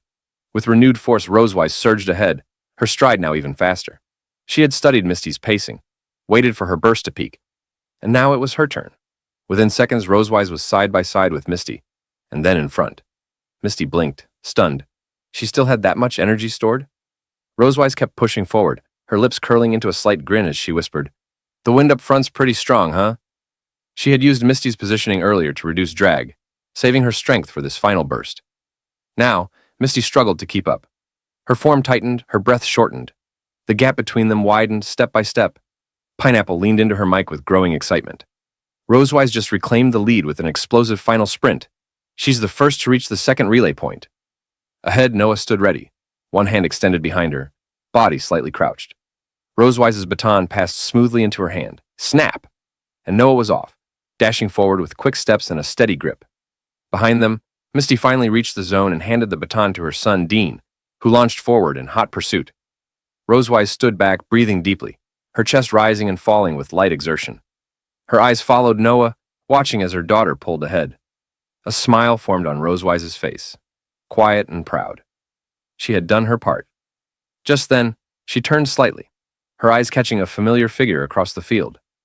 Leon stood at the third relay point, hands in his pockets, giving her a confident thumbs up and a smile that said, "Told you so." Rosewise chuckled softly. She raised her fist in return, silently cheering him on. "The rest," she thought with quiet conviction, "is in your hands now." After we entered the room at the Hot Spring Hotel, Rosewise pulled open the curtains. Sunlight streamed in through the window, brightening the entire room. Right outside the back door of the bedroom was an enormous hot spring. Clear spring water trickled down from a rock formation. The sound of the flowing water created an incredibly soothing atmosphere. The room itself felt spacious, and the decor was elegant and refined. The ceiling featured a dominant brown tone, accented with beautiful decorative patterns. A massive French window overlooked the scenic view outside, giving visitors a glimpse of the stunning natural beauty. Rosewise turned to Leon and said, The scenery here is quite nice, isn't it? Leon walked into the room, carrying both his and Rosewise's suitcases. He glanced around and agreed. The environment really was excellent, but something about what she said confused him. As the Silver Dragon Queen, Rosewise should have had plenty of chances to visit this place. He asked her, "You've never been here before?" Rosewise folded her arms in front of her chest and gently shook her head, her gaze still fixed on the view outside the window. "No, this is also my first time. I've been so busy handling affairs of the Silver Dragon clan, I rarely had the chance to take Noah and Muan out to have fun." For the past few years, Rosewise had been tied up managing the clan's matters, leaving her little opportunity to relax and travel with her daughters. Thanks to winning first place in the recent sports meet, she was finally able to clear her schedule and spend time with them. Knowing how rare this outing was, Rosewise made a decision. "So this time I brought a camera. I'm going to take some special commemorative photos for them."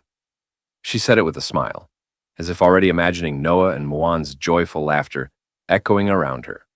When Leon heard her mention the camera, his suitcase slipped from his hands. His expression turned uneasy. He had suddenly remembered something dreadful. In his heart, he panicked. "Camera? Is it the one I used before?" Leon quickly opened the suitcase on the floor, desperate to check if it was the same camera he had in mind. Besides their clothes, a black camera sat in plain view. Spotting it, Rosewise said, "Yes, that's the one. I got it as a reward for taking first place in the school sports meet." Leon nervously picked it up. He examined it closely and confirmed. This was the very same camera he had used before. Back when Rosewise had fainted, in a moment of petty revenge, Leon had dressed her up as a bunny girl and secretly taken photos with this camera. And those photos? They were still saved inside. "This is bad," he thought. "Those pictures are still in here. If she finds them, I'm done for." That's the kind of ironclad evidence that gets a guy executed by the she-dragon herself. Seeing that Leon had already taken out the camera, Rosewise reached out her hand. "Give me the camera." Leon glanced back at her, quietly panicking. "I need to develop and hide those photos before she sees them. Then erase everything on the camera." He crouched down and clutched the camera tightly in his arms, refusing to let go. Rosewise frowned at his odd behavior. "What are you doing? Why are you guarding the camera like it's some kind of treasure?" Trying not to seem suspicious, Leon forced an awkward smile and stammered, "Let me help take the photos. I'm very professional." Rosewise raised an eyebrow, surprised. "Aren't you a professional dragon slayer? Since when did you become a photography expert?" Leon patted his chest and tried to sound confident. "Don't worry, leave it to me. I've been taking pictures of my master's donkey since I was a kid." Strangely enough, Rosewise didn't seem too concerned by his odd comment. She simply closed her eyes and said, "Fine. You can take the pictures. Tonight there'll be an outdoor barbecue and a fireworks show. Let's go for a walk first." Relieved that she agreed to let him keep the camera, Leon breathed a quiet sigh of relief. "No problem," he replied. After resting in the hotel room for a bit, Leon, Rosewise, Noah, and Muan headed out to explore the area. They wandered into a lush garden, with Noah and Muan leading the way, and Leon and Rosewise trailing behind.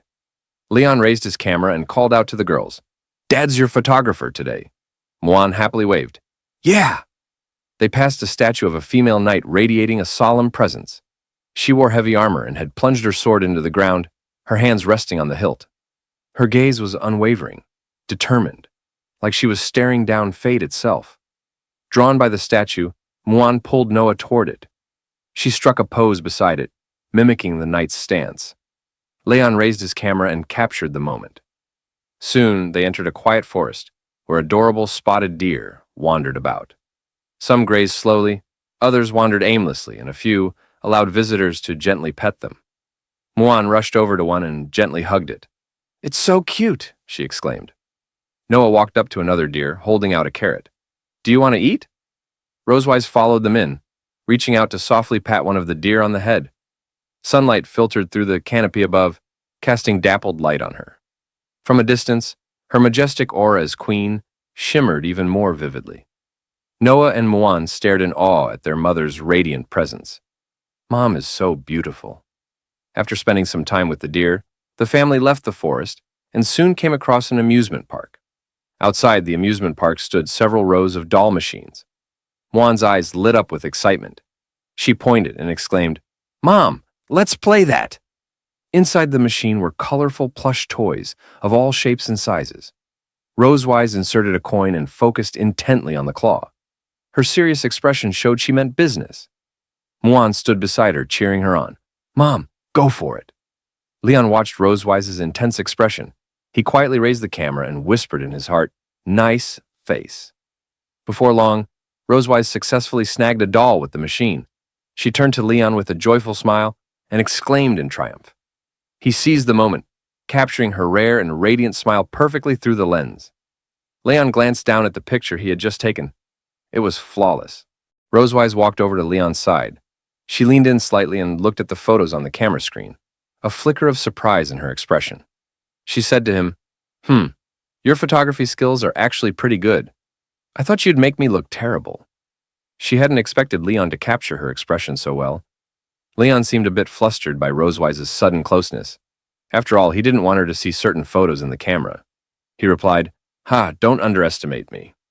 After exploring so many places, Noah and Muan began to feel a bit tired. They mentioned wanting something cold to drink. Leon quickly agreed. He headed off to a beverage shop inside the amusement park.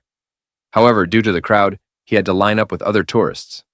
While waiting in the queue, Rosewise suddenly appeared beside him and stood in line. Leon looked over, puzzled by her actions, and asked, "What are you doing here? I can queue up by myself." Rosewise averted her gaze, not meeting Leon's eyes, and mumbled softly, "Not worried, just, you'd be bored." At that moment, she lowered her head to look at the teddy bear she held in her hands, the same one she had just won from the claw machine. But as she looked at the little bear, her expression turned hesitant. She said to Leon, "This..." Leon noticed her hesitation and asked, "What? Is it for me? Last time, in Sky City, you gave me one, didn't you?" Rosewise closed her eyes and extended the teddy bear toward Leon. She turned away again, avoiding eye contact, her cheeks gradually flushing with embarrassment. The teddy bear was slightly larger than her palm. It wore a little purple dress with a red bow around the collar. It smiled up at Leon, as if silently hoping he would accept it. Upon seeing the bear, Leon couldn't help but laugh. Compared to the large teddy bear he had given Rosewise before, hers was much smaller. He reached out, took the bear from her hands, and joked, "The one I gave you is the Bear King. Yours is just a little bear." Rosewise's expression darkened at once. Clearly unhappy with his response, she glared at him and clenched her fist. She hadn't expected Leon to mock the gift she had shyly given him. With an angry huff, she reached toward Leon, trying to snatch the bear back. "You don't want it? Fine, then. Do you know how hard it was for me to catch that doll?" Her tone was sharp and upset. Leon hadn't expected her to take his teasing so seriously. He quickly hid the little bear behind his back and tried to explain, "I didn't say I didn't want it." While Leon and Rosewise waited in line, Noah and Muan sat on a bench in the amusement park, taking a break. Muan swung her legs idly and looked toward the direction Leon and Rosewise had gone. She muttered, "Dad and Mom are so slowed. When will Muan finally get to drink pineapple ice?" Noah sat with her eyes closed, resting. Hearing Muan's complaint, she slowly opened her eyes and looked at her sister. "Actually, sometimes I envy you, Muan." Muan blinked, surprised. She turned toward Noah and asked, "You envy me? Why?" Noah didn't look back. She lowered her gaze to her shoes, her expression filled with quiet longing. Her legs swayed gently as she spoke. "I envy that you can talk to Dad and Mom about anything, without holding back." Muan tilted her head, confused by Noah's words. As daughters of Leon and Rosewise, both of them had always been free to say whatever was on their minds, happy or sad. She replied, "But Noah, you can do that too." Noah gently shook her head. "No, I can't. I've grown up now. I can't just say whatever I want anymore." Her voice carried a seriousness that didn't suit her age. She stared ahead, her tone mature and restrained. So different from Muan, who could still act spoiled around their parents. But does Noah really seem like a child who can shoulder everything? In truth, she isn't. She wasn't always like this. As the older of the twins, by just 20 minutes, Noah had been just like Muan at birth, a baby who cried for her mother. They had lain together in their warm crib, and whenever either felt discomfort, they cried out, calling Rosewise to their side. They grew up carefree, surrounded by their mother's gentle care, learning about the world and gathering knowledge step by step. Whenever they weren't crying, Rosewise would pull a storybook from the shelf and cradle both Noah and Muan in her arms. She read them stories with warmth and animation, even though they were too young to understand her words. Still, the twins listened with rapt attention, eyes fixed on the pictures and their mother's loving face. In their eyes, Mom was the most powerful being in the world. Rosewise would always smile at them as she read, clearly cherishing every moment spent with them. Until one day, Noah saw something that changed her. She saw her strong, beautiful mother sitting beside their father's bed, lost in thought, her expression filled with quiet pain. It was the first time Noah realized that even someone as powerful as Rosewise had a soft, vulnerable side. She had walked past Leon's room and glanced in. Rosewise was seated by his bedside. Leon was unconscious, and Rosewise looked completely different from her usual self. That sorrowful look, so foreign to Noah, cut into her heart. Rosewise sat there silently, clenching her teeth as she stared at Leon. She didn't say a word, but there was something unwilling in her gaze. And at that moment, a thought took root in Noah's heart. If I grow up a little faster, maybe I can help lighten Mom's burden. From then on, a desire to protect her family quietly bloomed within her. She began doing everything she could to act like an adult. She studied hard, not just for herself, but for Rosewise. Noah even walked while reading, holding the book up as she tried to digest its content faster. Though much of it was still beyond her age, she never let fear stop her. She pushed herself to grow, to become independent and mature, striving for excellent results. When Rosewise saw Noah's perfect report card, she smiled with genuine pride and reached out to stroke her daughter's head. Seeing her mother's joy, Noah's heart swelled. To keep that smile on Rosewise's face, Noah continued working harder, growing stronger, so that her mother would never again have to show the same painful expression as that day. After listening to Noah's story, Muan closed her eyes, trying to process it.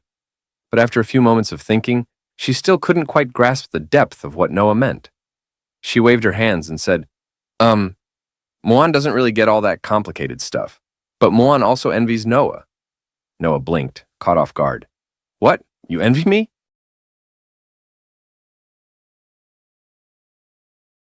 During a chat with her younger sister, the eldest daughter learned how her sister truly felt about her. The younger one also wanted to become a better person for their parents, just like her. When Noah heard Muan say she envied her, she was surprised. She hadn't expected the seemingly carefree Muan to ever feel that way. Pointing to herself in confusion, Noah asked Muan, "How could you envy me?" Seeing Noah had misunderstood, Muan hopped off the bench, bounced a few times, and shook her hands excitedly. She explained, "Noah's got it wrong. Noah's smart, capable, takes care of me like an adult, and has won so many first places." Muan began praising her. She listed Noah's strengths, waving her hand happily. She'd been watching Noah improve step by step. Even if Noah hadn't noticed, Muan remembered every little detail. Having such a powerful sister made her proud. Muan wanted to be like Noah someday. She raised a hand full of excitement and told Noah her true feelings. Hearing all this, Noah's eyes widened slightly and she blushed. She hadn't expected Muan to see her that way. She was an excellent person in Muan's eyes. Noah opened her mouth to speak but hesitated, looking off to the side. After a pause, she stammered, You don't even know what I'll be like in the future." Muan tilted her head and asked, "What does Noah want to be?" Noah didn't answer right away, thinking quietly. Then she heard familiar voices, Leon and Rosewise. Leon held a bag of drinks, Rosewise a drink in hand, walking beside him. They came toward Noah and Muan, still chatting. Looking at them, Noah found her answer. "I think I should become the person they expect me to be."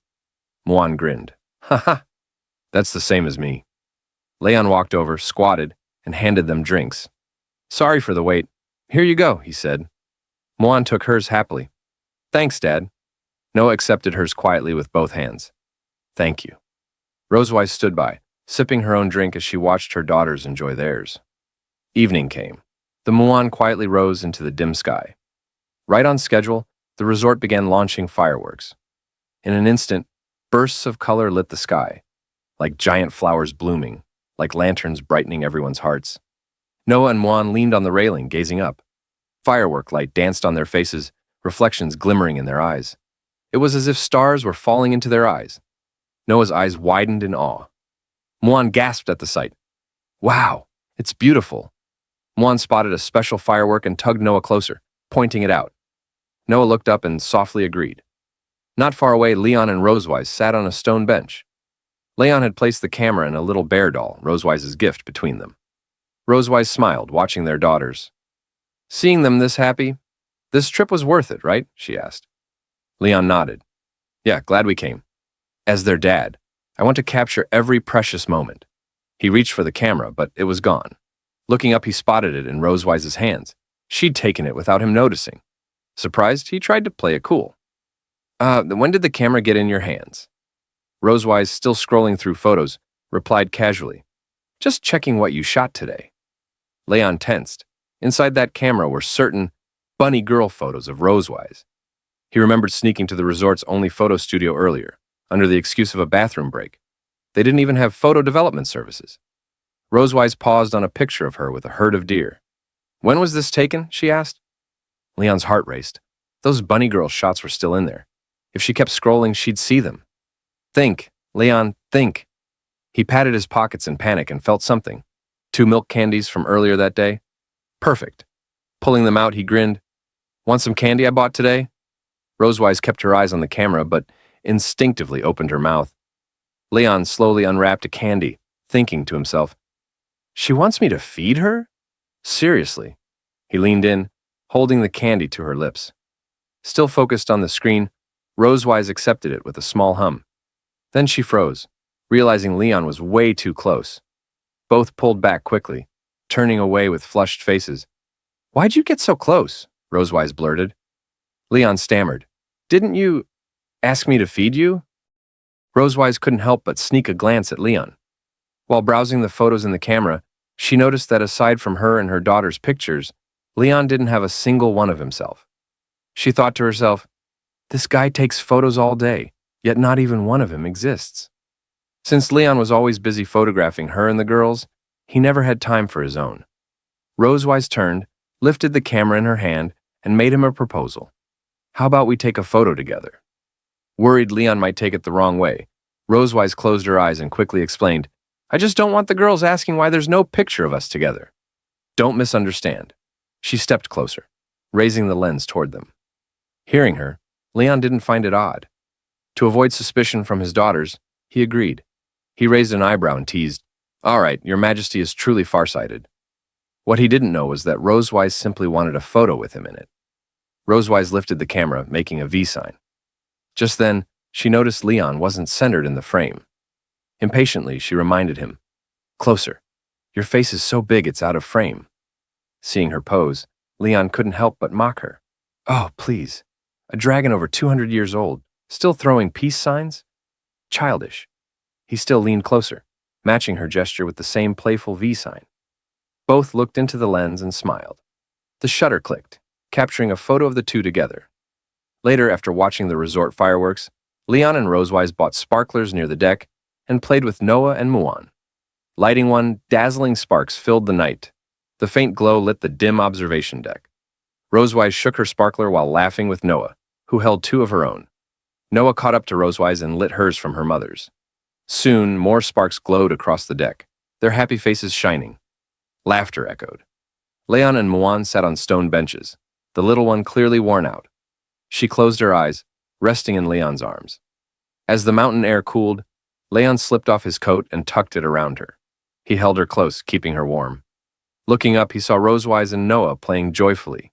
He whispered, Rare to see those 2 serious ones smile like that.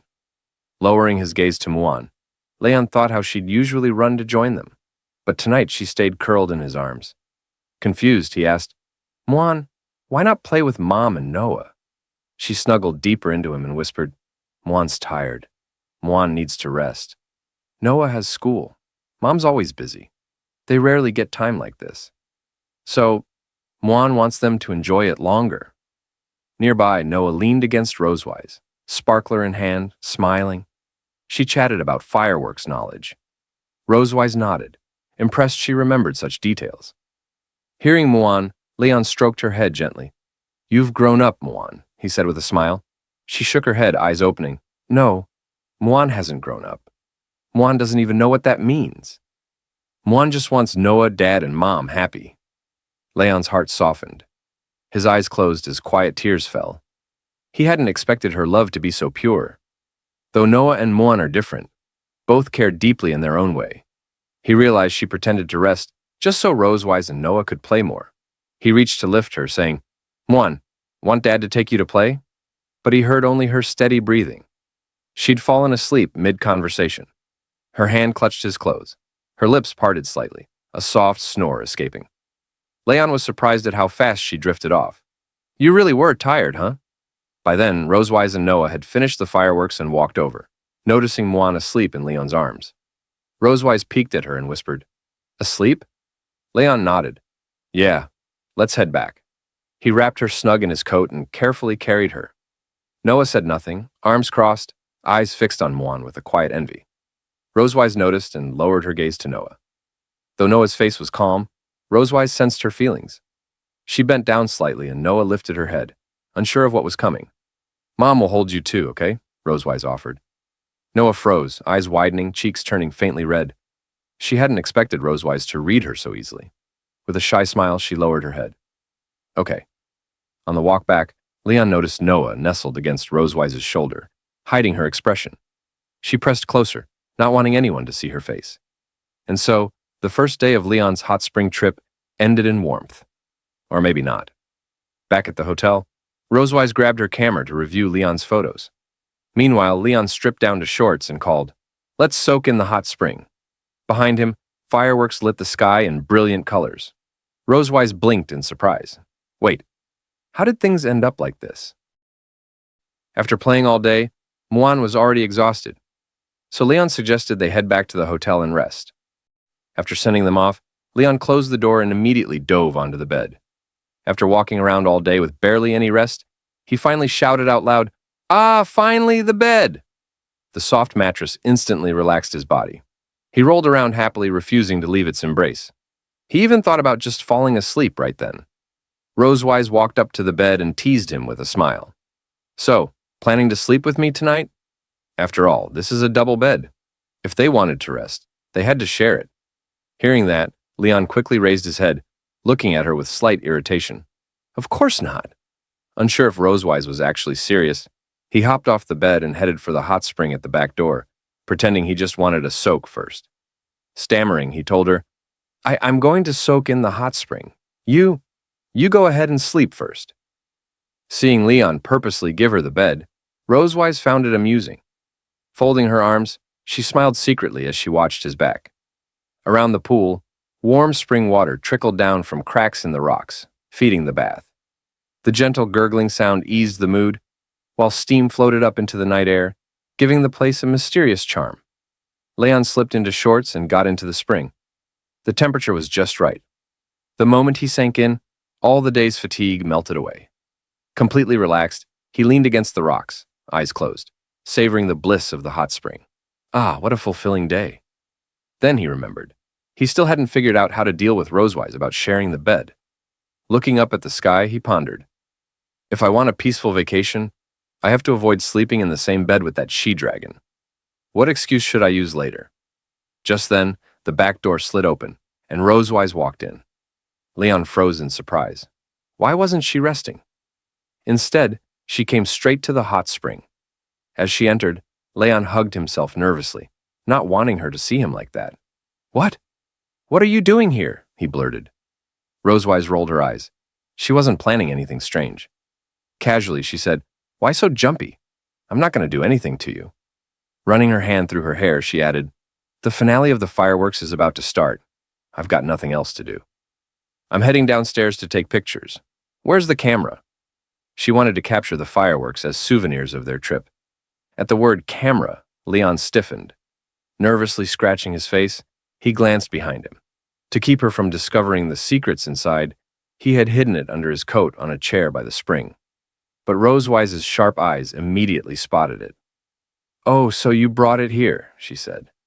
Leon panicked. She found it way too quickly. Rosewise stepped behind him and grabbed the camera. I'll just take this. Leon's eyes widened in shock. His chest tightened with tension. If she sees what's in there, my secret's done for. I can't let her take it. He swore silently. She must not take that camera.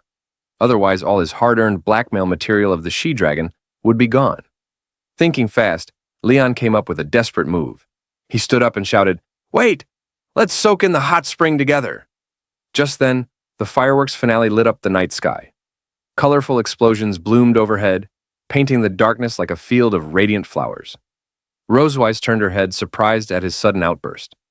The fireworks were too loud. She didn't hear him clearly. She set the camera down and raised a brow. "What?"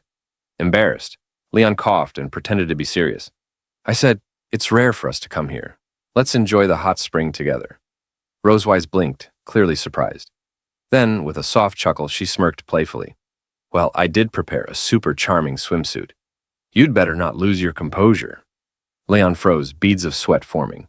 He forced a smile, pretending confidence. After speaking, Rosewise immediately entered the room and closed the back door. She drew the curtains and started changing clothes inside. Seeing that Rosewise wouldn't be coming downstairs to use the camera for now, Leon felt a bit relieved. But at the thought of what might happen next, he couldn't help feeling helpless. After all, whenever he was with Rosewise, something magical always seemed to happen. He turned to face the hot spring pool, spread his hands, and shook his head gently. Closing his eyes, he whispered words of comfort to himself. "It's okay, Leon. It's just soaking in a hot spring. What could happen? As long as I protect those photos, it's fine. Sharing a hot spring with her isn't a big deal." Leon clenched his fist and looked ahead with determination. He couldn't let Rosewise see the photos in the camera and risk irreversible consequences. To protect them, he'd have to rely on his wits. Even if it meant his body would suffer, he was willing. "Before she comes, let me silently recite the 3 honors and 3 shamas of the Dragon Slayer a few times." Leon entered the hot spring pool again, soaking quietly while waiting for Rosewise to arrive. In the water, a big toy duck and a small toy duck floated, swaying gently with the ripples, as if anticipating what was about to happen. The finale of the fireworks still lit up the night. Explosions of color filled the sky, illuminating the hot spring where Leon sat. With his back against the pool wall, eyes closed, he recited the Dragon Slayer's 3 honors and 3 shamas he created himself. Ashamed of fleeing battles, he suddenly heard the sound of the back door opening. Rosewise had arrived. He turned his head, thinking, "Is she coming in?" Rosewise opened the door and walked in. She wore a purple swimsuit trimmed with white lace at the hem. Her figure was wrapped tightly inside. Though conservative, the swimsuit highlighted her slim figure.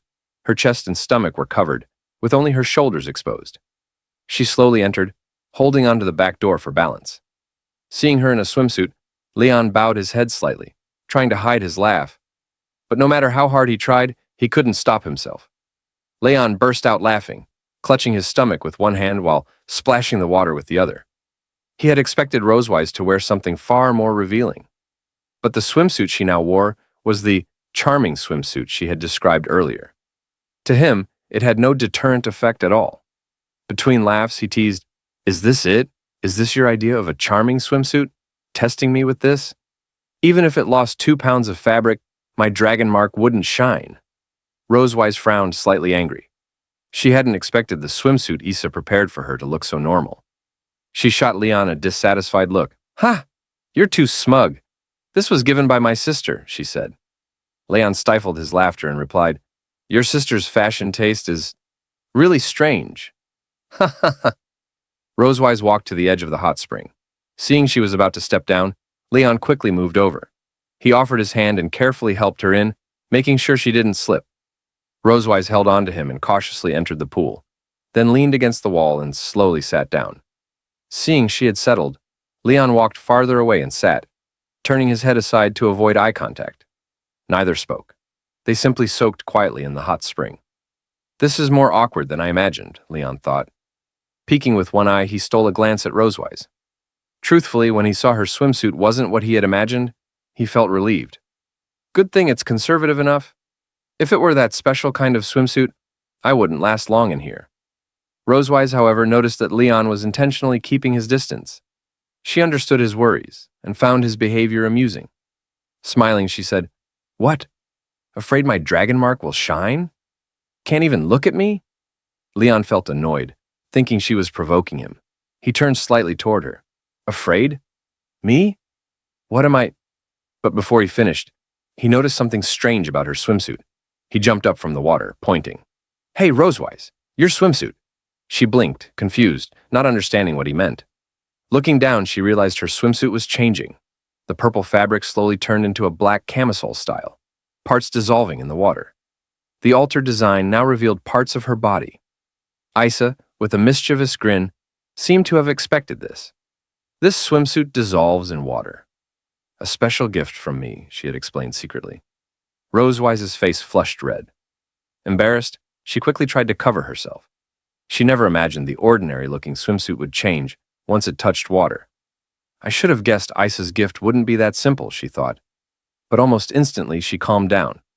Now that she wore the charming swimsuit, she had a chance to test Leon. With a sneer, she said, Perfect timing.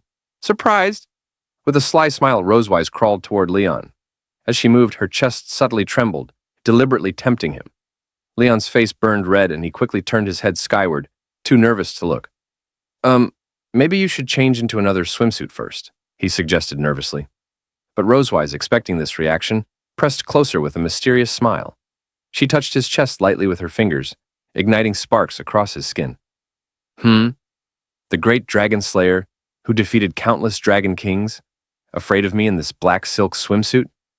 Her body pressed against his, the soft contact making Leon flustered. He looked at her nervously, realizing the situation was turning against him. This isn't good. I'm being led by the nose by Rosewise. I need to find a way to turn this around. Due to the sudden change in the Silver Dragon Queen Rosewise's swimsuit style, I had to face her provocation. To prevent my dragon mark from shining, I started a challenge with Rosewise. She kept tempting me, trying to make me fail. I didn't want to stay passive, so I took the initiative. She, unwilling to lose, guided me further, trying to keep control. But soon, our emotions shifted slightly. When Rosewise's swimsuit changed after touching water, she seized the chance to test Leon's endurance. She pressed close against his chest, trying to seduce him. Seeing her take action, Leon grew nervous. He forced a smile, but couldn't think of a way to resist her provocation. She had tested his endurance many times before, tricking him over and over. Leon already knew Rosewise's usual tricks, her 3 classic moves. Step 1. Provocation. Rosewise would mock Leon to stir him up. Dragon Slayer, why don't you dare look at me? Are you afraid? Leon, unable to endure, would immediately snap back. He clenched his fist, eyes burning with anger. What? I'm not afraid. Step 2. Teasing. After provoking him, Rosewise would lure him to her bed, press him down, and force him to look at her, tempting him to unleash his inner desires. Don't force yourself. Let go of pride. Submit to me. Isn't this better? But Leon could only grit his teeth and glare, unable to act. Under her constant guidance, he'd end up doing things he couldn't resist. Rosewise would vent her emotions on him, leaving him sleepless all night. Step 3. Shifting responsibility. When it was over, Rosewise would cover herself with a blanket, smiling in victory. You started it. It had nothing to do with me. Leon, regretful and powerless, could only bite the blanket in frustration. Now Leon faced the same trap again. He realized Rosewise had already taken the first step. Escape was impossible. He had to find a way to turn the situation to his favor. So Leon decided to counter. Since Rosewise provoked him, he'd use his own methods. He turned away, avoiding her gaze, calming himself to not be stirred.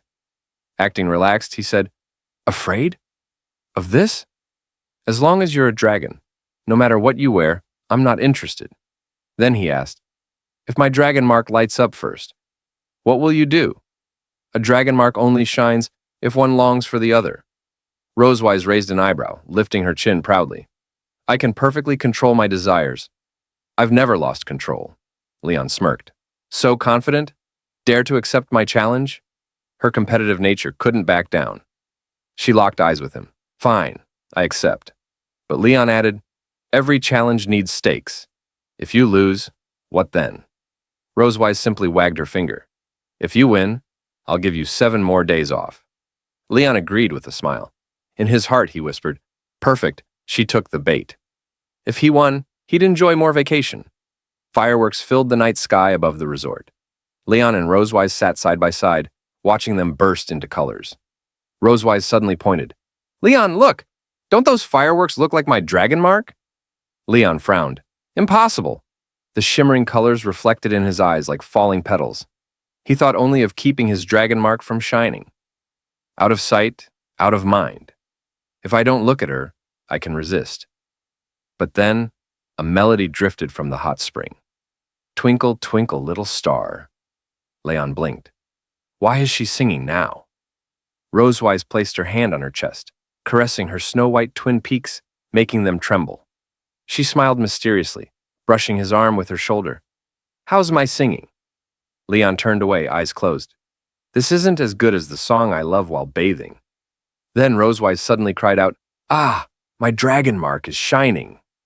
Leon panicked, glancing at her chest.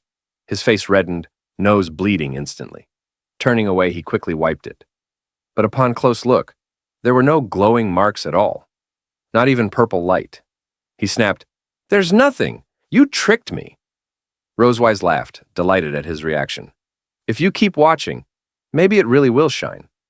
Leon was very unhappy with Rosewise's joke. He realized she had already started launching an attack on him, and he had to find a way to retaliate. He frowned and muttered in his heart, "Rosewise has already begun trying to seduce me. I can't fall behind." While Rosewise's attention was still on the fireworks, Leon secretly reached his hand behind her, his eyes fixed tightly on her tail. He planned to grab it. Just as he was about to gently pull it toward him, Rosewise turned her head and caught his movement. Her gaze shifted from the fireworks straight to him. Leon froze, nervous. He hadn't expected her to notice so quickly. Embarrassment rushed in. Rosewise frowned, glaring unhappily. "What are you doing?" Leon, already holding her tail with one hand, gave her a crooked smile. If he kept being passive, he'd only lose. Since she had caught him, he couldn't keep sneaking. He quickly came up with an excuse. "Wife, even if I can't hold your hand to enjoy this beautiful night under the stars, I can still hold your tail, right?" But Rosewise clearly didn't want that. Her expression darkened, her voice sharp. "Release my tail." She reached out to snatch it back, but Leon only tightened his grip, locking her tail in his arms. Closing his eyes, he said casually, "No." Rosewise felt her temper boil. The hot spring water splashed, but she still couldn't pull her tail away. "Leon, you—" He knew her tail all too well. In his heart, he muttered, "The tail is the most sensitive part of Rosewise's body. She's bound to lose." Leon rubbed her tail skillfully, searching for her weak spots, stroking every inch as though it were his favorite toy. The sensation traveled from her tail straight into her body, overwhelming her.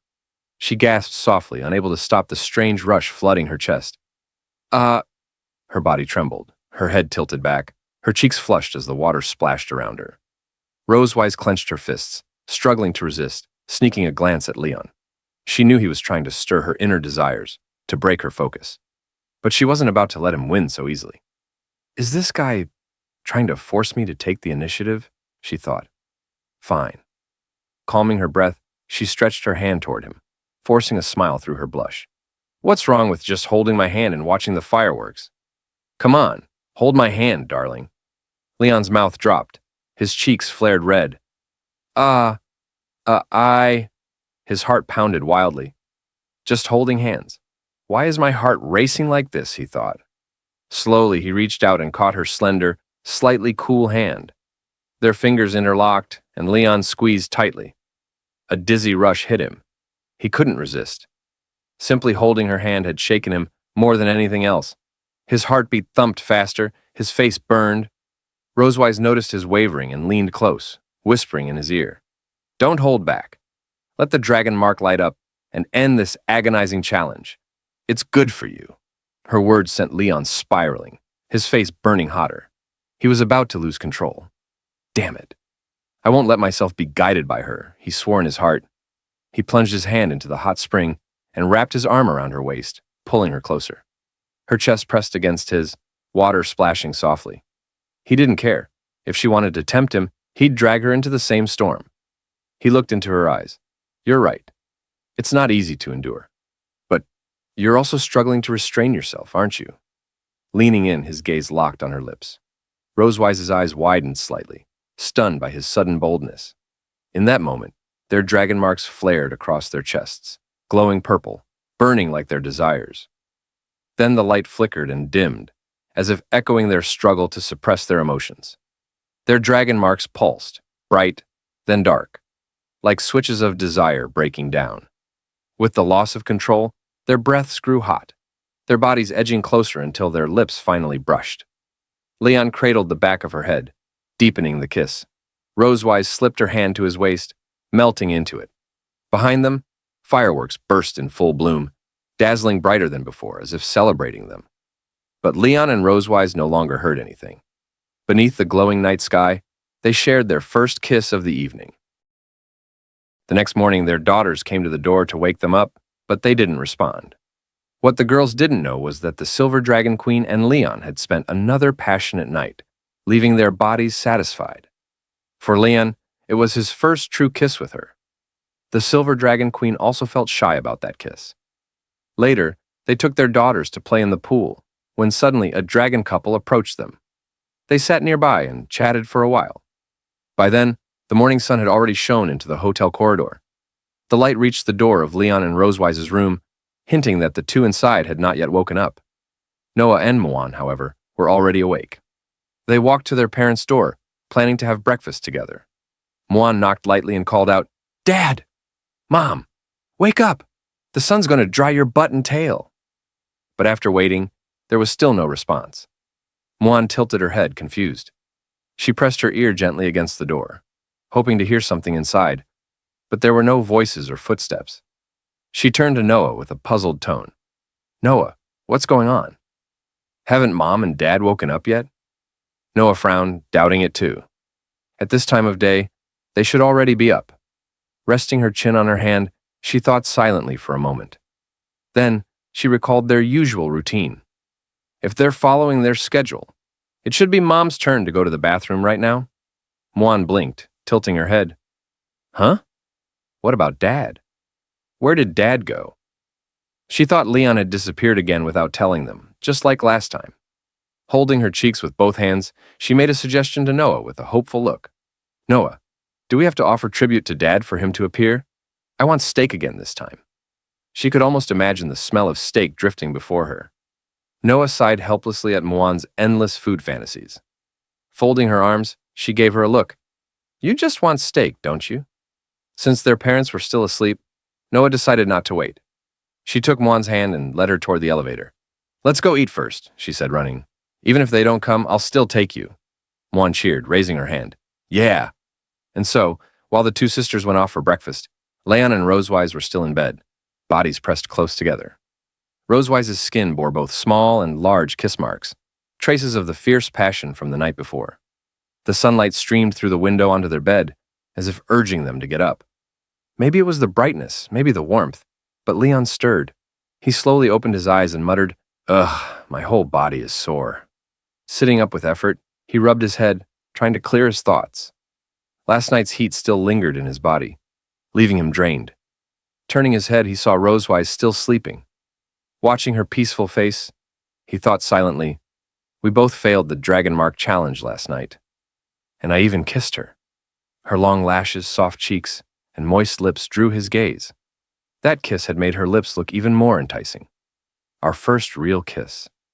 Remembering it, Leon felt his face heat up, cheeks turning red. Though they had been intimate before, they had never kissed with such seriousness until last night. Almost without thinking, his hand reached out, brushing lightly against her lips. They were soft, warm, elastic. So soft, he thought, before snapping back to reality. Startled, he pulled his hand away quickly, face blazing. His heart pounded, his head buzzing. He jumped out of bed, rushing to the bathroom as if nothing had happened. "Why would I even do that?" he muttered under his breath, embarrassed. "I've messed up so badly." When he disappeared into the bathroom, Rosewise slowly opened her eyes. She had actually been awake for some time, pretending to sleep to avoid the awkwardness of waking at the same time as him. She had felt his touch on her lips. Raising her fingers to her mouth, she gently traced the spot, whispering to herself, "Why did that guy touch my lips first thing in the morning?" The memory of last night returned vividly. Her first kiss with the Dragon Slayer himself. Covering her mouth, she blushed, shy and flustered. I never thought my first real kiss would be with Leon. Realizing how much it mattered to her, she quickly pulled the blanket around herself, denying it in her thoughts. Wait, what? It's not like I'm desperate to kiss him or anything? She pouted stubbornly. This is all the fault of that dragon mark. Outside, the sound of water trickled from the hot spring, as if easing their tangled hearts. Later, after changing into fresh clothes, Leon and Rosewise took Noah and Muan to the resort's water park. The park buzzed with families and laughter. Some swam with float rings, others battled with water guns, while the boldest slid from the tallest slides into the pool. Muan wore the bright yellow swimsuit she had picked earlier. Her hair was tied into two playful buns, perfect for splashing in the pool. With a mischievous grin, she lifted her water gun, already locking onto her next target. Muan aimed at Noah and raised his water gun, ready to fire. Noah had just changed into a pink swimsuit, her hair tied into a bun. Flustered, she tried to prepare for Muan's sudden attack. Without a water gun of her own, Noah couldn't fight back right away. She lifted her arm to shield her face, blocking Muan's spray. Muan, you... she whispered, frustrated. Seeing her defenseless, Muan grinned and kept firing relentlessly. Charging forward, he sprayed water at her, laughing. Noah! Look at my splashing attack, he shouted. Noah squeezed her eyes shut, retreating quickly as she tried to withstand the blast with her hands. Then, seizing a chance while Muan wasn't paying attention, Noah dipped her hands into the pool and flung a huge splash his way. Muan, look at my attack, she countered. He blocked with his arm, grinning wide, clearly enjoying himself. The game filled him with pure happiness. Nearby, Leon and Rosewise sat quietly on a bench, their distance from each other more noticeable than before. They watched Noah and Muan play, but neither made a move to join. After what happened last night, both kept away from the water. Rosewise feigned calm and asked Leon, Why don't you play with them? Her question made him uneasy. Still, Leon kept his composure. Because we soaked in the hot spring for so long last night, I just want to stay away from the pool for now, he said flatly. Rosewise had no quick reply, falling silent. She frowned, her eyes lingering on him. Last night, it was just... Before she could finish, a strange voice interrupted. Oh, what a lovely child. Are you their parents? Two dragons stood nearby. Rosewise turned to them and answered, Ah, yes. Leon followed her gaze, noticing the couple. A man with short black hair, golden eyes dressed in a blue hoodie, and a woman with short brown hair, red eyes wearing a swimsuit. They walked hand in hand toward them. The woman smiled warmly. Hello, my name is Yuna. This is my husband, Zai. Can we sit and chat for a while? Rosewise returned the smile politely, introducing herself and Leon. Of course. I'm Rosewise. And this is my husband. Leon nodded in greeting. Yuna's face lit up with gratitude as she and Zai took a seat. We're newlyweds here on our honeymoon, Yuna said. We planned to visit Emerald Sea, but with the Dragon Clan dispute nearby, we decided to come here instead. Hearing this, Rosewise felt a jolt of unease. Constantine moved so fast. Even if Emerald Sea is far, I still need to watch their movements closely. Noticing Leon and Rosewise's closeness, Yuna grew curious. You two seem married for many years. Your relationship looks so good. Rosewise laughed awkwardly, waving her hand. Haha. Many dragons say the same. Leon, however, frowned silently. Do we really seem that close? Our child's running around, yet we only kissed for the first time last night, he thought. Meanwhile, Noah and Muan kept playing. Muan fired his water gun with gusto, and Noah, refusing to lose, grabbed a swimming ring to block him. Yuna watched with envy. I admire you both, having two such lovely children. Her cheeks warmed as she nervously scratched her face. My husband and I have been thinking about children. As experienced dragons, could you share some advice? Rosewise stiffened. She couldn't possibly explain Noah and Muan's true origins. Her fingers fidgeted as she stammered, Actually, it was my husband. He wanted to be a father, and I just agreed. Leon covered his mouth, chuckling secretly. She-dragons making things up again. He thought of how her story could sound. High emotional intelligence. I didn't think much, just agreed. Low emotional intelligence. It was the blood curse, no choice at all. He looked at Yuna kindly. It'll come naturally. Don't force yourself, or your husband. And don't fear it, just go with the flow. Zai leaned forward. Mr. Leon, do you two really argue? How do you resolve it? Embarrassed, Yuna quickly admitted, Sometimes I'm too dominant. We argue over small things. Leon smirked and leaned against Rosewise, teasing, I can't answer. My wife may look tall, aloof, and fierce, but she loves to act spoiled. Right, dear? He laughed quietly. Rosewise bristled. This guy's mocking me again. She pressed closer to Leon, secretly pinching his waist with a forced smile. Dear, how embarrassing of you to say that. Leon twitched, whispering in pain. Oh, is that so? Zai sighed, slightly disappointed. But Leon's tone suddenly grew serious. Even if a woman is strong, she still has a soft side, he said, recalling Rosewise's dual nature, her stern, queenly face, but also her shy, gentle moments. He hugged her lightly, looking at Zai. No matter who your wife is, you must stand up and protect her. Rosewise froze, touched. This is a responsible man. Leon flashed a cheerful grin and gave Zai a thumbs up. That's my principle of being a good man.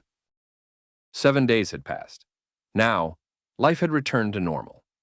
Back at the Silver Dragon Castle, Rosewise immediately buried herself in work, handling the mountain of documents that piled up during the holiday. It was then that Sherry, sent to track down Leon's master, returned. She knelt before Rosewise's desk and delivered her report. At first, Rosewise was shocked by the news, forcing Sherry to confirm it again. You've found the tiger and his wife? She asked. Yes, Your Majesty. Sherry rose to her feet, her hands folded neatly behind her, and spoke with unusual seriousness. While circling the Empire's borders, I stumbled upon their hiding place. It's heavily shielded with magic arrays. Without flight, no one could ever reach it. Rosewise frowned. For humans, such a dangerous, isolated place was unthinkable. Why would they choose to hide there? And more importantly, how did they even get there? Then Sherry added something else. Your Majesty, the man called Tiger, he is powerful. He's not on the same level as other dragon slayers. If he wished, he could kill me instantly. Her voice trembled at the memory of his gaze. His presence alone crushed her aura, leaving her shaken even now. She lowered her head, unable to shake the sharpness of his eyes from her mind. Rosewise was taken aback. Sherry, though weaker in combat, was one of her best confidants in infiltration and intelligence. Even the strongest dragon slayers couldn't take her down so easily. For Sherry to admit such fear, Tiger had to be extraordinary. It seems Leon's master is no ordinary man, Rosewise thought, tapping her desk thoughtfully. Sherry then remembered something else. He discovered me, but when he realized I was from the Silver Dragon clan, he spared me and gave me a message for you. Rosewise leaned forward. A message? He wants to see you. Just those words, nothing more. Yet Rosewise was surprised. Few would dare request to meet the queen of the Silver Dragon clan in person. She almost admired his courage. Very well, she decided firmly. I will meet him. Night fell over the Silver Dragon castle. Under the glow of the rising moon, Rosewise and Sherry spread their wings, transforming into their true dragon forms. Together they soared across mountains and valleys, heading toward Tiger's hidden lair. Hours later, they reached a land of steep cliffs and roaring waterfalls. No villages, no signs of life. This was a place unfit for humans. Sherry pointed to the waterfall. They're behind it, but Tiger said, You must go alone. Rosewise nodded.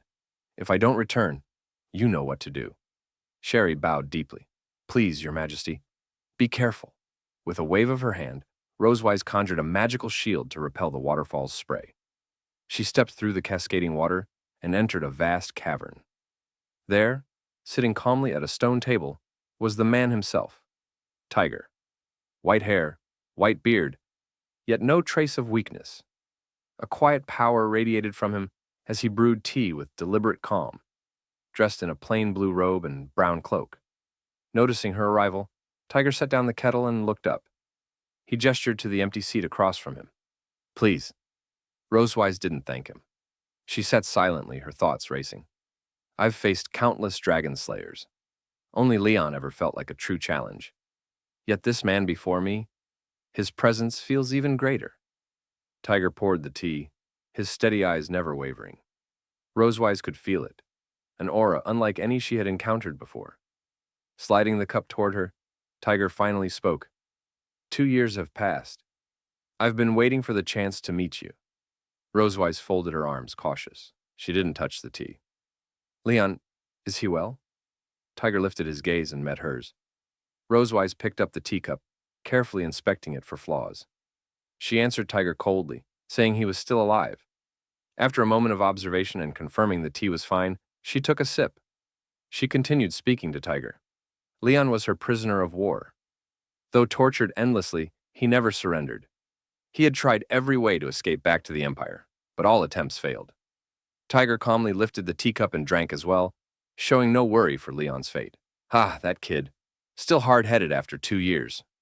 Knowing Leon was alive, Rosewise felt relieved. Though their words seemed calm, the air between them stayed tense. Tiger knew Rosewise had sent Sherry to search for Leon. He glanced at her over his cup. I don't know what deal you made with him to send someone after me, but it proves he's still useful to you. Rosewise replied coldly, He's already paid the price. Tiger set his cup down. His eyes sharpened as he spoke. So, I expect you to ensure he doesn't return to the Empire for a year. Rosewise frowned. May I know the reason? Tiger's refusal to demand Leon directly left her confused. She pressed him. You know your apprentice is alive, yet you're not rushing to rescue him? Instead, you want him trapped in enemy lands for another year? Tiger explained what happened 2 years ago, after the clash between the Dragonslayer army and the Silver Dragon clan. The Dragonslayer army suffered a crushing defeat at Silver Dragon Castle with heavy losses. The Emperor raged, and public opinion crushed them further. The defeated army limped back to the Empire with only remnants of its soldiers. The citizens were furious. Someone had to take the blame. The Empire pinned everything on traitors within the Dragonslayer army. Rosewise already guessed Tiger's next words. Leon, the famed dragon-slaying hero, had vanished after the war. He was the perfect scapegoat. She imagined the scene. If Tiger dragged Leon back now, the people, the army, even the Emperor would see him as suspicious. Leon would face blame and endless surveillance. Tiger nodded at her thoughts and continued. You're right. Returning now means certain death. I'd rather he stay here, under your control. At least he'll live. Rosewise placed her teacup down and sighed softly. Tiger was powerful, too powerful to ignore. She could not refuse. I understand, she said, but I have a condition. I want all his information, especially his childhood dark history. Her eyes burned with seriousness. Tiger was taken aback, raising his brow at the odd demand. Still, he didn't refuse. Ha, that's a special request. He turned and disappeared into the cave. After a while, he dragged out several boxes and placed them by the stone table. From one, he pulled out an ornate wooden case and handed it to Rosewise. These are all the love letters Leon received from enrollment to graduation. I kept them for him. Rosewise was shocked. She hadn't expected Tiger to hoard Leon's love letters. She opened the box and pulled out envelopes of all colors. She read them silently while Tiger said, These were meant for his future wife. But now his life is in your hands. You decide what to do with them. What Tiger didn't know was that Rosewise could also be considered Leon's wife. Seeing the letters, Rosewise smiled wickedly.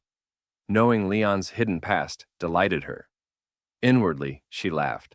Ha ha ha, Leon. Even you have this day.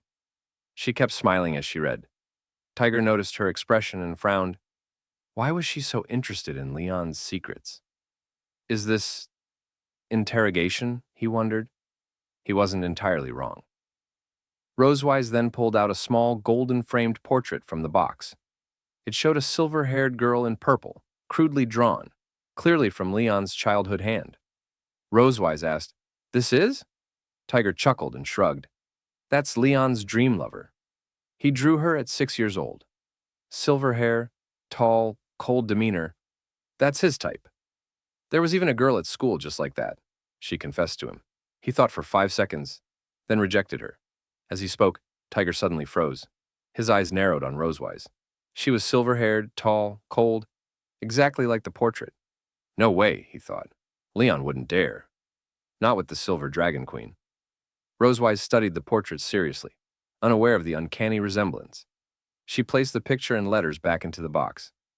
Any more explosive secrets? She asked eagerly. Tiger gave an awkward smile and shook his head. No, he's my apprentice. I can't betray him further.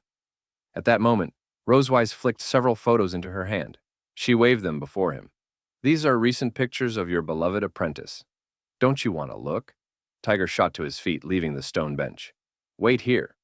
I'll let you meet Leon's first love. Leon's first love? Rosewise frowned as Tiger hurried into the cave. She hadn't expected Leon's first love to be under Tiger's roof. A nervous chill rose in her. Easter egg. Leon's weakness revealed. Before bringing the crate, Tiger stroked his beard and recalled more details. He shared them with Rosewise. Leon hates carrots. He faints if he eats eggplant, and his waist is especially sensitive. He hates being touched there. Rosewise quickly scribbled notes in her book. Tiger lifted a finger and revealed another secret. At 2:30 in the morning, if you ask him questions in his sleep, he'll sometimes answer truthfully. In his dreams, young Leon once kicked off his blanket and muttered, "I hate carrots." He even obeyed orders while sleepwalking. Tiger recalled calling him once, "Move the wood." Half asleep, Leon replied, "Okay." Looking back, Tiger laughed, hands on his hips, head tilted back. "I made him do so much farm work that way." He burst into laughter. Rosewise, speechless, thought silently, "So, you like teasing him too?"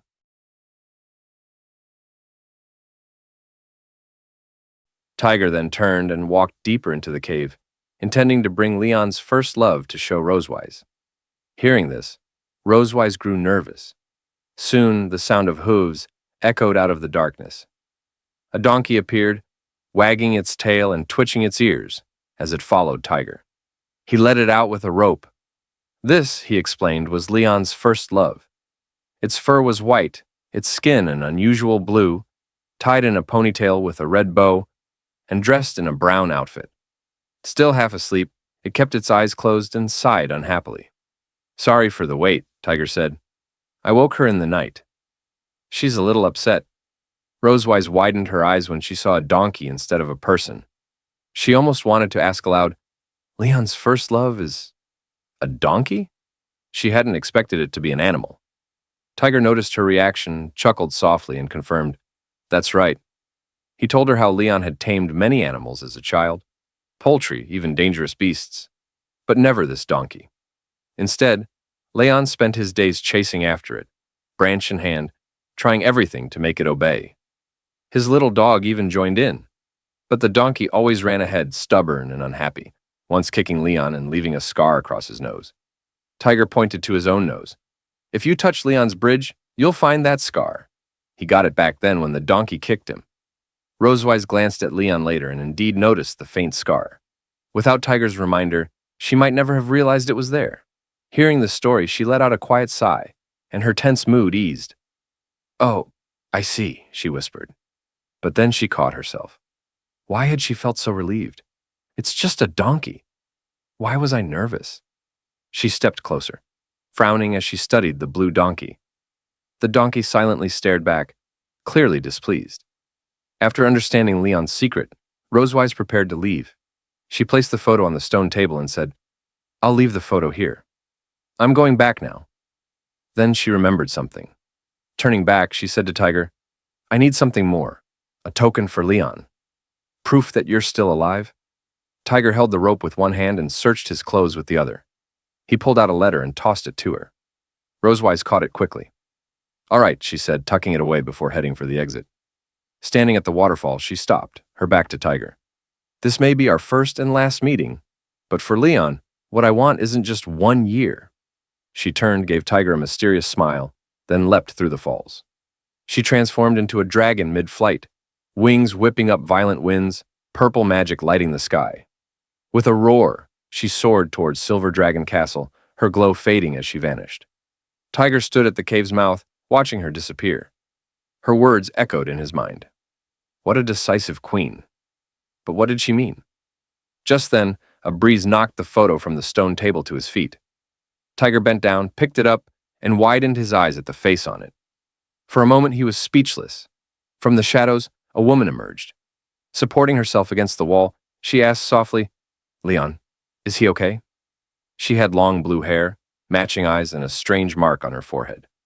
Dressed in an elegant blue gown, her aura was gentle and kind. She was Charlotte Poseidon, Tiger's wife. She looked at him with deep worry, waiting to hear about Leon's fate. Tiger smiled at Charlotte, signaling she didn't need to worry. He handed her the photo and said, I feel that just one good word isn't enough to describe his life right now. Charlotte lowered her head and noticed the photo. She reached out, took it, and smiled softly. This guy's living better and better. She studied the picture carefully. It was a family portrait Leon and Rosewise had taken in Sky City to ensure Noah's smooth enrollment. In the photo, Leon and Rosewise wore formal attire, both smiling forward. Noah and Muan stood in front of them in matching outfits, striking cute poses. The picture radiated harmony. Seeing Leon safe and well put, Charlotte's heart at ease. She turned, noticing Tiger heading toward the side of the cave. She already seemed to know what he was about to do. Have you made up your mind? She asked. Tiger walked to the stone wall, gently stroked a sword resting there, then lifted it with a firm grip. The blade was black, decorated with an orange gemstone that shimmered faintly under the moonlight. Clearly, this was no ordinary weapon.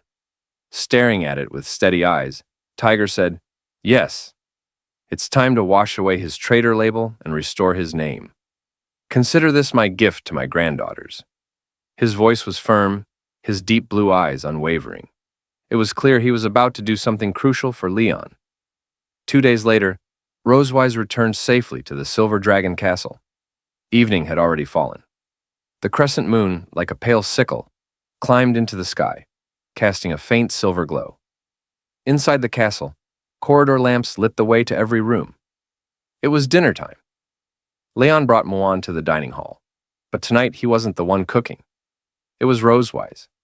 After seating Leon and Muan at the table, she entered the kitchen to prepare dinner herself. Leon rested his chin on his hand, watching her with narrowed eyes. Strange, he thought. She'd vanished for 2 days without a word, and now she was acting mysterious. He had already noticed her absence 2 days ago, and it still bothered him. At that moment, Anna passed by, carrying books and documents for Rosewise's office. Leon stopped her. "Where's Rosewise?" Anna turned her head. "Her Majesty is out on business," she replied. Now, as the sound of chopping and sizzling came from the kitchen, Leon frowned deeper. She comes back, and the first thing she does is cook for us. Something's off. Before long, Rosewise emerged, carrying 2 covered plates. With a mysterious smile, she set them down before Leon and Muan. "All right," she said, "let's have dinner." She lifted the lid from Muan's plate. Inside was the little girl's favorite, steak, perfectly cooked, dripping with brown sauce, decorated with carrot flowers, cherry tomatoes, and an egg. Muan's eyes sparkled. "Wow, Mom's steak looks amazing." Leon lifted his own lid. His face froze. His plate was piled mountain high with carrots. He scowled. "What is this supposed to be?" "Vegetable salad," Rosewise replied smoothly, smiling. "Salad?" Leon pointed at the heap. "There's nothing here but carrots." Unfazed, Rosewise wagged her finger. "Correction. Carrot vegetable salad." Muan, chewing happily, tilted her head. "Dad, don't you like carrots?" Leon froze, embarrassed. He didn't want to admit it in front of her. Carrots are just a bit," he stammered. Rosewise crossed her arms and shook her head, clearly disappointed. "What do you always tell Muan? Balanced diet. No picky eating. Why can't you follow your own words?" "Yeah, Dad," Muan chimed in. "You always look dizzy, so you shouldn't be picky." Leon glared at Rosewise but had no comeback. He stabbed a carrot with his fork, muttering angrily. "Fine." "I'm eating." Rosewise gave a sly little smile, pleased with herself. Leon silently cursed as he chewed the hated vegetable. That she-dragon. She's doing this on purpose. Did she somehow figure out my weakness? Then Rosewise leaned back with a sudden bright smile. "Oh, by the way, I'll be sleeping in your room tonight." Leon immediately choked, spitting out his carrot. His face burned. Does she mean? His heart raced. He knew this was going to be a sleepless night. Later, Rosewise bathed, changed into a silky black nightgown, and walked to Leon's room. The fabric clung lightly to her figure, her pale skin glowing against the dark fabric, every step carrying subtle allure. Leon lay on the bed, book in hand, but upside down. He pretended calm as he looked up. "You're here." Rosewise chuckled at his nervousness, slowly approaching. "What? Were you looking forward to it?" Leon slammed the book down, flustered. "No!" Rosewise sat gracefully on the bed, patted the spot beside her, and whispered softly, "Come on."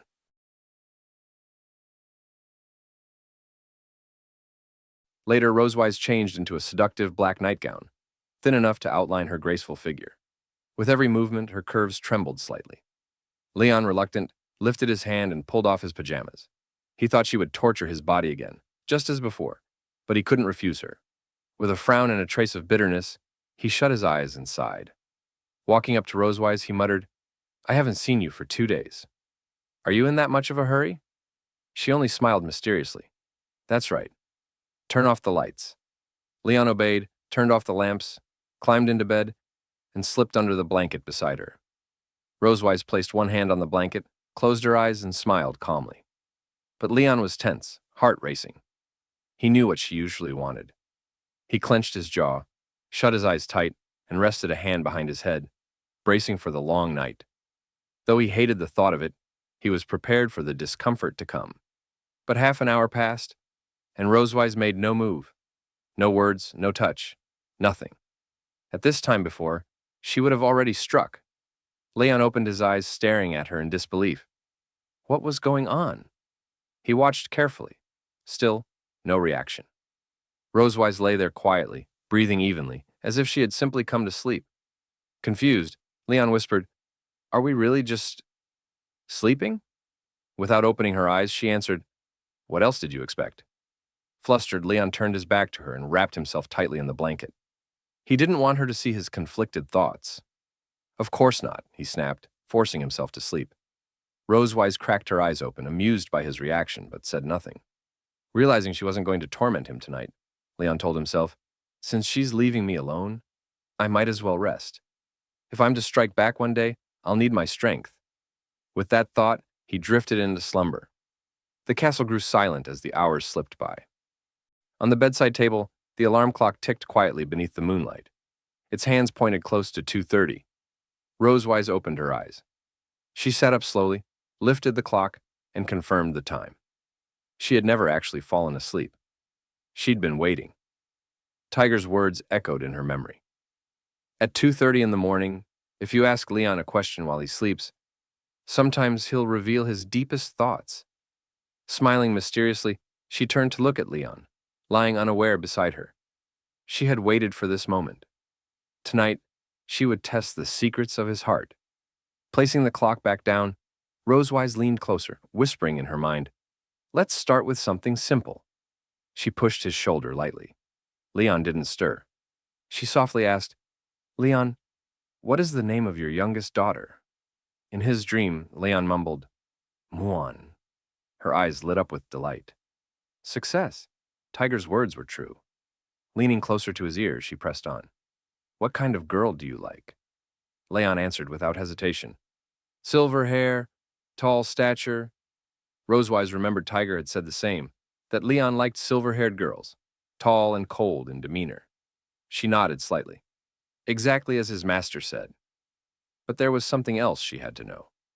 Tiger once told her Leon had rejected a girl who perfectly matched those traits. "Why?" she whispered. "Did you turn her down back in school?" Still lost in dreams, Leon answered, "She looked fine, but I didn't like her." Rosewise crossed her arms and scowled, silently fuming. Tiger had told her he'd hesitated before rejecting that girl. "You say you didn't like her?" But you paused 5 whole seconds before saying no. Although Rosewise had learned from Tiger what type of girl Leon liked, she believed he didn't just like that type. So she pressed him further. "Tell me, what kind of girl do you like?" Leon shifted slightly and answered honestly, "I also like mature women, black stockings, and bunny girls." Hearing his answer, Rosewise's curiosity lit up. Propping her chin with one hand, she gently poked Leon's cheek with the other. But Leon, still deep in sleep, didn't react at all. With a mischievous smile, she teased, "Do you want to see one of our classmates wearing a bunny girl outfit?" Leon slowly shook his head, his thoughts clear in that moment. "No," he muttered, leaving Rosewise puzzled. Since he liked bunny girls, Rosewise assumed he must have imagined other girls in those outfits. She leaned closer, staring at him. "Oh, then who do you want to see wearing one?" Leon stayed silent, clearly thinking about his answer. Then, with a faint smile, he whispered a single name, Rosewise. Her entire body froze. Her eyes widened in shock. He actually wanted to see her in a bunny girl outfit? After a long moment, her body finally reacted. Her cheeks grew hotter by the second, glowing red like ripe apples. Her head spun, Leon's words echoing endlessly in her mind. She couldn't process his answer right away. Quickly stepping back, she waved her hands in panic, staring at him in disbelief. She couldn't believe Leon had such a thought. Her emotions tangled inside, almost impossible to suppress. Why? Why do you want to see me like that? That's impossible, she whispered. Because Leon began, but before finishing, his voice faded. He sank back into sleep, his steady snores filling the room as his chest rose and fell. Rosewise was speechless. She had been so close to hearing his reason, only for him to fall asleep mid-sentence. She shook his shoulder and poked his cheek again, desperate for him to finish. But Leon didn't utter another word. Inside, she grumbled, Seriously? At the most important moment, you fall asleep? Frustration flared. He had embarrassed her without even realizing it, leaving her heart unsettled. She clenched her fist tightly. You got away with it this time, she muttered at him. Next time, I'll definitely make you do something embarrassing while you're sleepwalking. The next afternoon, Leon, Rosewise, and Muan followed their routine, waiting on the wide lawn near the city gate for Noah's weekend return. The warm sunlight poured over the grass, wrapping everything in golden warmth. The lawn looked like a soft green carpet, shimmering under the light. Muan spotted a frog perched on a nearby stone and ran over curiously to study it. From a distance, Leon and Rosewise watched Muan play while chatting quietly. That morning, when Leon had woken up, Rosewise was already gone from his room. He glanced at her and asked, When did you leave last night? Watching Muan with a gentle smile, Rosewise calmly answered, After you fell asleep. Then she turned to him with a sly grin, clearly in a playful mood. What, are you disappointed? She teased. Leon looked away toward the grass, shrugging with feigned indifference. How could I be? The entire castle is yours. Sleep wherever you want. Recalling the night, Rosewise shut her eyes. But when I left, I heard you talking in your sleep. Leon's eyes widened in shock. What? Me? Talking in my sleep? He pointed at himself, worried about what he might have said. Rosewise touched her chin, pretending to think. Something about regretting not accepting the classmate who once confessed to you. I didn't know you had such a touching secret crush. She smiled mysteriously, clearly enjoying teasing him. Leon, however, refused to admit it. Impossible. Don't talk nonsense, he said firmly, arms crossed. Back then, I was fully committed to serving my country. I had no time for romance, let alone a secret crush. Rosewise chuckled softly. She already knew most of his secrets from Tiger, but she didn't tell him. She just wanted to see his awkward face. Who knows? Maybe your dreams reflect your true feelings, she teased. Leon immediately grew tense. He turned to her, almost pleading. Hey, she-dragon, why don't you believe me? I really didn't. Meanwhile, Muan squatted in the grass, happily weaving colorful wildflowers and blades of grass into a wreath. Suddenly, the heavy beat of wings echoed overhead. Muan looked up. A massive leviathan descended from the sky. Noah had returned. Big sis Noah, Muan shouted, dashing toward her. Leon called out from behind, Muan, slow down! Don't trip! Muan ignored him, placing the wreath on Noah's head before clinging to her arm with a big smile. Then she led Noah toward Leon and Rosewise. Mom! Dad! I'm back! Noah beamed. Leon noticed a folded paper in her hand and pointed. Noah, what's that? Noah handed it to him, saying it was her homework. Leon unrolled the paper and read it. Rosewise, curious, stepped closer to see. Together, she and Leon read aloud. Write a composition of no less than 800 words on the themes of family and happiness.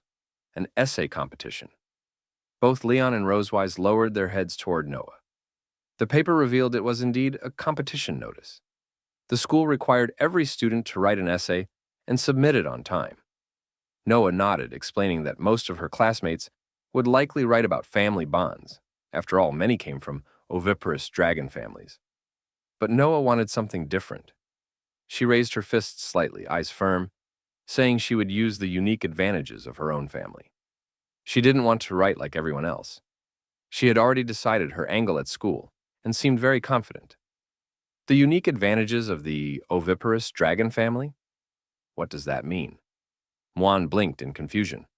With a serious look, Noah turned to her. The love between Mom and Dad. Her words left Leon and Rosewise stunned. Love? Our love, they said at the same time, pointing at themselves. The idea puzzled them. Both of them knew their current relationship was being held together by circumstance.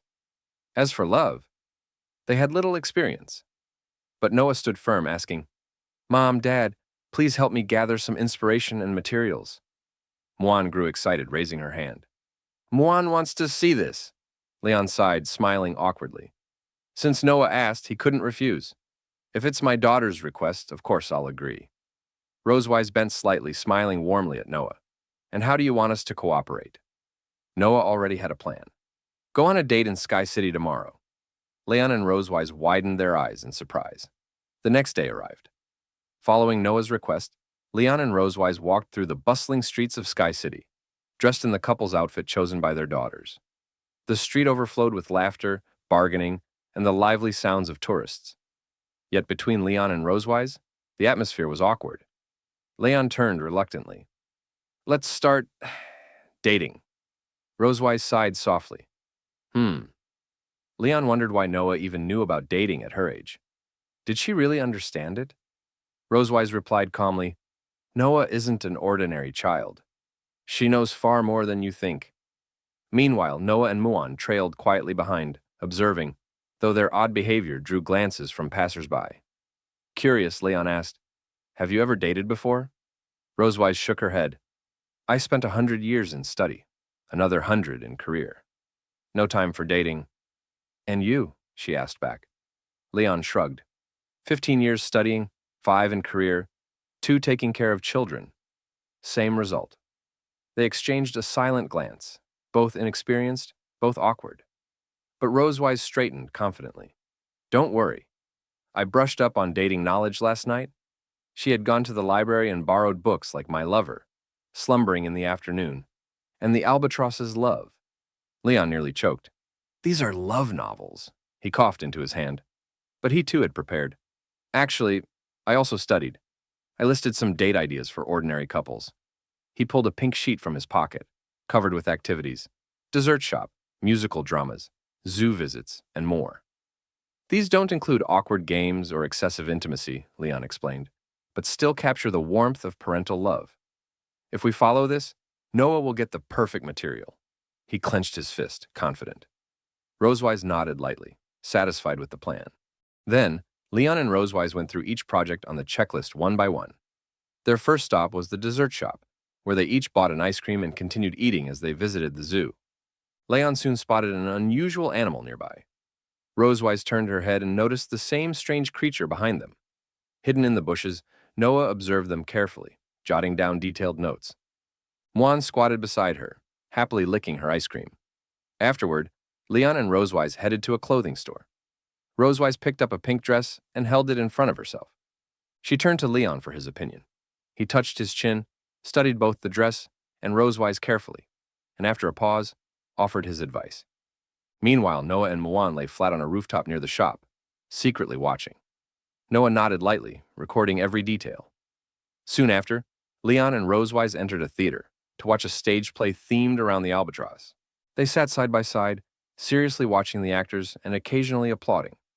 A woman seated behind them noticed Noah and Muan crawling quietly beneath her feet. Muan pressed a finger to her lips, urging silence. She wished the audience would remain quiet, not disturbing their parents. When the play ended, it was time for audience interaction. The host began selecting lucky participants to join on stage. His eyes fell on Leon and Rosewise. He stretched out his hand and invited them up.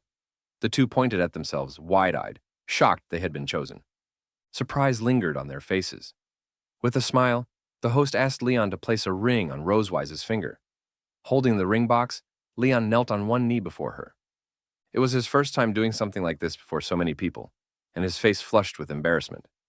Rosewise's cheeks also turned pink. She hadn't expected the interaction to unfold this way. Under the gaze of the crowd, Leon slipped a ring set with a purple heart-shaped gemstone onto Rosewise's finger. Applause burst throughout the theater. Behind the stage, Noah and Muan disguised themselves as eggs and mushrooms, watching secretly. Muan, seeing the proposal, beamed with joy. For Noah, it was the first time witnessing such a scene, and she too was surprised. She quickly jotted it all down in her notebook. After leaving the theater, Leon and Rosewise continued to their next stop, the divination room. A purple tent awaited, its entrance lined with boxes of mystical tools and glass jars. Inside, the fortune teller greeted them warmly. She was a young woman, dressed in a long purple gown with a witch's hat and a small cloak. A veil covered her face, giving her a mysterious air. On her desk rested a crystal ball, tarot cards, and several books. Clearly, she was a professional. With a smile, she turned to Rosewise. "Madam, are you a Scorpio?" Rosewise covered her mouth in surprise. How could the fortune teller know? She admitted softly, "Yes. My birthday is October 25th. How did you know?" Closing her eyes, the fortune teller confidently explained, "Scorpio women may seem cold on the outside, but their hearts are fierce and unrestrained. They love and hate without hesitation. Falling for a Scorpio means risking everything." Rosewise nodded, agreeing with the words. Leon, however, looked unconvinced, frowning slightly at the explanation. He muttered, "This is just trickery, deceiving children." At once, the fortune teller turned to him. "Sir, are you a Leo?" Caught off guard by her accuracy, Leon felt embarrassed. Yes," he admitted. The fortune teller thought a moment, then revealed, "No wonder. Your zodiac signs are incompatible." Leon's eyes widened in shock. He hadn't expected her to know of the bad match between him and Rosewise. Admiration filled his face as he silently declared, "Master! No wonder we clash. It's the zodiac's fault." Forgetting his earlier doubts, Leon listened as the fortune teller continued, "Your wife's sign is sensitive and insecure. You must give her more love and security." "Love? For Rosewise?" Leon's cheeks flushed red. He glanced at her. By chance, Rosewise was already looking at him. Their eyes met and the moment grew awkward. Quickly they looked away, cheeks hot. Rosewise fanned herself, trying to cool down. "Why do I feel so warm?" she muttered. Leon scratched his head nervously. "Me too," he stammered. The fortune teller placed her hands on the crystal ball. "Let me predict your fortune." "Place your hands here," she instructed. Leon obeyed. At once, the purple crystal ball glowed brightly.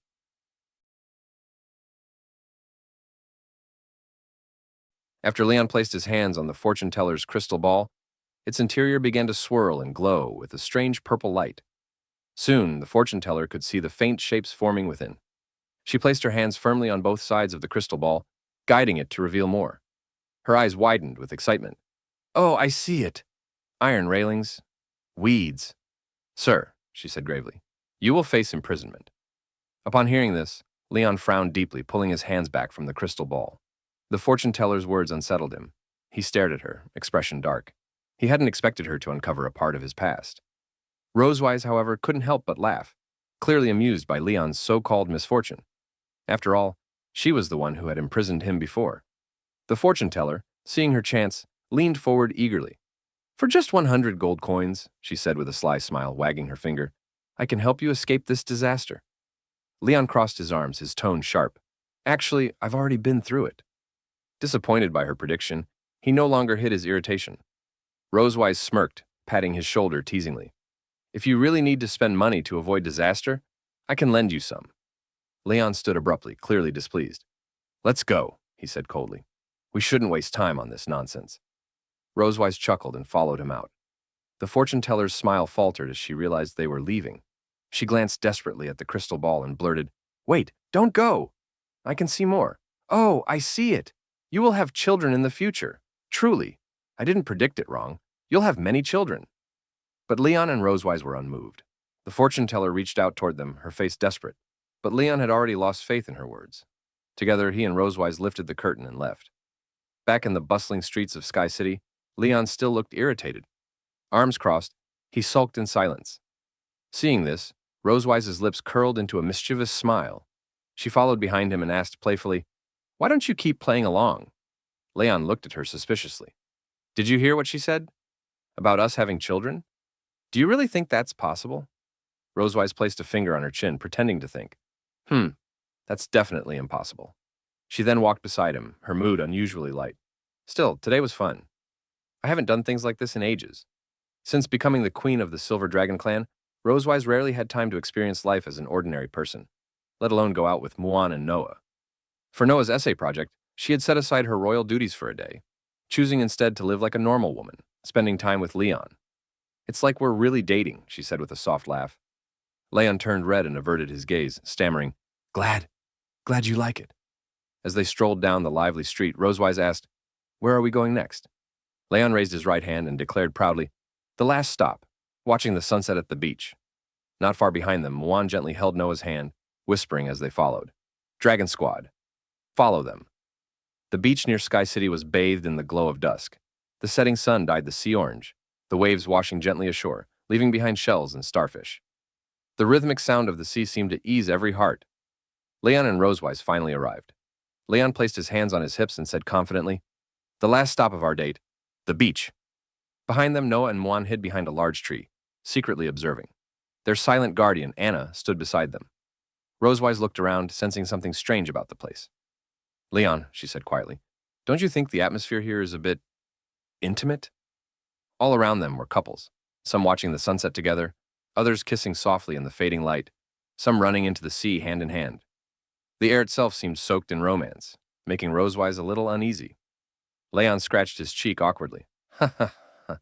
No wonder they call this place a dating paradise. Let's walk somewhere quieter." They moved to a more secluded stretch of sand. The sky above looked like an overturned palette, blue and orange blending yet remaining pure and vivid across the horizon. Rosewise happily kicked at small stones as she walked. The sunlight hit her silver hair, tinting it gold. Leon turned to glance at her, quietly captivated. In his heart, he thought, the sunset makes her silver hair glow like pale gold. Interesting. At that moment, Rosewise noticed his gaze. She turned her head toward Leon and asked, "Why are you staring at me all this time?" Noticing Rosewise's movement, Leon quickly looked away, pretending nothing had happened. Feeling embarrassed about his behavior, he sped up and walked ahead to hide his awkwardness. He placed his hand behind his head, trying to act calm. "Who's staring at you?" "I was just looking at the sun," he said. Rosewise found his reaction amusing and quickened her steps to catch up. With a playful smile, she teased, "Still so stubborn." "I told you before, when you dreamed about that female classmate." Leon frowned, puzzled why Rosewise brought that up again. He had no memory of what she meant. "I swear," he said, emphasizing his words, "the only female I've ever been close to is you. Why do you keep mentioning her?" Then, as if realizing something, he added, "Oh, wait. I get it now." He looked at her with a teasing grin. "You care so much? Are you jealous?" Before he could finish, Rosewise quickly covered his mouth with her hand. She knew what he was about to say, and interrupted with a sharp, "Of course not." Her hand still on his mouth, she leaned closer, an impish smile forming. "That night you said some shocking things. Want to hear them?" Leon tensed up, nervous that Rosewise remembered what he had muttered in his sleep. He nodded slightly, hoping she'd reveal it quickly. The thought of what he might have said made him uneasy. If she knew, she'd have his weakness. But Rosewise only moved her hand away, stepping ahead with a smirk. "Ha ha, I won't tell you. Guess for yourself," she laughed while running. Realizing he'd been tricked, Leon grew both annoyed and curious about what she'd heard. "What else did I say in my sleep?" he shouted as he ran after her. Watching the two play and chase each other, Noah and Muan couldn't help but smile. "Mom's laughing so happily," Muan said softly. Noah watched the pair beneath the glowing sunset, thinking how perfect the moment was, like a story waiting to be written. Ah, too bad I didn't bring a camera. I could have captured this scene. Just then, Anna quietly stepped out from behind a large tree. "It's actually not a pity," she said gently. Noah turned to her, confused. "Hmm? Why?" Anna's gaze drifted toward Leon and Rosewise by the sea. A moment later, Leon tripped on a stone, crashing clumsily onto the sand. Hearing the noise, Rosewise stopped and turned, concerned. Anna smiled faintly and explained, "Her Majesty once told me, the life of the dragon clan is too long. All good things must end. That's why fleeting beauty is worth remembering. Let's keep this moment in our hearts." By then, Leon and Rosewise had started splashing water at each other by the shore. Though seawater sprayed across Rosewise's face, her laughter only grew brighter. Noah and Muan watched, eyes wide, wanting to memorize that radiant smile forever. They nodded in agreement with Anna's words. Rosewise cupped her hands and threw a wave of water toward Leon. "Ha ha ha! Look at my attack!" she shouted playfully. Leon barely had time to react as the splash hit him full on, soaking his face and clothes. "Damn it! You she-dragon!" he yelled, wiping his face. Seeing him prepare for revenge, Rosewise stepped back quickly, trying to dodge. But the waves surged toward her feet, and before she could steady herself, "Ah!" she screamed as she lost balance, falling backward. Leon's heart jumped. "Be careful!" he shouted, rushing toward her. In a swift motion, he caught her by the waist and pulled her close. Their bodies collided with a soft thud, and Rosewise froze, realizing how tightly she was pressed against him. Her cheeks flushed crimson. She exhaled softly, looking up at him, her shyness mixing with the warmth between them. Leon, too, was caught off guard. The air between them had changed, heavy and delicate. He breathed out slowly, eyes locked on hers. They both knew what might happen next. Rosewise, still close, placed her hand gently on his cheek and leaned in. Leon didn't move away. In fact, he seemed to welcome it. She closed her eyes and brushed her lips against his. The kiss was soft, filled with the joy and warmth they'd shared that day. The sunset bathed them in gold, its glow sinking into their hearts like a memory they would never forget. Not far away, Anna quickly crouched behind Noah and Muan, covering their eyes with her arms. "Children can't watch this," she murmured softly, closing her own eyes. The two were startled, not quite understanding what had happened, but perhaps it was better that way. They quickly pulled apart, shy and flustered, their cheeks tinted pink, perfectly matching the color of the setting sun. Neither dared meet the other's gaze. The gentle waves tapped the shore, echoing their unspoken feelings. Knowing it was the last event of their date, Rosewise wanted to end it beautifully. She looked at Leon with a shy smile and said softly that every story's perfection lies in its ending. "So, dear Leon, do you dare hold the hand of the most incompatible Scorpio?" she teased, extending her hand. The sunset cast a hazy orange glow on her, softening every strand of her hair as the breeze brushed by. Leon closed his eyes and chuckled. Though he knew she was joking, he had no intention of refusing. For him, this was a simple matter. "Why wouldn't I dare?" he said, reaching out and interlacing his fingers with hers. Their palms fit together naturally, like a couple who had long known each other's warmth.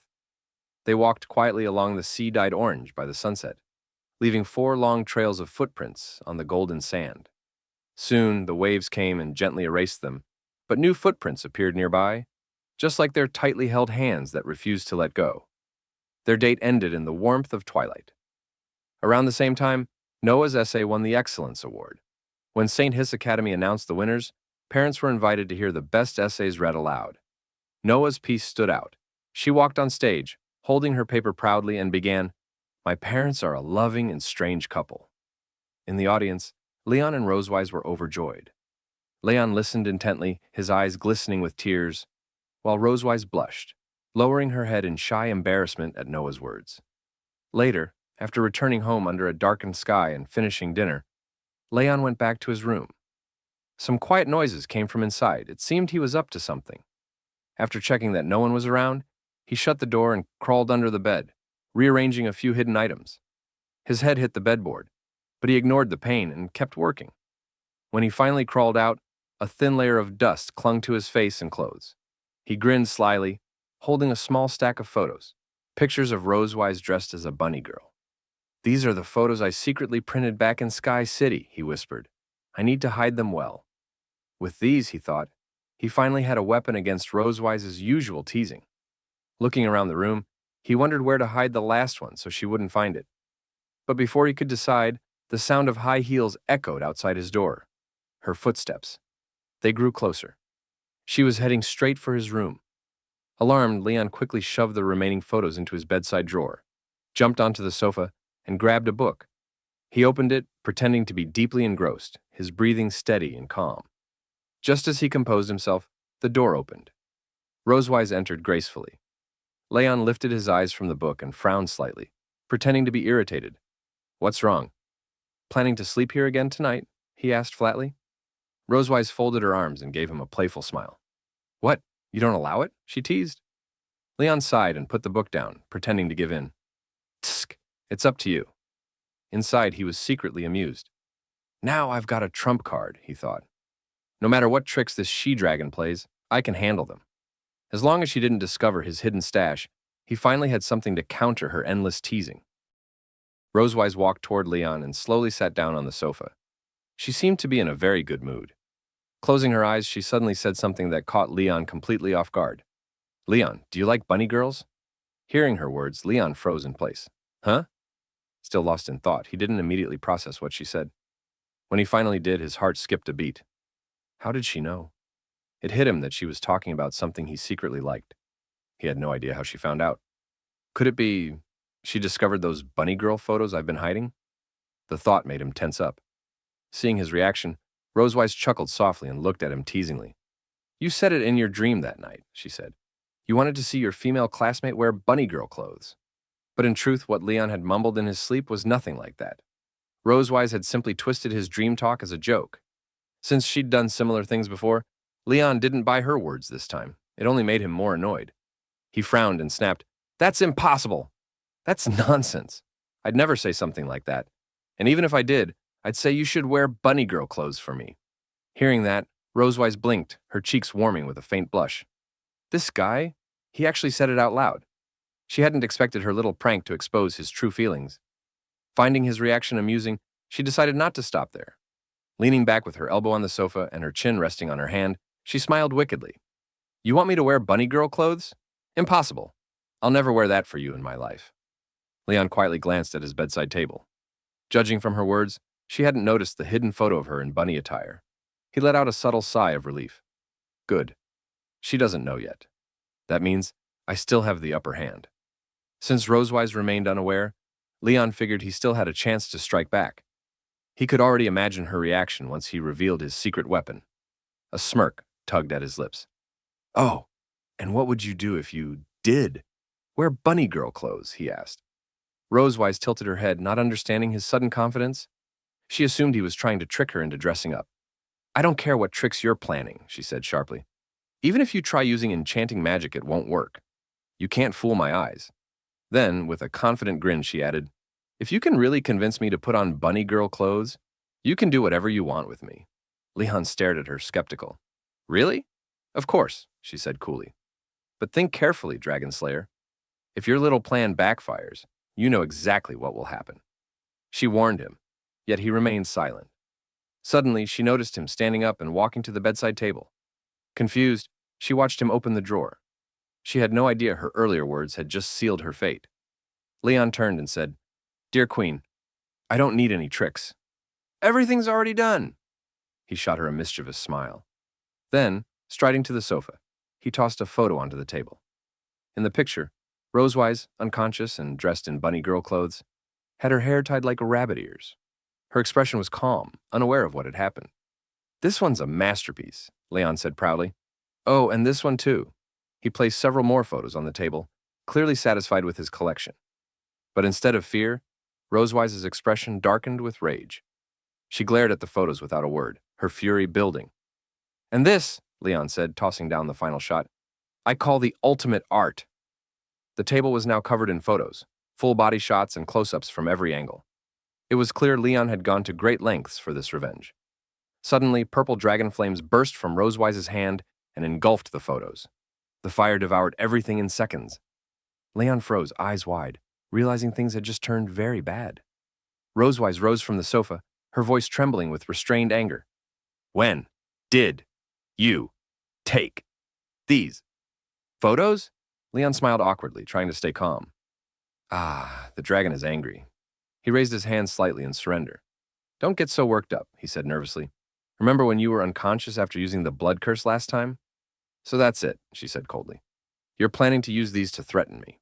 Her tone dripped with fury as she took a slow step toward him, her eyes blazing. Leon's heart pounded. For once, the Dragon Slayer had no words left to defend himself.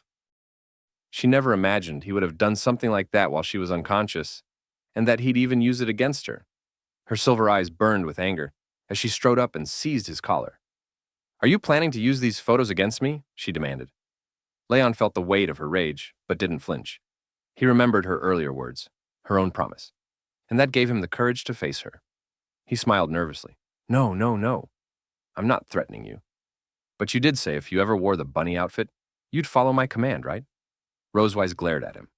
She remembered her careless words and let go of his collar, her face dark with frustration.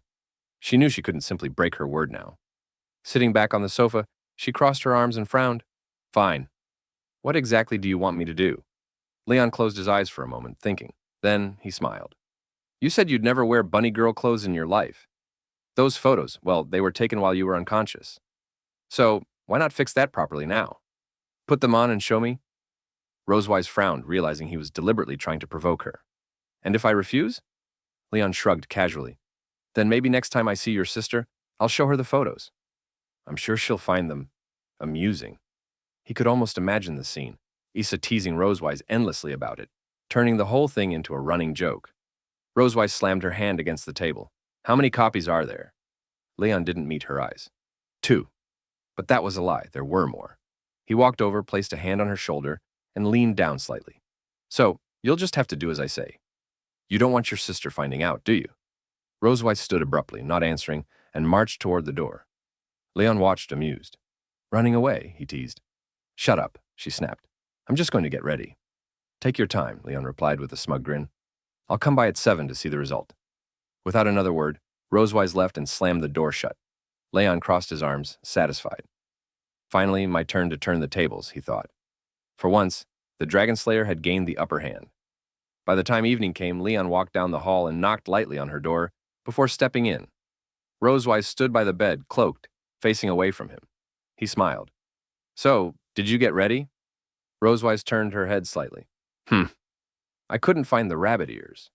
Her tone was clipped, defensive. Even through the cloak, Leon could tell she had worn the outfit. He didn't push her further. That's fine. It's your first time. No need to overdo it. Rosewise lowered her gaze, visibly uncomfortable, her cheeks tinged pink. Fine, she said softly. I'll follow your request. But after this, you destroy those photos. Understood? Leon didn't answer immediately. He smirked faintly. We'll see. Depends on how you do. Before she could respond, he reached forward and tugged at the edge of her cloak, not roughly, but enough to reveal part of the outfit beneath. Rosewise gasped and instinctively tried to cover herself, her face flushing. Leon! She said sharply, stepping back.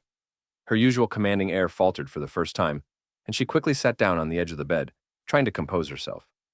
The proud Silver Dragon Queen now looked conflicted, furious, embarrassed, and unsure how to react. Leon blinked, taken aback by how strange it felt to see her like this. For once, the one who had always teased and humiliated him was the one on edge. The silence stretched between them, charged and uneasy.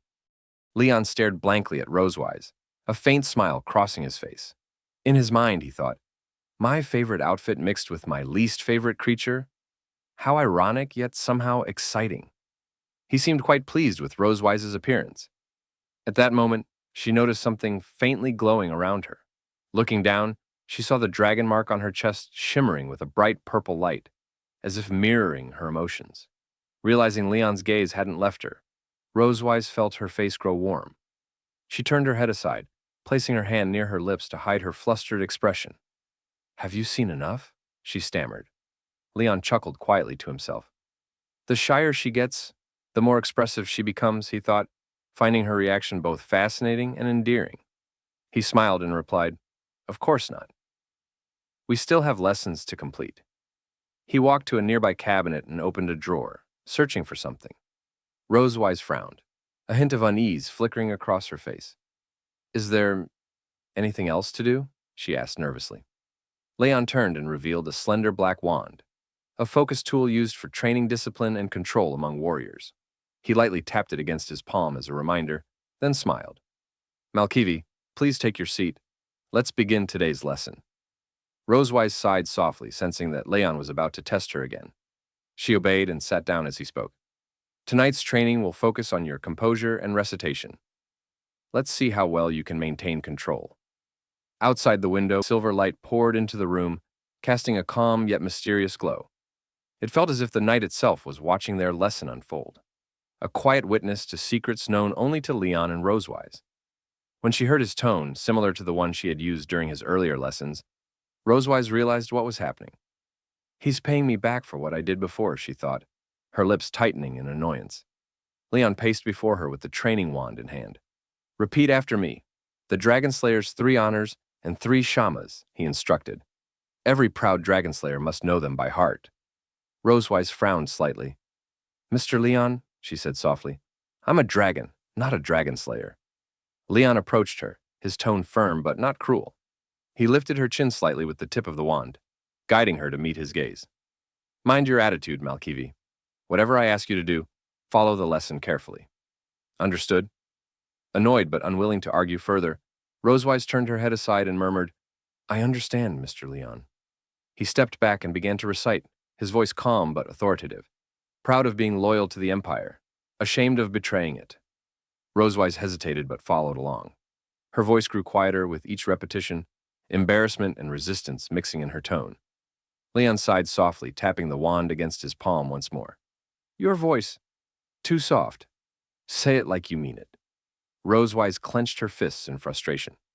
He's enjoying this too much, she thought, glaring at him. But she took a deep breath, lifted her head, and declared clearly, proud of being loyal to the Empire, ashamed of betraying it. Her voice rang through the room, strong and clear. Leon smiled approvingly. Excellent. Much better, he said. Rosewise shot him a fierce look, muttering under her breath, You better not push your luck, Dragon Slayer. Under Leon's guidance, she continued her recitations, each phrase smoother and steadier than before. Time passed quietly as the lesson deepened, their exchange a rhythm of challenge and control. Finally, the clock struck 8. The air in the room seemed to ease as their training came to a natural pause. Leon nodded in satisfaction. You've done well, Malkivi. You now recite the honors with clarity and strength. Rosewise crossed her arms, half irritated, half relieved. Thank you for your praise, Mr. Leon, she replied dryly. Noticing the time, she pointed to the clock. Mr. Leon, isn't it time to end the lesson? She asked with a faint smile, hoping to bring the night's training to a close.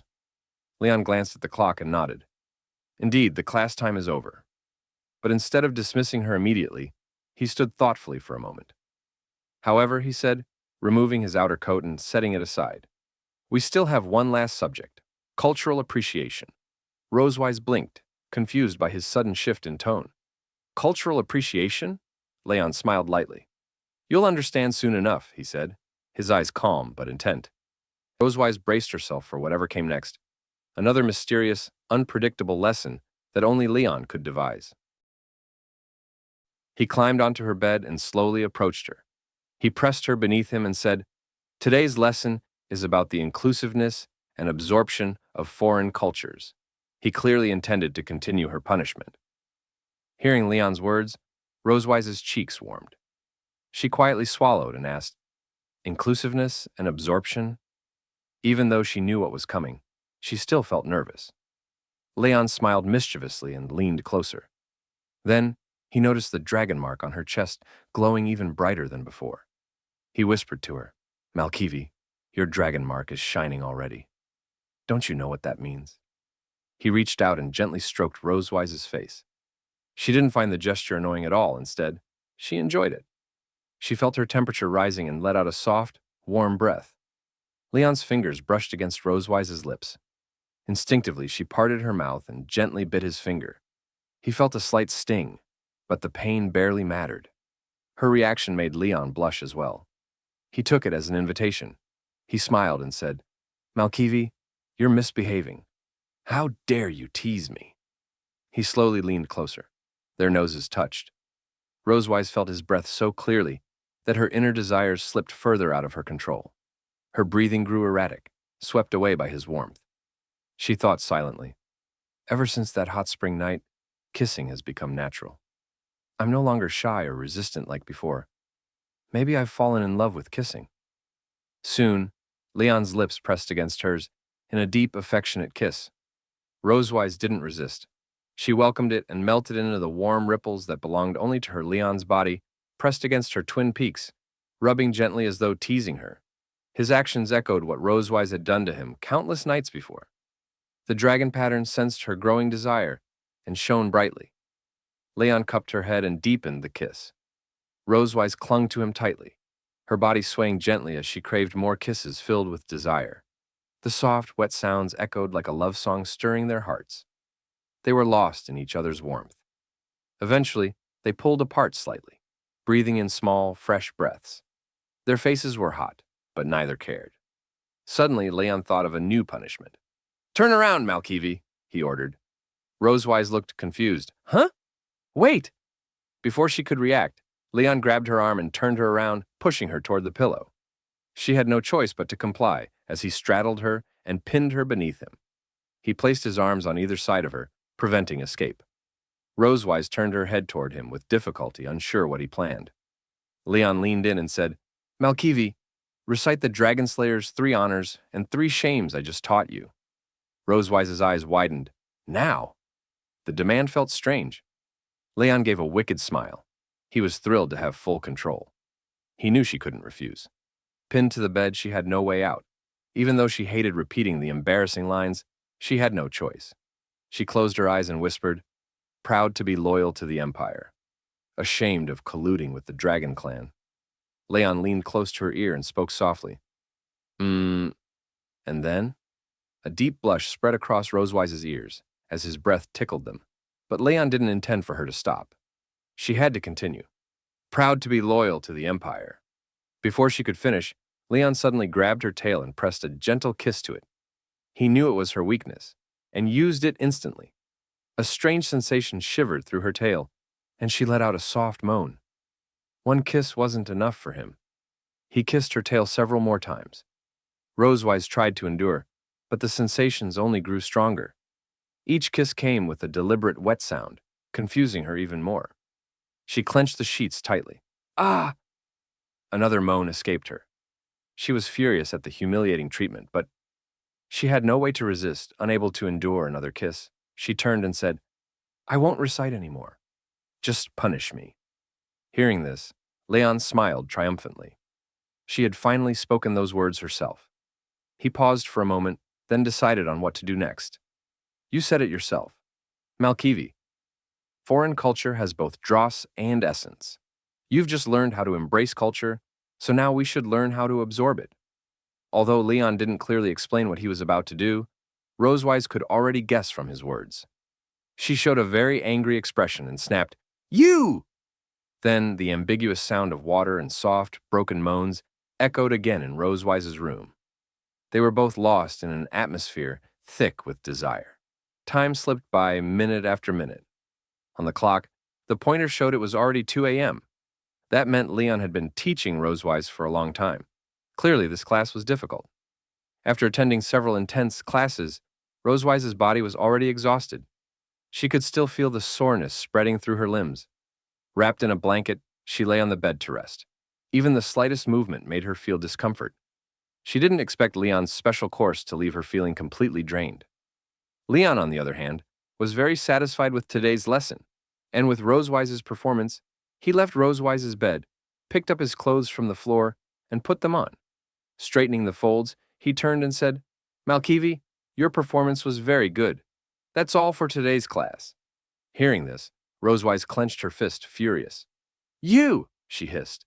But she didn't have the strength to get up and hit him. Leon, feeling proud after doing to her what she once did to him, gave her a smug smile and waved. I'll go back to my room. Rest well, he said. Then he opened the door and stepped out. Rosewise was furious about everything Leon had done tonight. She stared at the door he left through, gritting her teeth with a frustrated, unwilling expression. She punched the bed and whispered, Damn it! Once I find that photo, you're dead. Time moved on to the next day. The weather was exceptionally clear, sunlight flooding the garden and breathing life into the green lawn and vibrant trees. At this moment, Leon brought Muan to the garden to fly a kite. He slowly released the yellow dragon-shaped kite into the sky, letting the string stretch out. Watching the kite rise higher and higher, Muan jumped excitedly, feeling delighted. They chatted happily while flying the kite. Meanwhile, Rosewise quietly slipped into Leon's room. She came with only one goal: find and destroy the photos Leon had hidden. She searched the cabinet, under the sofa, under the bed. Nothing. Where did this bastard hide them? She muttered. After searching for a while, she still couldn't find anything. Frustration built up. Arms crossed, expression sour, she told herself. Only by finding those photos can I regain control and keep my family status. If she couldn't find them, Leon would torment her again like last night. She had to destroy them. Suddenly, Rosewise heard footsteps outside. From the sound, she could tell Leon had returned with Muan. Quickly, she slipped into the bathroom and hid. Outside, Leon and Muan had finished flying the kite. Holding Muan's hand, Leon walked back inside. Muan held the dragon-shaped kite and chatted with him. Leon said, Muan, Dad has other things to do today, so I can't play with you now. You can go find Anna. Muan didn't question him and simply nodded. Okay, Dad. Then she happily ran down the corridor. Leon watched quietly until she turned the corner. Leon reached his room, hand on the doorknob, ready to enter, then noticed the door was slightly open. Strange. I remember closing it, he thought. He stepped inside and looked around carefully. Nothing seemed touched, as if no one had entered. But he still sensed something off. Everything was exactly the same as when he left, except for a faint fragrance in the air. A scent that wasn't his.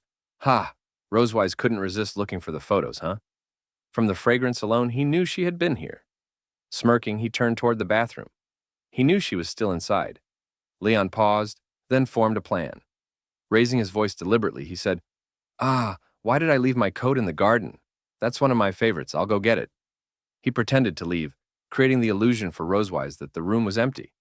Hearing this, she quietly approached the bathroom door. She pressed her ear against it, listening.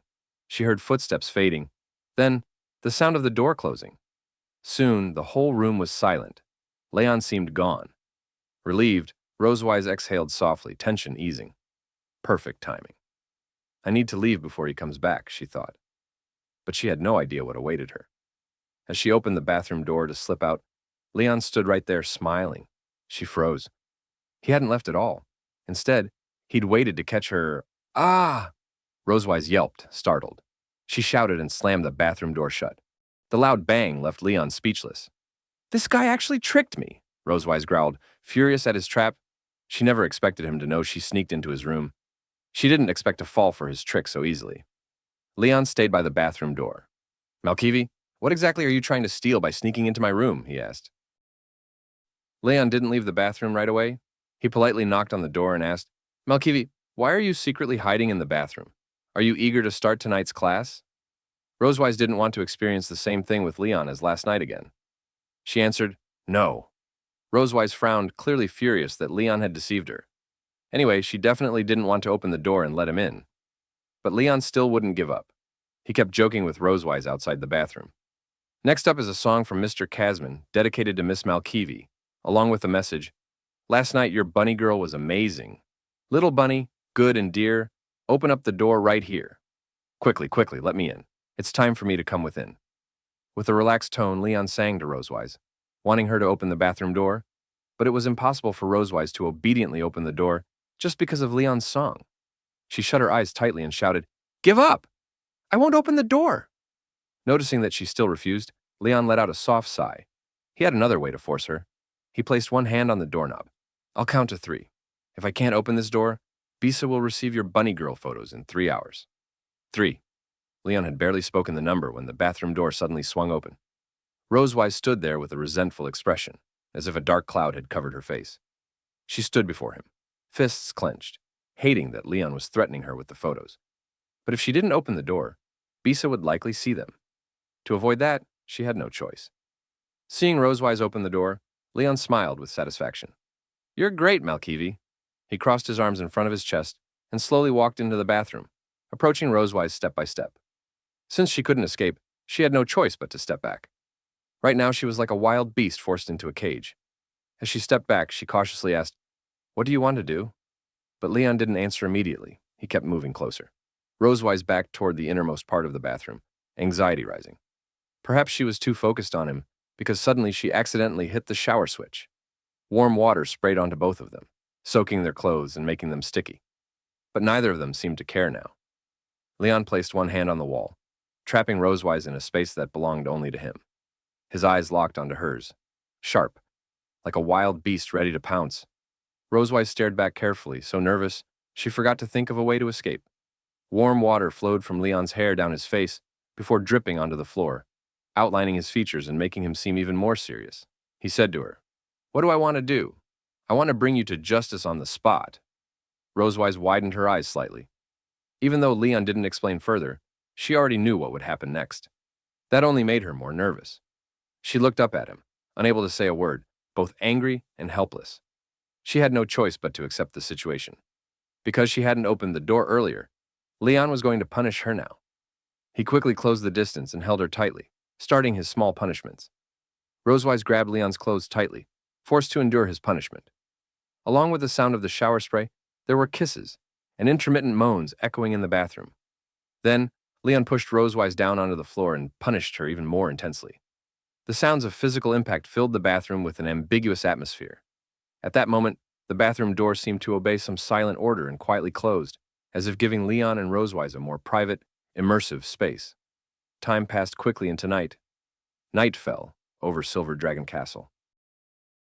After giving Rosewise her punishment, Leon helped her change into pajamas and took her back to his room. The alarm clock on the cabinet showed it was already 2:30 in the morning.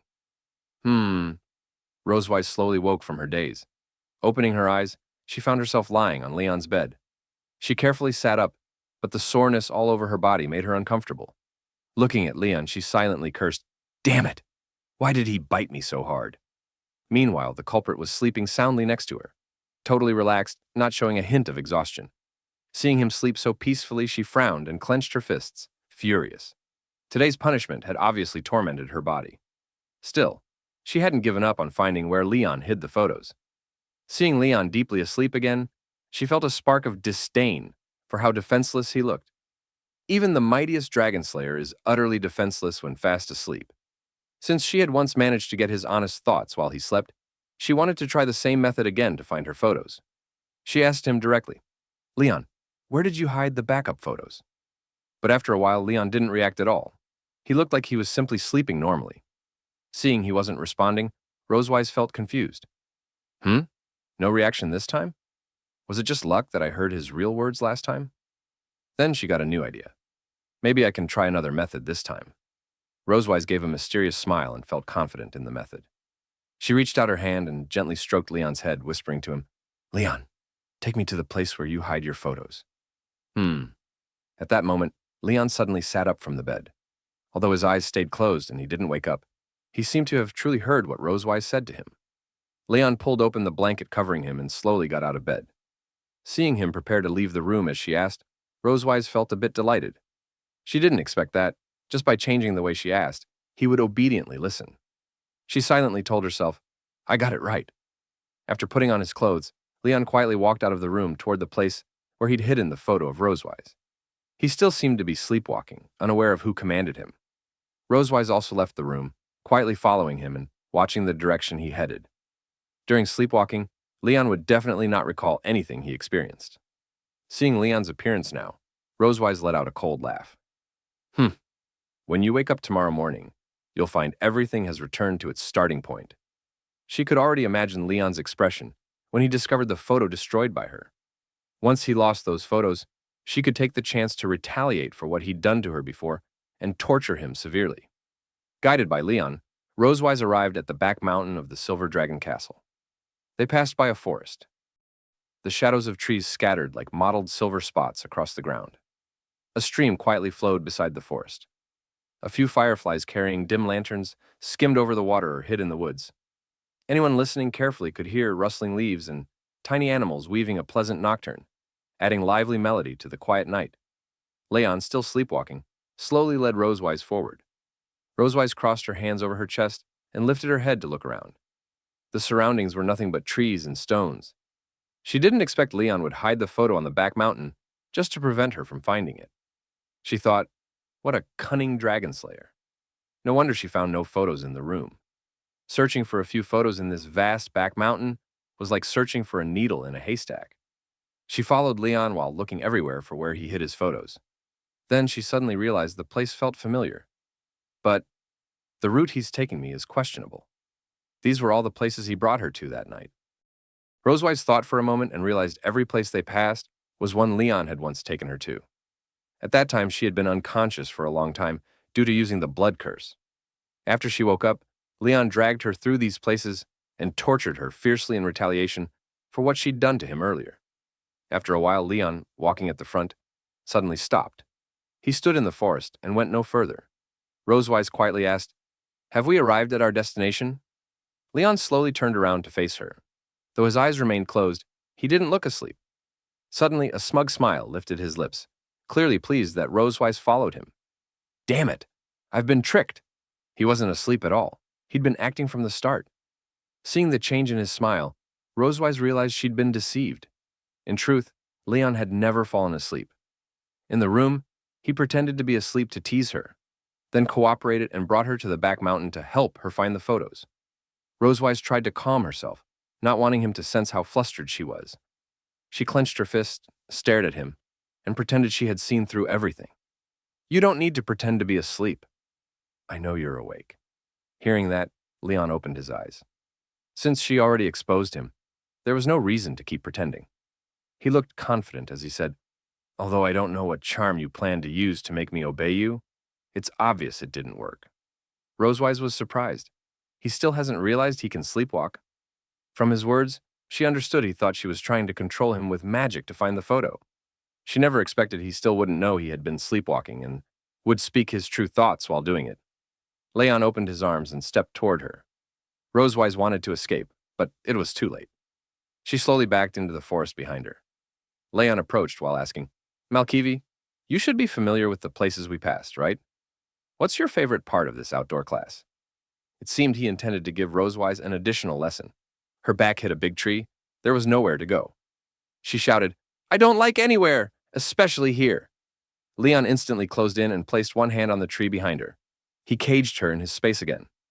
As he leaned closer, Rosewise immediately realized what he intended next. Though she had imagined the worst scenario, she didn't expect him to repeat tonight what he once did. She asked, Wait, do you want to? Leon already knew. Before she finished, he leaned into her ear and softly answered, Relaxed. Well, that's right. Let's have tonight's last class here. He wrapped his arms around her waist, closed the distance completely, and made intimate contact with his hands and mouth on her body and neck. Rosewise couldn't endure Leon's carefully planned lesson.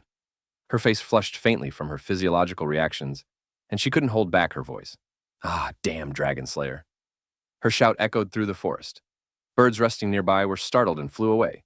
Small animals rushed out to investigate the noise. Today was a very fulfilling day for Leon. But for Rosewise, it was a terribly bad one. One evening, Rosewise was writing today's diary in her office. Ever since that night, she had not been peaceful. Whenever she wanted to refuse what Leon tried to do, he would threaten her with the bunny girl photo, keeping her awake at night. After recording what she experienced today, she slammed her diary on the desk in anger. Damn it! This man has been torturing me in various ways for the past half-month. Rosewise closed her eyes and quickly wagged her tail, showing her frustration toward Leon's actions. She covered her head with her hands, extremely annoyed. When she thought about the torment she had endured for half a month, she felt helpless. The purple notebook on the desk was Rosewise's diary.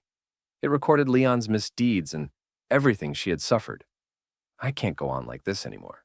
I must do something to end this. Rosewise believed that if Leon continued to torment her at will, she would never have peaceful days again. She slowly calmed herself and thought carefully about how to change the situation. Then, she lowered her head and looked at a drawer in her desk. She remembered what she had placed there not long ago, and suddenly a solution came to mind. I originally intended to use this letter to control Leon, but now I have no choice but to use it early. Without hesitation, Rosewise opened the first drawer. Inside were documents related to the Silver Dragon clan and some books. On top of them was a brown envelope. She had received it during a recent meeting with Leon's master. This letter could let Leon learn about his master's situation. Now, to retrieve the photos Leon was hiding, she had to use this letter to threaten him. Soon, someone knocked on her office door. Rosewise immediately recognized who it was. Without hesitation, she spoke. Come in. Leon grabbed the doorknob, opened the door, and walked in. He wore a mysterious smile, clearly unafraid that Rosewise might retaliate. He was pleased with the punishments he had imposed on her.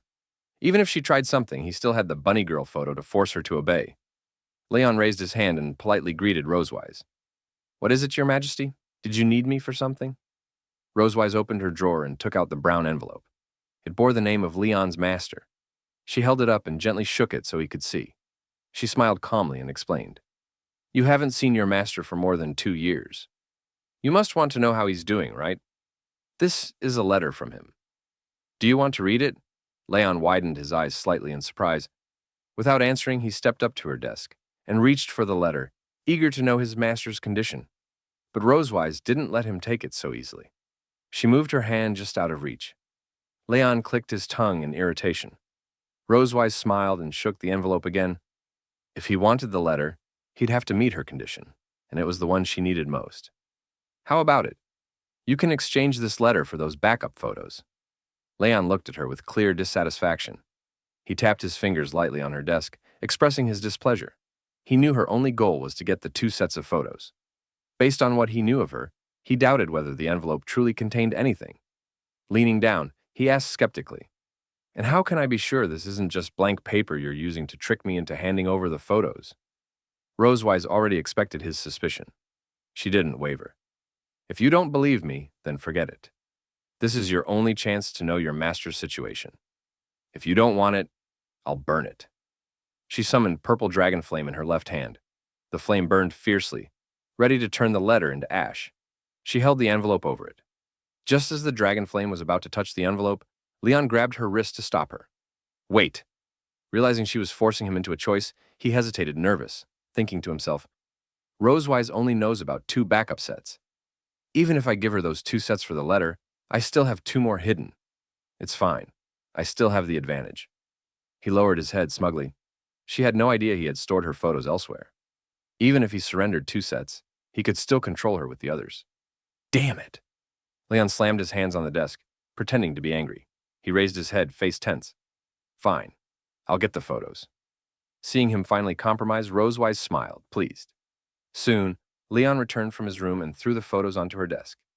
"These are all the backup photos." Rosewise nodded, satisfied with his sincerity. Then she slid the letter to Leon. "Take it." The brown envelope quickly arrived in front of Leon.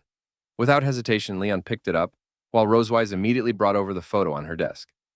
Rosewise lifted the photos and checked them carefully. As expected, they were exactly the same as the ones Leon had shown her not long ago.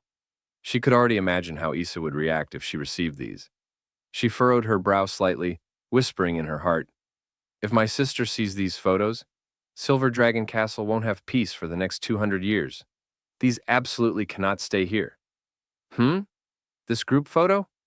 Rosewise suddenly noticed a special selfie. In it, Leon stood beside an unconscious Rosewise, smiling at the camera with a victory sign. It clearly showed he'd successfully pranked her in retaliation. Staring at the picture, Rosewise hesitated, lifted her head, and secretly glanced at Leon. At that moment, Leon was opening the envelope Tiger gave him. He pulled out the letter and read it with a very serious expression, paying no attention to what Rosewise was doing. "I'll just keep this one photo." While Leon focused on the letter, Rosewise quietly opened her drawer and slipped the selfie of Leon and her inside. At the same time, she closed her eyes and pretended to be indifferent as she burned all the remaining photos with dragon flames. She wanted to keep this one photo as a souvenir and didn't want Leon to know. After reading the contents of the letter, Leon silently pressed it against his face without saying a word. His body trembled slightly, as if the contents were too heavy for him. Clearly, his emotions were slipping out of control. Rosewise noticed something was wrong and was puzzled by his reaction. She asked curiously, "What did your master write that made you react like this?" Leon lifted his head, answering in a dissatisfied tone, "Nonsense. If I'd known he wrote only this, I wouldn't have given you the photos." He raised the letter and pointed at the lines. "Kid, the donkey is fine. Don't worry." After seeing those 2 sentences, Leon felt a little sad about his master. He deeply regretted giving Rosewise the 2 sets of photos. Rosewise was amused. She gently covered her mouth and let out a laugh. Leon never expected that his master wouldn't worry about his safety at all, just the donkey he liked. Clutching the letter tightly, he paced anxiously in front of his desk, muttering, "That old guy has never acted like a normal person."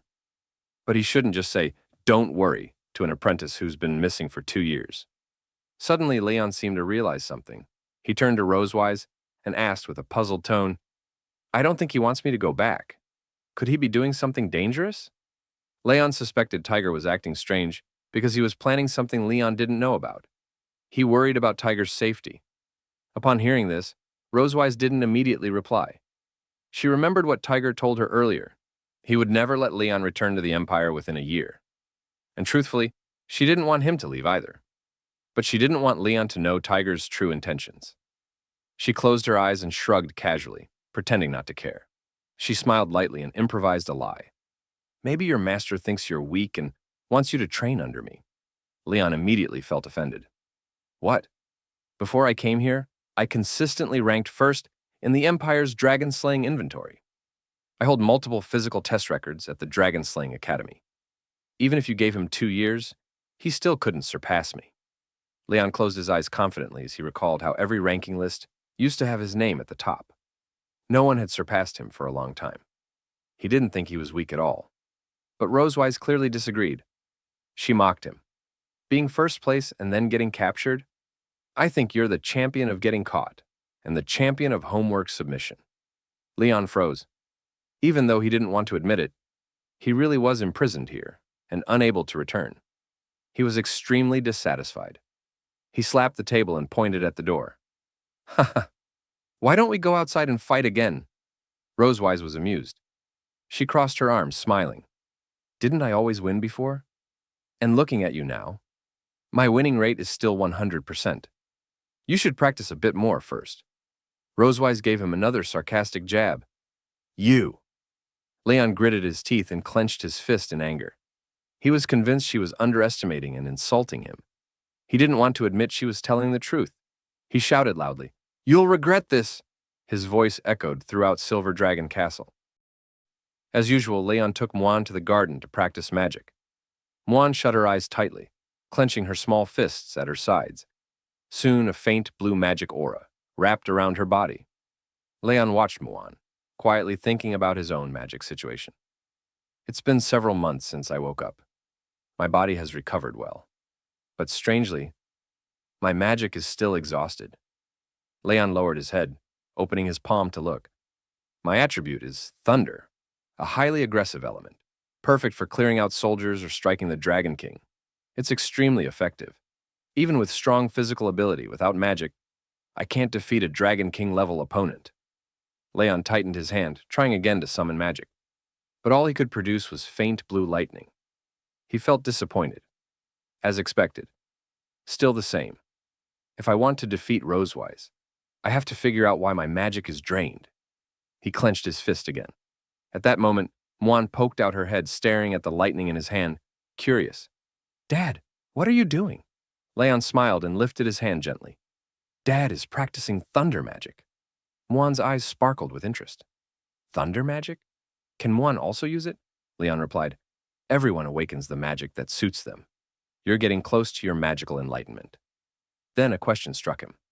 By the way, what magic will Muan awaken? Muan looked up at Leon with pure eyes, not understanding why he was staring at her. No matter which race, they will awaken a magical element during the enlightenment and awakening stage. This represents the user's original power. For example, Leon's awakening element is the thunder element. The awakening element of Rosewise is the fire element. Through postnatal learning, people can master elemental magic of other attributes. However, in terms of control difficulty and learning speed, elemental magic of other attributes is never as powerful as one's innate element awakened at the beginning.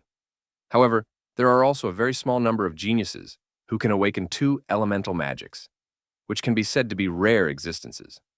For example, some can awaken both the wind element and the water element at the same time, and they can use them simultaneously. Whether in battle or daily life, awakening two elements is a very beneficial thing for users. There was a knock on the door of Rosewise's office. Then Leon opened the door and walked in. He told Rosewise his purpose for coming. At this moment, Rosewise was sitting leisurely in her seat, reading a book. She knew it was Leon without even looking up. She supported her head with one hand and flipped the book to another page with the other. Do you want to go to my private library? Leon crossed his hands in front of his chest and leaned casually against the office door. He explained to Rosewise. Muan is about to start her magic enlightenment. I don't have much experience in this area, so I'd like to borrow some books related to Dragon Clan enlightenment magic and go back to study them. In order to help Muan smoothly begin her magical enlightenment, Leon hoped to use the books in Rosewise's private library to learn about the magical enlightenment of the Dragon Clan and provide Muan with some magic-related knowledge. Rosewise didn't immediately agree. She lifted her head and stared at Leon for a moment, seeming to have doubts about his purpose for entering her private library. However, Rosewise didn't think too deeply about it. She answered Leon. Okay. She opened the second drawer of her desk. In this drawer, aside from the two books she needed for work, there was also a brown box placed on top of them.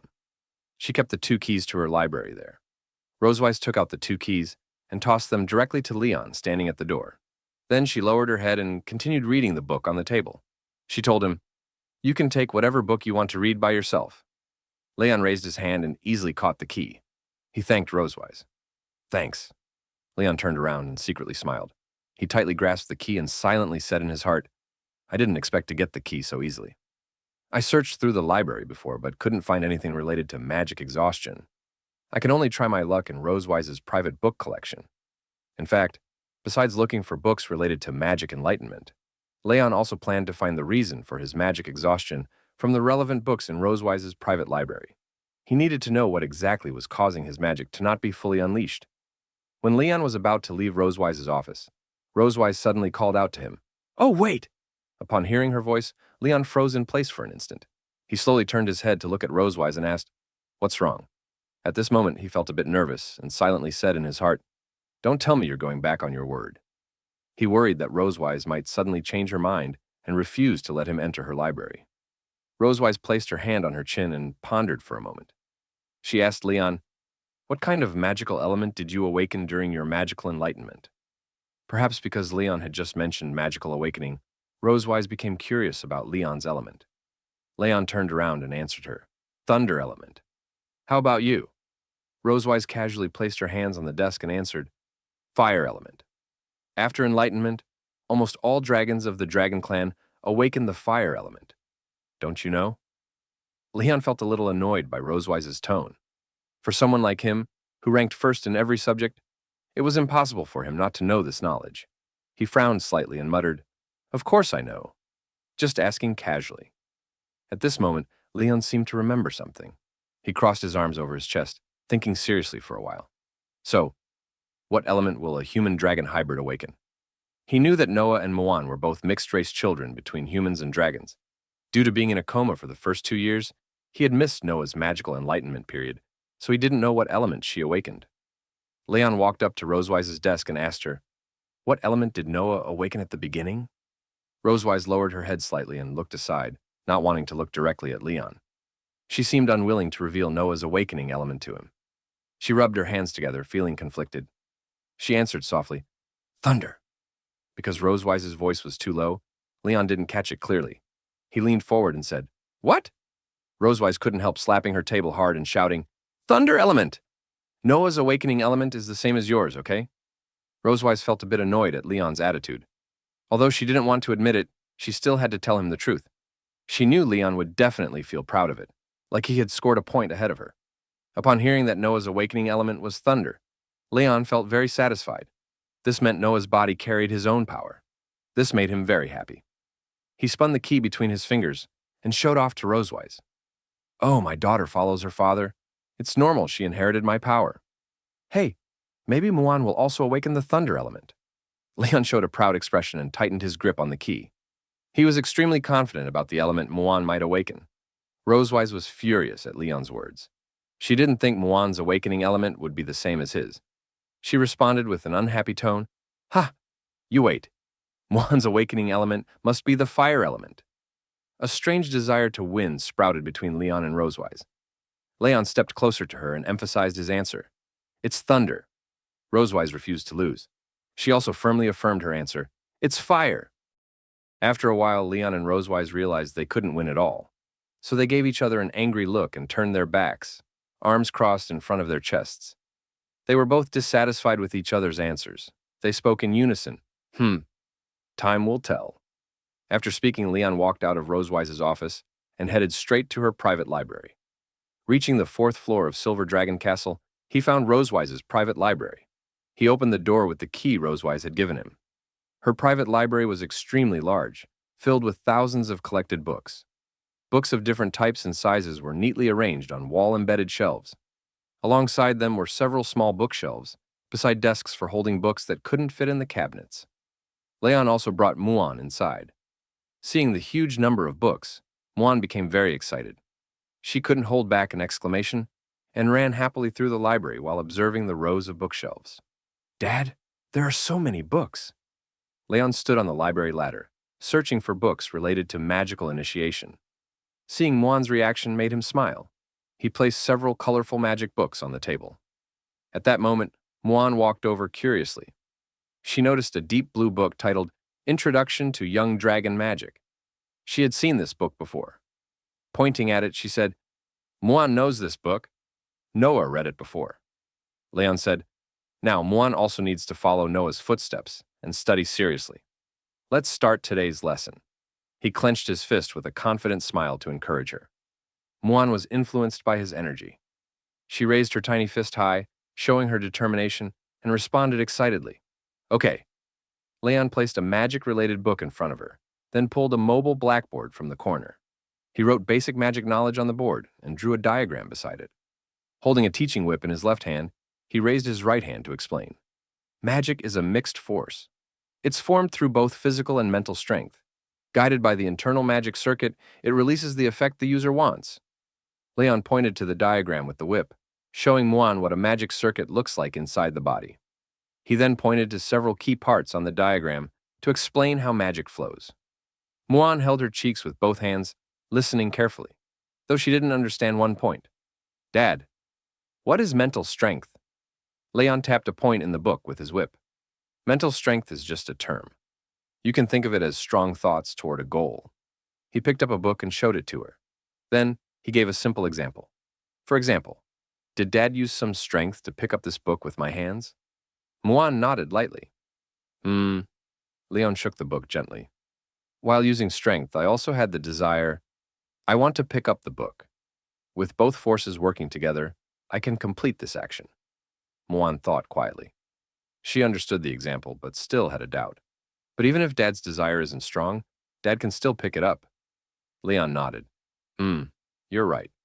But when it comes to something complex like manipulating magic, mental strength has a major effect on the final result. To help her understand, Leon gave another example. He imagined a girl who loves flames, while a boy beside her dislikes them. He guided Muan to picture the scene. We can assume two extreme cases, two equally healthy dragons. One loves magic, the other hates using it. Who releases a stronger dragon flame? Muan raised her hand quickly. I know. The first dragon, Leon asked. Why? Muan waved her little finger.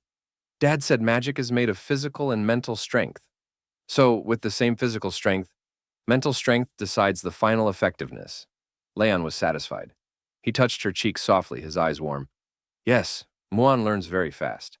But strong mental strength alone isn't enough. Physical strength is also important. Muan happily held Leon's hand with a proud expression. Muan has been doing physical exercise lately. You're great, Leon said, giving her a thumbs up. He was proud she took the initiative to train. Muan wiped her nose with her finger and wagged her tail, showing how happy she was. Of course, Muan doesn't want to fall behind Noah. To become as strong as Noah, she kept trying.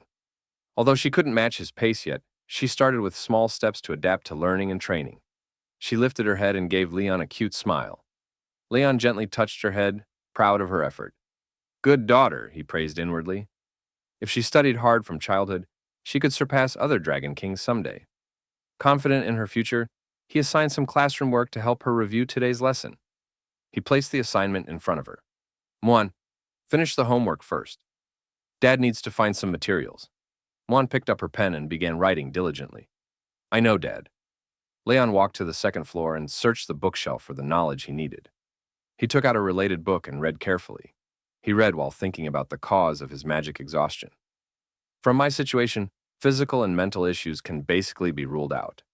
When refining Black Dragon Bolus and dueling Rosewise, I used lightning magic. That means there's no problem with synthesizing magic. So is the issue in my magic circuit. Finding no answers in the book, he put it back and continued searching until he found magic circuits and circulation. He took it out and grabbed several more books. Seeing the stack grow, he sighed. It seems like this will be a lengthy investigation.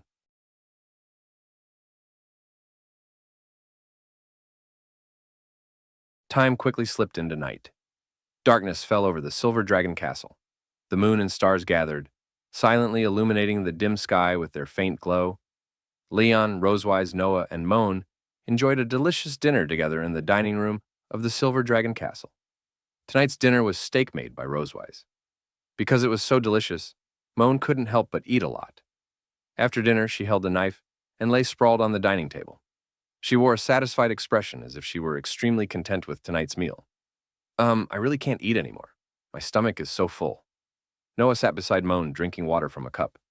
Hearing Moan's words, Noah gently reminded her, "After eating so much, of course you'll feel uncomfortable if you lie down." Moan lightly shook her head and giggled a few times.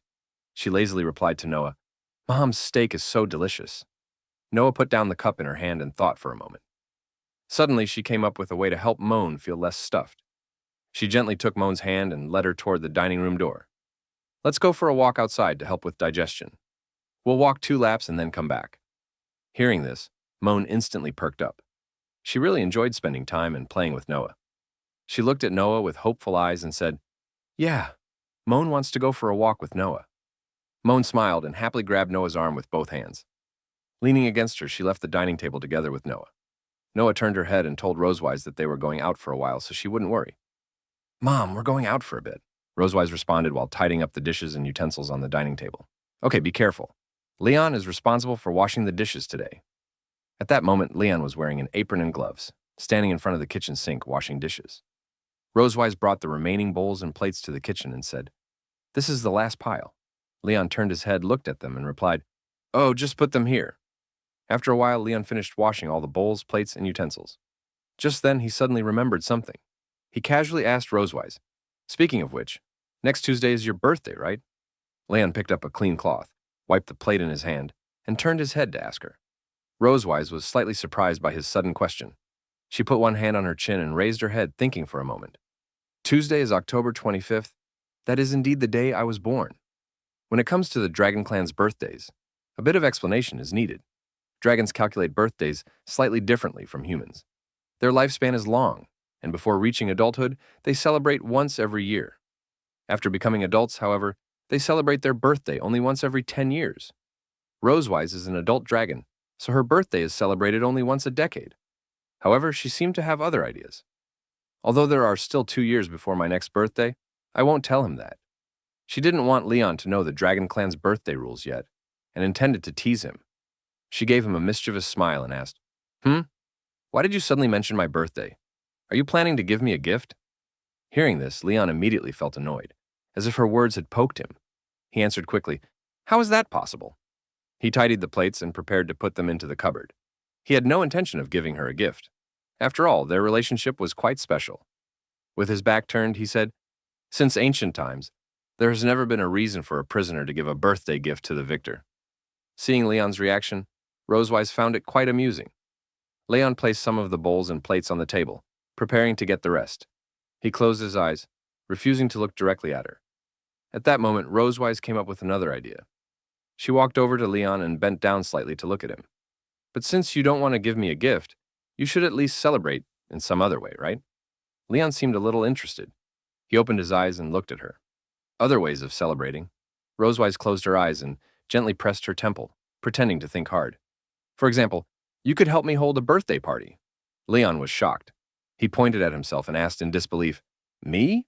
He never expected Rosewise to want him to plan her birthday party. Still, he didn't agree immediately. He frowned slightly, troubled by her suggestion. "You're the queen of the Silver Dragon clan. There will be plenty of dragons lining up to celebrate your birthday. Do you really need me to handle this?" As the queen, Leon believed she could simply use her authority. As long as she announced she wanted to celebrate, others would surely organize a grand and luxurious party, even without his involvement. Rosewise gently shook her head, slightly disappointed by his answer. "Last year you were still unconscious, and the children kept asking to celebrate my birthday with you. Now that you're awake this year, shouldn't you make it up to us?" Leon looked nervously at her and murmured, "Compensation?" He could imagine how missing Rosewise's birthday last year must have made Mulan and Noah sad. Still, Leon truly didn't want to celebrate Rosewise's birthday. "I don't want to disappoint my daughters, but I also don't want to obediently host a birthday party for her." Rosewise gently patted his shoulder and gave him an expectant look. "To put it nicely, as the model husband of this family, it's normal for you to celebrate your wife's birthday. You don't want others to think we're having relationship problems, right?" Leon was speechless and unsure how to respond, so he deliberately argued back. "What if you don't put it tactfully?" Rosewise immediately understood what he meant and became very unhappy. She crossed her arms over her chest, showing an angry expression. With the poise of a queen, she shot Leon a sharp glance and issued a threat. "What right does a prisoner have to bargain with me? Do whatever I ask you to do." Leon felt her dissatisfaction radiating outward. In daily life, Rosewise often spoke to him this way. That's her normal reaction. Although unwilling, Leon had no choice but to figure out how to organize her birthday party. He pointed at her and said, "Just wait and see. I'll give you an unforgettable birthday in human form." Hearing his agreement, Rosewise felt pleased. She shrugged, appearing indifferent, but added another condition. "Okay, however, if you still can't satisfy me in the end, you'll have to give me another explanation. Do you understand?" She gave Leon a meaningful smile. Leon felt slightly nervous, but understood her meaning. "I'll definitely satisfy you." He raised his hand toward her. Rosewise raised hers as well and held his, sealing their agreement. The next day arrived. Leon brought Noah and Muwan to Rosewise's private library. Noah found a book on the shelf and sat on the sofa, reading seriously. Beside her, Leon attentively gave Muwan a lesson. Magic in this world is ever-changing, with countless ways to use it. Magic circles are one of them. By combining circles, many magical effects can be achieved. For example, Muwan's favorite fried steak. We can integrate cutting magic and flame magic into a magic circle. After a while, Leon finished the lesson. "That's all for today. Do you have any questions?" "No. Muwan understands everything," she replied happily. Leon was pleased. While chatting with her, Noah secretly glanced at them. Muwan is lively and dislikes a strict classroom atmosphere, so he teaches her in a way she enjoys. He's the best father in the world. When vacation comes, I'll ask him to teach me thunder magic too. Her face flushed slightly as she hid behind her book. Leon organized the books on his desk, then looked up. "Muwan, Noah, do you know what Mom usually likes?" I know. Muwan raised her hand excitedly. Leon felt relieved. Dad didn't raise you for nothing. Mom likes Dad. She likes Dad very much. Leon was speechless. That wasn't what he meant. Seeing him stare blankly, Muwan asked, "Dad? Was Muwan wrong?" Leon sat down and lifted her onto his lap. "You're right, baby. Dad just wants to know if Mom likes anything else besides me." Noah closed her book and recalled something. Mom once said that Dragon Clan's life is too long, and all good things must end. For her, fleeting beauty is more worth remembering. Fleeting beauty? Leon pondered deeply. Suddenly, he clapped his hands together. "I've got it. I know what to prepare for her. Class is over. Dad has something to do. You two keep reading." Leon hurried out of the library. Noah and Muwan watched him leave. "Dad looks very happy," Muwan said. Noah smiled softly. "I guess he went to find something Mom likes." Today was Rosewise's birthday. That evening, Rosewise received gifts from Noah, Muwan, and her personal attendants. They gave her presents of all sizes, each delicately wrapped in different colored boxes and ribbons just for her. It was clear they treated her birthday with special care. After thanking them one by one, Rosewise carefully gathered all the gifts and headed back to her room. Walking down the hallway with several boxes in her arms, she glanced around, but that familiar figure was nowhere to be found. From morning until now, no matter where she went, Rosewise hadn't seen Leon, which left her puzzled. "Where did that guy go?" she wondered. "He said he'd help me hold a birthday party, but he's been missing all day." When she reached her door, she noticed it was open. Peering through the crack, she saw Leon pacing inside and placing a large object on the table. He was clearly doing something in secret, but the room wasn't lit, so she couldn't see clearly. Holding her gifts close, Rosewise slowly pushed the door open. Scanning the room, she said, "Leon, what are you doing in my room?" Before she could finish, Leon suddenly popped a party popper over her head. With a loud bang, colorful ribbons and tiny pieces of paper rained down. Rosewise's eyes widened in surprise. He had actually prepared something for her. Leon grinned, party popper still in hand. "Happy birthday, she-dragon." On the table sat a birthday cake he had made himself. It had 3 layers, each filled with fruit. On the first layer, he had written, "Happy birthday, Rosewise in chocolate." The most outrageous part was that every layer was packed with candles, so many that, from afar, it looked like a giant glowing bulb. Leon had sneaked into her room just to prepare this special surprise. Rosewise pretended to remain calm. She walked over, set her gifts on the sofa, and said shyly, "Is this the birthday surprise you prepared? It'd be better if you used my name instead of she-dragon." Leon smiled and shrugged casually. "Haha, next time for sure." Rosewise bent down slightly to examine the cake. Although it looked simple, the fruits added bright splashes of color. She hadn't expected Leon to make something like this for her. Gently scraping some cream with her fingers, she said, "This looks pretty good." "Do humans always light candles and eat cake on birthdays?" she asked. Leon replied, "Well, yeah, it's a custom, and this big cake was really tough to make." Rosewise tasted the cream. It melted instantly, sweet and rich. She nodded in satisfaction. "The taste is good, too." Just as she was about to cut the cake, Leon rushed over and stopped her. She blinked in confusion. "Wait," he said, "don't eat yet." The birthday person has to blow out the candles and make a wish. There were 218 candles, matching Rosewise's age. Seeing the sheer number, she frowned. Do I really have to blow all of these? Are you messing with me? Leon shook his head. Nope. You said I should follow human customs strictly, and humans put candles for every year of age. Your Majesty, please blow the candles, he said with a suspiciously smug smile. He clearly wanted to embarrass her, and Rosewise could tell instantly. Knowing Leon, he would never miss a chance to cause her trouble. If she followed along obediently, she would definitely end up embarrassed. She looked him up and down skeptically, thinking, I knew he wouldn't take my birthday seriously. If he wants to prank me, he won't get away with it so easily. Rosewise smiled sweetly, grabbed his arm tightly, and yanked him closer. Fine, but you're blowing them out with me. Leon froze. He tried to pull his arm back, but failed. Hey, this is your birthday. Why should I blow the candles? Rosewise stared at him sharply. As my captive, isn't it an honor to blow candles with your queen? Hurry up. Her tone shifted and Leon could feel it. Helplessly, he said, I know. He realized she intended to drag him into the consequences of his own prank. I made my bed, he thought. Guess I'm lying in it. The two stood before the cake, took a deep breath, and blew with all their strength. With so many candles, a massive cloud of smoke rose. They accidentally inhaled it and began coughing nonstop. Persistent coughing filled the room as they covered their noses and mouths. Rosewise scowled. Humans are so boring. Why do you even do this? Leon replied irritably. Oh, please. Normally, there are only 20 or so candles. Humans don't live for centuries like dragons. The smoke finally drifted away with the wind. The candles were out, leaving only faint wisps behind. Leon urged, Hurry up and make a wish. Rosewise closed her eyes in annoyance, then straightened up. I know. Rosewise folded her hands together and placed them before her chest. She lowered her head slightly, quietly pondering the wish she wanted to make. Leon stood beside her, watching in silence. I don't know what wish the she-dragon could possibly have on, he thought.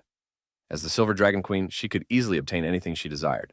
That only made him more curious. She lacked nothing and possessed the power to claim whatever she wanted. Still, Rosewise made a devout wishing gesture before the cake, just as Leon had instructed. She closed her eyes and whispered her wish.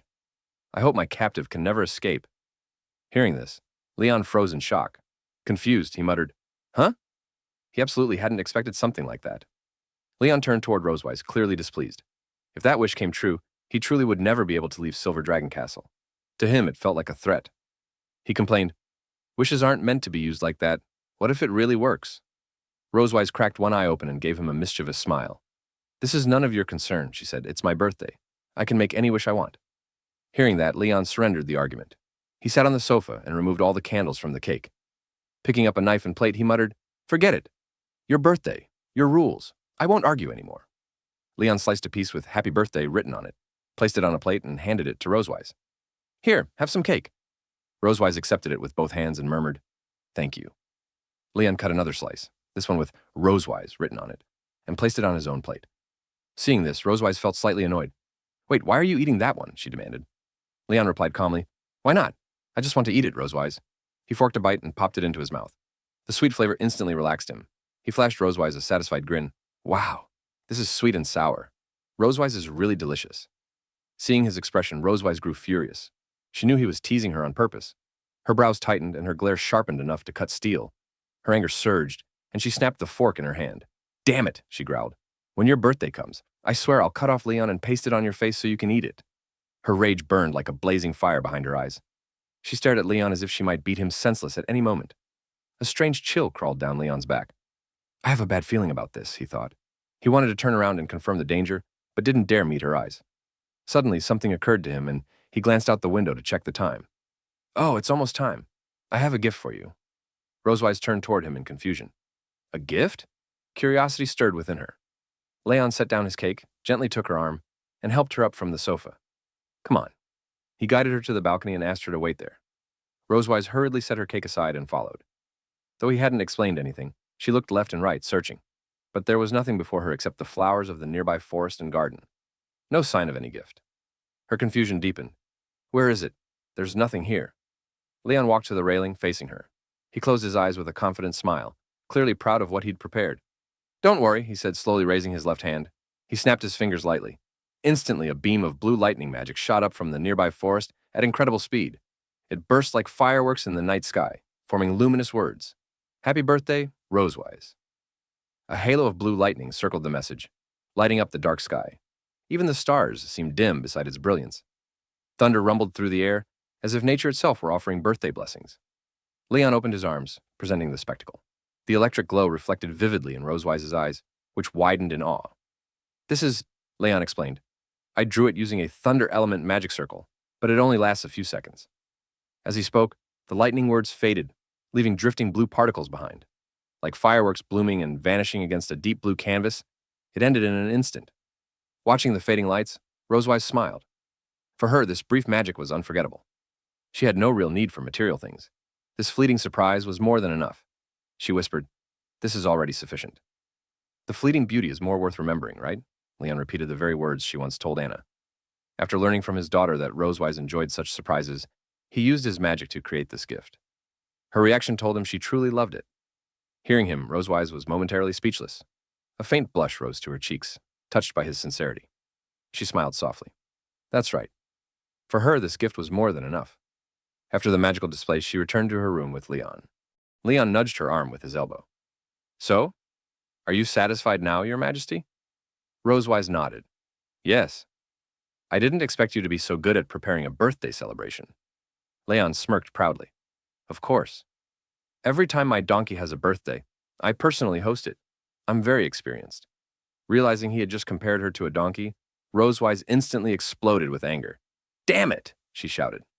Above them, the moon quietly listened, watching the pair's amusing exchange. The next morning arrived bright and clear. The sun rose from the foot of the mountain, lighting up the sky with a warm morning glow. Sunlight spread across the trees and lawn, making the castle's surroundings lively and vibrant. Golden light coated the castle like a thin veil. Birds chirped outside, signaling everyone to wake up.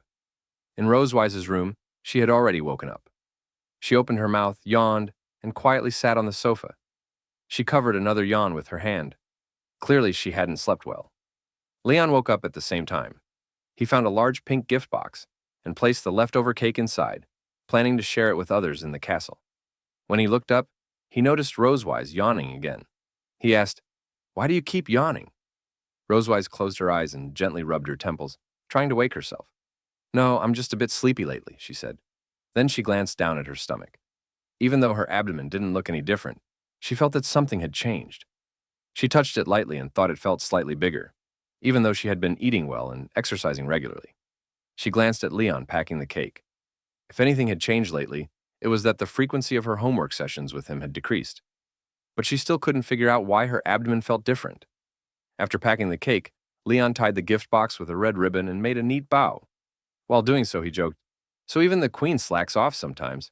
I always thought you were a total workaholic." Rosewise frowned, slightly annoyed. She felt like he was calling her lazy. She stood up abruptly, clenched her fist, and snapped, "I work from 8 a.m. to 5 p.m. every day, without a single day off all year. Is it wrong for me to sleep a little longer today?" Leon panicked at her sudden anger. He raised his hands and said, "It's nothing, just rest." Suddenly, Rosewise felt dizzy. Her head spun sharply, making her uncomfortable. She closed her eyes and held her head. She staggered, unable to stand steadily, and collapsed back onto the sofa. The dizziness and buzzing in her head left her thoughts blank for a moment. Leon immediately put down the cake box and rushed to her. "What's wrong? Are you sick?" he asked, but Rosewise was too dizzy to respond. She leaned back and tried to rest. Leon assumed she had a fever. He placed a hand on her forehead but found no heat. "You don't have a fever." Rosewise felt shy at his sudden concern. Her cheeks tinted pink. She turned her head away and whispered, "It's fine. I just stood up too fast and got dizzy." Leon couldn't help feeling a bit of schadenfreude. He rarely saw her like this. With a mischievous grin, he said, "You should drink more hot water." Rosewise grew irritated by his perfunctory attitude. She frowned deeply and glared at him. Not wanting him in front of her anymore, she kicked him out and shouted, "Get out of my room!" Before Leon could react, he was instantly transported outside her door. Even so, he found her reaction amusing. Smiling, he carried the cake box to the kitchen to share it with the others. Rosewise's birthday ended with unexpected chaos and warmth. A few days later, Leon, as always, took Noah and Mwan to Rosewise's private library. Noah quietly read on the sofa, while Leon continued teaching Mwan magic. After assigning Mwan her homework, he returned to searching for books about his magic exhaustion. Noah noticed him constantly picking up books and reading them intently. She walked over and asked, "Dad, are you looking for something?" Leon quickly returned the book to the shelf. To avoid suspicion, he smiled and said, "No, I'm just looking around to pass the time." He didn't want Noah or Mwan to know about his condition. If they knew, they would worry. And worse, Rosewise might hear about it. In his mind, he imagined Rosewise learning that he couldn't use magic normally, giving a wicked smile and mocking him like a demon. Ha ha ha, you're so weak. The imaginary scene made him smile awkwardly. Then he remembered that Muan was working on her homework. He asked Noah, "Has Muan finished?" Noah put her book back and replied, "Not yet, but she's almost done." Muan pouted her lips as she diligently wrote. Whenever she came across a difficult question, she paused, thought carefully, and then continued writing. Earlier, Noah had observed Muan and noticed that her learning speed was incredibly fast. She told Leon, "With your teaching and Muan's speed, Dad, she should be able to start magic enlightenment this month." Noticing that Noah had her own opinion on Muan's learning progress, Leon grew curious. While searching for the next book on the shelf, he asked whether she thought Muan would awaken the thunder element or the fire element. Noah placed a hand on her chin, thought seriously for a moment, and then shared her opinion. "Mom's element is fire, Dad's is thunder, and she is also thunder. To balance Mom's psyche, if I were Muan, I would try my best to awaken the fire element." Hearing her words, Leon bent down slightly and gently touched Noah's head. He smiled and said, "Haha. What elements a person can awaken aren't determined by hard work alone." At that moment, Noah suddenly remembered something she still hadn't told Leon. "Dad," Leon noticed her hesitation and asked, "What's wrong?" Noah lowered her head slightly and stared at the ground, looking a bit shy. She said that she would be on winter vacation in just over a month, and asked if he could teach her more thunder magic then, hoping it would help her handle next semester's courses more smoothly. She truly hoped Leon could guide her during the winter vacation, but upon hearing her request, Leon felt uneasy. He still hadn't found the cause of his magic exhaustion and couldn't demonstrate his magic properly. He silently thought, "This is bad. In my current state, I can't even demonstrate powerful magic to her." With that thought, Leon imagined a scene where Noah stood beside him, watching him cast magic. He reached out his hand and shouted the spell's name, "Thunder Annihilation!" But only 3 tiny blue lightning bolts flickered from his hand. He tried several more times, yet his magic refused to produce the desired effect. Obviously, with his current abilities, he couldn't teach Noah more thunder magic. Dissatisfied with himself, Leon weakly knelt on the ground and shed tears of sadness. He never expected his weakened magic to embarrass him so badly in front of Noah. Seeing him unable to use magic normally, Noah slowly walked over. She crouched down and gently patted his back, calmly comforting him. "It's okay, Dad. You're also very cute like this." Noah stood up and turned to leave. As she walked away, she told him to take care of his other tasks first. She would find Mom to teach her instead. Since Leon couldn't use powerful thunder magic, she had no choice but to seek guidance from Rosewise. Watching Noah walk away, Leon felt deeply sad. In his imagination, dark clouds and thunder rolled overhead. He reached out toward Noah, trying to pull her back. No, this must never happen. Leon forcefully scattered the imagined scene. If that really happened, it would be devastating to him. He didn't want Noah to be disappointed in him, nor did he want Rosewise to steal the chance to show Noah his powerful magic. Flames of determination lit up in his eyes, and his fighting spirit erupted. He clenched his fists tightly and made up his mind. My family status is earned by me, and my place in my daughter's heart must also be earned. To maintain his position in the hearts of Noah and Muan, he absolutely couldn't refuse her request. He didn't want them to ever doubt his powerful image. Noticing that Leon still hadn't responded, Noah grew a little disappointed, thinking her request was too difficult. She looked at him and said, "If it's not convenient, forget about it." Just as she was about to give up, Leon bent down slightly and gently patted her shoulder. Looking at her with unwavering determination, he promised, "Of course, no problem. Don't worry. Dad will definitely teach you thunder magic seriously." Upon hearing his agreement, Noah's eyes sparkled.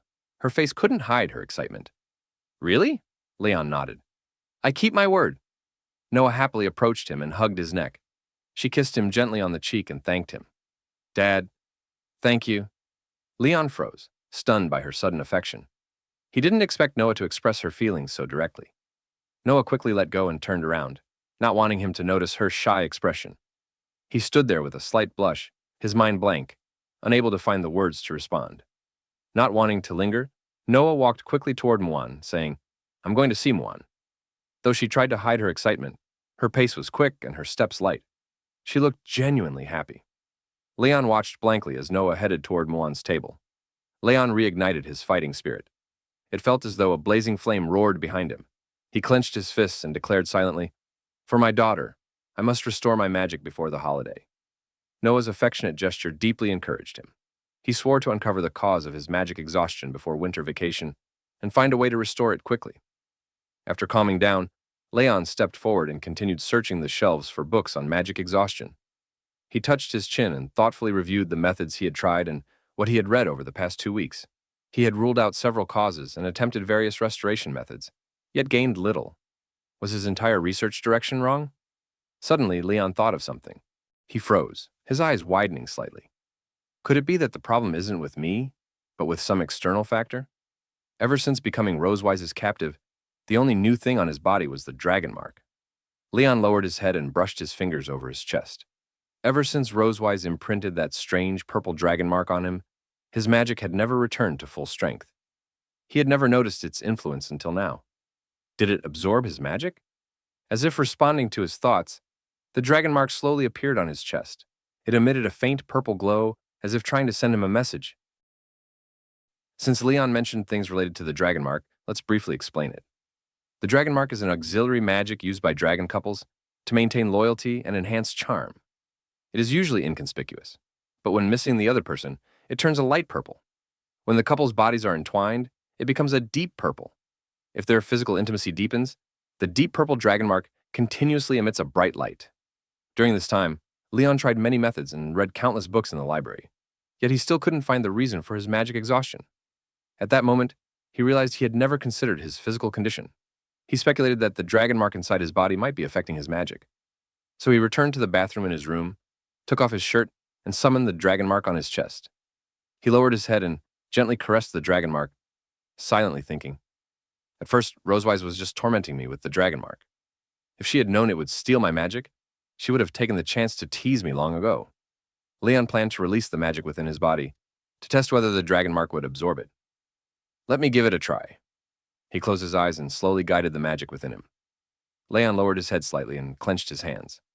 Soon, countless blue lightning bolts appeared around his body, the magic of Leon's lightning element. The lightning tightly wrapped around him, crackling with loud sounds. They waited for his command. Leon silently guided the flow. The magic moved through his palms, arms, shoulders, and finally toward his chest. He could clearly feel the magical energy from his head, shoulders, and hands converging through the magical circuits in his body. However, the moment the magic entered Leon's chest, it vanished, as if instantly absorbed by something inside him. The dragon mark emitted faint lightning, as though proving it hadn't completely absorbed the magic. Sensing the situation, Leon frowned slightly. He looked down at the dragon mark and whispered his conclusion. "As expected, my magic disappears as soon as it reaches my chest. But strangely, the dragon mark only absorbs a tiny fraction. The main thing stealing my magic is something else. As for magical circuits, here's a key point to understand. After magical enlightenment, a magic user can store refined magic within their magical circuits through continuous circulation, allowing it to be used at any time. These magical circuits spread throughout the body. Magic can be drawn from many areas, such as the brain, shoulders, or chest." Leon gently touched his chest. Based on his earlier test, he reached a conclusion. Something inside his body was stealing the magic flowing through his circuits, preventing him from storing it and creating the illusion of magic exhaustion. But the question remained. When did this thief appear in his body? And why did it devour his magic? Leon looked puzzled. He scratched his head in irritation. At least now, he understood the cause of his exhaustion. Yet no matter how much he thought about it, he couldn't identify what was secretly absorbing most of his magic. Leon turned to face the mirror, staring at his reflection with a serious gaze, and muttered softly, "So far, there's been no abnormality in my body. I should be fine, right?" Suddenly, something clicked. During the experiment, most of the magic had been absorbed by that unknown thing, but a small portion was absorbed by the dragon mark, and the magic stored there remained intact. Leon lightly tapped his right hand against his left, as realization dawned on him. If the magic in the dragon mark isn't being absorbed, does that mean I can store magic there? Leon was delighted by the discovery. He patted his chest happily. Even if the storage speed was slow, it was far better than having nothing. As long as he slowly stored magic in the dragon mark, it wouldn't be completely devoured by the mysterious thing inside him. Leon stepped out of the bathroom, stretching his arms confidently. "Let's do it. Starting today, I'll gather magic bit by bit." From then on, Leon gradually stored magic in the dragon mark every day. At the same time, he continued teaching Muan magic theory and release techniques as usual. After a period of diligent learning, Muan finally met the requirements for magical enlightenment. Leon and Rosewise chose an auspicious day for her ceremony. That day, the weather was exceptionally clear. Sunlight bathed the Silver Dragon Castle, as if cheering for Muan. Leon woke up early. Yawning, he left his room and headed to the first floor lobby. Today was Muan's elemental awakening, and as her father, he had to be there. Rosewise also happened to wake up around the same time. She opened the hall doors and ran into Leon, who had just arrived. Seeing Rosewise, Leon raised his hand and waved. "Good morning. The weather's really nice." Hearing his voice, Rosewise lifted her head and noticed that Leon had arrived earlier than her. She was slightly surprised by his greeting. After all, in the past, he rarely treated her so politely. She crossed her arms and glanced at him. "You're actually taking the initiative to greet me. Seems like you're in a good mood." Leon closed his eyes and spoke confidently. "Of course. Muan is about to awaken the same element as me. How could I not be happy?" Then Leon and Rosewise headed to the auditorium hall together to accompany Muan during the ceremony. Hearing his words, Rosewise snorted in dissatisfaction. Muan will definitely awaken the fire element. The Dragon Clan's genes are far stronger than you think." Leon laughed. "If dragon genes are that powerful, why is Noah still a thunder element user?" "Tsk, that's just probability," Rosewise replied. Seeing that she refused to admit Muan might awaken thunder, Leon stepped closer, his expression serious. "If the thunder symbol appears in Muan's magic circle later, I wonder if you'll still be this stubborn."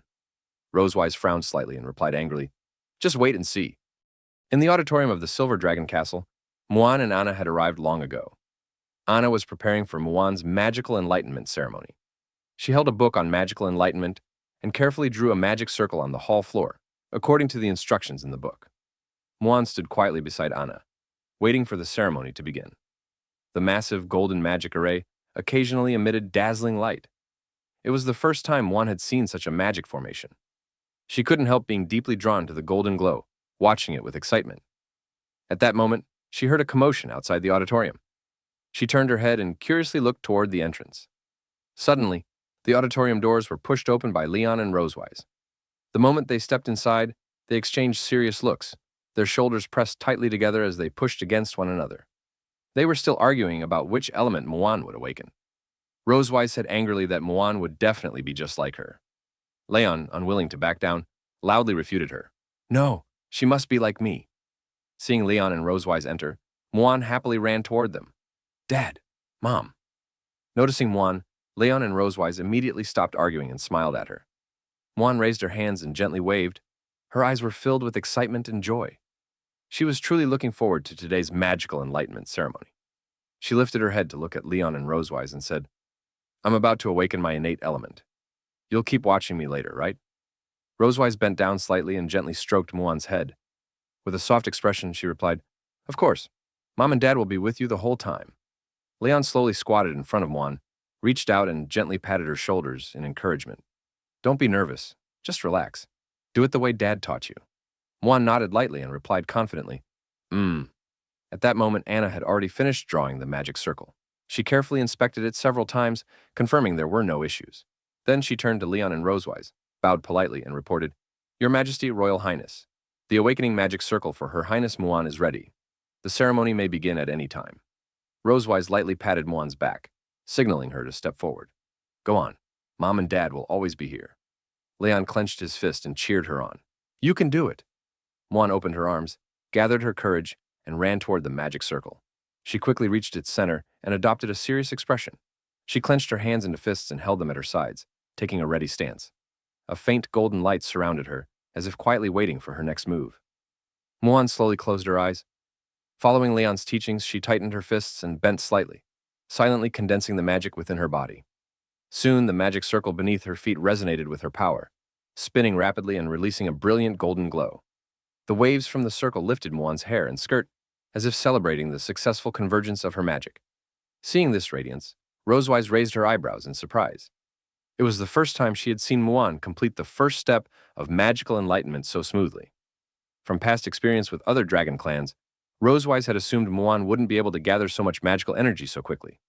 Usually, the first attempt required several tries. "I didn't expect her to succeed in one go." Hearing this, Leon looked proud. He pointed to himself and said confidently, "Of course. I taught her magic." As Muan continued condensing her power, flames slowly emerged from her fists and wrapped tightly around her arms. In an instant, her entire body was engulfed in blazing fire. The gentle yet powerful flames lifted Muan into the air. The magic circle beneath her feet shifted from gold to orange-red. Flames burst forth from the circle and rushed toward her, while the entire array shimmered in fiery brilliance. A symbol representing the fire element gradually appeared at its center. Seeing the flames surrounding Muan, Rosewise felt overjoyed. This meant Muan had awakened the same element as her. Fire! She awakened the fire element.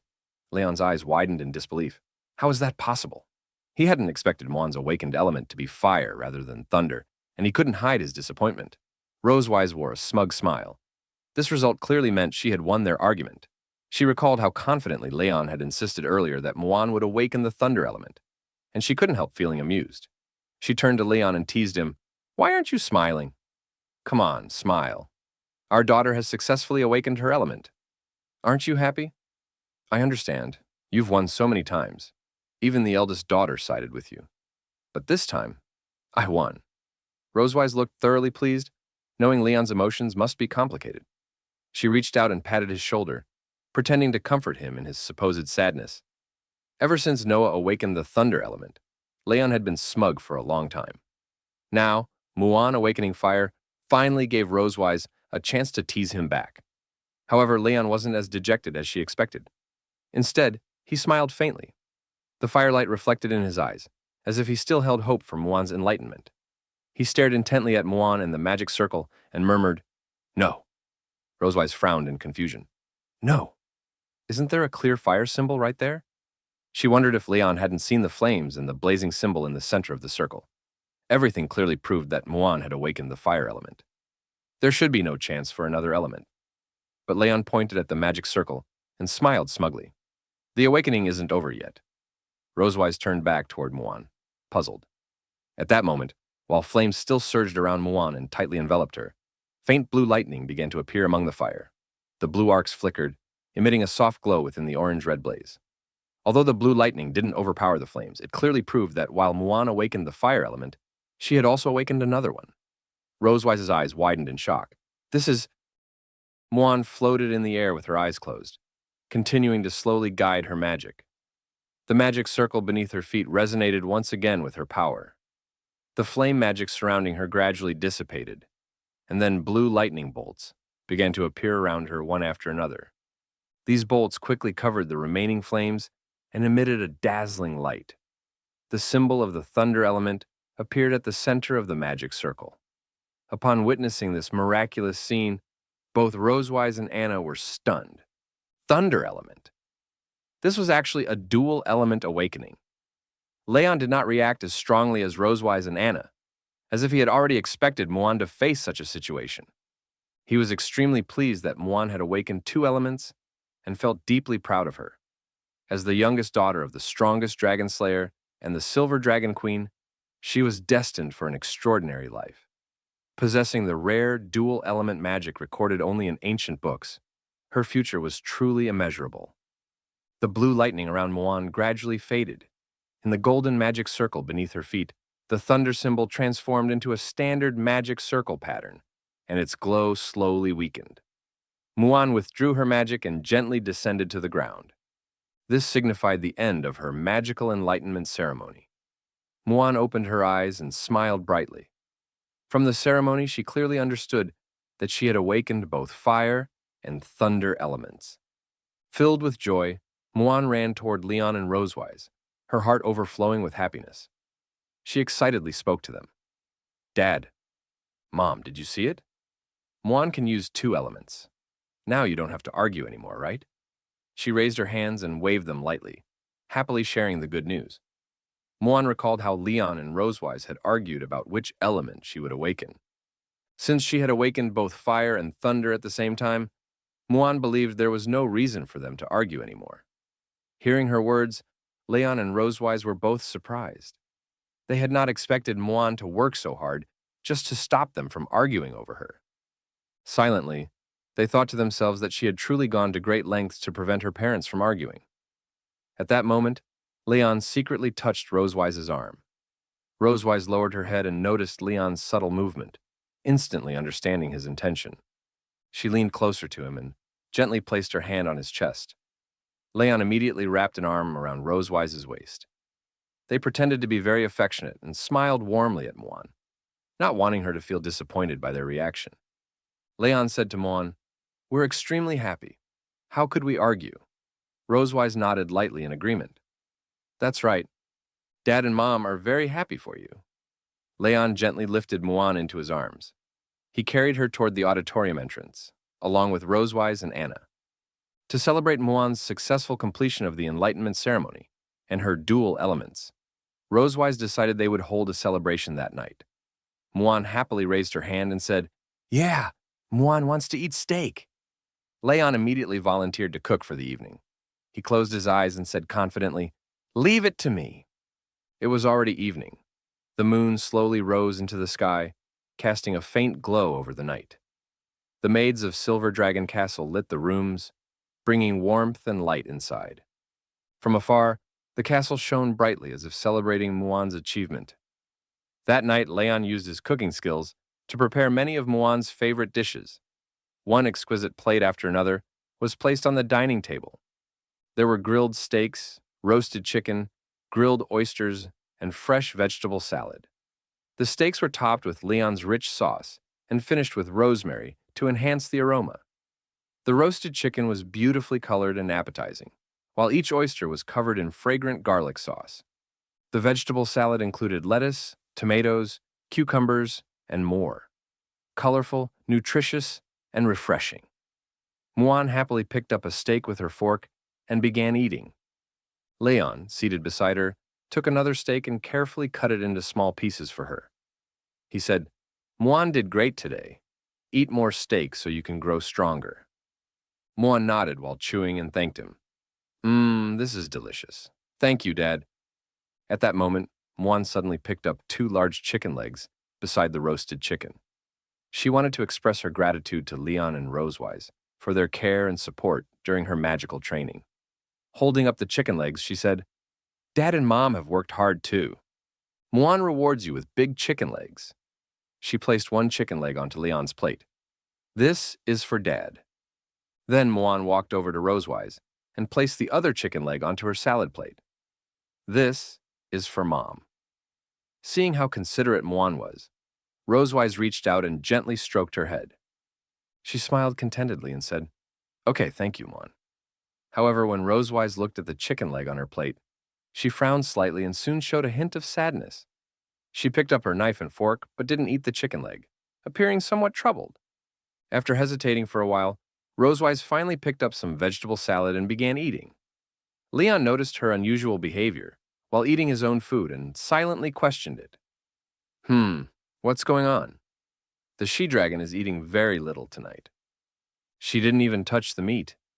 Leon found her behavior strange. He leaned closer and asked softly, "Hey, I didn't put any cilantro in tonight's dishes. Why do you still look like you can't eat?" He was sure none of the food included ingredients she disliked. Hearing Leon's words, Rosewise closed her eyes and showed a slightly uncomfortable expression. I might just be having some stomach discomfort." After hearing this, Leon thought for a moment and seemed to immediately understand what was going on. He joked, "Are you trying to lose weight?" At his words, Rosewise's face instantly turned red. She turned her head away, not wanting him to see her embarrassment. She stammered, "How could that be? I've only gained a little weight recently. I only weigh a bit over 100 pounds. Upon seeing Rosewise's reaction, Leon genuinely thought she was secretly losing weight.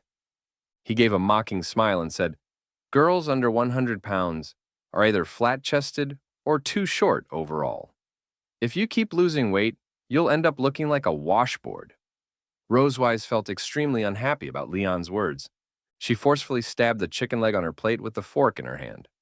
Almost immediately, she came up with a way to counterattack.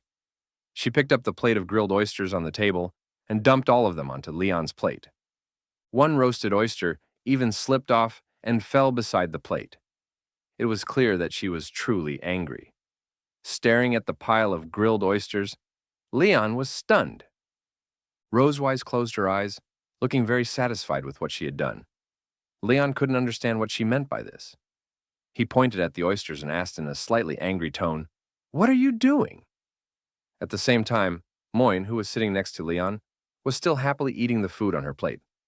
She propped her face up with both hands, wearing a delighted expression. "The meat is really delicious. Rosewise gave Leon a mischievous smile and kindly explained, I heard these things are very beneficial for men's health. Eat them all. Don't sleep until you finish. Rosewise slammed both hands on the table and ordered Leon to finish the entire plate of grilled oysters tonight. Leon was completely shocked by her actions. Huh? He couldn't understand how a simple joke had made Rosewise so angry. He was clearly dissatisfied with her behavior. He shouted helplessly, Aren't you trying to keep me awake all night? Moyne didn't seem to care about their argument at all. She picked up a steak from her plate and took a bite. She happily shook her hands, fully immersed in the joy brought by the delicious food. It had been 2 days since Moyne completed her magical enlightenment ceremony, and today was another bright, sunny day. The sun slowly rose into the sky. The darkness of the night had completely dissipated, revealing a light blue sky. Sunlight bathed the silver dragon castle, coating it in a golden glow. Not far away, several birds flew over the castle garden, chirping crisply and reminding everyone inside that it was time to wake up. Rosewise was already awake. She left her room and headed to her office. She couldn't help but yawn. As if she hadn't slept enough, Rosewise flipped through the books on her desk, hoping to wake herself up by reading. However, it didn't take long before drowsiness returned. She rested her cheek on one hand to keep herself from falling asleep. At that moment, Anna walked into the office holding today's schedule. Rosewise gently rubbed her temples and asked, Anna, what do I need to do today? Anna glanced at the list and replied respectfully, In the morning, Your Majesty needs to review letters and documents from other dragon clans. In the afternoon, you are scheduled to inspect the arsenal. Are there any additional arrangements? Rosewise rubbed her temples again, then her forehead. Her head felt dizzy, and her body unusually tired. She felt she was in no condition to work. I'll take care of everything tomorrow, she said. I'm a bit tired today and want to take a day off. Anna was surprised to hear this. In her heart, Anna thought, a workaholic for years, and Her Majesty actually wants to rest. Has the sun risen from the west? In her memory, Rosewise worked tirelessly almost every day, and rarely took leave on her own initiative. Anna worried Rosewise might still try to handle urgent matters during her break. Rosewise looked up and said, If there are any urgent matters... No, please rest well, Anna quickly replied. Holding the list tightly, she turned around and hurried out of the office, afraid Rosewise might change her mind. Anna hoped Rosewise would cherish today and rest properly without being disturbed by work. Watching Anna leave in a rush, Rosewise felt a little puzzled, but she didn't bother to ask. Rosewise stood up, stretched, and yawned again. She felt something was off about her mental state today. This is really strange. I went to bed early last night. Why am I still so groggy? Unable to understand it, she opened the office window, letting the breeze flow in to clear her mind. At that moment, she noticed Leon and Muan sitting on the nearby lawn. Leon sat across from Muan, seemingly explaining something. Rosewise thought to herself, is he teaching Muan magic? Leon raised a finger and gently waved it, seriously instructing Muan on techniques for using lightning magic. Muan listened attentively, nodding from time to time to show she understood. After finishing the explanation, Leon asked, Muan, I just explained many characteristics of thunder magic. Do you remember them? Muan nodded. Yes, Dad. She lowered her head slightly, resting one hand on her chin as she recalled what he had said. Thunder magic excels at both single target and area attacks, while balancing offense and defense. Master thunder magic, and you can face any challenge across the lands. Leon was pleased and praised her. That's right, you remembered it very well. At that moment, Rosewise walked out of her office and onto the lawn. She had already heard Muan's explanation. She asked Leon, Why do you only teach thunder magic and not fire magic? Noticing Rosewise watching, Muan became very excited. Mom! She ran over and hugged Rosewise tightly around the waist, smiling brightly. Mom, let me tell you, thunder magic is really powerful. Dad specializes in thunder magic. Muan was surprised to learn that Leon's abilities were tied to lightning. Leon smiled proudly. I just taught her some basic techniques. Then he said, Muan, show Mom. Okay, Dad, Muan replied happily. She stepped back a short distance from them and stood on the lawn. She closed her eyes and stretched out her hands. Hey! Blue lightning sparks appeared around her palms. The lightning wrapped around her hands, emitting a bright glow. Hey! She quickly gathered the energy, forming two blue lightning spheres. The two orbs collided, producing a sharp sizzling sound. The glow of the lightning illuminated Muan's joyful face. Rosewise watched in amazement.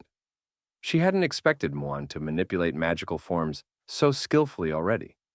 After only 2 days since her awakening, Muan had already grasped the transformations of magical energy. She looked at Rosewise with eager eyes and asked, Mom, Moin is amazing, right? Seeing how quickly Moin demonstrated her progress, Rosewise widened her eyes slightly in surprise. She hadn't expected Moin's learning speed to be so fast. Although forming spheres was the most basic form of energy manipulation, Moin's progress had already caught up with Noah's. In Rosewise's view, with a normal learning pace, an ordinary dragon might not even master magical transformations this quickly. If Moin continued working hard, her learning speed might truly rival Noah's. Rosewise bent down, gently stroked Moin's head, smiled, and praised her. Moin is really impressive. What about fire magic? Won't you show it?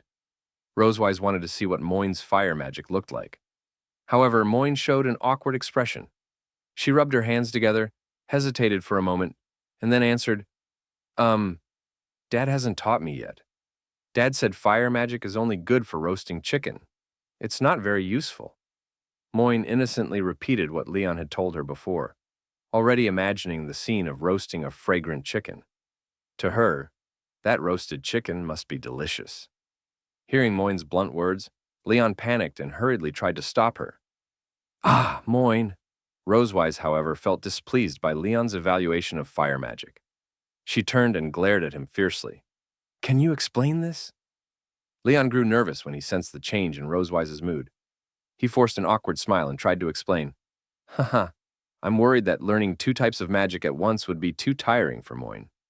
So I plan to take things step by step. Whether it's thunder or fire, both are equally powerful. It doesn't matter which one I teach first.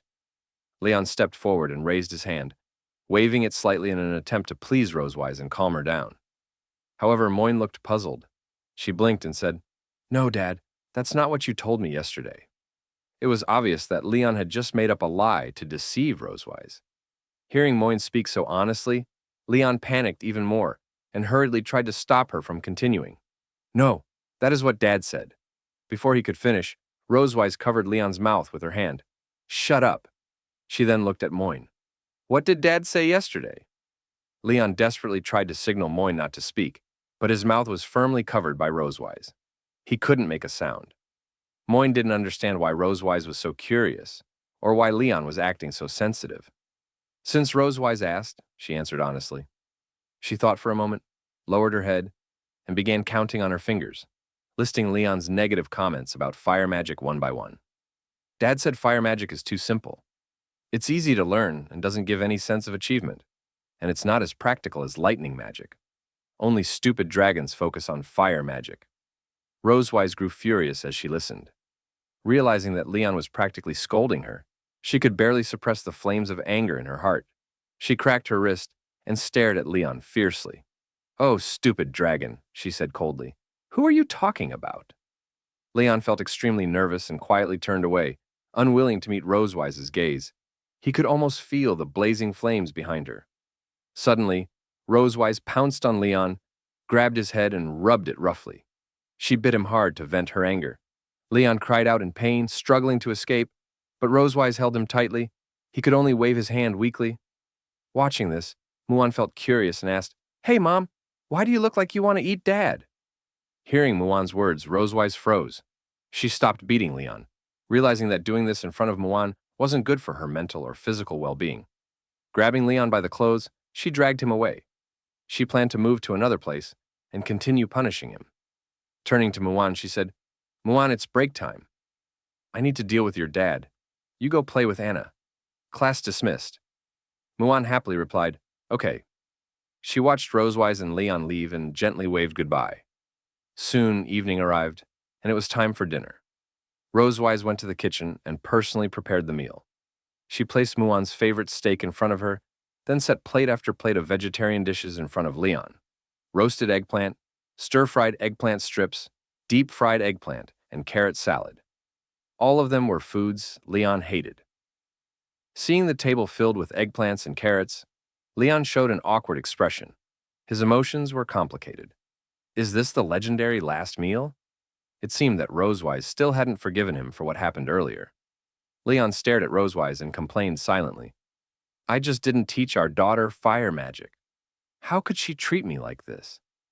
Rosewise noticed his gaze, but pretended not to understand. While eating her salad, she said, Why are you staring at me? Let's eat. Leon had no appetite at all. He forced a smile and said, I don't feel very hungry today, so I don't really want to eat. Rosewise immediately rejected that. She picked up an eggplant with his fork and said, No, you've worked hard all day.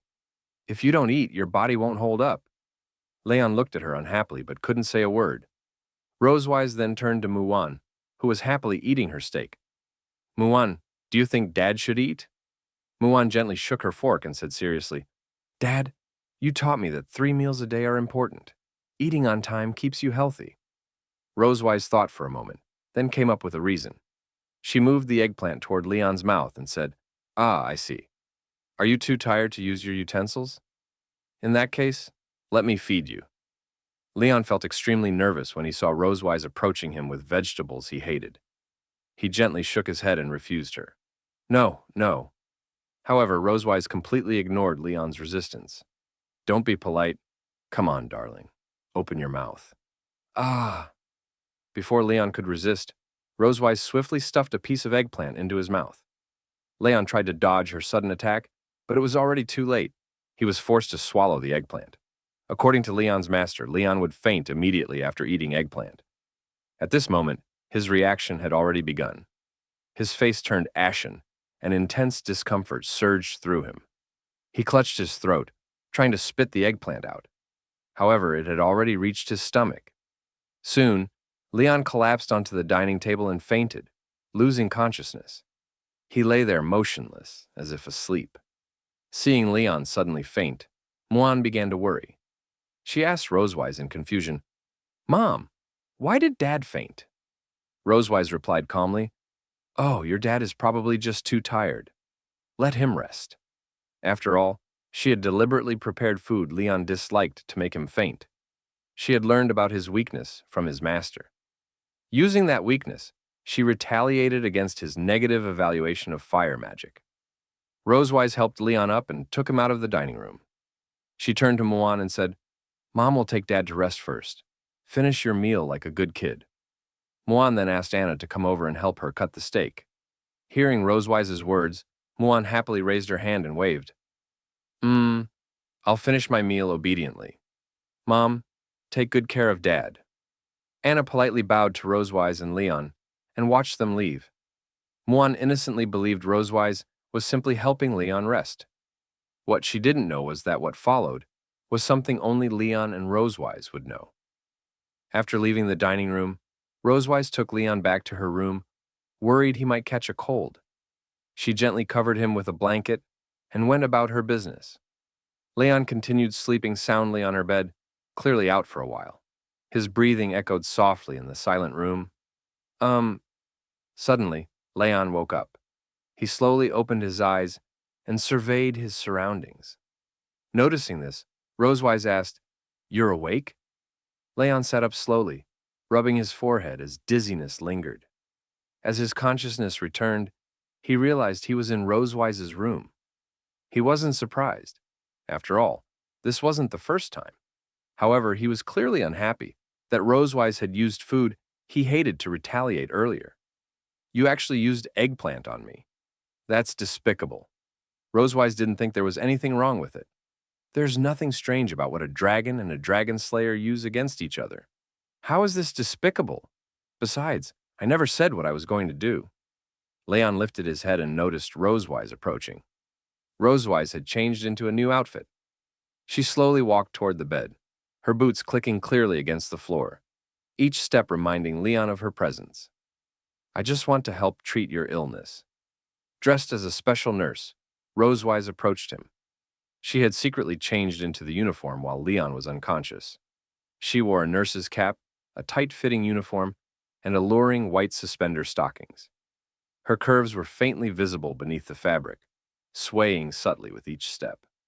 In her hands were a syringe prop and a medical record board. She looked every bit like Leon's personal nurse. Upon seeing Rosewise like this, Leon froze. Blood suddenly gushed from his nose. He couldn't handle the intense visual shock. Leon quickly turned his head away, refusing to look any longer. Even without her saying anything, he vaguely sensed her intention. Confused and flustered, he pinched his nose to stop the bleeding. Treat my illness? What illness do I even have? Thinking back to what had happened in this room before, Leon muttered internally. After the role play last time, does this she-dragon want to play nurse again? Rosewise noticed the nosebleed and smiled gently. I see you're bleeding. Do you want me to wipe it for you? Leon immediately sensed ulterior motives. Damn she-dragon. You really know how to play. Leon frowned as he wiped the blood away. No, hurry up and change your clothes. He didn't want to see her standing there, dressed like that any longer. But Rosewise had no intention of changing. She smiled secretly, ready to carry out her plan. Suddenly, Rosewise reached out and pressed her hand onto Leon's shoulder. Before he could react, she pushed him down onto the bed. Leon's eyes widened in shock. Rosewise pinned his shoulder firmly, then climbed onto the bed and sat on him, preventing any chance of escape. Leon struggled, trying to break free, but it was useless. At that moment, Rosewise issued a warning. Mr. Leon, please cooperate with the treatment. She picked up the medical board and flipped through it, pretending to review his history. Looking at him seriously, she asked, Mr. Leon, according to the records, you often experience chest tightness, correct? Leon glanced down at his chest, then at Rosewise, who was sitting on top of him. Confused, he stared back at her. You're sitting on me. Of course I feel chest tightness. He felt that she was asking something obvious. Hearing this, Rosewise frowned in dissatisfaction. She tapped Leon on the head with the board and spoke sternly, telling him to cooperate with the treatment, Mr. Leon. Leon shut his eyes tightly as pain shot through his head. Ah, he groaned, rubbing the spot she had hit. He then admitted that he did feel chest tightness. Forced to play along, Leon thought silently that he would cooperate for now, but that she would definitely be punished later. She put on a seductive nurse's gown and pressed him onto the bed. Her twin peaks pressed tightly against his chest as her body slowly swayed. She grabbed his shirt, leaned closer, and said softly, Let's start the treatment. Leon frowned, gritted his teeth, and felt extremely dissatisfied with Rosewise's sudden assault. However, he had no chance to escape or counterattack. Rosewise reached out and gently touched his chest, teasing him. She licked her lips and stared at him with interest, like a beast watching its prey. Tear off your clothes, she said. Seeing her outfit, Leon's face instantly flushed. He clearly understood what strange things she intended to do next, but he didn't want to comply. Nervously, he retorted, As a nurse, is it appropriate for you to use the word tear? Hearing this, Rosewise became visibly unhappy. She patted his chest and urged him, Stop talking nonsense. Tear it off now. Realizing she could no longer suppress her desires, Leon felt helpless. He unbuttoned his shirt and pulled it open as she demanded. Impatiently, he said, Your tone is fiercer than a jackal or a hungry tiger. No, even worse. As he opened his clothes, he noticed the dragon pattern on his chest, glowing bright purple. The light flickered continuously, as if reflecting his current emotions. Leon was displeased with the dragon mark and silently cursed it. Tsk! The dragon mark has appeared already. Seeing it on his chest, Rosewise felt delighted. She reached out and gently stroked it, asking, What is this tattoo, Mr. Leon? Clearly, she was pretending not to know. Leon smiled awkwardly and replied, I don't know, Miss Nurse. Why don't you check if you have the same tattoo on your chest? In truth, dragon lines were also present on Rosewise's chest, glowing brightly. However, she clearly didn't want Leon to notice. She raised her other hand to cover her chest and revealed a sly smile. Please don't say such offensive things, Mr. Leon, or I'll sue you for harassment. Rosewise continued caressing Leon's chest while slowly swaying her body. Hearing her words, Leon felt deeply dissatisfied, left speechless by her blatant contradiction. Struggling, he shouted, "Who's the one sitting on top of me in a short skirt and telling me to tear off my clothes? You abnormal nurse!" Rosewise ignored his protest completely. Smiling, she said, "Don't move. I'll examine you carefully." She prepared to conduct a thorough examination and punish him for his earlier criticism of fire magic. Leon felt extremely nervous as she approached. He could do nothing but obey. At that moment, Rosewise suddenly sensed something strange. Her eyes widened and her expression froze. She quickly pulled away from Leon, jumped off the bed, and rushed toward the bathroom. She covered her mouth as if about to vomit, clearly sensing something abnormal in her body. Leon found her sudden behavior confusing. Propping himself up, he looked toward the bathroom, unsure of what was happening. Inside, Rosewise gripped the sink and retched violently. Yet nothing came out. She gagged several more times but still vomited nothing. It didn't feel like food poisoning. Frowning, she stared at the sink, puzzled. Silently, she thought, "I've been feeling nauseous lately. Could it be?" She recalled experiencing this several times recently. Based on the frequency and symptoms, only one explanation fit. After a while, the nausea eased.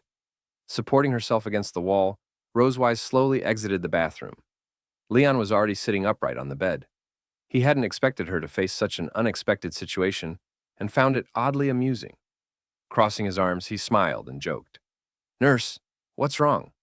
Can't a doctor heal herself?" Rosewise glared at him angrily, warning him to stop talking. Suddenly, Leon realized something. He remembered that Rosewise had recently lost her appetite. He had also just seen her retching nonstop. Only one possibility matched her condition. His eyes widened slightly as he voiced his thought. Are you pregnant?" Rosewise refused to accept it and shook her head violently. "That's impossible. Absolutely impossible. I always take safety measures. There's no way I could be pregnant." Leon felt speechless and began doubting the reliability of those measures. Is that method really 100% effective? Rosewise explained that it was purification magic. When used within 24 hours, it prevents Dragon Clan conception with a 99.9% success rate. Every time she punished Leon, she purified her uterus afterward. The purple light flashing within proved the magic had worked. This purification spell is the Dragon Clan's contraceptive magic, considered completely safe and reliable. However, Leon pointed out a flaw. But there's still a 0.1% chance. Rosewise continued her explanation. The 99.9% is just conservative data. In thousands of years of Dragon Clan history, not a single exception has occurred. In short, if the purification magic is used correctly, accidents shouldn't happen. Rosewise turned away angrily, unwilling to accept Leon's conclusion. She was confident she had never missed using the spell. While putting on his shirt, Leon said calmly, "If you're so sure, why not test it anyway? Otherwise, these symptoms will keep bothering you. You're uneasy too, aren't you?" Rosewise turned back toward him, clearly hesitant. Leon looked at Rosewise with a sincere expression and said that no matter what the outcome was, he would face it with her. If Rosewise was truly pregnant, Leon was prepared to bear the consequences with her. He would never let her face such a result alone. After hearing Leon's words, Rosewise lowered her head slightly and gently touched her stomach. Although she still didn't want to face this outcome, the strange physical changes she had experienced recently made her doubtful. Since Leon had already brought it up, she felt there was little left to hesitate about. After thinking for a moment, Rosewise stomped her foot as if she had made up her mind. She walked toward the living room and said to Leon, "Okay, wait a moment." She went to a cabinet, opened a drawer, and searched for spare pregnancy testing items. Then she entered the bathroom, changed out of her nurse's uniform into casual clothes, and used a spare test stick to examine herself. 10 minutes later, the result appeared. Rosewise and Leon sat on the sofa, staring at the result on the test stick. 2 red flame icons were displayed. This meant that Rosewise was truly pregnant. Seeing the result, Rosewise's hand trembled slightly as if she couldn't believe it. She collapsed weakly onto the sofa and stared at the ceiling, feeling utterly helpless. She whispered, "I'm pregnant." Leon was also shocked by the result. He looked up at the ceiling like Rosewise and fell into deep thought. You're really pregnant. Neither of them had expected this outcome to actually happen. Ah, why? Rosewise was unwilling to accept the fact. She suddenly shouted from the sofa, lifted her hands, and rubbed her hair wildly. She felt deeply distressed and couldn't understand why things still turned out this way. Seeing her intense reaction, Leon didn't stop her. He let her vent and tried to calm her down. Don't get excited. When did you forget to cast purification magic? Leon recalled the punishments and homework they had done before and asked if she had used purification magic each time. The time we soaked in the hot springs together? He remembered it clearly. Rosewise replied calmly, I used magic. The time I made Black Dragon Bolus? Leon remembered pressing her onto the bed and spending a wonderful night together. Rosewise answered with certainty, I also used magic. The time we went to the back mountain together? Leon remembered taking her to the back mountain of the Silver Dragon Castle and imposing severe punishment while her body hadn't fully recovered, as revenge for what she had done to him before. However, Rosewise's answer was the same again. I used magic when I woke up the next day. Since she always remembered to cast purification magic, it seemed unlikely that today's situation should have happened. Leon carefully recalled everything from that period. Suddenly, he remembered something. There might have been one day when Rosewise hadn't used purification magic. He lightly patted his head and said, Ah, I know. The time you used the blood curse. You were asleep for 3 days. After using the blood curse, Rosewise had fallen into a coma. During that time, she couldn't perform purification magic, which led to the unexpected situation today. Hearing Leon's analysis only made Rosewise angrier. She turned around, grabbed Leon by the collar, and shook him hard, cursing at him. This is all your fault.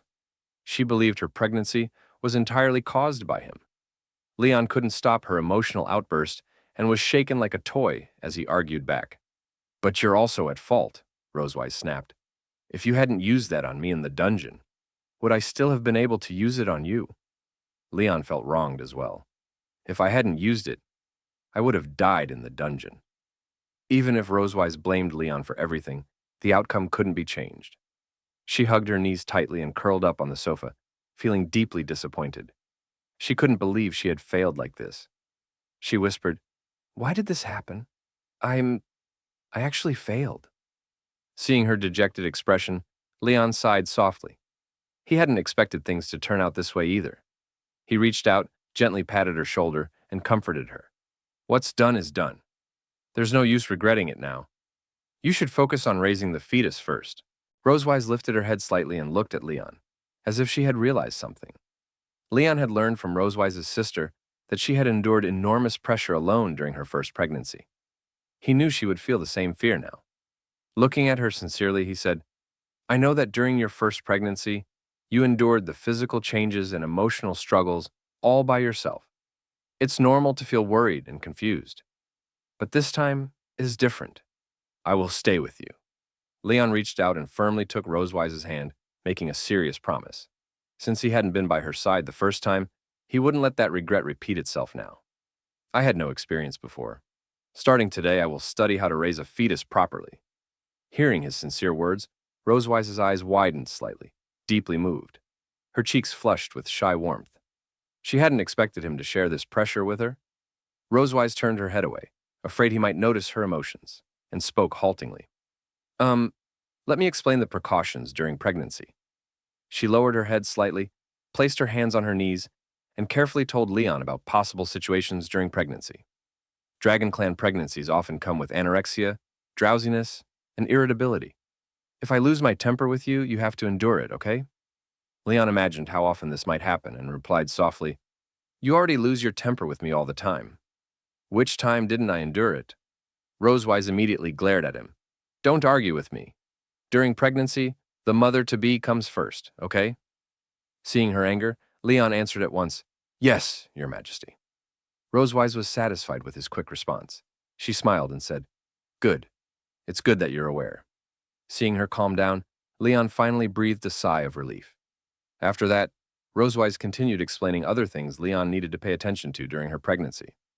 That night, Silver Dragon Castle once again returned to quiet. Since then, to ensure peace of mind for Rosewise and her unborn child, Leon had to take meticulous care of both. At that moment, Rosewise was leisurely lying on the sofa. She said to Leon, "I'm thirsty." Leon immediately walked over with a cup of water and handed it to Rosewise. "Please, I'm hungry." Leon quickly returned with a plate of fruits and desserts. "I'm cramping." "My legs." Leon sat beside her and gently massaged her legs. Rosewise was very satisfied with Leon's massage skills. She felt happy seeing him follow her instructions so completely. After all, he had always resisted or argued with her before. She smiled at him and silently thought, "Thanks to the child in my belly, I can finally make him willingly obey me." Although Leon seemed slightly displeased with Rosewise's requests, he still obediently followed them. Rosewise lowered her head and looked at her belly. Although it had not bulged yet, she could feel a new life slowly growing inside her. At that moment, a question surfaced in her mind. She reached out, gently stroked her belly, and whispered, "I wonder who this little one will take after when he's born." Hearing what Rosewise said, Leon confidently pointed at himself. Wearing a smug expression, he said, "It must look more like me." Rosewise felt speechless at Leon's strange self-confidence. She looked at him with disdain and said, "Bah, Dragon Slayer. Where did you get that confidence?" Leon closed his eyes, opened his arms, and calmly replied, "The confidence Noah and Muwan gave me." In his imagination, Noah and Muwan stood before him with bright smiles. On Rosewise's bedside table sat a photo frame. Inside was a family portrait taken in Sky City to help Noah smoothly enter school. Looking at the photo, Leon said confidently, "Their hair color's the same as mine, mainly black, right?" However, Rosewise was unconvinced. "But they have tails, so of course they look more like me." Leon was clearly dissatisfied with her response. "Noah's original element is thunder, just like mine." "Well, you're right, but they still have tails." Hearing Rosewise repeatedly use tails to refute him, Leon couldn't think of a new argument. After all, Noah and Muwan had inherited Dragon Clan genes and had tails. The human traits in them were not obvious, making it difficult for Leon to persuade her. He frowned slightly and looked at Rosewise, silently thinking that the tail was the clearest difference between humans and dragons. No matter what evidence he presented, he couldn't defeat her argument. Noticing Leon's silence, Rosewise felt extremely satisfied. She showed a hopeful expression and gently stroked her tail. At that moment, Leon turned to face her. He stared intently at her belly and remained silent, as if he had thought of something. Seeing his strange behavior, Rosewise felt puzzled. She asked, "What's wrong? Do you have anything else to refute?" Suddenly, Leon bent down and approached her belly. He reached out and gently caressed it, whispering to the child inside, "Baby, you can't have a tail after you're born. Did you hear that?" Hearing this, Rosewise became furious. She quickly pounced on him and repeatedly struck his head, stopping him from continuing. "What are you saying to the child in my belly?" Leon refused to back down. He grabbed Rosewise's cheek and cried out dramatically, "Ah, baby, look, Mom is hitting me. Don't learn from her." After arguing for a while, Leon was finally forced to leave Rosewise's room. At that moment, he suddenly realized he still had something important to do. He rushed to the Silver Dragon Castle's library, searched through the shelves, and brought several books back to his room. Many colorful books were piled on his bed, such as Lolobun's Little Dragon Encyclopedia, Precautions During Pregnancy, and others. All of them were related to pregnancy. Leon carefully read a book titled Prenatal Tips. Give Your Little Dragon a Head Start, whispering to himself as he read. When Rosewise was raising her first child, Leon had still been unconscious. She had used Dragon Clan parenting methods throughout the entire process. That was why the child she gave birth to was more dragon-like. So how could he make the second child in Rosewise's belly more human-like? The question troubled Leon. Both Noah and Muwan had strong dragon characteristics. If he wanted to win against Rosewise, he needed the child to show obvious human traits. Covering his face with the book, Leon seriously thought of a solution. If the baby absorbed more human culture from now on, perhaps it would be more human after birth. On a personal level, this was a father's way of seeking recognition within his family. On a broader scale, it was a crucial opportunity to prove that human genes were superior to those of the Dragon Clan. Just do it. Although Rosewise was less than 2 months pregnant, prenatal education had to start early. After making his decision, Leon closed the book and quickly stood up. To gain an ally on his side, he needed to act immediately. He couldn't miss any chance to win against Rosewise. Before heading to her room, Leon suddenly remembered something important. He crawled under his bed, rummaging through the clutter while muttering, "Where did I put the thing I bought in Sky City?" Found it. He pulled out a blue, gem-like object. It was a portable recording stone, compact, lightweight, and capable of recording sound. By then, it was already midnight. All the lights in Silver Dragon Castle were off, leaving the entire castle shrouded in darkness. From the outside, it seemed to be in deep sleep. Only a few cicadas chirped endlessly in the surrounding trees. The moon hung quietly in the night sky, watching over the castle. At that moment, a familiar figure appeared on the balcony of Rosewise's room. He silently jumped down and slipped inside. Rosewise was fast asleep, unaware of any movement. The one who secretly entered her room was Leon. Seeing that she was sleeping soundly, he revealed a mischievous smile. To test whether Rosewise had truly fallen asleep, Leon bent down and quietly approached her ear. He whispered softly, "Hey, Rosewise, wake up. There's something urgent." After a while, Rosewise still lay there with her eyes closed, fast asleep. There was no reaction at all. She didn't seem to hear Leon. Seeing that Rosewise showed no signs of waking up, Leon nodded slightly. "Very good. A pregnant woman really does sleep well. In that case, I don't have to worry about waking her." Leon quietly crouched beside Rosewise's bed, took out the portable recording stone from his pocket, gently pressed the button, and placed it next to her belly. At that moment, the recording stone began to play audio. Long, long ago, on the distant western continent, a wise and brave race was born. They called themselves humans. To help the child in Rosewise's belly absorb more human culture, Leon had recorded stories and human history in advance using the recording stone. Since it was portable and the volume adjustable, he didn't have to worry about Rosewise noticing it while she slept. He decided to subtly influence the unborn child this way. Listening to the audio, Leon whispered to Rosewise's belly, "Baby, humans are the world's first race. You should look more like a human in the future." Time slowly passed, minute by minute. A few hours later, the moon above Silver Dragon Castle quietly set, and the sun slowly rose into the sky. Dark clouds gradually dissipated, revealing a bright blue sky. Sunlight softly streamed into Rosewise's room, gradually lighting up the entire space. The portable recording stone continued playing. Human beings are a great race, a brave race. They are resilient, they never give up, and they will always fight for a better tomorrow. Before long, the recording stone finished playing Leon's pre-recorded audio. Aside from occasionally turning over or murmuring in her sleep, Rosewise showed no sign of waking throughout the night. She never heard the recording. She was still sleeping deeply. Seeing how peacefully Rosewise slept, Leon felt very satisfied. He hadn't expected his plan to go so smoothly. He gently retrieved the recording stone and silently thought, the recording quality is really good. I can record more books for the baby to listen to." However, Leon had no intention of leaving Rosewise's room yet. After putting the recording stone back into his pocket, he placed one hand on his chest and dramatically waved the other, striking an exaggerated pose. He closed his eyes, stood beside Rosewise's bed, and passionately began reciting poetry. "Next, Dad will compose a poem for you.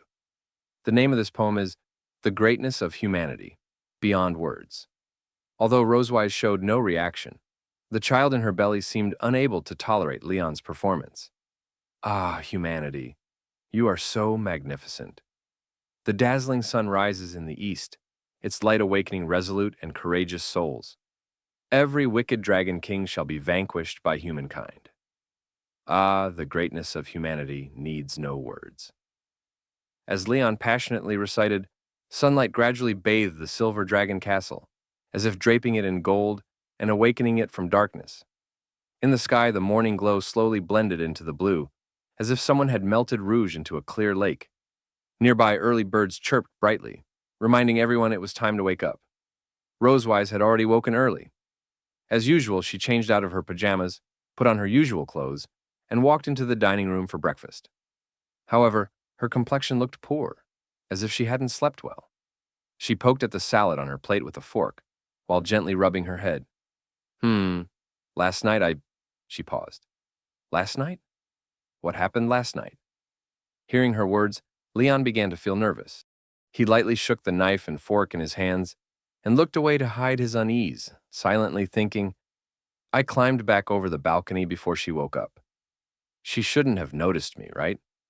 He worried that Rosewise might have realized he had been in her room. Rosewise then spoke about her nightmare.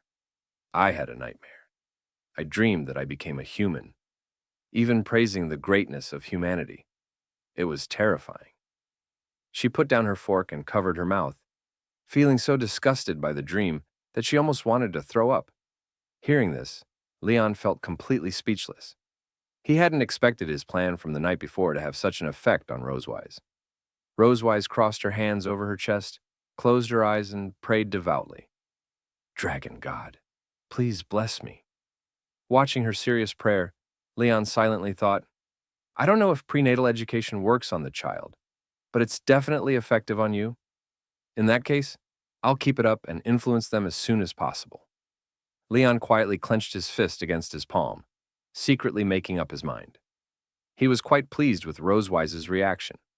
Since she reacted this way, it meant his plan had worked. As long as he continued, he believed the child in her belly would be influenced by human culture and grow up more like him. At that moment, Rosewise remembered that Leon was supposed to continue teaching Muan magic today. She picked up her fork, lightly shook it, and asked, What are you planning to teach Muan today? Leon felt a little embarrassed and softly answered, Basic fire magic? Contrary to his expectations, Rosewise didn't get angry. Instead, she felt quite satisfied when she heard that he planned to teach Muan fire magic. She nodded lightly and said, All right, teach her how to control the morphological changes of the fire element. As for Dragon Flame, I'll teach her myself in a few days. Seeing that Rosewise wasn't upset, Leon quietly sighed in relief. He stood up and waved goodbye. I know.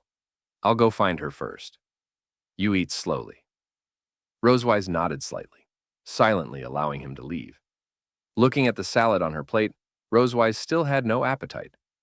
After becoming pregnant, she often didn't feel like eating.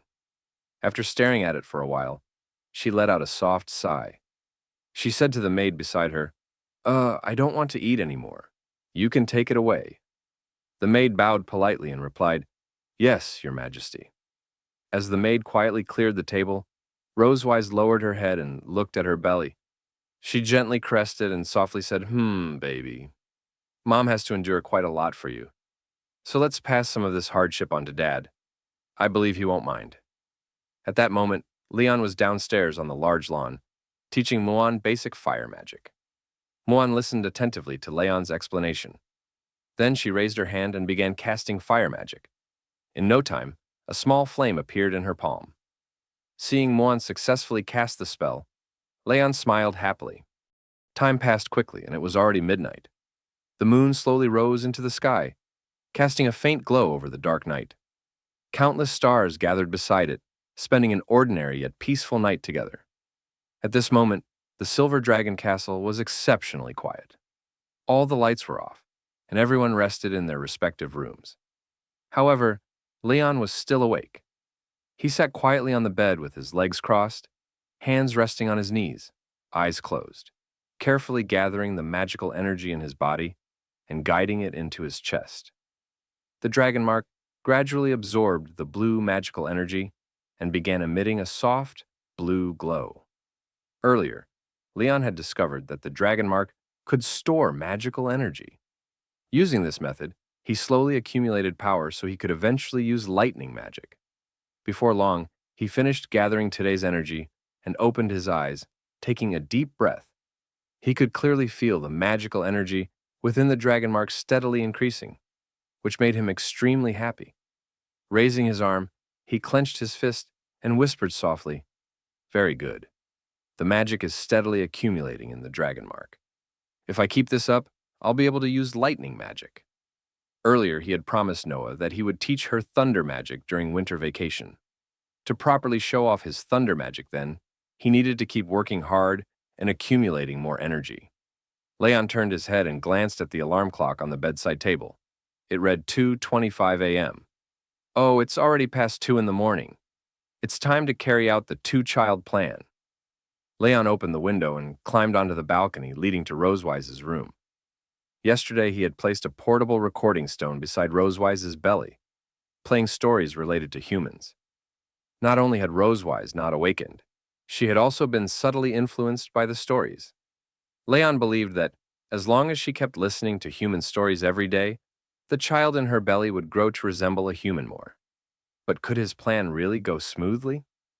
Just minutes before Leon climbed onto the balcony, Rosewise had been lying in bed. Soon after, the sound of shifting blankets echoed through the quiet room. She clearly wasn't asleep. She kept tossing and turning, unable to fall asleep no matter what she did. Rosewise opened her eyes and gazed at the night scenery outside. She knew she wouldn't be able to sleep tonight. Looking at the sky, she silently thought, "There are too many thoughts in my mind. I can't sleep at all." During dinner, that man had deliberately avoided the topic of having a second child. What is he thinking this time?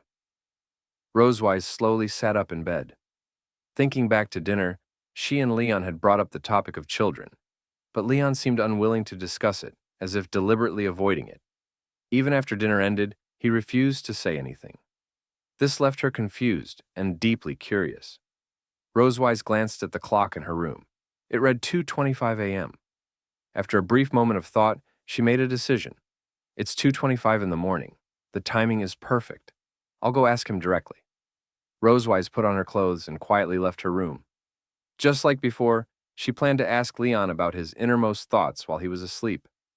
Only this way could she truly understand why he kept avoiding topics related to children. No matter what, she wanted to know his true feelings. What Rosewise didn't know was that Leon had secretly left his room a few minutes earlier. He had effortlessly climbed from his bedroom window onto the balcony of Rosewise's room. He carefully opened the balcony door and stepped inside. At the same time, Rosewise arrived at Leon's door and quietly opened it using her spare key. After entering, Leon carefully observed the room and realized Rosewise wasn't there. The room was completely silent, as if no one had been there at all. After checking several times, he was certain she had left. Seeing the empty bed, Leon felt puzzled. Why isn't she here? At the same time, Rosewise had entered Leon's room and discovered he wasn't there either. His bed was untouched, with no signs of use. She realized Leon must have left before she arrived. He hasn't slept yet. Where did he go? At that moment, Rosewise noticed the window was open. A gentle breeze lifted the curtains, as if hinting at something. After staring at the window for a while, realization struck her. Her eyes widened slightly. The balcony door's open? Could it be? Rosewise quickly left Leon's room and hurried back to her own. Her footsteps echoed urgently through the hallway, breaking the silence. Inside Rosewise's room, Leon clearly heard the hurried footsteps approaching. His heart raced. Oh no. Why did the she-dragon come back now? I absolutely cannot let her catch me sneaking into her room in the middle of the night. Otherwise, my honorable life will be completely ruined. He originally planned to escape through the balcony, but the accelerating footsteps told him it was too late. Glancing around, he saw the wardrobe, the only suitable hiding place. There's no time. I'll hide here for now. He quickly opened the wardrobe, climbed inside, and shut the door just in time. At that exact moment, Rosewise returned and opened the door. She had suspected Leon might have snuck into her room, which was why she rushed back. After closing the door, she carefully inspected the room, but saw no sign of him. Then a gentle breeze drifted in from the balcony. She turned and noticed the balcony door was still open, as if someone hadn't had the chance to close it. Rosewise walked over and gently shut it. Based on that detail, she deduced something. It seemed he hadn't had time to climb out and escape. She was now certain Leon was still hiding somewhere inside her room. She checked the bathroom and under the bed, nothing. She searched every possible hiding spot, yet found no trace of him. There was only one place left. Rosewise walked toward her wardrobe.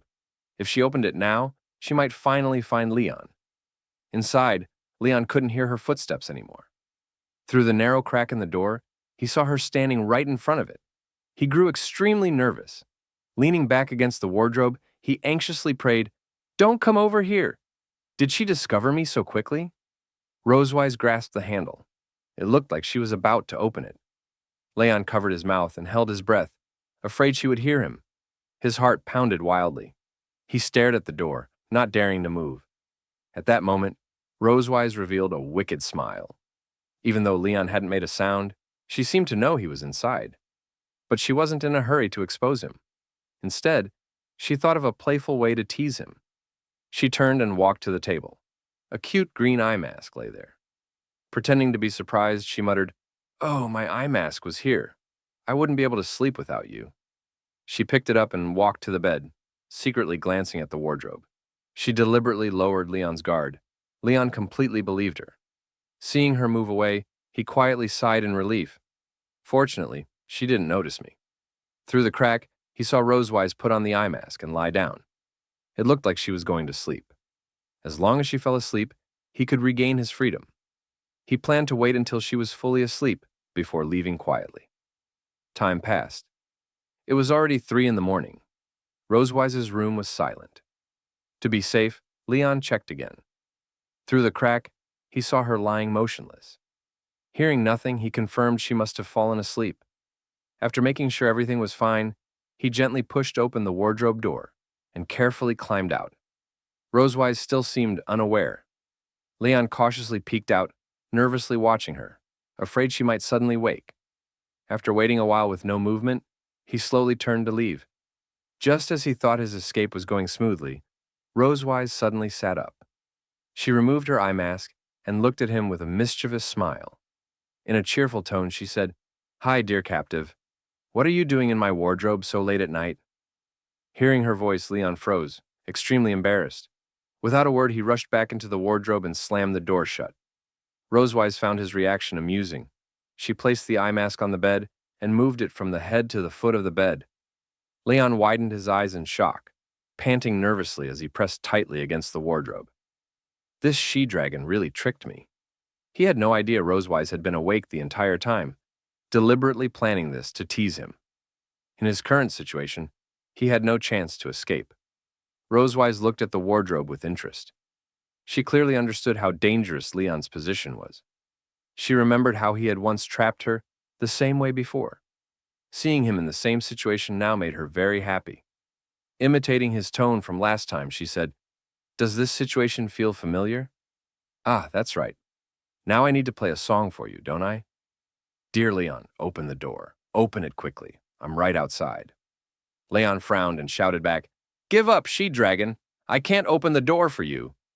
No matter what, he couldn't open it. The moment he did, his safety would no longer be guaranteed. Rosewise wasn't angry at all. Instead, she enjoyed trapping him like this. Last time, Leon had trapped her. This time, she had turned the tables. Supporting her cheek with one hand, she smiled meaningfully. "So, this is what it feels like to catch someone in a jar. Not bad at all. Can the Silver Dragon Queen do that kind of thing during pregnancy?" Leon didn't want to be drained dry. No matter what, he wouldn't come out of the closet.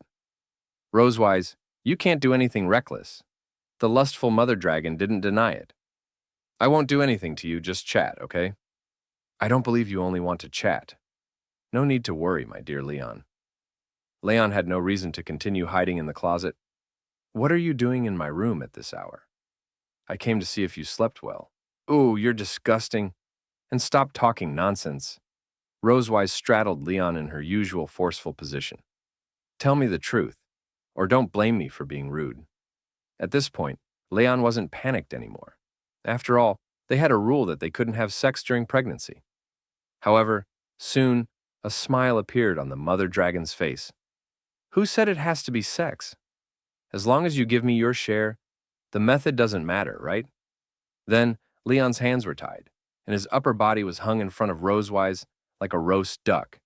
His lower body was also firmly held by the mother dragon, and the mother dragon's powerful tail snaked into his clothes. "Hey, stop! Using your tail is cheating." The mother dragon knew he was still being stubborn. After all, he usually loved this position. With the tail wrapped around him, I'll satisfy you as always. Why are you resisting now? A mere tail can't corrupt my will. But he was very hard right now, especially with the mother dragon's seductive pose. The tail gradually wrapped around his strong arm cannon. It ignited his desire even more. Wow. You won't do it yourself but use your tail? You're so cunning. Shh, don't move. What if I accidentally break it? Rosewise loved his stubborn but helpless look. Don't worry. Our dragon race has very precise control over our tails. Leon worried that if Rosewise aroused his desire, the power stored in his dragon mark would also leak out. Then all his efforts and training would definitely be wasted. Leon, how could you be so depraved? Hold on. But no matter how hard Leon tried to hold on, the mother dragon just blew a breath into his ear, and all his rationality vanished. A surge of impulse erupted from the source, followed by a sense of emptiness and weakness. Leon's CPU had completely burned out. Rosewise, like a victor, gently wiped her tail clean. It seemed that the interrogation of the captive was quite effective.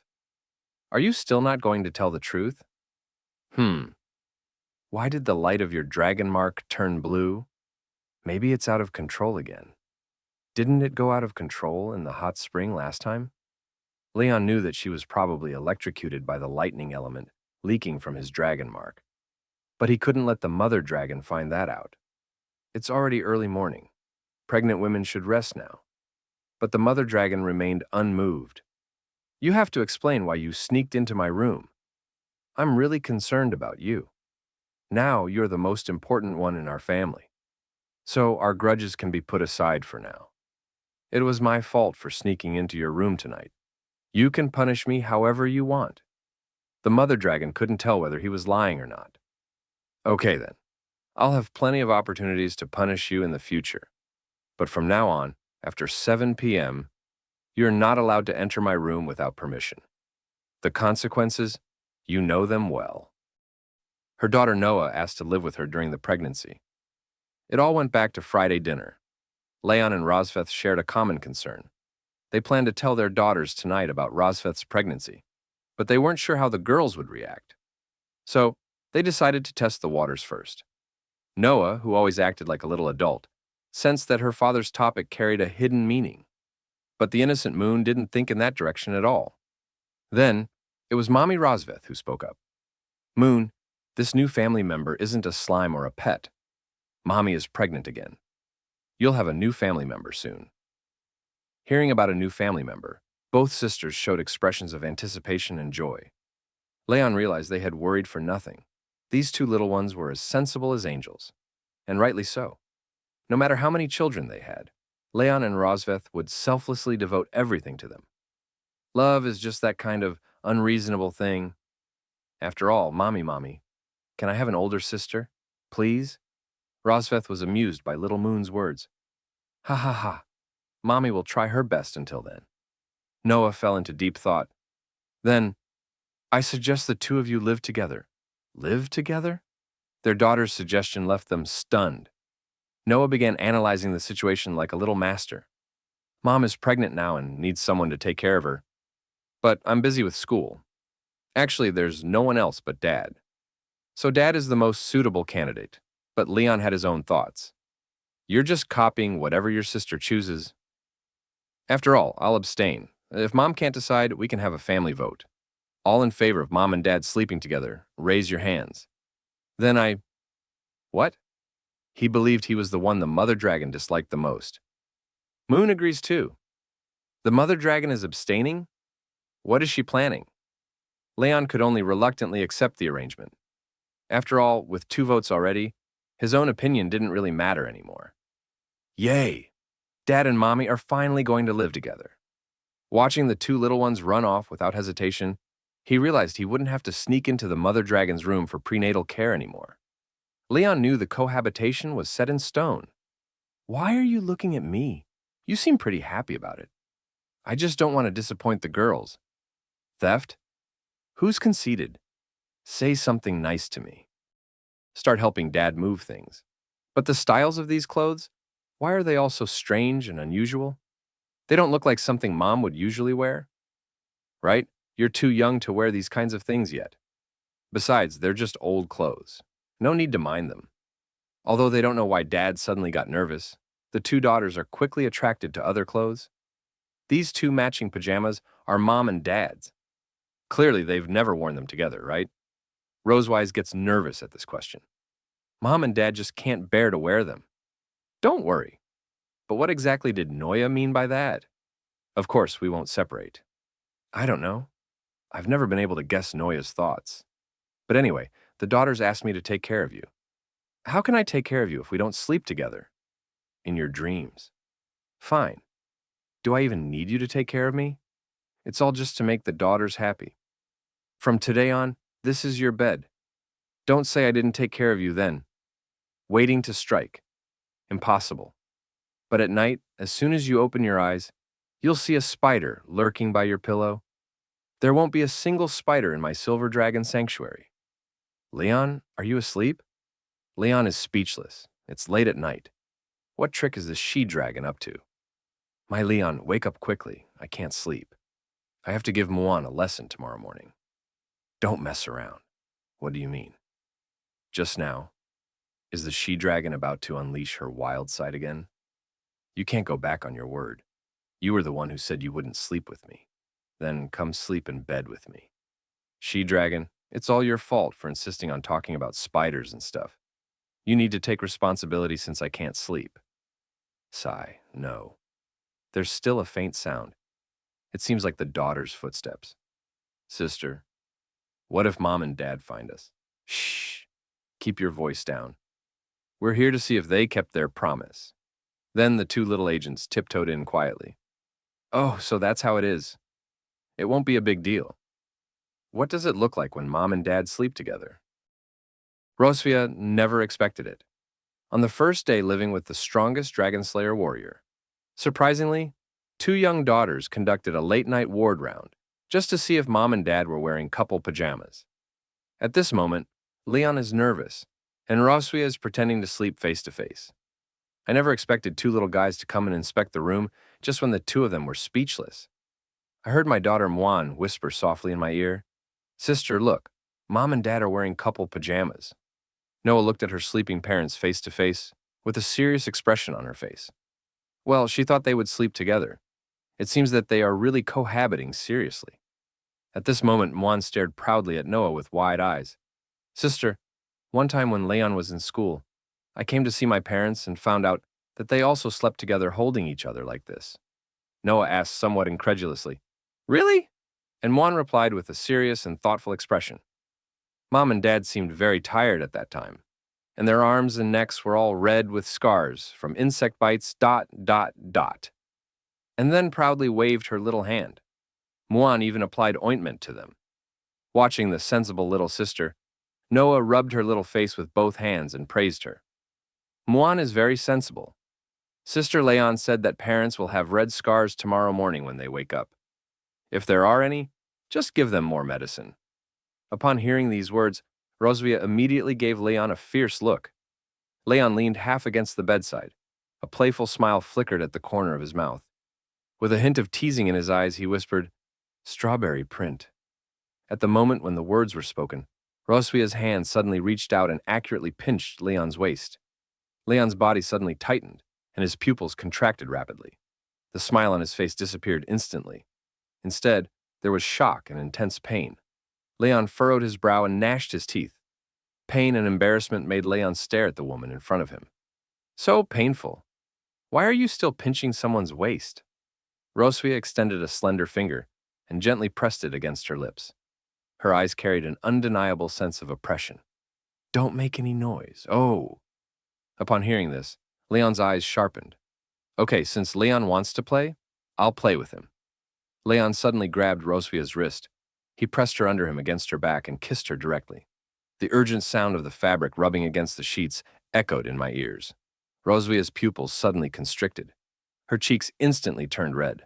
Her eyes were filled with astonishment and embarrassment. Leon, this guy, Leon whispered, don't make a sound. Leon closed his eyes and lowered his head. His other hand forcefully squeezed Rosvia's waist again, bringing Rosvia's body closer to Leon's side. Then Leon forcefully kissed her lips. Rosvia couldn't break free from Leon's embrace, even with full force while slapping him. And the little daughter Muan, who was watching from the side, felt a little sleepy. Muan rubbed her eyes, yawned, and spoke softly. Sister, Muan is so tired. Let's go. Noah patted Muan and said, okay. Noah and Muan acted quickly, transforming into several black shadows and leaving. They exited from the corridor at an extremely fast speed. Da da da da! Longmian Special Forces retreat! After leaving the room, Noah and Muan didn't leave immediately, but they stopped in their tracks. Sister Muan poked her small head out from the crack in the door. Muan's eyes were full of obedience. She affectionately said to her parents in bed, "Good night, Mom and Dad," then gently closed the door along with Noah. The figures gradually disappeared at the end of the corridor. At the moment when the door closed and the figures of the two little ones completely disappeared, Leon and Rosita, who were sleeping and playing on the bed, couldn't help but bounce off the bed. Leon and Rosvia were both panting heavily.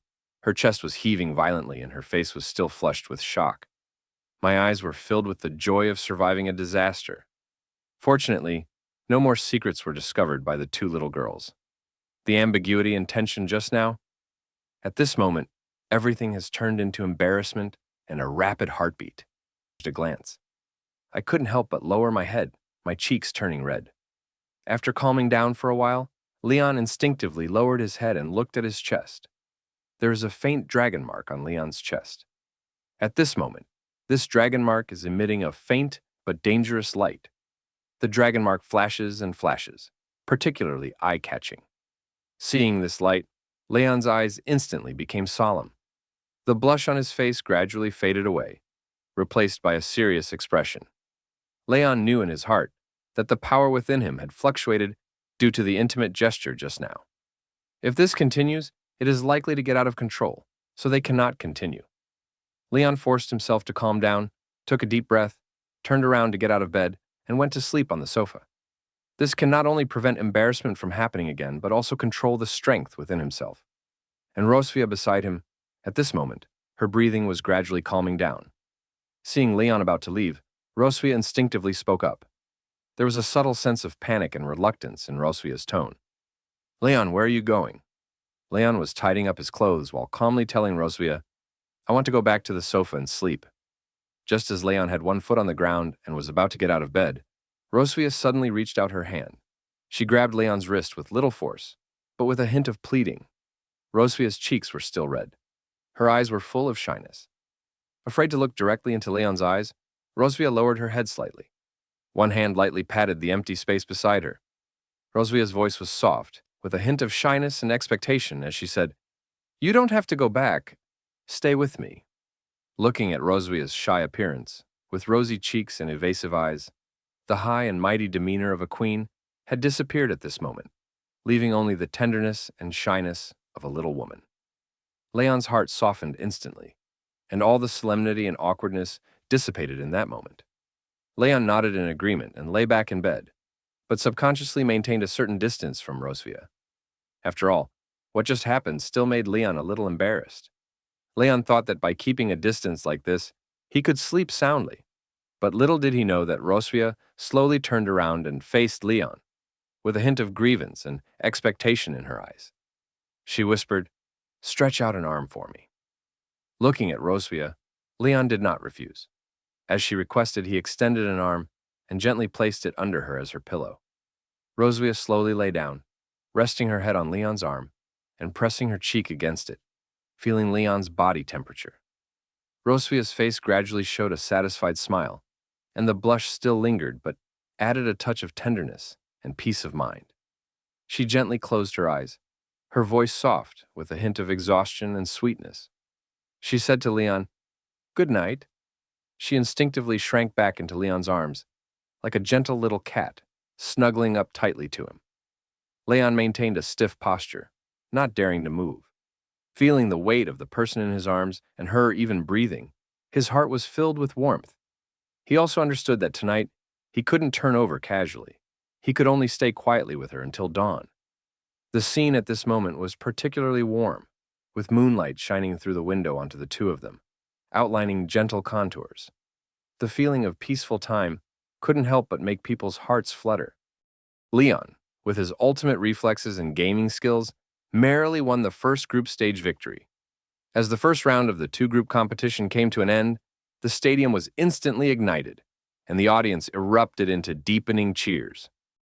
In the referee's resounding announcement, Twin Dad Leon and the mysterious lady successfully won the first round of the group stage and advanced to the final, embarking on a peak showdown. The cheers and discussions of the audience were intertwined, with some shouting for Leon, who was protecting his wife. The final is approaching, and the air on the field seems to have frozen. Leon calmly glanced at the mysterious lady beside him. As early as the group stage draw, he noticed this blonde dragon, who always wore a wide-brimmed black hat and red-framed glasses. Even though she restrained her breath throughout, Leon could feel the undeniable power in her.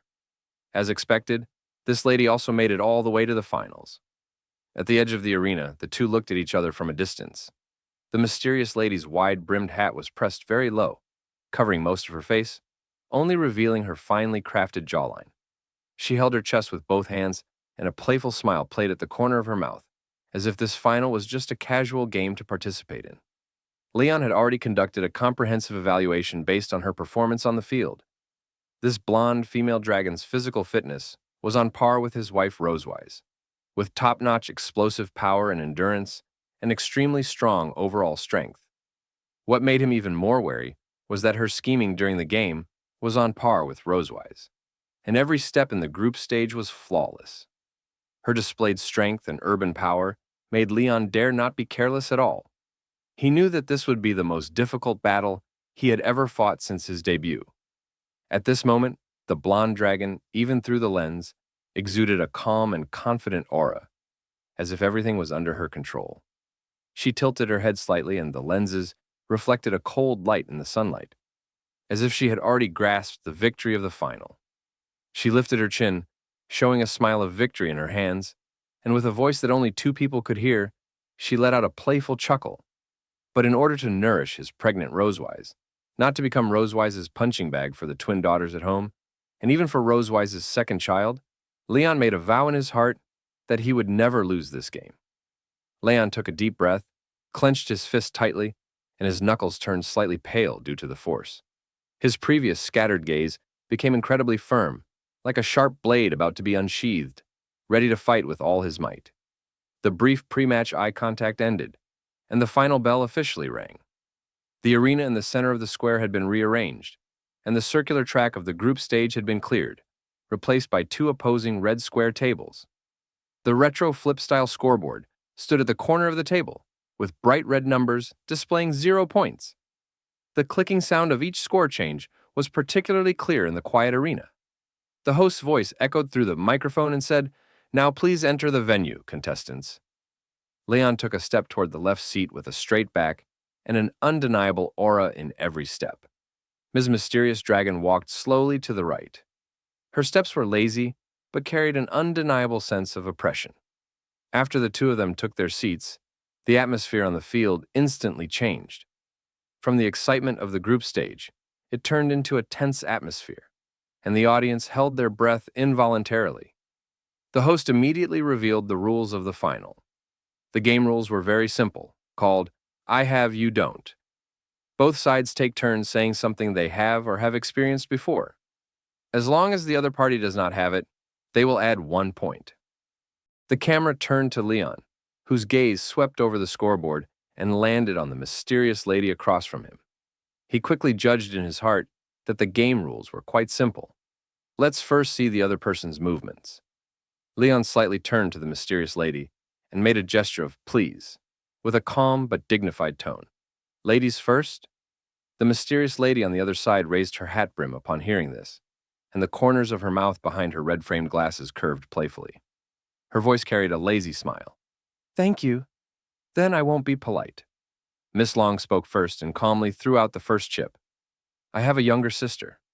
Leon was slightly taken aback, then calmly responded with a confident smile on his lips. I don't have one, but I have a wife. In one sentence, while acknowledging the opponent's score, he calmly revealed his ace. The audience erupted in cheers, and Rosewise in the audience blushed, with a gentle smile in her eyes. Miss Long was not surprised, and with a gentle smile she continued to press on. her gaze firmly fixed on Leon.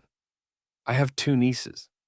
Leon slowly closed his eyes, and when he opened them again, his eyes were filled with tenderness and pride.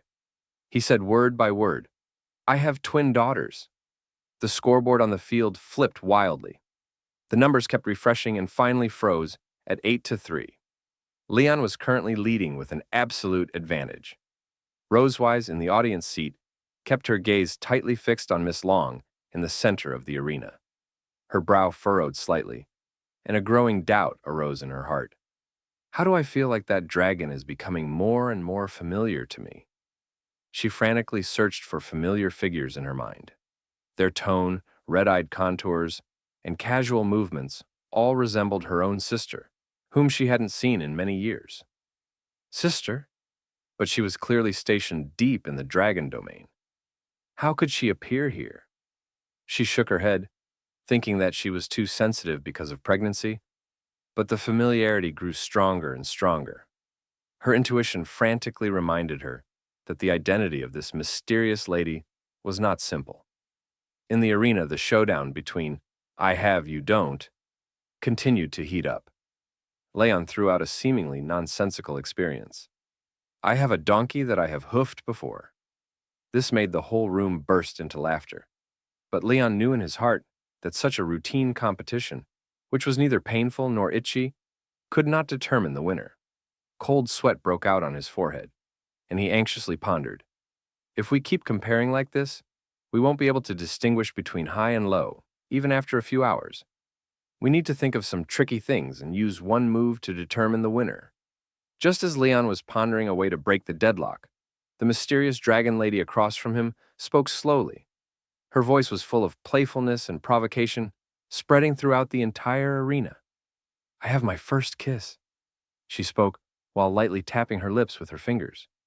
Her eyes behind the red-framed glasses were full of teasing, as if saying, well, you don't have it, do you? As the words fell, there was a deathly silence throughout the room, followed by deafening cheers. Everyone's eyes were focused on Leon. Leon completely broke through the defense and suddenly stood up, pointing at the woman across from him.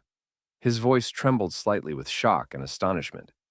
Isn't this the opening event of the maternity supply store? What are you, a dragon with your first kiss still here, trying to join in the fun? His roar made the whole audience laugh even louder. But the rules of the game will not change because of it. The final whistle sounded, and the host's voice spread throughout the arena. Mr. Leon's speaking time is over. The winner of the game is this lady. With a decisive blow, Ms. Long won the final. She leaned back in the chair, crossed her hands, and smiled lightly at the corner of her mouth, as if everything on the field was under her control from beginning to end. The camera swept over the arena, and Leon froze in place, his face filled with disbelief. A short "ah" expressed his astonishment and confusion. Immediately afterwards, a strong sense of unwillingness surged in Leon's chest. He clenched his fists, his nails deeply embedded in his palm, and gritted his teeth, shouting softly, Damn it, it's only a little bit short. He hung his head, his mind filled with the hopeful gaze of Rosewise and the child in her womb. A huge sense of frustration instantly overwhelmed him. At this moment of loss, Leon's gaze subconsciously drifted towards the audience, and his biggest fear was disappointing Rosewise. Rosewise, sitting quietly in the audience, gazed at him with gentle eyes, without any blame, only full of tolerance and heartache. Leon's heart suddenly contracted, and his inner voice was incredibly firm. No, we can't let her down. He was aware that Yulu Longfruit only had miraculous effects on pregnant women, and was the ultimate treasure that could protect Rosewise and the child safely. For the sake of his wife and children, he must obtain this dragon fruit no matter what. Leon quickly adjusted his state, suppressed his disappointment and unwillingness, and rushed towards the mysterious dragon lady who had just won the game and was preparing to leave with a gift box. The lady stopped in her tracks and turned to look at him rushing over, with an expected smile flashing in her eyes. Leon stood in front of her, bowing slightly with a tone of final sincerity and desperate hope. Madam, the first prize Yulu Longfruit only works for pregnant women. If you don't eat it, can you sell it to me? He had even made up his mind to get this dragon fruit no matter what price the other party offered, even if he exhausted all his savings. Upon hearing these words, the mysterious dragon lady slowly looked up, her red-framed glasses under her wide-brimmed hat shimmering with a faint light. She looked at Leon, whose eyes were so eager that they had turned red, and a thought-provoking smile curved her lips. I did come to the competition for fun, and Yulu Longfruit is of no use to me either. In a simple sentence, Leon's heart instantly reached his throat, and he held his breath waiting for the next words. But in the next second, his request was pushed back by the other party's words, and the air instantly froze. Miss Long was holding the gift box of dragon fruit, her tone still playful. But why should I sell it to you? Leon's emotions were completely unsettled. My wife is pregnant with our second child and needs this fruit to nourish her body. This can be critical to the lives of several people. Miss Long's red eyes narrowed slightly through the lenses, and her tone was deliberately surprised. Oh, second child. She looked at Leon up and down, with a hint of teasing in her tone. It seems that you love your wife very much. Are you willing to come to me like this for her? Leon almost shouted out, his eyes filled with unquestionable determination. That's right. I love her so much. As soon as he spoke, Rosewise, who had come over, heard him attentively. Rosewise stood at the edge of the arena, with a bag of clothing supplements. Her face filled with shock and emotion, her eyes slightly reddened, and she listened to every word. Miss Long looked at Leon's excited expression, then glanced at Rosewise in the distance, and the smile on her lips gradually softened. She handed the gift box in her hand forward, her tone relaxed, yet sincere. Considering how much you love your wife, I'll give you the dragon fruit. Leon was completely stunned and instinctively took the gift box. The cold body of the box touched his palm, but he didn't react for a long time and stuttered. Ah, thank you. The fierce competition for the jade dragon fruit did not end in a cold deal, but was gently resolved by a deep love. At this moment, Miss Mysterious Dragon turned her head to look at Rosewise beside her, raised her hand to support her wide-brimmed hat, and smiled softly. Did you hear that? He said he loves you very much. As soon as the words fell, she took off her wide-brimmed hat and sunglasses, and the magic of disguise dissipated instantly. Her original blonde hair underwent a revolutionary change. A head of fiery red hair poured down her shoulders, shining brightly in the sunlight. She took off her glasses and revealed ruby eyes just like Rosewise, with a hint of mature charm and sharpness at the corners of her eyes. She looked at Rosewise, who was standing still, chuckled softly, and said, Congratulations on having a second child, little sister. At the moment when the lady's true form was revealed, Rosewise's pupils suddenly shrank, and her face was filled with disbelief. She was stunned for 2 seconds, then suddenly rushed forward, shouting loudly, Sister! Warm yellow light fell from the chandelier, and the air was filled with a strong aroma of coffee. Outside the window, the dragon maid gently pushed the steaming hot coffee in front of several people, and the cup collided with the plate, making a crisp sound. Molkavi sat on the sofa with a somewhat serious expression, looking at the young couple sitting straight and nervous across from her, as if they were about to undergo a serious interrogation. Until the maid turned around and left, the private room became completely quiet. Molkavi, with one hand dragging her chin and the other stirring her coffee, looked up at Rosewise and slowly spoke. How many months has it been? Rosewise sat up straight and obediently answered truthfully. It's been 2 months. Molkavi put down her coffee spoon and said with a hint of dissatisfaction, Why didn't you tell me? Rosewise awkwardly turned her head, with a nervous cold sweat on her forehead, her fingers gripping her skirt, unable to say a word. Leon sat aside, his palms also sweating, and he quickly smiled to smooth things out, with a hint of flattery in his tone. Sister, we only confirmed this a few days ago. As he spoke, he nudged Rosewise beside him and squeezed his eyes, saying, Isn't it about coming to Sky City today to buy some supplements and have a follow-up? I'll write to you when I get back, right, wife? Rosewise immediately understood and nodded in agreement, her cheeks slightly flushed with nervousness. Yes. We're still considering whether to write a letter or tell you in person, she said. Molkavi sighed helplessly as she looked at the submissive couple, picked up her coffee, and took a sip. The seriousness in her tone faded away, leaving only her undisguised indulgence. Well, I thought you were intentionally not telling me. After hearing this, Rosewise and Leon looked at each other with an embarrassed smile, but Rosewise said at the same time, "I'm afraid you are too excited to spread the word around, and then all the Long Clan will know." The atmosphere completely calmed down, and Rosewise's curiosity was aroused. She leaned over to her sister and asked with bright eyes, "Sister, what are you doing in disguise at Sky City today? Are you really here to participate in the competition?" Upon hearing this, the smile on Mulcahy's dragon face slowly faded, and her fingers holding the coffee cup tightened slightly. Her expression became extremely serious, and her tone also became solemn. "The leader of the Wind Dragon clan personally wrote a letter inviting me to come a few days ago, saying that there was an important matter to discuss regarding the latest developments of the Red Flame Dragon King Constantine, gilding the bone china cup of hot coffee and scattering into fine, shimmering golden flecks. This fateful encounter, sparked by a single jade dew dragon fruit, has ultimately unearthed an earth-shattering conspiracy hidden deep within the territories of the dragon clans. From the swelling ambitions of Constantine, the Flame Red Dragon King, to the alliance and power play between the Red Dragon Sanctuary and the Wind Dragon clan." Rosewise leaned forward slightly, her silvery hair cascading over her shoulders. She knew her sister's temperament all too well. She would never have disguised her identity and traveled incognito to Sky City unless the matter concerned the very fate of the entire dragon clans. Her gaze locked onto the fiery, red-haired Melkavy across the table, and her blunt question cut through the fragile warmth. "Constantine, what new moves has he made?" Melkavy sat up straight, slowly setting down her coffee cup. The soft clink of the cup base against the tabletop rang out sharply in the quiet private room. She closed her eyes for a moment, and when she opened them again, all the warmth in her gaze was gone, replaced by unmistakable solemnity. The words that left her lips landed like a sledgehammer on both their hearts. After annexing 4 minor clans, Constantine's ambitions have grown out of control. He's been making frequent provocations and probing maneuvers along the Wind Dragon clan's border as of late. They may well be his next target. With just a few words, she laid bare the increasingly unbridled expansionist fangs of Constantine, the Flame Red Dragon King.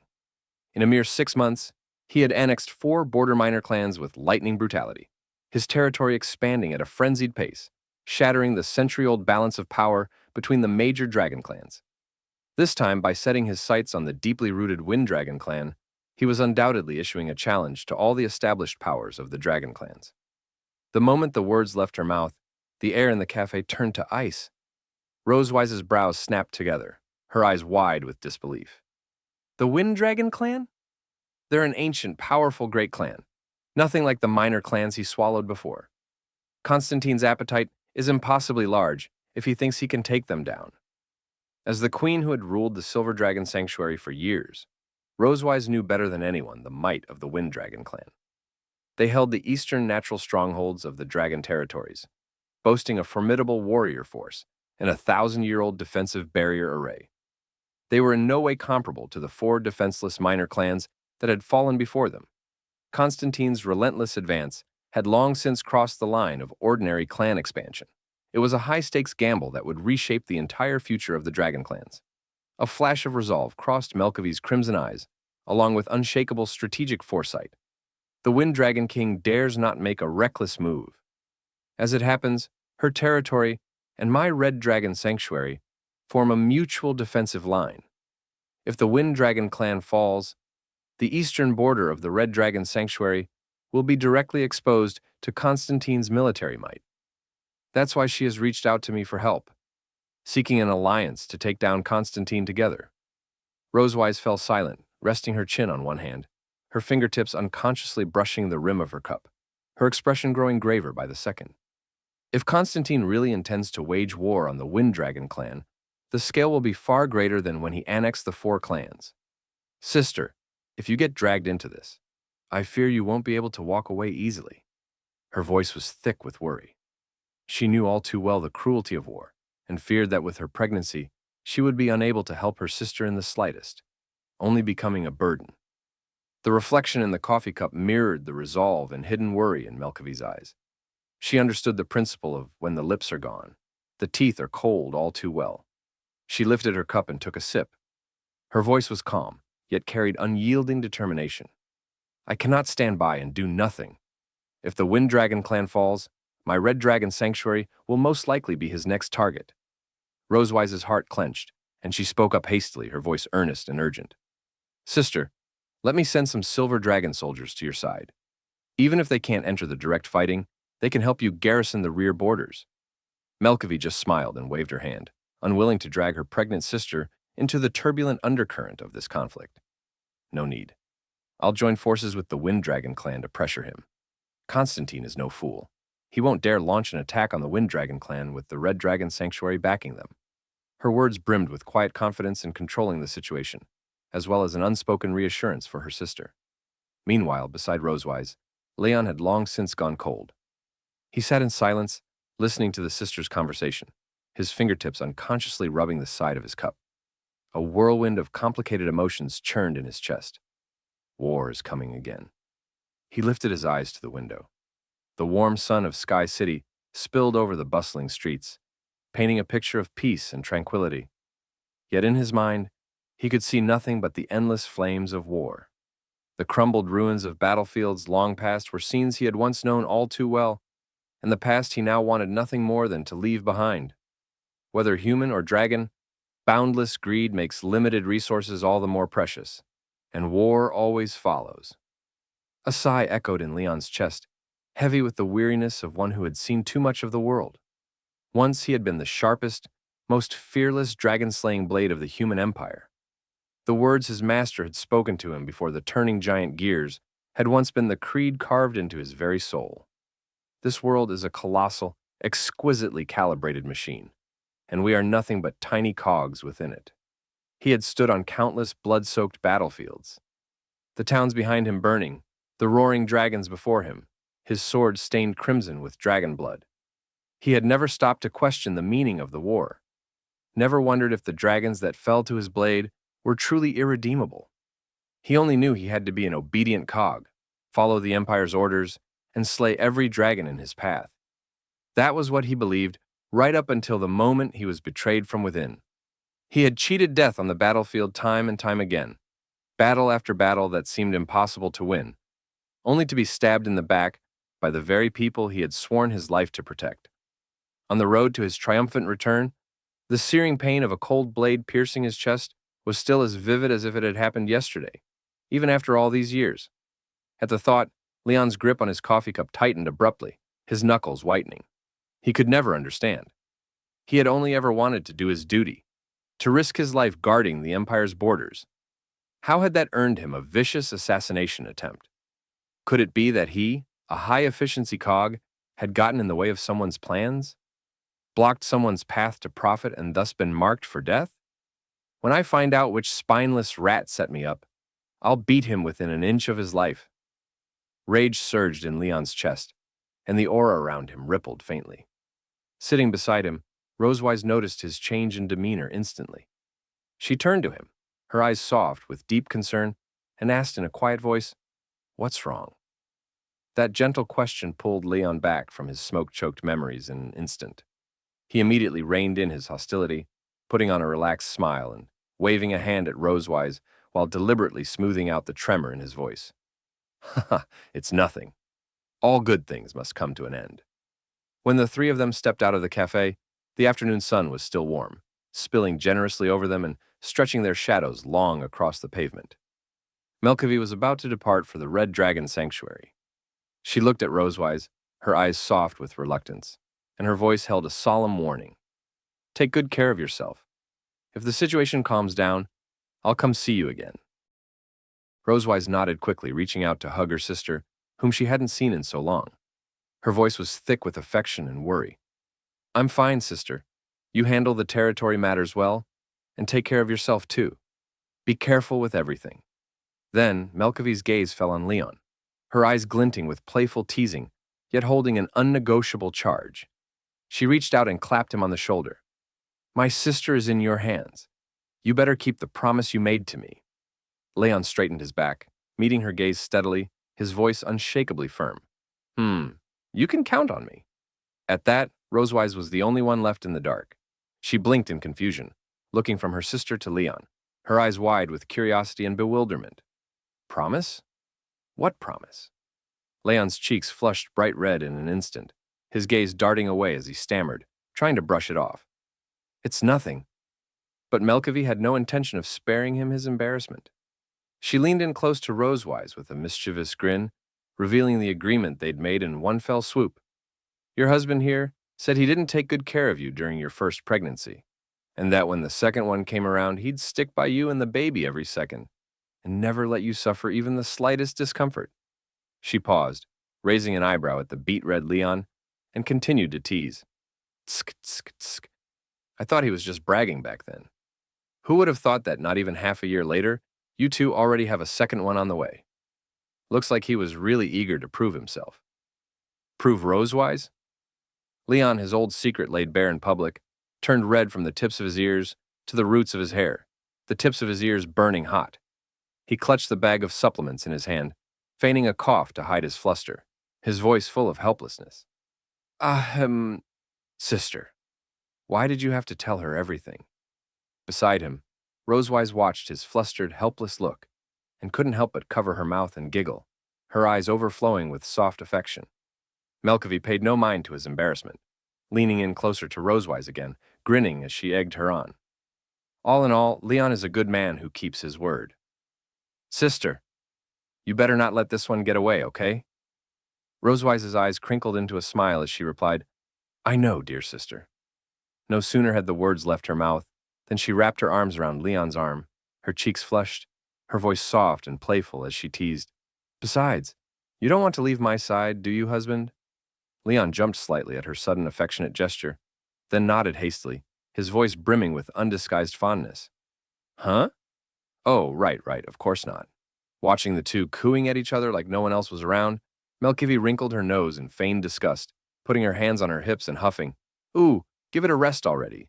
If I stay here any longer, I'm gonna choke on all this lovey-dovey nonsense. Unwilling to sit through any more of their couple banter, Melkavy waved them off, turned around, and pulled on her wide-brimmed hat, waving goodbye as she called, I'm off now. Bye, sister. Rosewise and Leon stood in place, waving as they watched her figure walk away, their eyes still soft with reluctance until that flash of fiery red hair vanished completely around the corner of the street. Only when Melkavy was completely out of sight did Rosewise spin around abruptly, leaning in close to Leon's face, the tip of her nose nearly touching his. She stared at him with bright, burning eyes. Was what my sister said just now true? Caught red-handed and put on the spot, Leon's gaze darted away and he immediately turned to run, trying desperately to change the subject. I don't remember. Hurry home, the girls are waiting for us. With that, he took off at a sprint toward the castle. Behind him, Rosewise refused to let him off the hook, lifting the hem of her skirt and chasing after him, her clear, bright voice echoing down the street. Don't change the subject. Spit it out! Beneath the setting sun, their figures chased each other playfully across the stone pavement, their warm laughter drifting on the wind, washing away all the heaviness and dread of the earlier talk of war. Time flew by quickly. By the time the two of them returned to the castle, still bickering and laughing, night had fallen over the entire land. A crescent moon hung above the castle spires, spilling soft silver light over everything. In the bathroom, Leon stood in front of the mirror, staring at his reflection in a light blue rabbit-themed pajama set. The dragon mark on his chest glowed with a faint purple light under the lamplight, its energy far more concentrated than before. As he brushed his teeth, he breathed a quiet sigh of relief in his mind. It's been a few days living with this dragooness, and thank the gods she hasn't made me fulfill my marital duties again since that one night. These past few days, every chance he got, while Rosewise was fast asleep or busy with her duties, Leon would sneak away to condense his magic power, storing the pure, refined energy, bit by bit, into the dragon mark on his chest. Once dim and faded, the mark now glowed brighter and more lustrous under the nourishment of his magic, and his physical condition had improved by leaps and bounds along with it.